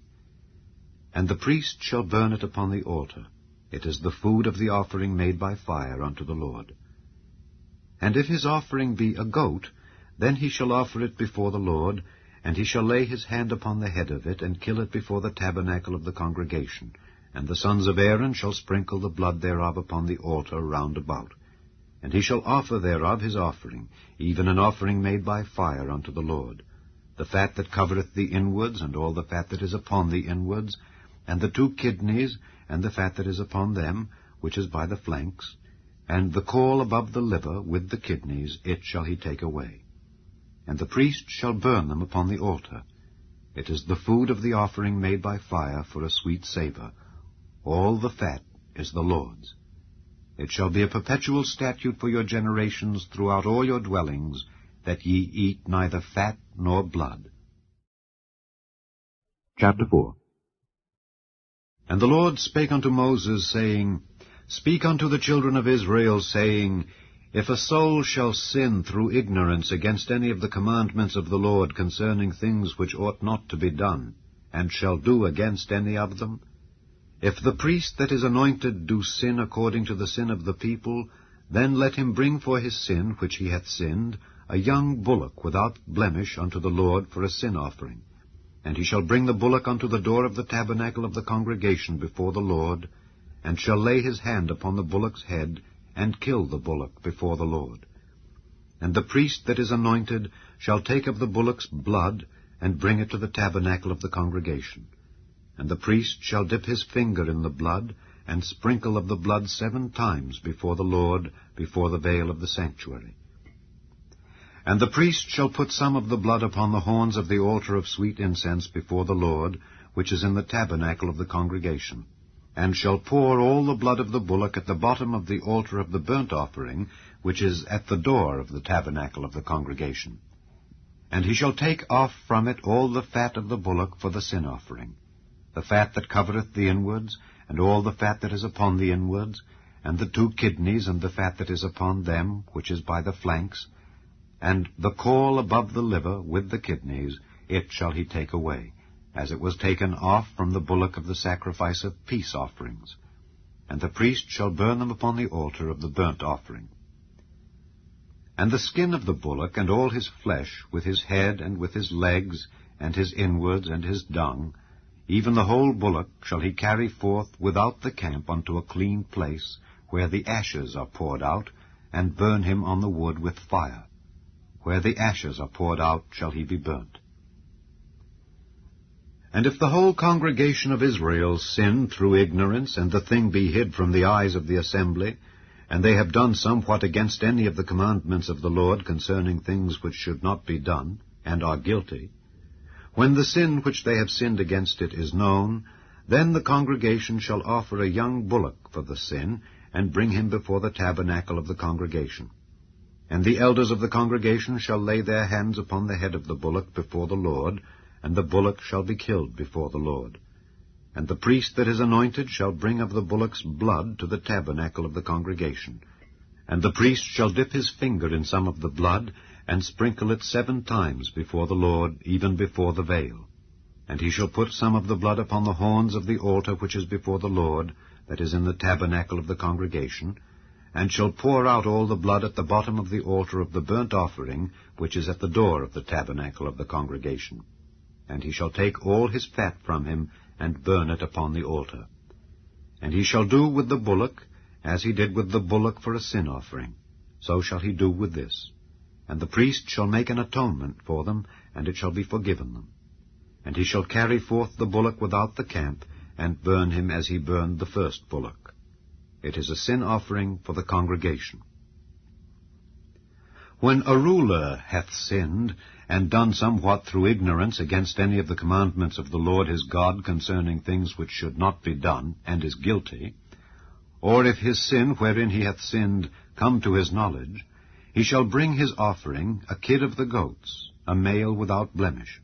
And he shall lay his hand upon the head of the goat, and kill it in the place where they kill the burnt offering before the Lord. It is a sin offering.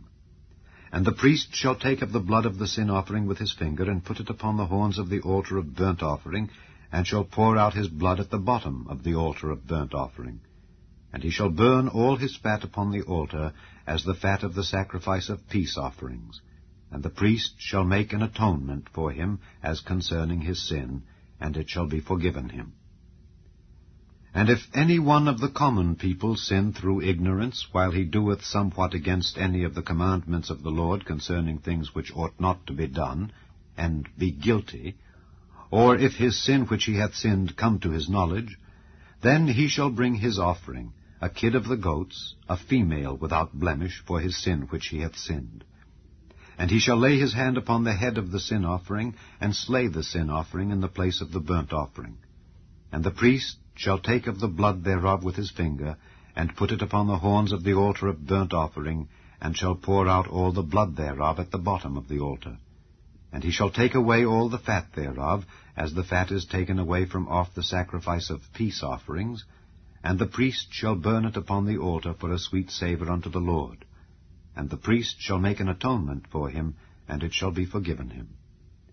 And if he bring a lamb for a sin offering, he shall bring it a female without blemish. And he shall lay his hand upon the head of the sin offering, and slay it for a sin offering in the place where they kill the burnt offering. And the priest shall take of the blood of the sin offering with his finger, and put it upon the horns of the altar of burnt offering, and shall pour out all the blood thereof at the bottom of the altar.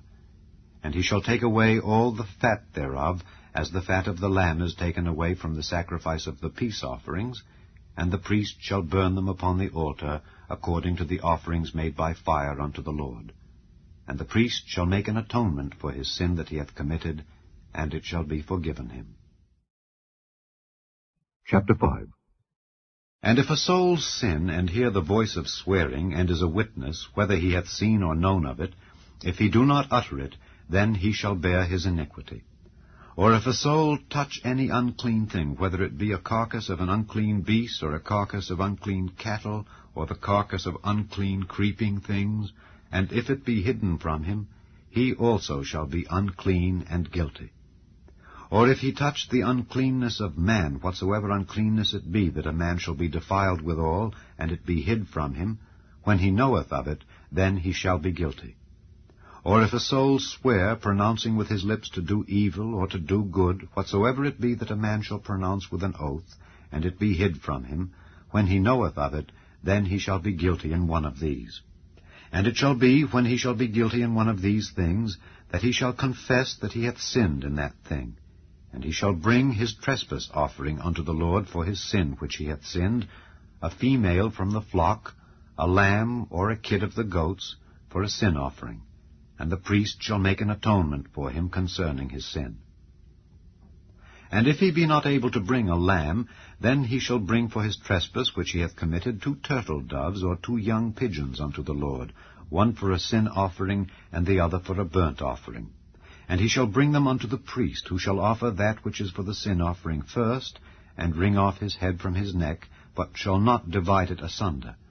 And he shall sprinkle of the blood of the sin offering upon the side of the altar, and the rest of the blood shall be wrung out at the bottom of the altar. It is a sin offering. And he shall offer the second for a burnt offering according to the manner. And the priest shall make an atonement for him for his sin which he hath sinned, and it shall be forgiven him. But if he be not able to bring 2 turtle doves or 2 young pigeons, then he that sinned shall bring for his offering the 10th part of an ephah of fine flour for a sin offering. He shall put no oil upon it, neither shall he put any frankincense thereon, for it is a sin offering. Then shall he bring it to the priest, and the priest shall take his handful of it, even a memorial thereof, and burn it on the altar, according to the offerings made by fire unto the Lord. It is a sin offering. And the priest shall make an atonement for him as touching his sin that he hath sinned in one of these, and it shall be forgiven him. And the remnant shall be the priest's as a meat offering. And the Lord spake unto Moses, saying, If a soul commit a trespass, and sin through ignorance in the holy things of the Lord, then he shall bring for his trespass unto the Lord a ram without blemish out of the flocks, with thy estimation by shekels of silver after the shekel of the sanctuary, for a trespass offering. And he shall make amends for the harm that he hath done in the holy thing, and shall add the 5th part thereto, and give it unto the priest. And the priest shall make an atonement for him with the ram of the trespass offering, and it shall be forgiven him. And if a soul sin and commit any of these things which are forbidden to be done by the commandments of the Lord, though he wist it not, yet is he guilty, and shall bear his iniquity. And he shall bring a ram without blemish out of the flock with thy estimation, for a trespass offering unto the priest. And the priest shall make an atonement for him concerning his ignorance wherein he erred and wist it not, and it shall be forgiven him. It is a trespass offering. He hath certainly trespassed against the Lord. Chapter 6.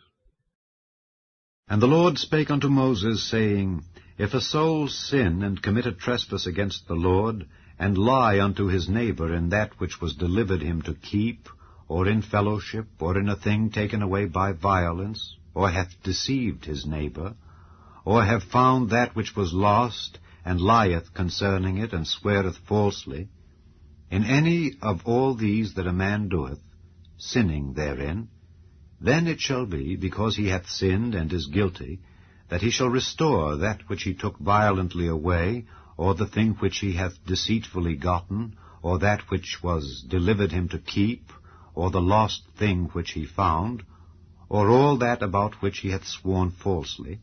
He shall even restore it in the principal, and shall add the 5th part more thereto, and give it unto him to whom it appertaineth, in the day of his trespass offering. And he shall bring his trespass offering unto the Lord, a ram without blemish out of the flock, with thy estimation, for a trespass offering unto the priest. And the priest shall make an atonement for him before the Lord, and it shall be forgiven him for anything of all that he hath done in trespassing therein. And the Lord spake unto Moses, saying, Command Aaron and his sons, saying, This is the law of the burnt offering. It is the burnt offering because of the burning upon the altar all night unto the morning, and the fire of the altar shall be burning in it. And the priest shall put on his linen garment, and his linen breeches shall he put upon his flesh, and take up the ashes which the fire hath consumed with the burnt offering on the altar, and he shall put them beside the altar. And he shall put off his garments, and put on other garments, and carry forth the ashes without the camp unto a clean place. And the fire upon the altar shall be burning in it, it shall not be put out. And the priest shall burn wood on it every morning, and lay the burnt offering in order upon it, and he shall burn thereon the fat of the peace offerings. The fire shall ever be burning upon the altar, it shall never go out. And this is the law of the meat offering. The sons of Aaron shall offer it before the Lord, before the altar. And he shall take of it his handful of the flour of the meat offering, and of the oil thereof, and all the frankincense which is upon the meat offering, and shall burn it upon the altar for a sweet savour, even the memorial of it, unto the Lord. And the remainder thereof shall Aaron and his sons eat, with unleavened bread shall it be eaten in the holy place. In the court of the tabernacle of the congregation they shall eat it. It shall not be baken with leaven. I have given it unto them for their portion of my offerings made by fire. It is most holy, as is the sin offering, and as the trespass offering. All the males among the children of Aaron shall eat of it. It shall be a statute forever in your generations concerning the offerings of the Lord made by fire. Every one that toucheth them shall be holy. And the Lord spake unto Moses, saying, This is the offering of Aaron and of his sons, which they shall offer unto the Lord in the day when he is anointed, the 10th part of an ephah of fine flour for a meat offering perpetual, half of it in the morning, and half thereof at night.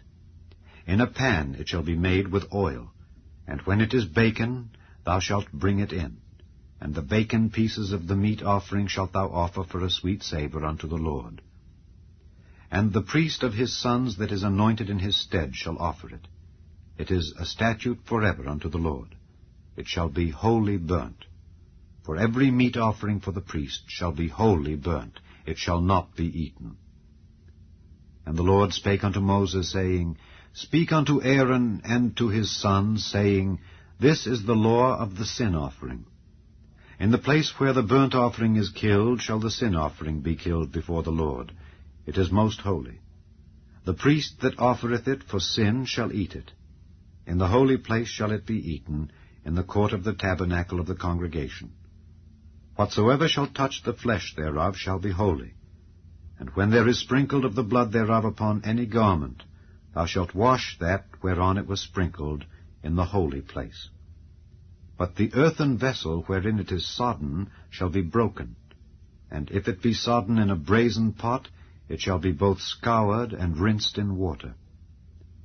All the males among the priests shall eat thereof. It is most holy. And no sin offering, whereof any of the blood is brought into the tabernacle of the congregation to reconcile withal in the holy place, shall be eaten. It shall be burnt in the fire. Chapter 7. Likewise, this is the law of the trespass offering. It is most holy. In the place where they killed the burnt offering shall they kill the trespass offering, and the blood thereof shall he sprinkle round about upon the altar. And he shall offer of it all the fat thereof, the rump, and the fat that covereth the inwards, and the 2 kidneys, and the fat that is on them, which is by the flanks, and the caul that is above the liver with the kidneys, it shall he take away. And the priest shall burn them upon the altar for an offering made by fire unto the Lord. It is a trespass offering. Every male among the priests shall eat thereof. It shall be eaten in the holy place. It is most holy. As the sin offering is, so is the trespass offering. There is one law for them. The priest that maketh atonement therewith shall have it. And the priest that offereth any man's burnt offering, even the priest shall have to himself the skin of the burnt offering which he hath offered. And all the meat offering that is baken in the oven, and all that is dressed in the frying pan and in the pan, shall be the priest's that offereth it. And every meat offering, mingled with oil and dry, shall all the sons of Aaron have, one as much as another. And this is the law of the sacrifice of peace offerings, which he shall offer unto the Lord. If he offer it for a thanksgiving, then he shall offer with the sacrifice of thanksgiving unleavened cakes mingled with oil, and unleavened wafers anointed with oil, and cakes mingled with oil of fine flour fried. Besides the cakes, he shall offer for his offering leavened bread with the sacrifice of thanksgiving of his peace offerings. And of it he shall offer one out of the whole oblation for an heave offering unto the Lord, and it shall be the priest's that sprinkleth the blood of the peace offerings. And the flesh of the sacrifice of his peace offerings for thanksgiving shall be eaten the same day that it is offered. He shall not leave any of it until the morning. But if the sacrifice of his offering be a vow or a voluntary offering, it shall be eaten the same day that he offereth his sacrifice, and on the morrow also the remainder of it shall be eaten. But the remainder of the flesh of the sacrifice on the 3rd day shall be burnt with fire. And if any of the flesh of the sacrifice of his peace offerings be eaten at all on the 3rd day, it shall not be accepted, neither shall it be imputed unto him that offereth it. It shall be an abomination, and the soul that eateth of it shall bear his iniquity. And the flesh that toucheth any unclean thing shall not be eaten. It shall be burnt with fire. And as for the flesh, all that be clean shall eat thereof.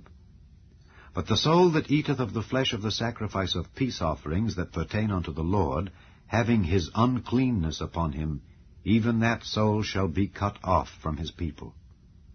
Moreover, the soul that shall touch any unclean thing, as the uncleanness of man, or any unclean beast, or any abominable unclean thing, and eat of the flesh of the sacrifice of peace offerings which pertain unto the Lord, even that soul shall be cut off from his people. And the Lord spake unto Moses, saying, Speak unto the children of Israel, saying, Ye shall eat no manner of fat, of ox, or of sheep, or of goat. And the fat of the beast that dieth of itself, and the fat of that which is torn with beasts, may be used in any other use, but ye shall in no wise eat of it. For whosoever eateth the fat of the beast, of which men offer an offering made by fire unto the Lord, even the soul that eateth it shall be cut off from his people. Moreover, ye shall eat no manner of blood, whether it be of fowl or of beast, in any of your dwellings. Whatsoever soul it be that eateth any manner of blood, even that soul shall be cut off from his people. And the Lord spake unto Moses, saying, Speak unto the children of Israel, saying, He that offereth the sacrifice of his peace offerings unto the Lord shall bring his oblation unto the Lord of the sacrifice of his peace offerings. His own hand shall bring the offerings of the Lord made by fire, the fat with the breast, it shall he bring, that the breast may be waved for a wave offering before the Lord. And the priest shall burn the fat upon the altar, but the breast shall be Aaron's and his sons'. And the right shoulder shall ye give unto the priest for an heave offering of the sacrifices of your peace offerings. He among the sons of Aaron that offereth the blood of the peace offerings and the fat shall have the right shoulder for his part. For the wave breast and the heave shoulder have I taken of the children of Israel from off the sacrifices of their peace offerings, and have given them unto Aaron the priest, and unto his sons, by a statute forever from among the children of Israel.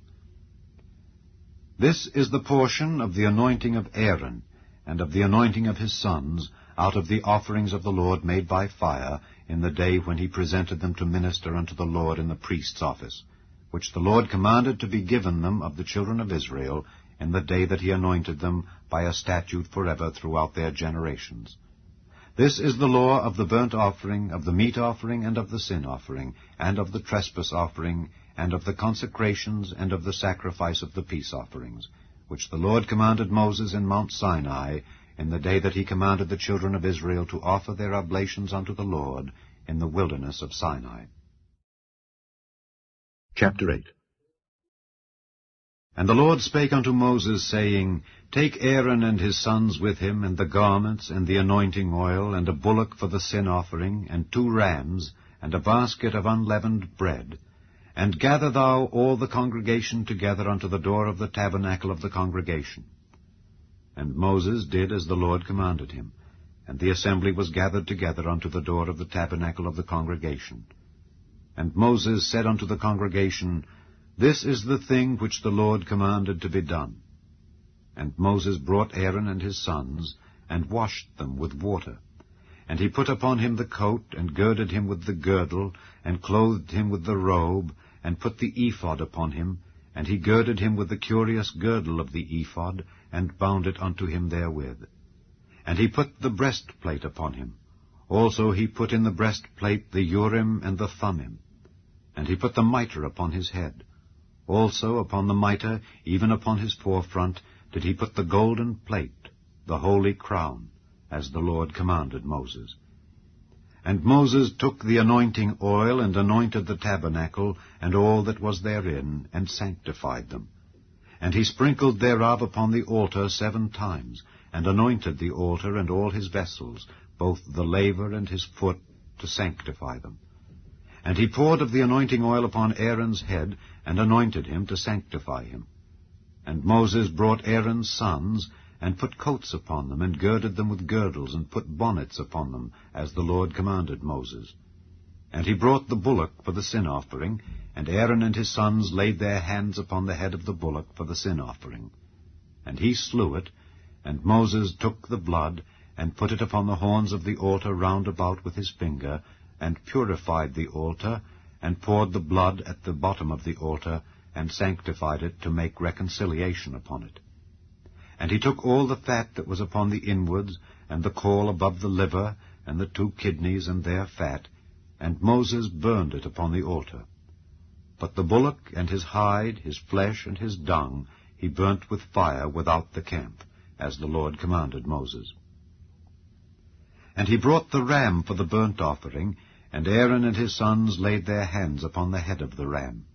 And he killed it, and Moses sprinkled the blood upon the altar round about. And he cut the ram into pieces, and Moses burnt the head and the pieces and the fat.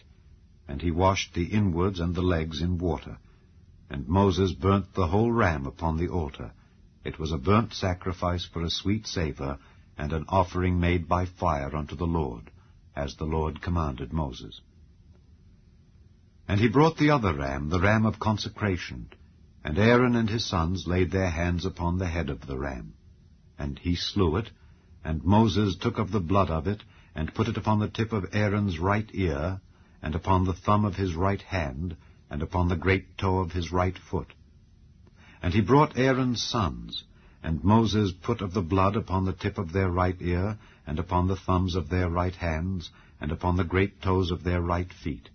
And Moses sprinkled the blood upon the altar round about. And he took the fat and the rump, and all the fat that was upon the inwards, and the caul above the liver, and the 2 kidneys and their fat, and the right shoulder. And out of the basket of unleavened bread that was before the Lord, he took 1 unleavened cake, and a cake of oiled bread, and 1 wafer, and put them on the fat, and upon the right shoulder. And he put all upon Aaron's hands, and upon his sons' hands, and waved them for a wave offering before the Lord. And Moses took them from off their hands, and burnt them on the altar upon the burnt offering. They were consecrations for a sweet savour. It is an offering made by fire unto the Lord. And Moses took the breast and waved it for a wave offering before the Lord. For of the ram of consecration it was Moses' part, as the Lord commanded Moses. And Moses took of the anointing oil and of the blood which was upon the altar, and sprinkled it upon Aaron and upon his garments, and upon his sons and upon his sons' garments with him, and sanctified Aaron and his garments, and his sons' garments with him. And Moses said unto Aaron and to his sons, Boil the flesh at the door of the tabernacle of the congregation, and there eat it with the bread that is in the basket of consecrations, as I commanded, saying, Aaron and his sons shall eat it. And that which remaineth of the flesh and of the bread shall ye burn with fire. And ye shall not go out of the door of the tabernacle of the congregation in 7 days, until the days of your consecration be at an end. For 7 days shall he consecrate you. As he hath done this day, so the Lord hath commanded to do, to make an atonement for you. Therefore shall ye abide at the door of the tabernacle of the congregation day and night 7 days, and keep the charge of the Lord, that ye die not, for so I am commanded. So Aaron and his sons did all things which the Lord commanded by the hand of Moses. Chapter 9. And it came to pass on the 8th day that Moses called Aaron and his sons and the elders of Israel, and he said unto Aaron, Take thee a young calf for a sin offering, and a ram for a burnt offering without blemish, and offer them before the Lord.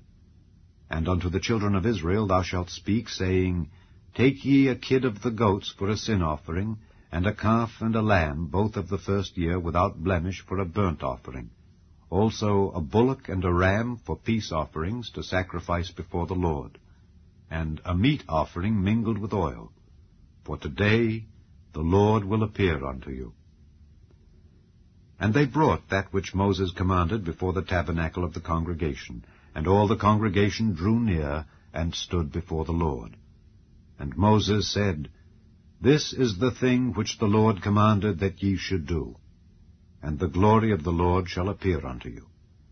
And Moses said unto Aaron, Go unto the altar, and offer thy sin offering and thy burnt offering, and make an atonement for thyself and for the people, and offer the offering of the people, and make an atonement for them, as the Lord commanded. Aaron therefore went unto the altar, and slew the calf of the sin offering, which was for himself. And the sons of Aaron brought the blood unto him, and he dipped his finger in the blood, and put it upon the horns of the altar, and poured out the blood at the bottom of the altar. But the fat and the kidneys, and the caul above the liver of the sin offering, he burnt upon the altar, as the Lord commanded Moses. And the flesh and the hide he burnt with fire without the camp. And he slew the burnt offering, and Aaron's sons presented unto him the blood which he sprinkled round about upon the altar. And they presented the burnt offering unto him with the pieces thereof, and the head, and he burnt them upon the altar. And he did wash the inwards and the legs, and burnt them upon the burnt offering on the altar. And he brought the people's offering, and took the goat, which was the sin offering for the people, and slew it, and offered it for sin, as the first. And he brought the burnt offering, and offered it according to the manner. And he brought the meat offering, and took an handful thereof, and burnt it upon the altar, beside the burnt sacrifice of the morning. He slew also the bullock and the ram for a sacrifice of peace offerings, which was for the people. And Aaron's sons presented unto him the blood, which he sprinkled upon the altar round about, and the fat of the bullock and of the ram, the rump and that which covereth the inwards, and the kidneys and the caul above the liver. And they put the fat upon the breasts, and he burnt the fat upon the altar. And the breasts and the right shoulder Aaron waved for a wave offering before the Lord, as Moses commanded. And Aaron lifted up his hand toward the people, and blessed them, and came down from offering of the sin offering, and the burnt offering, and peace offerings. And Moses and Aaron went into the tabernacle of the congregation, and came out and blessed the people. And the glory of the Lord appeared unto all the people. And there came a fire out from before the Lord, and consumed upon the altar the burnt offering and the fat, which when all the people saw, they shouted and fell on their faces. Chapter 10. And Nadab and Abihu, the sons of Aaron, took either of them his censer, and put fire therein, and put incense thereon, and offered strange fire before the Lord, which he commanded them not. And there went out fire from the Lord, and devoured them, and they died before the Lord. Then Moses said unto Aaron, This is it that the Lord spake, saying, I will be sanctified in them that come nigh me, and before all the people I will be glorified. And Aaron held his peace. And Moses called Mishael and Elzaphan, the sons of Uzziel, the uncle of Aaron, and said unto them, Come near, carry your brethren from before the sanctuary out of the camp. So they went near and carried them in their coats out of the camp, as Moses had said. And Moses said unto Aaron, and unto Eleazar, and unto Ithamar his sons, Uncover not your heads, neither rend your clothes, lest ye die, and lest wrath come upon all the people. But let your brethren, the whole house of Israel, bewail the burning which the Lord hath kindled. And ye shall not go out from the door of the tabernacle of the congregation, lest ye die, for the anointing oil of the Lord is upon you. And they did according to the word of Moses. And the Lord spake unto Aaron, saying, Do not drink wine nor strong drink, thou nor thy sons with thee, when ye go into the tabernacle of the congregation, lest ye die. It shall be a statute forever throughout your generations, and that ye may put difference between holy and unholy, and between unclean and clean, and that ye may teach the children of Israel all the statutes which the Lord hath spoken unto them by the hand of Moses. And Moses spake unto Aaron, and unto Eleazar, and unto Ithamar, his sons that were left, Take the meat offering that remaineth of the offerings of the Lord made by fire, and eat it without leaven beside the altar, for it is most holy. And ye shall eat it in the holy place, because it is thy due, and thy son's due, of the sacrifices of the Lord made by fire, for so I am commanded.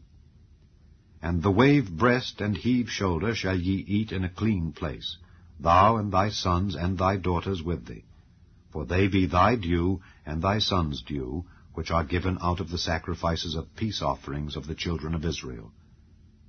The heave shoulder and the wave breast shall they bring with the offerings made by fire of the fat, to wave it for a wave offering before the Lord. And it shall be thine and thy sons with thee by a statute forever, as the Lord hath commanded. And Moses diligently sought the goat of the sin offering, and behold, it was burnt. And he was angry with Eleazar and Ithamar, the sons of Aaron, which were left alive, saying, Wherefore have ye not eaten the sin offering in the holy place, seeing it is most holy? And God hath given it you to bear the iniquity of the congregation, to make atonement for them before the Lord. Behold, the blood of it was not brought in within the holy place.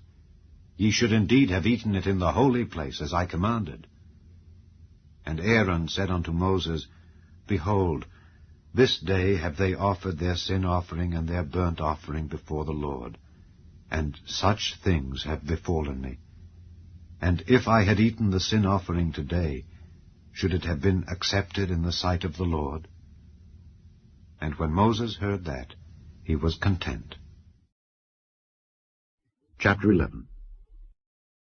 And the Lord spake unto Moses and to Aaron, saying unto them, Speak unto the children of Israel, saying, These are the beasts which ye shall eat among all the beasts that are on the earth. Whatsoever parteth the hoof, and is cloven-footed, and cheweth the cud among the beasts, that shall ye eat. Nevertheless these shall ye not eat of them that chew the cud, or of them that divide the hoof. As the camel, because he cheweth the cud, but divideth not the hoof, he is unclean unto you. And the coney, because he cheweth the cud, but divideth not the hoof, he is unclean unto you. And the hare, because he cheweth the cud, but divideth not the hoof, he is unclean unto you. And the swine, though he divide the hoof and be cloven-footed, yet he cheweth not the cud. He is unclean to you. Of their flesh shall ye not eat, and their carcass shall ye not touch. They are unclean to you. These shall ye eat of all that are in the waters, whatsoever hath fins and scales in the waters, in the seas, and in the rivers, them shall ye eat. And all that have not fins and scales in the seas and in the rivers, of all that move in the waters, and of any living thing which is in the waters, they shall be an abomination unto you. They shall be even an abomination unto you. Ye shall not eat of their flesh, but ye shall have their carcasses in abomination. Whatsoever hath no fins nor scales in the waters, that shall be an abomination unto you. And these are they which ye shall have in abomination among the fowls. They shall not be eaten, they are an abomination. The eagle, and the ossifrage, and the osprey, and the vulture, and the kite after his kind, every raven after his kind, and the owl, and the night hawk, and the cuckoo, and the hawk after his kind, and the little owl, and the cormorant, and the great owl, and the swan, and the pelican, and the jeer-eagle, and the stork, the heron after her kind, and the lapwing, and the bat. All fowls that creep, going upon all four, shall be an abomination unto you. Yet these may ye eat of every flying, creeping thing that goeth upon all four, which have legs above their feet, to leap withal upon the earth. Even these of them ye may eat. The locust after his kind, and the bald locust after his kind, and the beetle after his kind, and the grasshopper after his kind.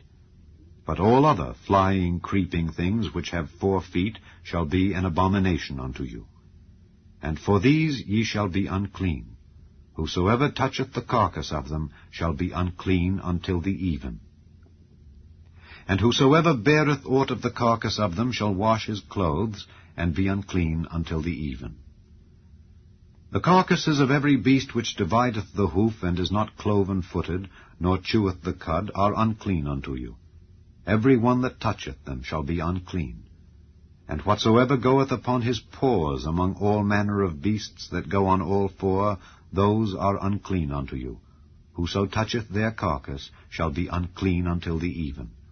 And he that beareth the carcass of them shall wash his clothes, and be unclean until the even.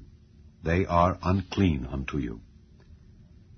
These also shall be unclean unto you among the creeping things that creep upon the earth, the weasel, and the mouse, and the tortoise after his kind, and the ferret, and the chameleon, and the lizard, and the snail, and the mole. These are unclean to you among all that creep. Whosoever doth touch them when they be dead shall be unclean until the even. And upon whatsoever any of them when they are dead doth fall, it shall be unclean, whether it be any vessel of wood, or raiment, or skin, or sack. Whatsoever vessel it be, wherein any work is done, it must be put into water, and it shall be unclean until the even. So it shall be cleansed. And every earthen vessel whereinto any of them falleth, whatsoever is in it shall be unclean, and ye shall break it. Of all meat which may be eaten, that on which such water cometh shall be unclean, and all drink that may be drunk in every such vessel shall be unclean. And everything whereupon any part of their carcass falleth shall be unclean. Whether it be oven or ranges for pots, they shall be broken down, for they are unclean, and shall be unclean unto you. Nevertheless, a fountain or pit, wherein there is plenty of water, shall be clean, but that which toucheth their carcass shall be unclean. And if any part of their carcass fall upon any sowing seed which is to be sown, it shall be clean. But if any water be put upon the seed, and any part of their carcass fall thereon, it shall be unclean unto you. And if any beast of which ye may eat die, he that toucheth the carcass thereof shall be unclean until the even. And he that eateth of the carcass of it shall wash his clothes, and be unclean until the even. He also that beareth the carcass of it shall wash his clothes, and be unclean until the even. And every creeping thing that creepeth upon the earth shall be an abomination, it shall not be eaten. Whatsoever goeth upon the belly, and whatsoever goeth upon all four, or whatsoever hath more feet among all creeping things that creep upon the earth, them ye shall not eat, for they are an abomination. Ye shall not make yourselves abominable with any creeping thing that creepeth, neither shall ye make yourselves unclean with them, that ye should be defiled thereby. For I am the Lord your God. Ye shall therefore sanctify yourselves, and ye shall be holy, for I am holy. Neither shall ye defile yourselves with any manner of creeping thing that creepeth upon the earth. For I am the Lord that bringeth you up out of the land of Egypt, to be your God.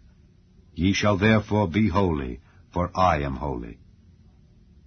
This is the law of the beasts, and of the fowl, and of every living creature that moveth in the waters, and of every creature that creepeth upon the earth, to make a difference between the unclean and the clean, and between the beast that may be eaten, and the beast that may not be eaten. Chapter 12.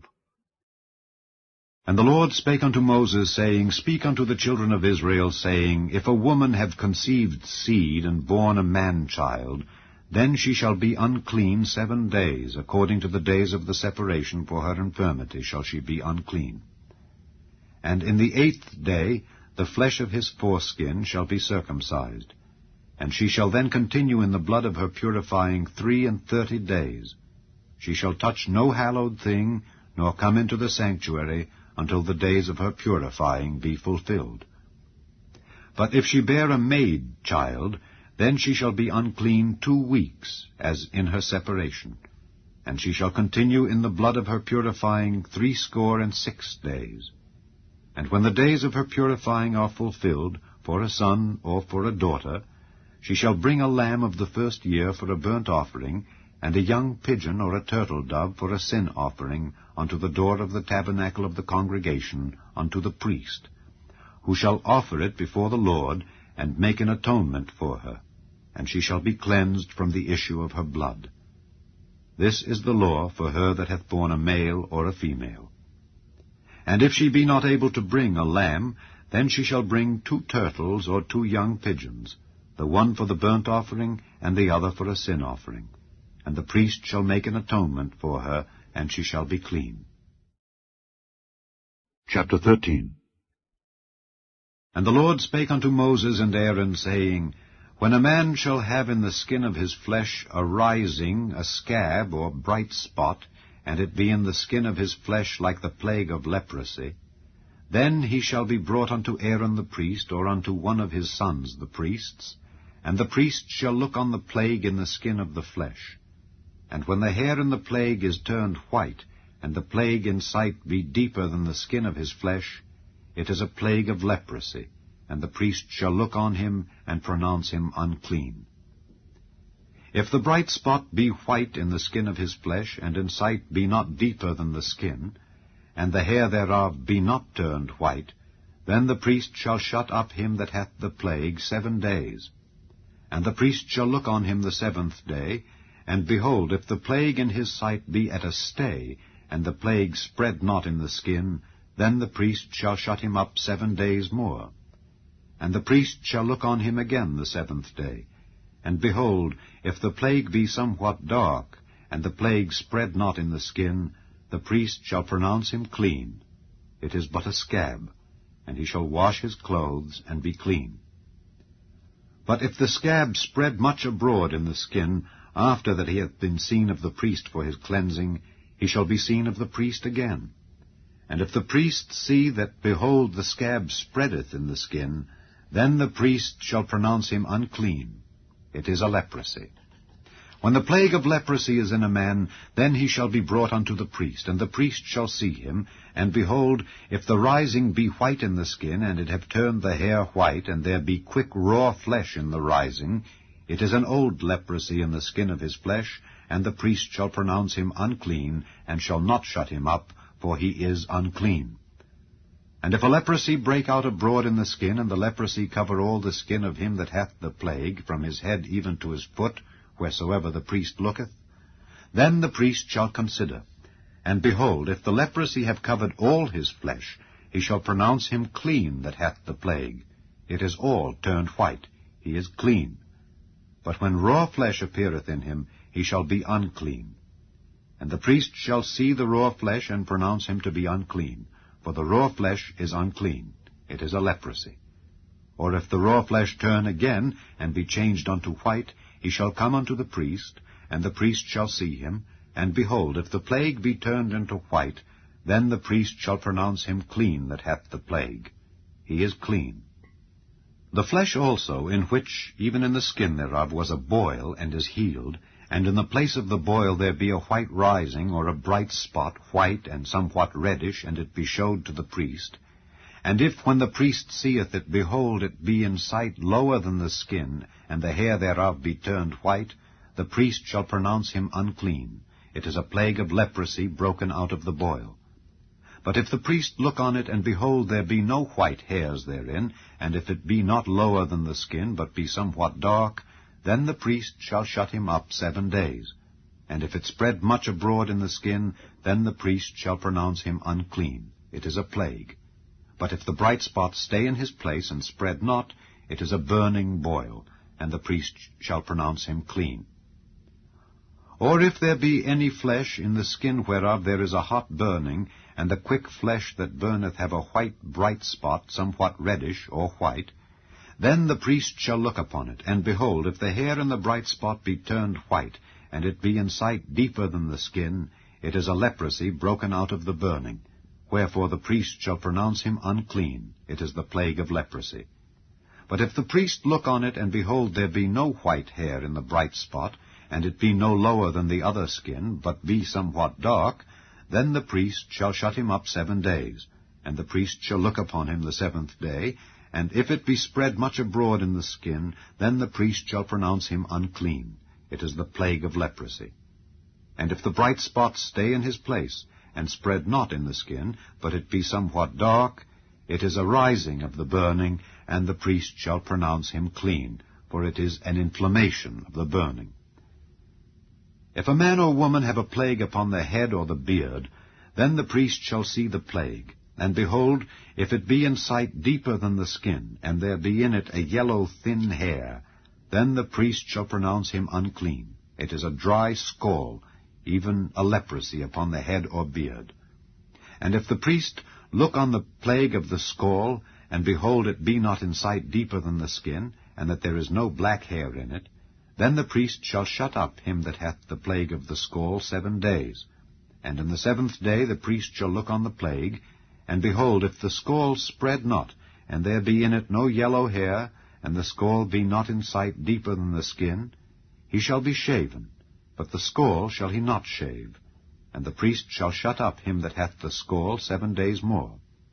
And in the 7th day the priest shall look on the scald, and behold, if the scald be not spread in the skin, nor be in sight deeper than the skin, then the priest shall pronounce him clean, and he shall wash his clothes, and be clean.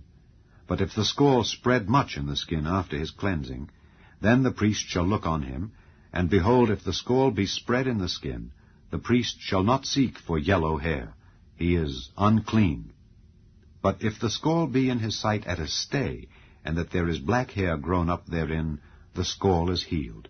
He is clean, and the priest shall pronounce him clean.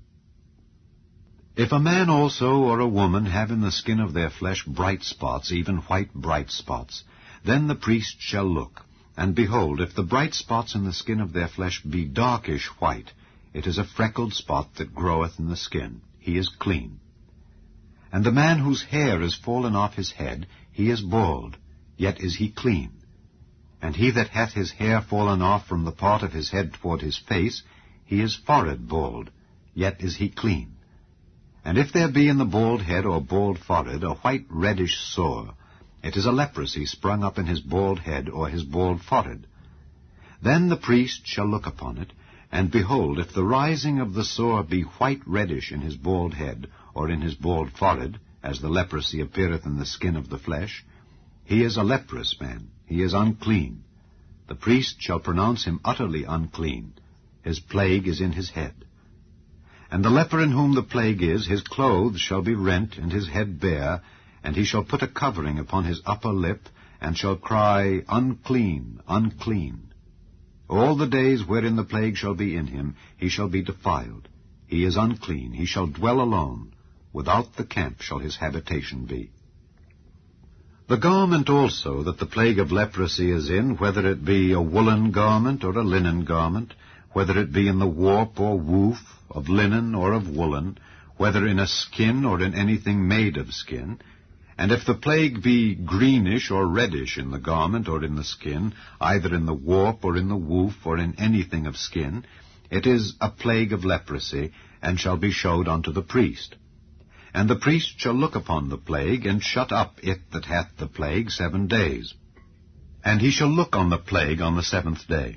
If the plague be spread in the garment, either in the warp or in the woof, or in a skin, or in any work that is made of skin, the plague is a fretting leprosy. It is unclean.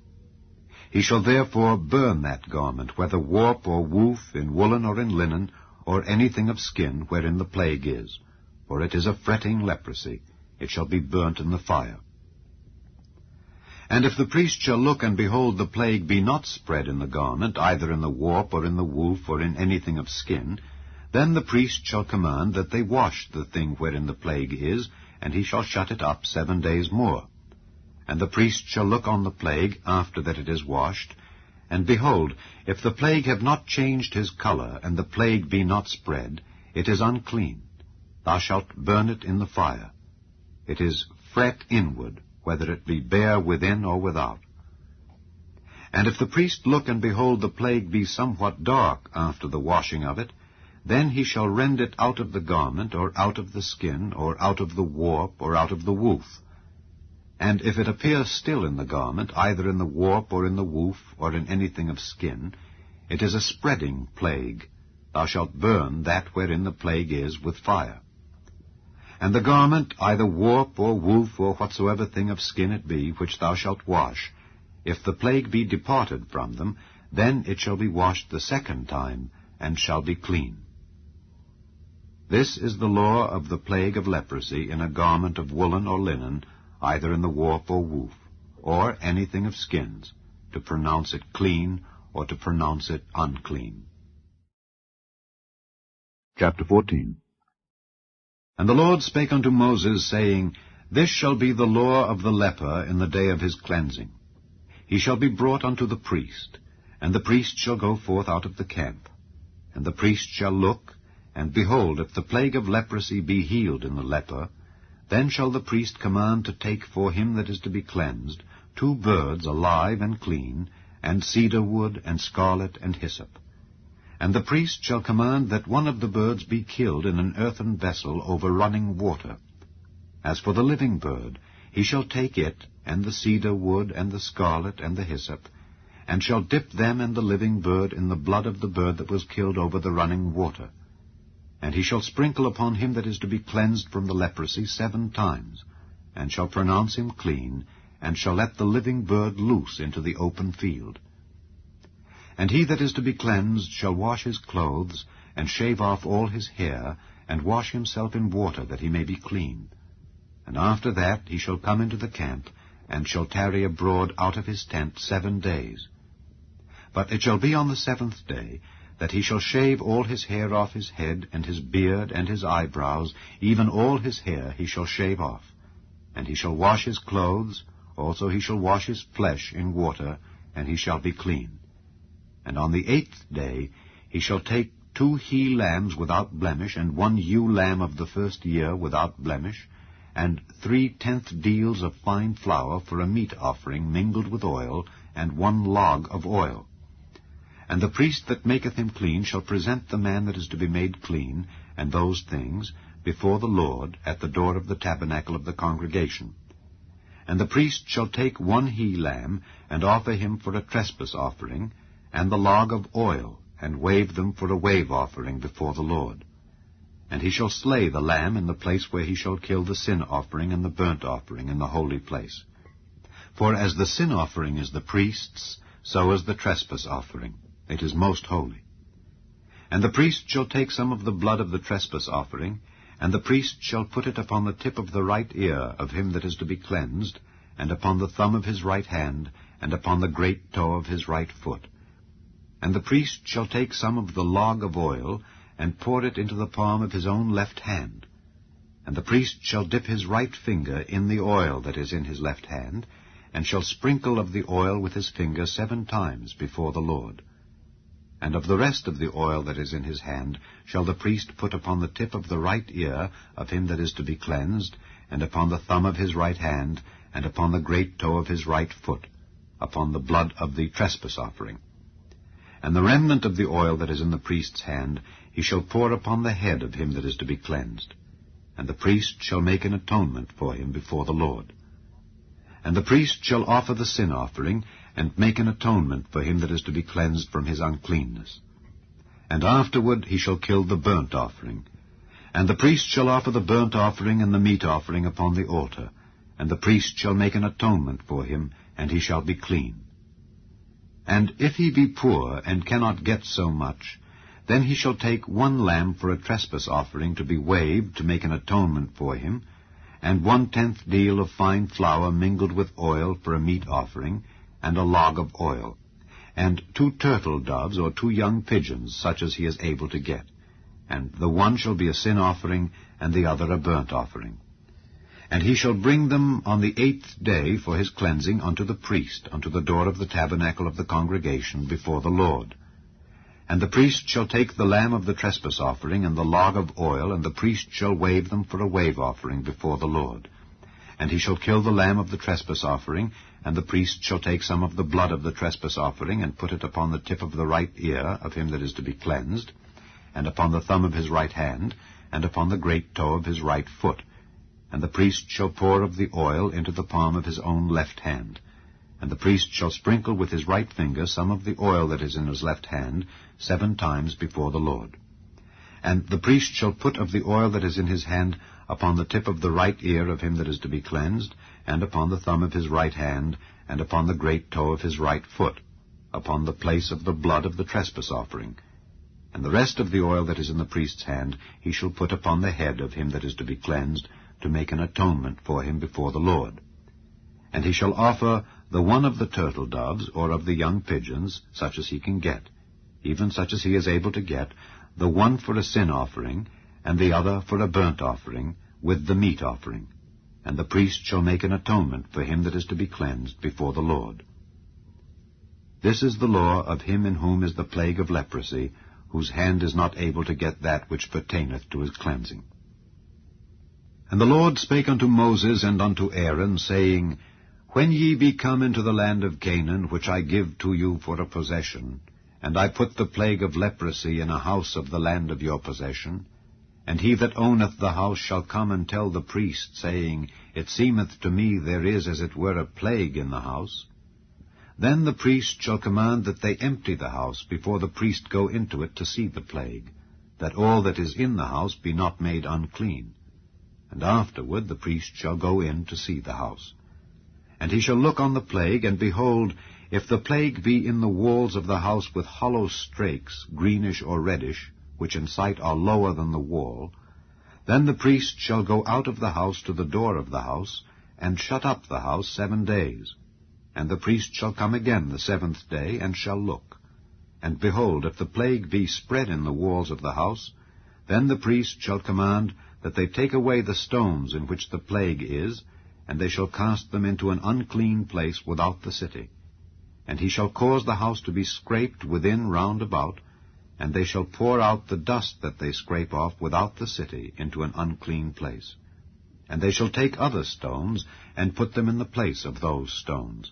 And he shall take other mortar, and shall plaster the house. And if the plague come again, and break out in the house, after that he hath taken away the stones, and after he hath scraped the house, and after it is plastered, then the priest shall come and look, and behold, if the plague be spread in the house, it is a fretting leprosy in the house, it is unclean. And he shall break down the house, the stones of it, and the timber thereof, and all the mortar of the house, and he shall carry them forth out of the city into an unclean place. Moreover, he that goeth into the house all the while that it is shut up shall be unclean until the even. And he that lieth in the house shall wash his clothes, and he that eateth in the house shall wash his clothes. And if the priest shall come in and look upon it, and behold, the plague hath not spread in the house after the house was plastered, then the priest shall pronounce the house clean, because the plague is healed. And he shall take to cleanse the house 2 birds, and cedar wood, and scarlet, and hyssop. And he shall kill the one of the birds in an earthen vessel over running water. And he shall take the cedar wood, and the hyssop, and the scarlet, and the living bird, and dip them in the blood of the slain bird, and in the running water, and sprinkle the house 7 times. And he shall cleanse the house with the blood of the bird, and with the running water, and with the living bird, and with the cedar wood, and with the hyssop, and with the scarlet. But he shall let go the living bird out of the city into the open fields, and make an atonement for the house, and it shall be clean. This is the law for all manner of plague of leprosy and scall, and for the leprosy of a garment, and of a house, and for a rising, and for a scab, and for a bright spot, to teach when it is unclean, and when it is clean. This is the law of leprosy. Chapter 15. And the Lord spake unto Moses and to Aaron, saying, Speak unto the children of Israel, and say unto them, When any man hath a running issue out of his flesh, because of his issue he is unclean. And this shall be his uncleanness in his issue, whether his flesh run with his issue, or his flesh be stopped from his issue, it is his uncleanness. Every bed whereon he lieth that hath the issue is unclean, and everything whereon he sitteth shall be unclean. And whosoever toucheth his bed shall wash his clothes, and bathe himself in water, and be unclean until the even. And he that sitteth on anything whereon he sat that hath the issue shall wash his clothes, and bathe himself in water, and be unclean until the even. And he that toucheth the flesh of him that hath the issue shall wash his clothes, and bathe himself in water, and be unclean until the even. And if he that hath the issue spit upon him that is clean, then he shall wash his clothes, and bathe himself in water, and be unclean until the even. And what saddle soever he rideth upon that hath the issue shall be unclean. And whosoever toucheth anything that was under him shall be unclean until the even. And he that beareth any of those things shall wash his clothes, and bathe himself in water, and be unclean until the even. And whomsoever he toucheth that hath the issue, and hath not rinsed his hands in water, he shall wash his clothes, and bathe himself in water, and be unclean until the even. And the vessel of earth that he toucheth which hath the issue shall be broken, and every vessel of wood shall be rinsed in water. And when he that hath an issue is cleansed of his issue, then he shall number to himself 7 days for his cleansing, and wash his clothes, and bathe his flesh in running water, and shall be clean. And on the 8th day he shall take to him 2 turtle doves, or 2 young pigeons, and come before the Lord unto the door of the tabernacle of the congregation, and give them unto the priest. And the priest shall offer them, the one for a sin offering, and the other for a burnt offering. And the priest shall make an atonement for him before the Lord for his issue. And if any man's seed of copulation go out from him, then he shall wash all his flesh in water, and be unclean until the even. And every garment and every skin whereon is the seed of copulation shall be washed with water, and be unclean until the even. The woman also with whom man shall lie with seed of copulation, they shall both bathe themselves in water, and be unclean until the even. And if a woman have an issue, and her issue in her flesh be blood, she shall be put apart 7 days, and whosoever toucheth her shall be unclean until the even. And everything that she lieth upon in her separation shall be unclean, everything also that she sitteth upon shall be unclean. And whosoever toucheth her bed shall wash his clothes, and bathe himself in water, and be unclean until the even. And whosoever toucheth anything that she sat upon shall wash his clothes, and bathe himself in water, and be unclean until the even.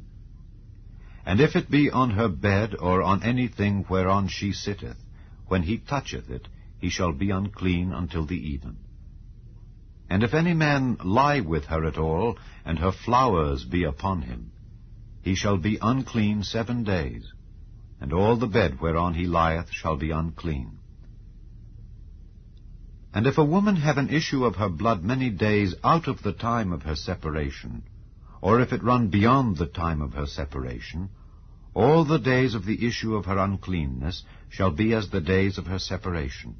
She shall be unclean. Every bed whereon she lieth all the days of her issue shall be unto her as the bed of her separation. And whatsoever she sitteth upon shall be unclean, as the uncleanness of her separation. And whosoever toucheth those things shall be unclean, and shall wash his clothes, and bathe himself in water, and be unclean until the even. But if she be cleansed of her issue, then she shall number to herself 7 days, and after that she shall be clean. And on the 8th day she shall take unto her 2 turtles or 2 young pigeons, and bring them unto the priest to the door of the tabernacle of the congregation. And the priest shall offer the one for a sin offering, and the other for a burnt offering. And the priest shall make an atonement for her before the Lord for the issue of her uncleanness. Thus shall ye separate the children of Israel from their uncleanness, that they die not in their uncleanness when they defile my tabernacle that is among them. This is the law of him that hath an issue, and of him whose seed goeth from him, and is defiled therewith, and of her that is sick of her flowers, and of him that hath an issue, of the man and of the woman, and of him that lieth with her that is unclean. Chapter 16. And the Lord spake unto Moses after the death of the 2 sons of Aaron, when they offered before the Lord and died. And the Lord said unto Moses, Speak unto Aaron thy brother, that he come not at all times into the holy place within the veil before the mercy seat which is upon the ark, that he die not, for I will appear in the cloud upon the mercy seat. Thus shall Aaron come into the holy place, with a young bullock for a sin offering, and a ram for a burnt offering. He shall put on the holy linen coat, and he shall have the linen breeches upon his flesh, and shall be girded with a linen girdle, and with the linen mitre shall he be attired. These are holy garments. Therefore shall he wash his flesh in water, and so put them on. And he shall take of the congregation of the children of Israel 2 kids of the goats for a sin offering, and 1 ram for a burnt offering. And Aaron shall offer his bullock of the sin offering, which is for himself, and make an atonement for himself and for his house. And he shall take the 2 goats, and present them before the Lord at the door of the tabernacle of the congregation. And Aaron shall cast lots upon the 2 goats, 1 lot for the Lord, and the other lot for the scapegoat. And Aaron shall bring the goat upon which the Lord's lot fell, and offer him for a sin offering. But the goat on which the lot fell to be the scapegoat shall be presented alive before the Lord, to make an atonement with him, and to let him go for a scapegoat into the wilderness. And Aaron shall bring the bullock of the sin offering which is for himself, and shall make an atonement for himself and for his house, and shall kill the bullock of the sin offering which is for himself. And he shall take a censer full of burning coals of fire from off the altar before the Lord, and his hands full of sweet incense beaten small, and bring it within the veil. And he shall put the incense upon the fire before the Lord, that the cloud of the incense may cover the mercy seat that is upon the testimony, that he die not. And he shall take of the blood of the bullock, and sprinkle it with his finger upon the mercy seat eastward. And before the mercy seat shall he sprinkle of the blood with his finger 7 times. Then shall he kill the goat of the sin offering, that is for the people, and bring his blood within the veil, and do with that blood as he did with the blood of the bullock, and sprinkle it upon the mercy seat and before the mercy seat. And he shall make an atonement for the holy place because of the uncleanness of the children of Israel, and because of their transgressions in all their sins. And so shall he do for the tabernacle of the congregation, that remaineth among them in the midst of their uncleanness. And there shall be no man in the tabernacle of the congregation, when he goeth in to make an atonement in the holy place, until he come out, and have made an atonement for himself, and for his household, and for all the congregation of Israel. And he shall go out unto the altar that is before the Lord, and make an atonement for it, and shall take of the blood of the bullock and of the blood of the goat, and put it upon the horns of the altar round about. And he shall sprinkle of the blood upon it with his finger 7 times, and cleanse it, and hallow it from the uncleanness of the children of Israel. And when he hath made an end of reconciling the holy place, and the tabernacle of the congregation, and the altar, he shall bring the live goat.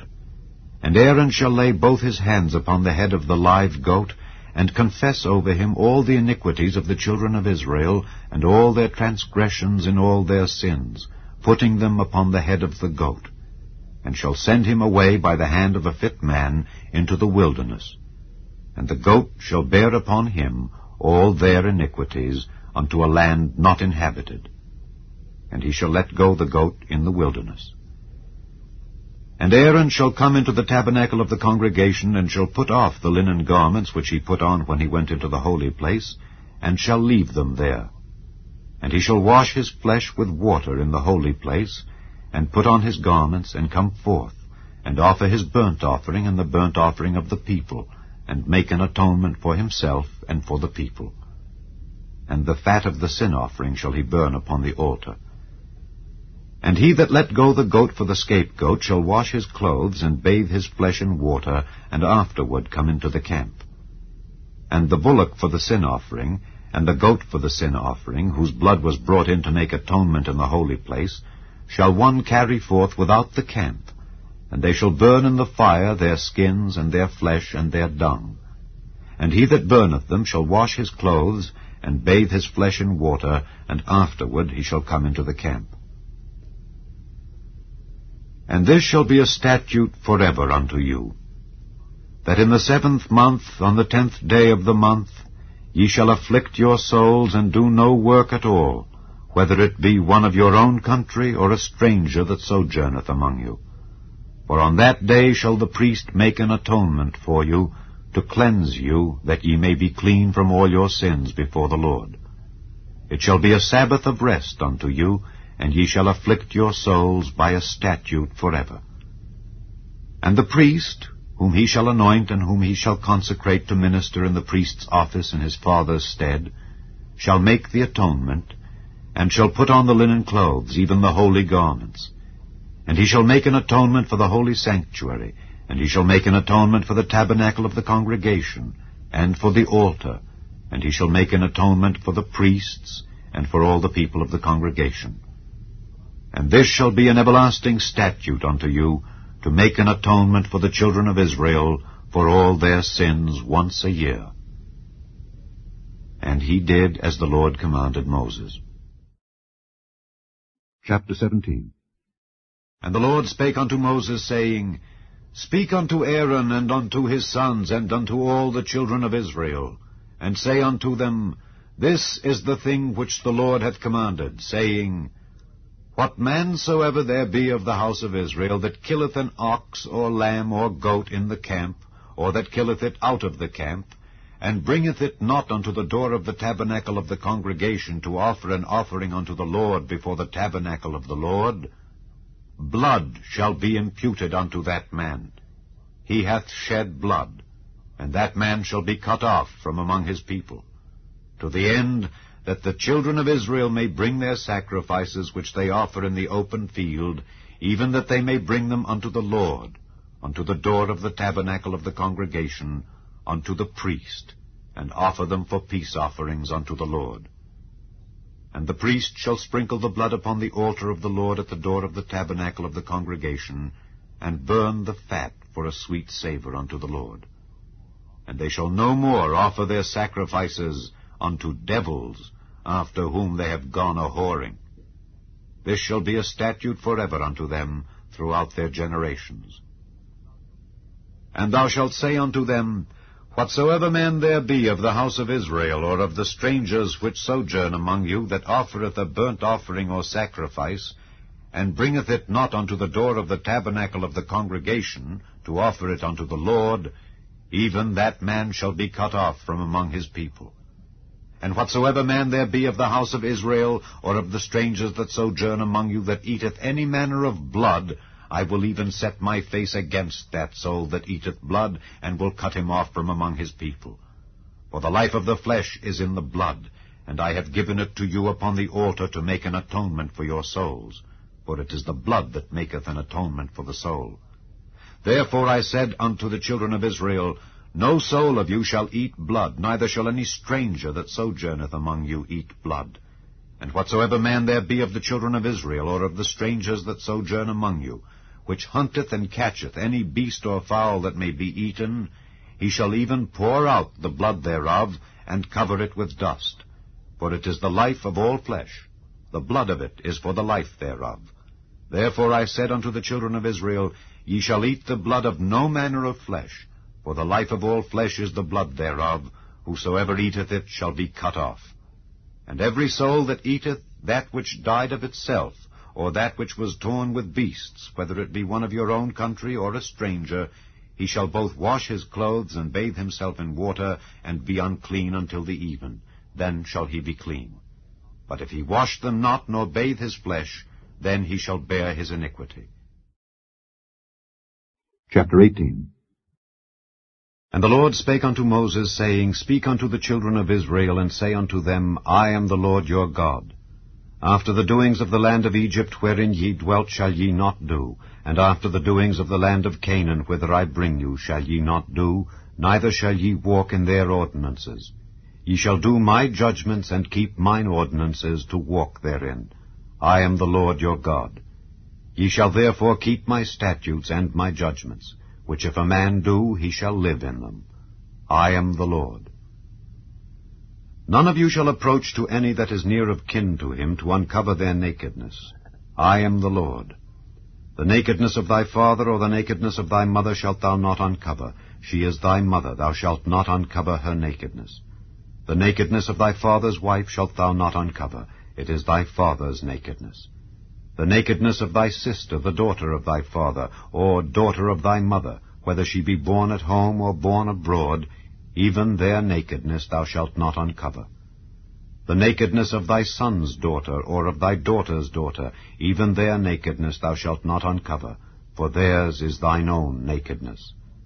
The nakedness of thy father's wife's daughter, begotten of thy father, she is thy sister, thou shalt not uncover her nakedness. Thou shalt not uncover the nakedness of thy father's sister, she is thy father's near kinswoman. Thou shalt not uncover the nakedness of thy mother's sister, for she is thy mother's near kinswoman. Thou shalt not uncover the nakedness of thy father's brother, thou shalt not approach to his wife, she is thine aunt. Thou shalt not uncover the nakedness of thy daughter-in-law, she is thy son's wife, thou shalt not uncover her nakedness. Thou shalt not uncover the nakedness of thy brother's wife, it is thy brother's nakedness. Thou shalt not uncover the nakedness of a woman and her daughter, neither shalt thou take her son's daughter or her daughter's daughter to uncover her nakedness, for they are her near kinswomen. It is wickedness. Neither shalt thou take a wife to her sister, to vex her, to uncover her nakedness beside the other in her lifetime. Also thou shalt not approach unto a woman to uncover her nakedness, as long as she is put apart for her uncleanness. Moreover, thou shalt not lie carnally with thy neighbor's wife, to defile thyself with her.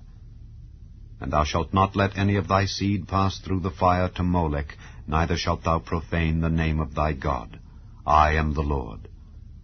Thou shalt not lie with mankind as with womankind, it is abomination. Neither shalt thou lie with any beast, to defile thyself therewith. Neither shall any woman stand before a beast to lie down thereto, it is confusion. Defile not ye yourselves in any of these things, for in all these the nations are defiled, which I cast out before you, and the land is defiled. Therefore I do visit the iniquity thereof upon it, and the land itself vomiteth out her inhabitants. Ye shall therefore keep my statutes and my judgments, and shall not commit any of these abominations, neither any of your own nation, nor any stranger that sojourneth among you. For all these abominations have the men of the land done, which were before you, and the land is defiled. That the land spew not you out also when ye defile it, as it spewed out the nations that were before you. For whosoever shall commit any of these abominations, even the souls that commit them, shall be cut off from among their people. Therefore shall ye keep mine ordinance, that ye commit not any one of these abominable customs which were committed before you, and that ye defile not yourselves therein. I am the Lord your God.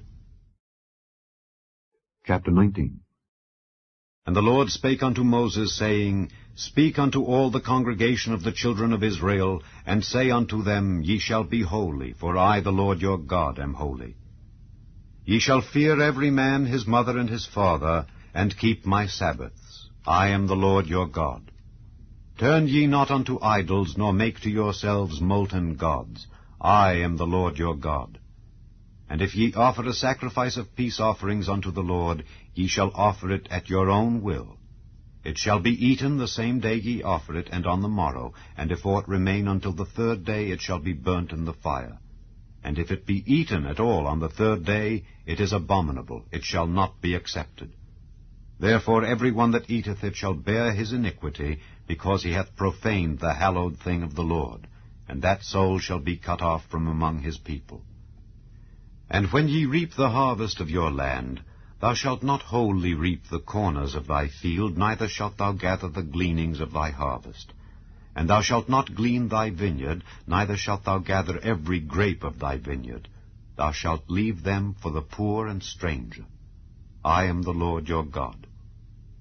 Ye shall not steal, neither deal falsely, neither lie one to another. And ye shall not swear by my name falsely, neither shalt thou profane the name of thy God. I am the Lord. Thou shalt not defraud thy neighbor, neither rob him. The wages of him that is hired shall not abide with thee all night until the morning. Thou shalt not curse the deaf, nor put a stumbling block before the blind, but shalt fear thy God. I am the Lord. Ye shall do no unrighteousness in judgment. Thou shalt not respect the person of the poor, nor honor the person of the mighty, but in righteousness shalt thou judge thy neighbor. Thou shalt not go up and down as a talebearer among thy people, neither shalt thou stand against the blood of thy neighbor. I am the Lord. Thou shalt not hate thy brother in thine heart. Thou shalt in any wise rebuke thy neighbor, and not suffer sin upon him. Thou shalt not avenge, nor bear any grudge against the children of thy people, but thou shalt love thy neighbor as thyself. I am the Lord. Ye shall keep my statutes. Thou shalt not let thy cattle gender with a diverse kind. Thou shalt not sow thy field with mingled seed, neither shall a garment mingled of linen and woolen come upon thee. And whosoever lieth carnally with a woman that is a bondmaid, betrothed to an husband, and not at all redeemed, nor freedom given her, she shall be scourged. They shall not be put to death, because she was not free. And he shall bring his trespass offering unto the Lord unto the door of the tabernacle of the congregation, even a ram for a trespass offering. And the priest shall make an atonement for him with the ram of the trespass offering before the Lord for his sin which he hath done, and the sin which he hath done shall be forgiven him. And when ye shall come into the land, and shall have planted all manner of trees for food, then ye shall count the fruit thereof as uncircumcised. 3 years shall it be as uncircumcised unto you. It shall not be eaten of. But in the 4th year all the fruit thereof shall be holy, to praise the Lord withal. And in the 5th year shall ye eat of the fruit thereof, that it may yield unto you the increase thereof. I am the Lord your God. Ye shall not eat anything with the blood, neither shall ye use enchantment, nor observe times. Ye shall not round the corners of your heads, neither shalt thou mar the corners of thy beard. Ye shall not make any cuttings in your flesh for the dead, nor print any marks upon you. I am the Lord. Do not prostitute thy daughter to cause her to be a whore, lest the land fall to whoredom, and the land become full of wickedness. Ye shall keep my Sabbaths, and reverence my sanctuary. I am the Lord.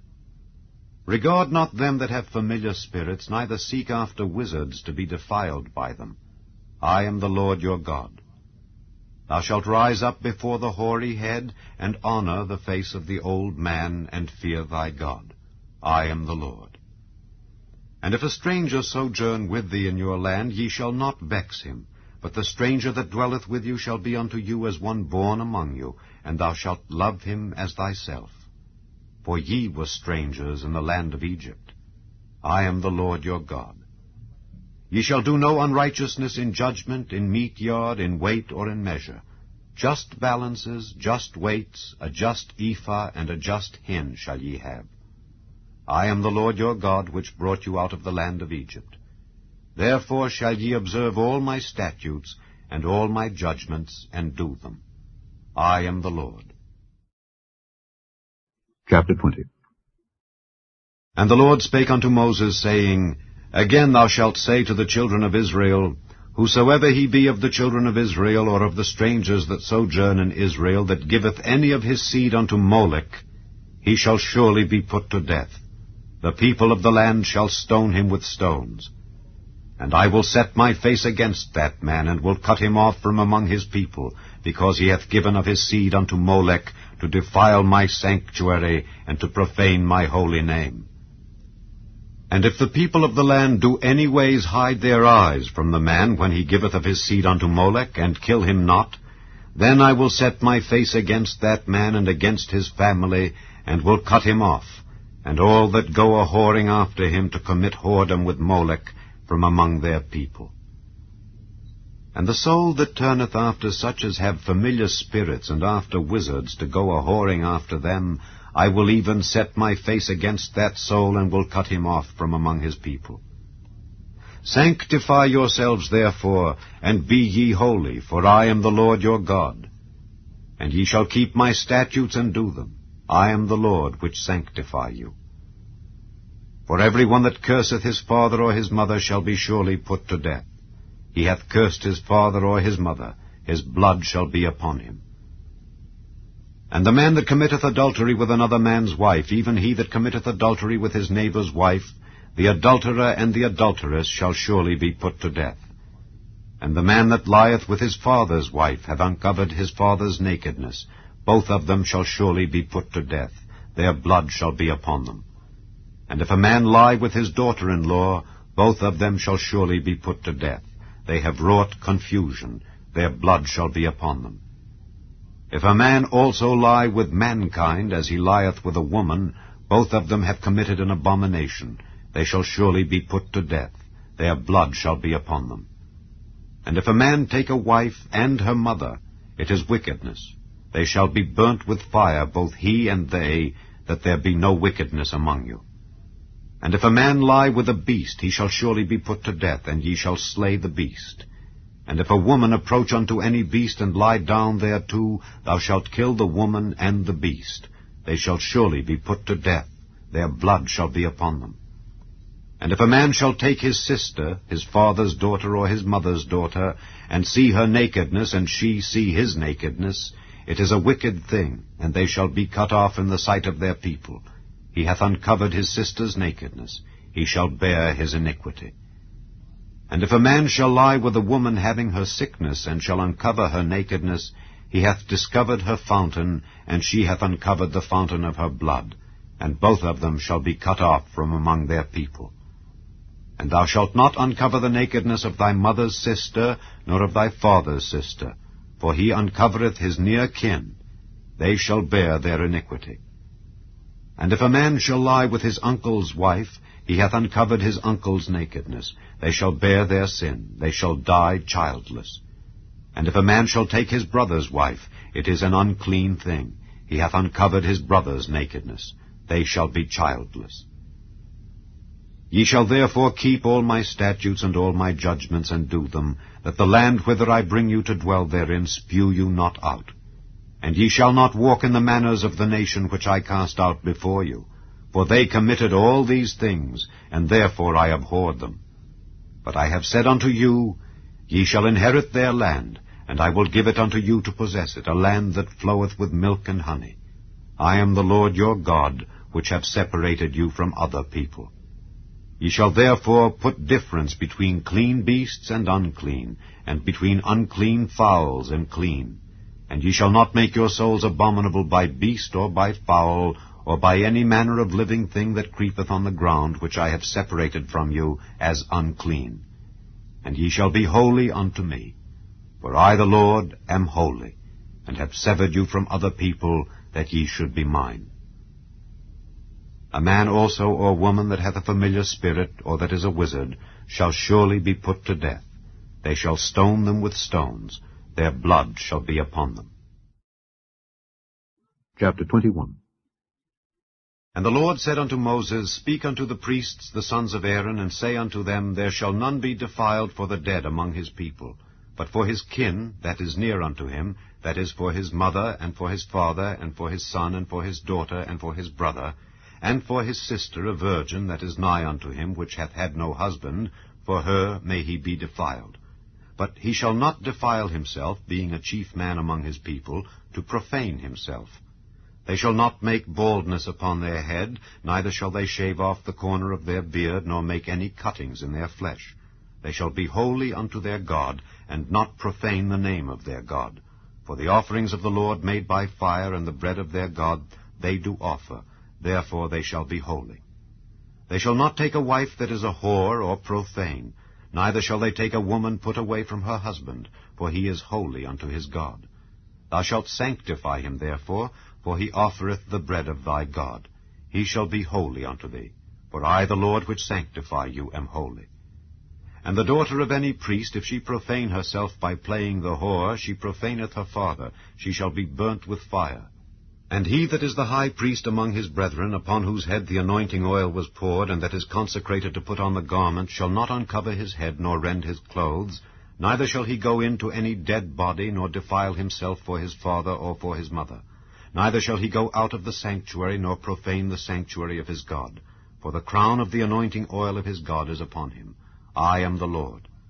And he shall take a wife in her virginity. A widow or a divorced woman, or profane, or an harlot, these shall he not take, but he shall take a virgin of his own people to wife.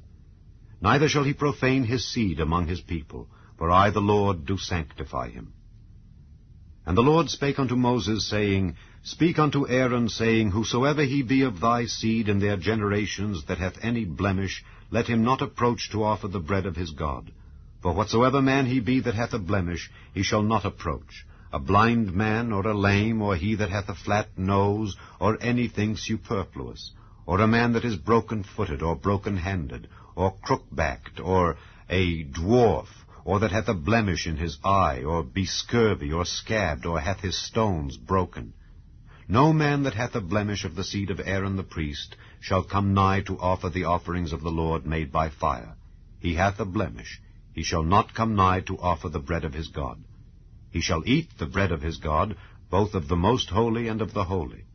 Only he shall not go in unto the veil, nor come nigh unto the altar, because he hath a blemish, that he profane not my sanctuaries, for I the Lord do sanctify them. And Moses told it unto Aaron and to his sons, and unto all the children of Israel. Chapter 22. And the Lord spake unto Moses, saying, Speak unto Aaron and to his sons, that they separate themselves from the holy things of the children of Israel, and that they profane not my holy name in those things which they hallow unto me. I am the Lord. Say unto them, Whosoever he be of all your seed among your generations, that goeth unto the holy things which the children of Israel hallow unto the Lord, having his uncleanness upon him, that soul shall be cut off from my presence. I am the Lord. What man soever of the seed of Aaron is a leper, or hath a running issue, he shall not eat of the holy things until he be clean. And whoso toucheth anything that is unclean by the dead, or a man whose seed goeth from him, or whosoever toucheth any creeping thing whereby he may be made unclean, or a man of whom he may take uncleanness, whatsoever uncleanness he hath, the soul which hath touched any such shall be unclean until even, and shall not eat of the holy things unless he wash his flesh with water. And when the sun is down he shall be clean, and shall afterward eat of the holy things, because it is his food. That which dieth of itself, or is torn with beasts, he shall not eat to defile himself therewith. I am the Lord. They shall therefore keep mine ordinance, lest they bear sin for it, and die therefore if they profane it. I the Lord do sanctify them. There shall no stranger eat of the holy thing. A sojourner of the priest or an hired servant shall not eat of the holy thing. But if the priest buy any soul with his money, he shall eat of it, and he that is born in his house, they shall eat of his meat. If the priest's daughter also be married unto a stranger, she may not eat of an offering of the holy things. But if the priest's daughter be a widow, or divorced, and have no child, and is returned unto her father's house as in her youth, she shall eat of her father's meat, but there shall no stranger eat thereof. And if a man eat of the holy thing unwittingly, then he shall put the 5th part thereof unto it, and shall give it unto the priest with the holy thing. And they shall not profane the holy things of the children of Israel, which they offer unto the Lord, or suffer them to bear the iniquity of trespass when they eat their holy things. For I, the Lord, do sanctify them. And the Lord spake unto Moses, saying, Speak unto Aaron and to his sons, and unto all the children of Israel, and say unto them, Whatsoever he be of the house of Israel, or of the strangers in Israel, that will offer his oblation for all his vows, and for all his freewill offerings, which they will offer unto the Lord for a burnt offering, ye shall offer at your own will a male without blemish of the beeves, of the sheep, or of the goats. But whatsoever hath a blemish, that shall ye not offer, for it shall not be acceptable for you. And whosoever offereth a sacrifice of peace offerings unto the Lord to accomplish his vow, or a freewill offering in beeves or sheep, it shall be perfect to be accepted. There shall be no blemish therein. Blind, or broken, or maimed, or having a wen, or scurvy, or scabbed, ye shall not offer these unto the Lord, nor make an offering by fire of them upon the altar unto the Lord. Either a bullock or a lamb that hath anything superfluous or lacking in his parts, that mayest thou offer for a freewill offering, but for a vow it shall not be accepted. Ye shall not offer unto the Lord that which is bruised, or crushed, or broken, or cut, neither shall ye make any offering thereof in your land. Neither from a stranger's hand shall ye offer the bread of your God of any of these, because their corruption is in them, and blemishes be in them. They shall not be accepted for you. And the Lord spake unto Moses, saying, When a bullock or a sheep or a goat is brought forth, then it shall be 7 days under the dam, and from the 8th day and thenceforth it shall be accepted for an offering made by fire unto the Lord. And whether it be cow or ewe, ye shall not kill it, and her young, both in 1 day. And when ye will offer a sacrifice of thanksgiving unto the Lord, offer it at your own will. On the same day it shall be eaten up. Ye shall leave none of it until the morrow. I am the Lord.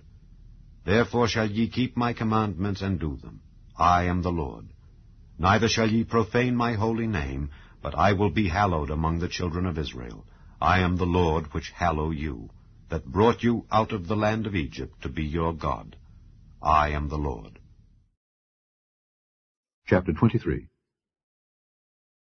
And the Lord spake unto Moses, saying, Speak unto the children of Israel, and say unto them concerning the feasts of the Lord, which ye shall proclaim to be holy convocations, even these are my feasts. 6 days shall work be done, but the 7th day is the Sabbath of rest and holy convocation. Ye shall do no work therein. It is the Sabbath of the Lord in all your dwellings. These are the feasts of the Lord, even holy convocations, which ye shall proclaim in their seasons. In the 14th day of the 1st month at even is the Lord's Passover, and on the 15th day of the same month is the feast of unleavened bread unto the Lord. 7 days ye must eat unleavened bread. In the 1st day ye shall have an holy convocation. Ye shall do no servile work therein. But ye shall offer an offering made by fire unto the Lord 7 days. In the 7th day is an holy convocation. Ye shall do no servile work therein. And the Lord spake unto Moses, saying, Speak unto the children of Israel, and say unto them, When ye be come into the land which I give unto you, and shall reap the harvest thereof, then ye shall bring a sheaf of the firstfruits of your harvest unto the priest, and he shall wave the sheaf before the Lord to be accepted for you. On the morrow after the Sabbath the priest shall wave it. And ye shall offer that day when ye wave the sheaf, an he-lamb without blemish of the 1st year, for a burnt offering unto the Lord. And the meat offering thereof shall be 2/10 deals of fine flour mingled with oil, an offering made by fire unto the Lord for a sweet savour. And the drink offering thereof shall be of wine, the 4th part of an hin. And ye shall eat neither bread, nor parched corn, nor green ears, until the selfsame day that ye have brought an offering unto your God. It shall be a statute forever throughout your generations in all your dwellings. And ye shall count unto you from the morrow after the Sabbath, from the day that ye brought the sheaf of the wave offering. 7 Sabbaths shall be complete. Even unto the morrow after the 7th Sabbath shall ye number 50 days, and ye shall offer a new meat offering unto the Lord. Ye shall bring out of your habitations 2 wave loaves of 2/10 deals. They shall be of fine flour. They shall be baken with leaven. They are the firstfruits unto the Lord. And ye shall offer with the bread 7 lambs without blemish of the 1st year, and 1 young bullock, and 2 rams. They shall be for a burnt offering unto the Lord, with their meat offering and their drink offerings, even an offering made by fire of sweet savour unto the Lord. Then ye shall sacrifice 1 kid of the goats for a sin offering, and 2 lambs of the 1st year for a sacrifice of peace offerings. And the priest shall wave them with the bread of the firstfruits for a wave offering before the Lord with the 2 lambs. They shall be holy to the Lord for the priest. And ye shall proclaim on the selfsame day that it may be an holy convocation unto you. Ye shall do no servile work therein. It shall be a statute forever in all your dwellings throughout your generations. And when ye reap the harvest of your land, thou shalt not make clean riddance of the corners of thy field when thou reapest, neither shalt thou gather any gleaning of thy harvest. Thou shalt leave them unto the poor and to the stranger. I am the Lord your God. And the Lord spake unto Moses, saying, Speak unto the children of Israel, saying, In the 7th month, in the 1st day of the month, shall ye have a Sabbath, a memorial of blowing of trumpets, and holy convocation. Ye shall do no servile work therein, but ye shall offer an offering made by fire unto the Lord. And the Lord spake unto Moses, saying, Also on the 10th day of this 7th month there shall be a day of atonement. It shall be an holy convocation unto you, and ye shall afflict your souls, and offer an offering made by fire unto the Lord. And ye shall do no work in that same day, for it is a day of atonement, to make an atonement for you before the Lord your God. For whatsoever soul it be that shall not be afflicted in that same day, he shall be cut off from among his people. And whatsoever soul it be that doeth any work in that same day, the same soul will I destroy from among his people. Ye shall do no manner of work. It shall be a statute forever throughout your generations in all your dwellings. It shall be unto you a Sabbath of rest, and ye shall afflict your souls. In the 9th day of the month at even, from even unto even, shall ye celebrate your Sabbath. And the Lord spake unto Moses, saying, Speak unto the children of Israel, saying, The 15th day of this 7th month shall be the Feast of Tabernacles for 7 days unto the Lord. On the 1st day shall be an holy convocation. Ye shall do no servile work therein. 7 days ye shall offer an offering made by fire unto the Lord. On the 8th day shall be an holy convocation unto you, and ye shall offer an offering made by fire unto the Lord. It is a solemn assembly, and ye shall do no servile work therein. These are the feasts of the Lord, which ye shall proclaim to be holy convocations, to offer an offering made by fire unto the Lord, a burnt offering, and a meat offering, a sacrifice, and drink offerings, everything upon his day, beside the Sabbaths of the Lord, and beside your gifts, and beside all your vows, and beside all your free will offerings which ye give unto the Lord. Also in the 15th day of the 7th month, when ye have gathered in the fruit of the land, ye shall keep a feast unto the Lord 7 days. On the 1st day shall be a Sabbath, and on the 8th day shall be a Sabbath. And ye shall take you on the 1st day the boughs of goodly trees, branches of palm trees, and the boughs of thick trees, and willows of the brook, and ye shall rejoice before the Lord your God 7 days. And ye shall keep it a feast unto the Lord 7 days in the year. It shall be a statute forever in your generations. Ye shall celebrate it in the 7th month. Ye shall dwell in booths 7 days. All that are Israelites born shall dwell in booths, that your generations may know that I made the children of Israel to dwell in booths when I brought them out of the land of Egypt. I am the Lord your God.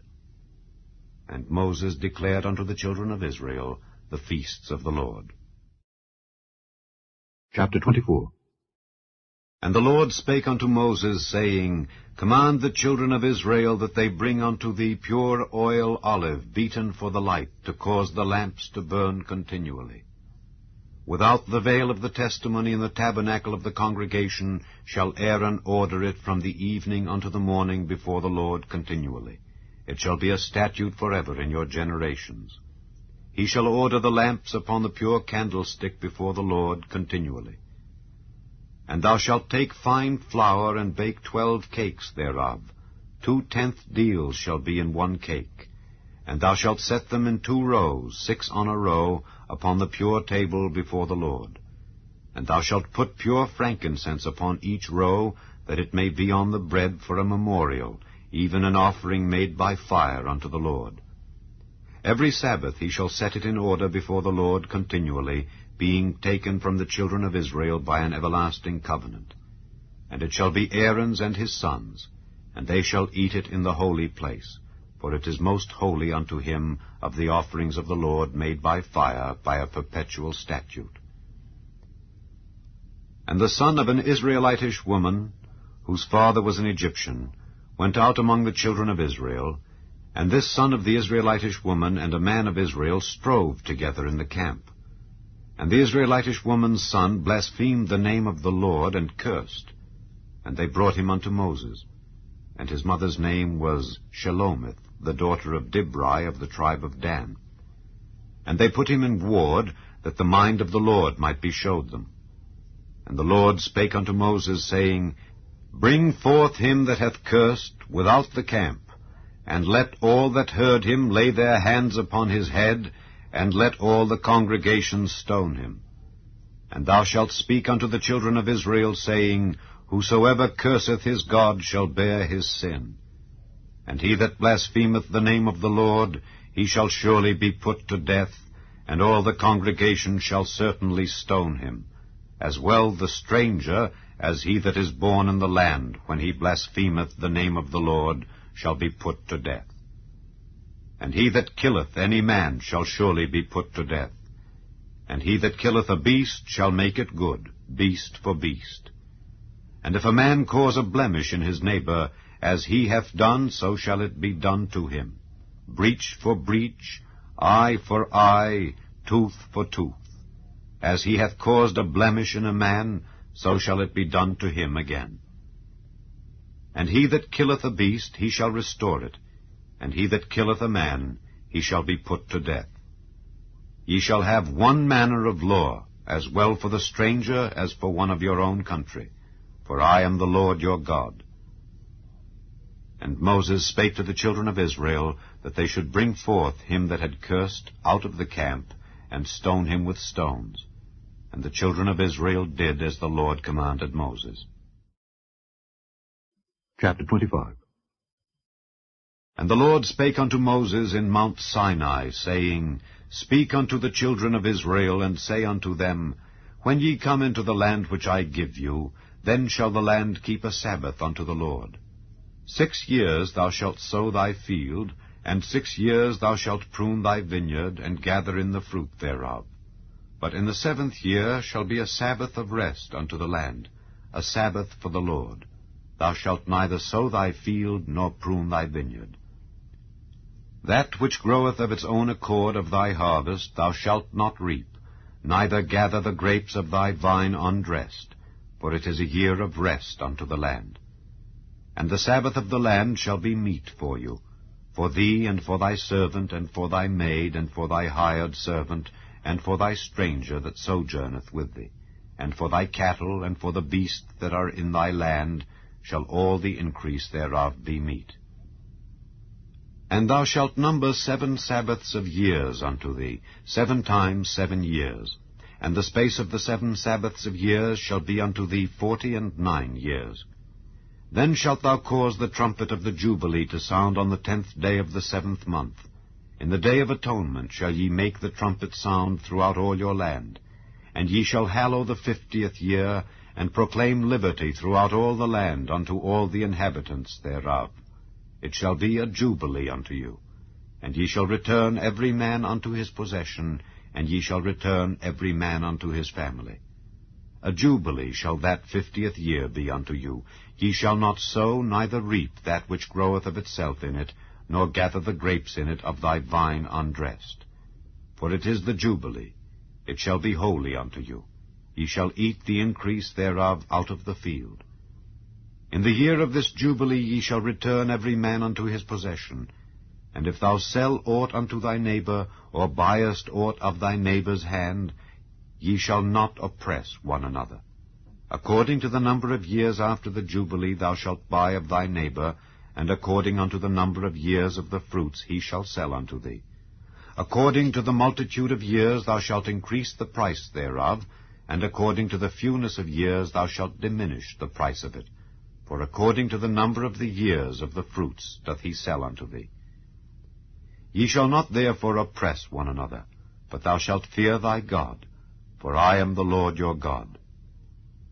Wherefore ye shall do my statutes, and keep my judgments, and do them, and ye shall dwell in the land in safety. And the land shall yield her fruit, and ye shall eat your fill, and dwell therein in safety. And if ye shall say, What shall we eat the 7th year? Behold, we shall not sow, nor gather in our increase. Then I will command my blessing upon you in the 6th year, and it shall bring forth fruit for 3 years. And ye shall sow the 8th year, and eat yet of old fruit until the 9th year, until her fruits come in, ye shall eat of the old store. The land shall not be sold forever, for the land is mine, for ye are strangers and sojourners with me. And in all the land of your possession ye shall grant a redemption for the land. If thy brother be waxen poor, and hath sold away some of his possession, and if any of his kin come to redeem it, then shall he redeem that which his brother sold. And if the man have none to redeem it, and himself be able to redeem it, then let him count the years of the sale thereof, and restore the overplus unto the man to whom he sold it, that he may return unto his possession. But if he be not able to restore it to him, then that which is sold shall remain in the hand of him that hath bought it until the year of Jubilee. And in the Jubilee it shall go out, and he shall return unto his possession. And if a man sell a dwelling house in a walled city, then he may redeem it within a whole year after it is sold. Within a full year may he redeem it. And if it be not redeemed within the space of a full year, then the house that is in the walled city shall be established forever to him that bought it throughout his generations. It shall not go out in the Jubilee. But the houses of the villages which have no wall round about them shall be counted as the fields of the country. They may be redeemed, and they shall go out in the Jubilee. Notwithstanding, the cities of the Levites and the houses of the cities of their possession may the Levites redeem at any time. And if a man purchase of the Levites, then the house that was sold and the city of his possession shall go out in the year of Jubilee. For the houses of the cities of the Levites are their possession among the children of Israel. But the field of the suburbs of their cities may not be sold, for it is their perpetual possession. And if thy brother be waxen poor, and fallen in decay with thee, then thou shalt relieve him, yea, though he be a stranger or a sojourner, that he may live with thee. Take thou no usury of him or increase, but fear thy God, that thy brother may live with thee. Thou shalt not give him thy money upon usury, nor lend him thy victuals for increase. I am the Lord your God, which brought you forth out of the land of Egypt, to give you the land of Canaan, and to be your God. And if thy brother that dwelleth by thee be waxen poor, and be sold unto thee, thou shalt not compel him to serve as a bondservant, but as an hired servant, and as a sojourner he shall be with thee, and shall serve thee unto the year of Jubilee. And then shall he depart from thee, both he and his children with him, and shall return unto his own family, and unto the possession of his fathers shall he return. For they are my servants, which I brought forth out of the land of Egypt. They shall not be sold as bondmen. Thou shalt not rule over him with rigor, but shalt fear thy God. Both thy bondmen and thy bondmaids which thou shalt have shall be of the heathen that are round about you. Of them shall ye buy bondmen and bondmaids. Moreover, of the children of the strangers that do sojourn among you, of them shall ye buy, and of their families that are with you, which they begat in your land, and they shall be your possession. And ye shall take them as an inheritance for your children after you, to inherit them for a possession. They shall be your bondmen forever. But over your brethren, the children of Israel, ye shall not rule one over another with rigor. And if a sojourner or stranger wax rich by thee, and thy brother that dwelleth by him wax poor, and sell himself unto the stranger or sojourner by thee, or to the stock of the stranger's family, after that he is sold, he may be redeemed again. One of his brethren may redeem him. Either his uncle or his uncle's son may redeem him, or any that is nigh of kin unto him of his family may redeem him. Or if he be able, he may redeem himself. And he shall reckon with him that bought him from the year that he was sold to him unto the year of Jubilee. And the price of his sale shall be according unto the number of years, according to the time of an hired servant shall it be with him. If there be yet many years behind, according unto them he shall give again the price of his redemption out of the money that he was bought for. And if there remain but few years unto the year of Jubilee, then he shall count with him, and according unto his years shall he give him again the price of his redemption. And as a yearly hired servant shall he be with him, and the other shall not rule with rigor over him in thy sight. And if he be not redeemed in these years, then he shall go out in the year of Jubilee, both he and his children with him. For unto me the children of Israel are servants. They are my servants, whom I brought forth out of the land of Egypt. I am the Lord your God. Chapter 26. Ye shall make you no idols, nor graven image, neither rear you up a standing image, neither shall ye set up any image of stone in your land to bow down unto it, for I am the Lord your God. Ye shall keep my Sabbaths and reverence my sanctuary. I am the Lord. If ye walk in my statutes and keep my commandments and do them, then I will give you rain in due season, and the land shall yield her increase, and the trees of the field shall yield their fruit. And your threshing shall reach unto the vintage, and the vintage shall reach unto the sowing time. And ye shall eat your bread to the full, and dwell in your land safely. And I will give peace in the land, and ye shall lie down, and none shall make you afraid. And I will rid evil beasts out of the land, neither shall the sword go through your land. And ye shall chase your enemies, and they shall fall before you by the sword. And 5 of you shall chase 100, and 100 of you shall put 10,000 to flight, and your enemies shall fall before you by the sword. For I will have respect unto you, and make you fruitful, and multiply you, and establish my covenant with you. And ye shall eat old store, and bring forth the old because of the new. And I will set my tabernacle among you, and my soul shall not abhor you. And I will walk among you, and will be your God, and ye shall be my people.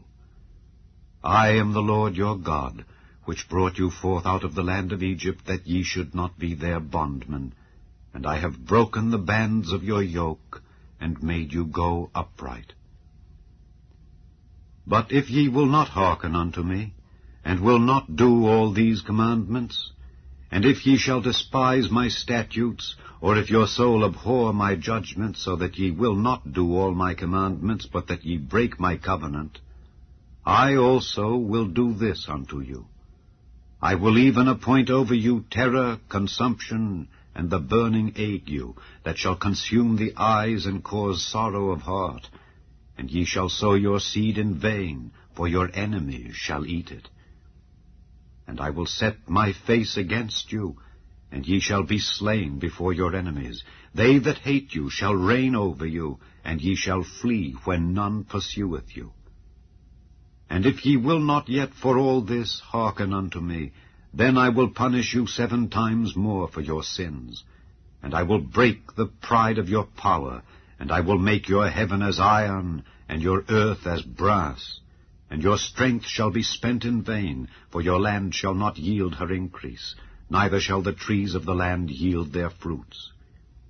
And if ye walk contrary unto me, and will not hearken unto me, I will bring 7 times more plagues upon you according to your sins. I will also send wild beasts among you, which shall rob you of your children, and destroy your cattle, and make you few in number, and your highways shall be desolate. And if ye will not be reformed by me by these things, but will walk contrary unto me, then will I also walk contrary unto you, and will punish you yet 7 times for your sins. And I will bring a sword upon you that shall avenge the quarrel of my covenant. And when ye are gathered together within your cities, I will send the pestilence among you, and ye shall be delivered into the hand of the enemy. And when I have broken the staff of your bread, 10 women shall bake your bread in 1 oven, and they shall deliver you your bread again by weight, and ye shall eat and not be satisfied. And if ye will not for all this hearken unto me, but walk contrary unto me, then I will walk contrary unto you also in fury, and I, even I, will chastise you 7 times for your sins. And ye shall eat the flesh of your sons, and the flesh of your daughters shall ye eat. And I will destroy your high places, and cut down your images, and cast your carcasses upon the carcasses of your idols, and my soul shall abhor you. And I will make your cities waste, and bring your sanctuaries unto desolation, and I will not smell the savor of your sweet odors. And I will bring the land into desolation, and your enemies which dwell therein shall be astonished at it. And I will scatter you among the heathen, and will draw out a sword after you, and your land shall be desolate, and your cities waste. Then shall the land enjoy her Sabbaths, as long as it lieth desolate, and ye be in your enemies' land. Even then shall the land rest and enjoy her Sabbaths. As long as it lieth desolate, it shall rest, because it did not rest in your Sabbaths when ye dwelt upon it. And upon them that are left alive of you, I will send a faintness into their hearts in the lands of their enemies, and the sound of a shaken leaf shall chase them. And they shall flee as fleeing from a sword, and they shall fall when none pursueth. And they shall fall one upon another as it were before a sword, when none pursueth. And ye shall have no power to stand before your enemies. And ye shall perish among the heathen, and the land of your enemies shall eat you up. And they that are left of you shall pine away in their iniquity in your enemies' lands, and also in the iniquities of their fathers shall they pine away with them. If they shall confess their iniquity, and the iniquity of their fathers, with their trespass which they trespassed against me, and that also they have walked contrary unto me, and that I also have walked contrary unto them, and have brought them into the land of their enemies, if then their uncircumcised hearts be humbled, and they then accept of the punishment of their iniquity, then will I remember my covenant with Jacob, and also my covenant with Isaac, and also my covenant with Abraham will I remember. And I will remember the land. The land also shall be left of them, and shall enjoy her Sabbaths while she lieth desolate without them.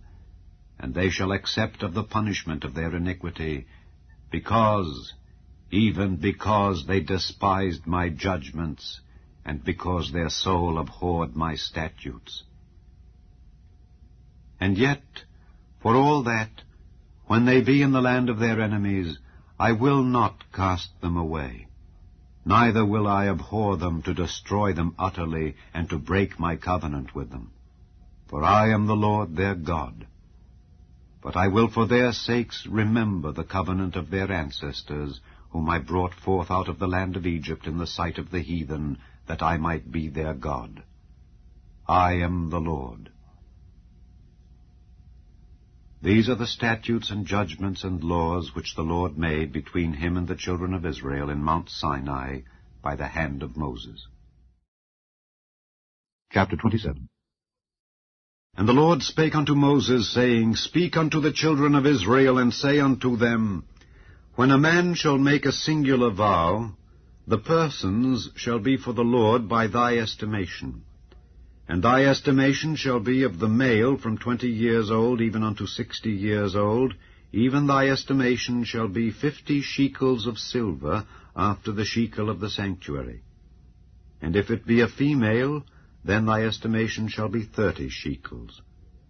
And if it be from 5 years old even unto 20 years old, then thy estimation shall be of the male 20 shekels, and for the female 10 shekels. And if it be from a month old even unto 5 years old, then thy estimation shall be of the male 5 shekels of silver, and for the female thy estimation shall be 3 shekels of silver. And if it be from 60 years old and above, if it be a male, then thy estimation shall be 15 shekels, and for the female 10 shekels. But if he be poorer than thy estimation, then he shall present himself before the priest, and the priest shall value him. According to his ability that vowed shall the priest value him. And if it be a beast whereof men bring an offering unto the Lord, all that any man giveth of such unto the Lord shall be holy. He shall not alter it nor change it, a good for a bad, or a bad for a good. And if he shall at all change beast for beast, then it and the exchange thereof shall be holy. And if it be any unclean beast, of which they do not offer a sacrifice unto the Lord, then he shall present the beast before the priest, and the priest shall value it, whether it be good or bad. As thou valuest it who art the priest, so shall it be.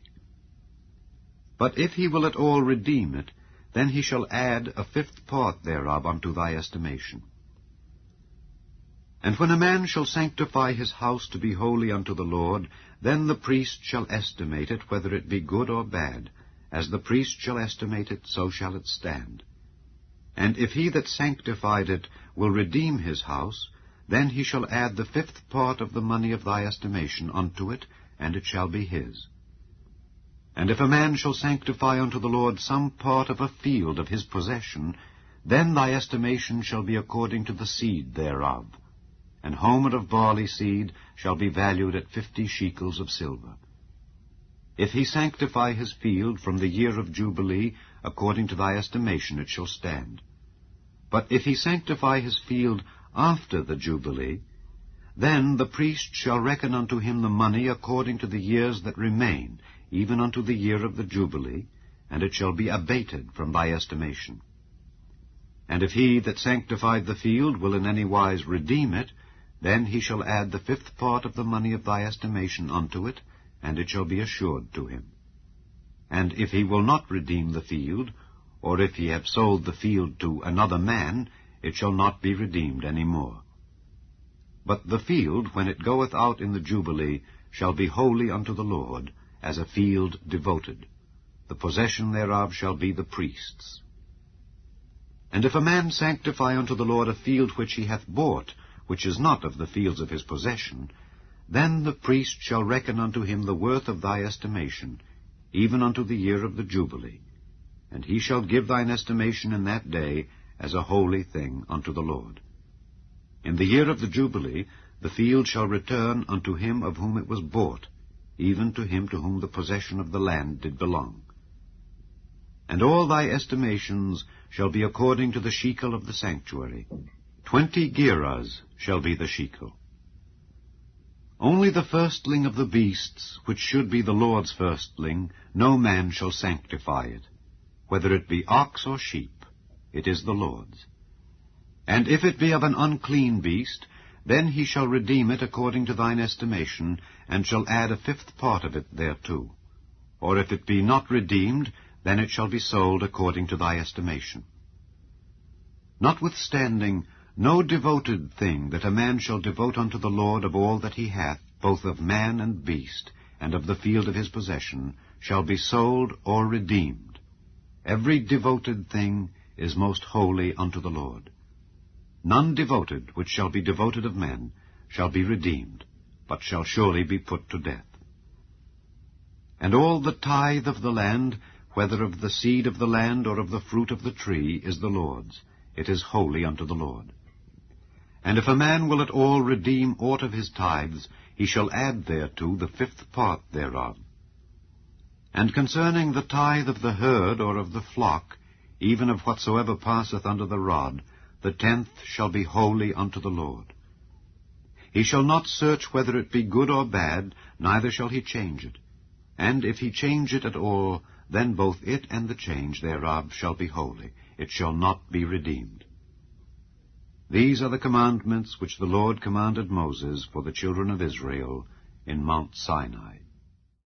The 4th book of Moses, called Numbers, chapter 1. And the Lord spake unto Moses in the wilderness of Sinai in the tabernacle of the congregation, on the 1st day of the 2nd month, in the 2nd year after they were come out of the land of Egypt, saying, Take ye the sum of all the congregation of the children of Israel, after their families, by the house of their fathers, with the number of their names, every male by their polls, from 20 years old and upward, all that are able to go forth to war in Israel. Thou and Aaron shall number them by their armies. And with you there shall be a man of every tribe, every one head of the house of his fathers. And these are the names of the men that shall stand with you. Of the tribe of Reuben, Elizur the son of Shedeur. Of Simeon, Shelumiel the son of Zurishaddai. Of Judah, Nahshon the son of Amminadab. Of Issachar, Nethaneel the son of Zuar. Of Zebulun, Eliab the son of Helon. Of the children of Joseph, of Ephraim, Elishama the son of Ammihud. Of Manasseh, Gamaliel the son of Pedazur. Of Benjamin, Abidan the son of Gideoni. Of Dan, Ahiezer the son of Ammishaddai. Of Asher, Pagiel the son of Ochran. Of Gad, Eliasaph the son of Deuel. Of Naphtali, Ahira the son of Enan. These were the renowned of the congregation, princes of the tribes of their fathers, heads of thousands in Israel. And Moses and Aaron took these men which are expressed by their names, and they assembled all the congregation together on the 1st day of the 2nd month, and they declared their pedigrees after their families by the house of their fathers, according to the number of the names, from 20 years old and upward, by their polls. As the Lord commanded Moses, so he numbered them in the wilderness of Sinai. And the children of Reuben, Israel's eldest son, by their generations, after their families, by the house of their fathers, according to the number of the names, by their polls, every male from 20 years old and upward, all that were able to go forth to war, those that were numbered of them, even of the tribe of Reuben, were 46,500. Of the children of Simeon, by their generations, after their families, by the house of their fathers, those that were numbered of them, according to the number of the names, by their polls, every male from 20 years old and upward, all that were able to go forth to war, those that were numbered of them, even of the tribe of Simeon, were 59,300. Of the children of Gad, by their generations, after their families, by the house of their fathers, according to the number of the names, from 20 years old and upward, all that were able to go forth to war, those that were numbered of them, even of the tribe of Gad, were 45,650. Of the children of Judah, by their generations, after their families, by the house of their fathers, according to the number of the names, from 20 years old and upward, all that were able to go forth to war, those that were numbered of them, even of the tribe of Judah, were 314,600. Of the children of Issachar, by their generations, after their families, by the house of their fathers, according to the number of the names, from 20 years old and upward, all that were able to go forth to war, those that were numbered of them, even of the tribe of Issachar, were 54,400. Of the children of Zebulun, by their generations, after their families, by the house of their fathers, according to the number of the names, from 20 years old and upward, all that were able to go forth to war, those that were numbered of them, even of the tribe of Zebulun, were 57,400. Of the children of Joseph,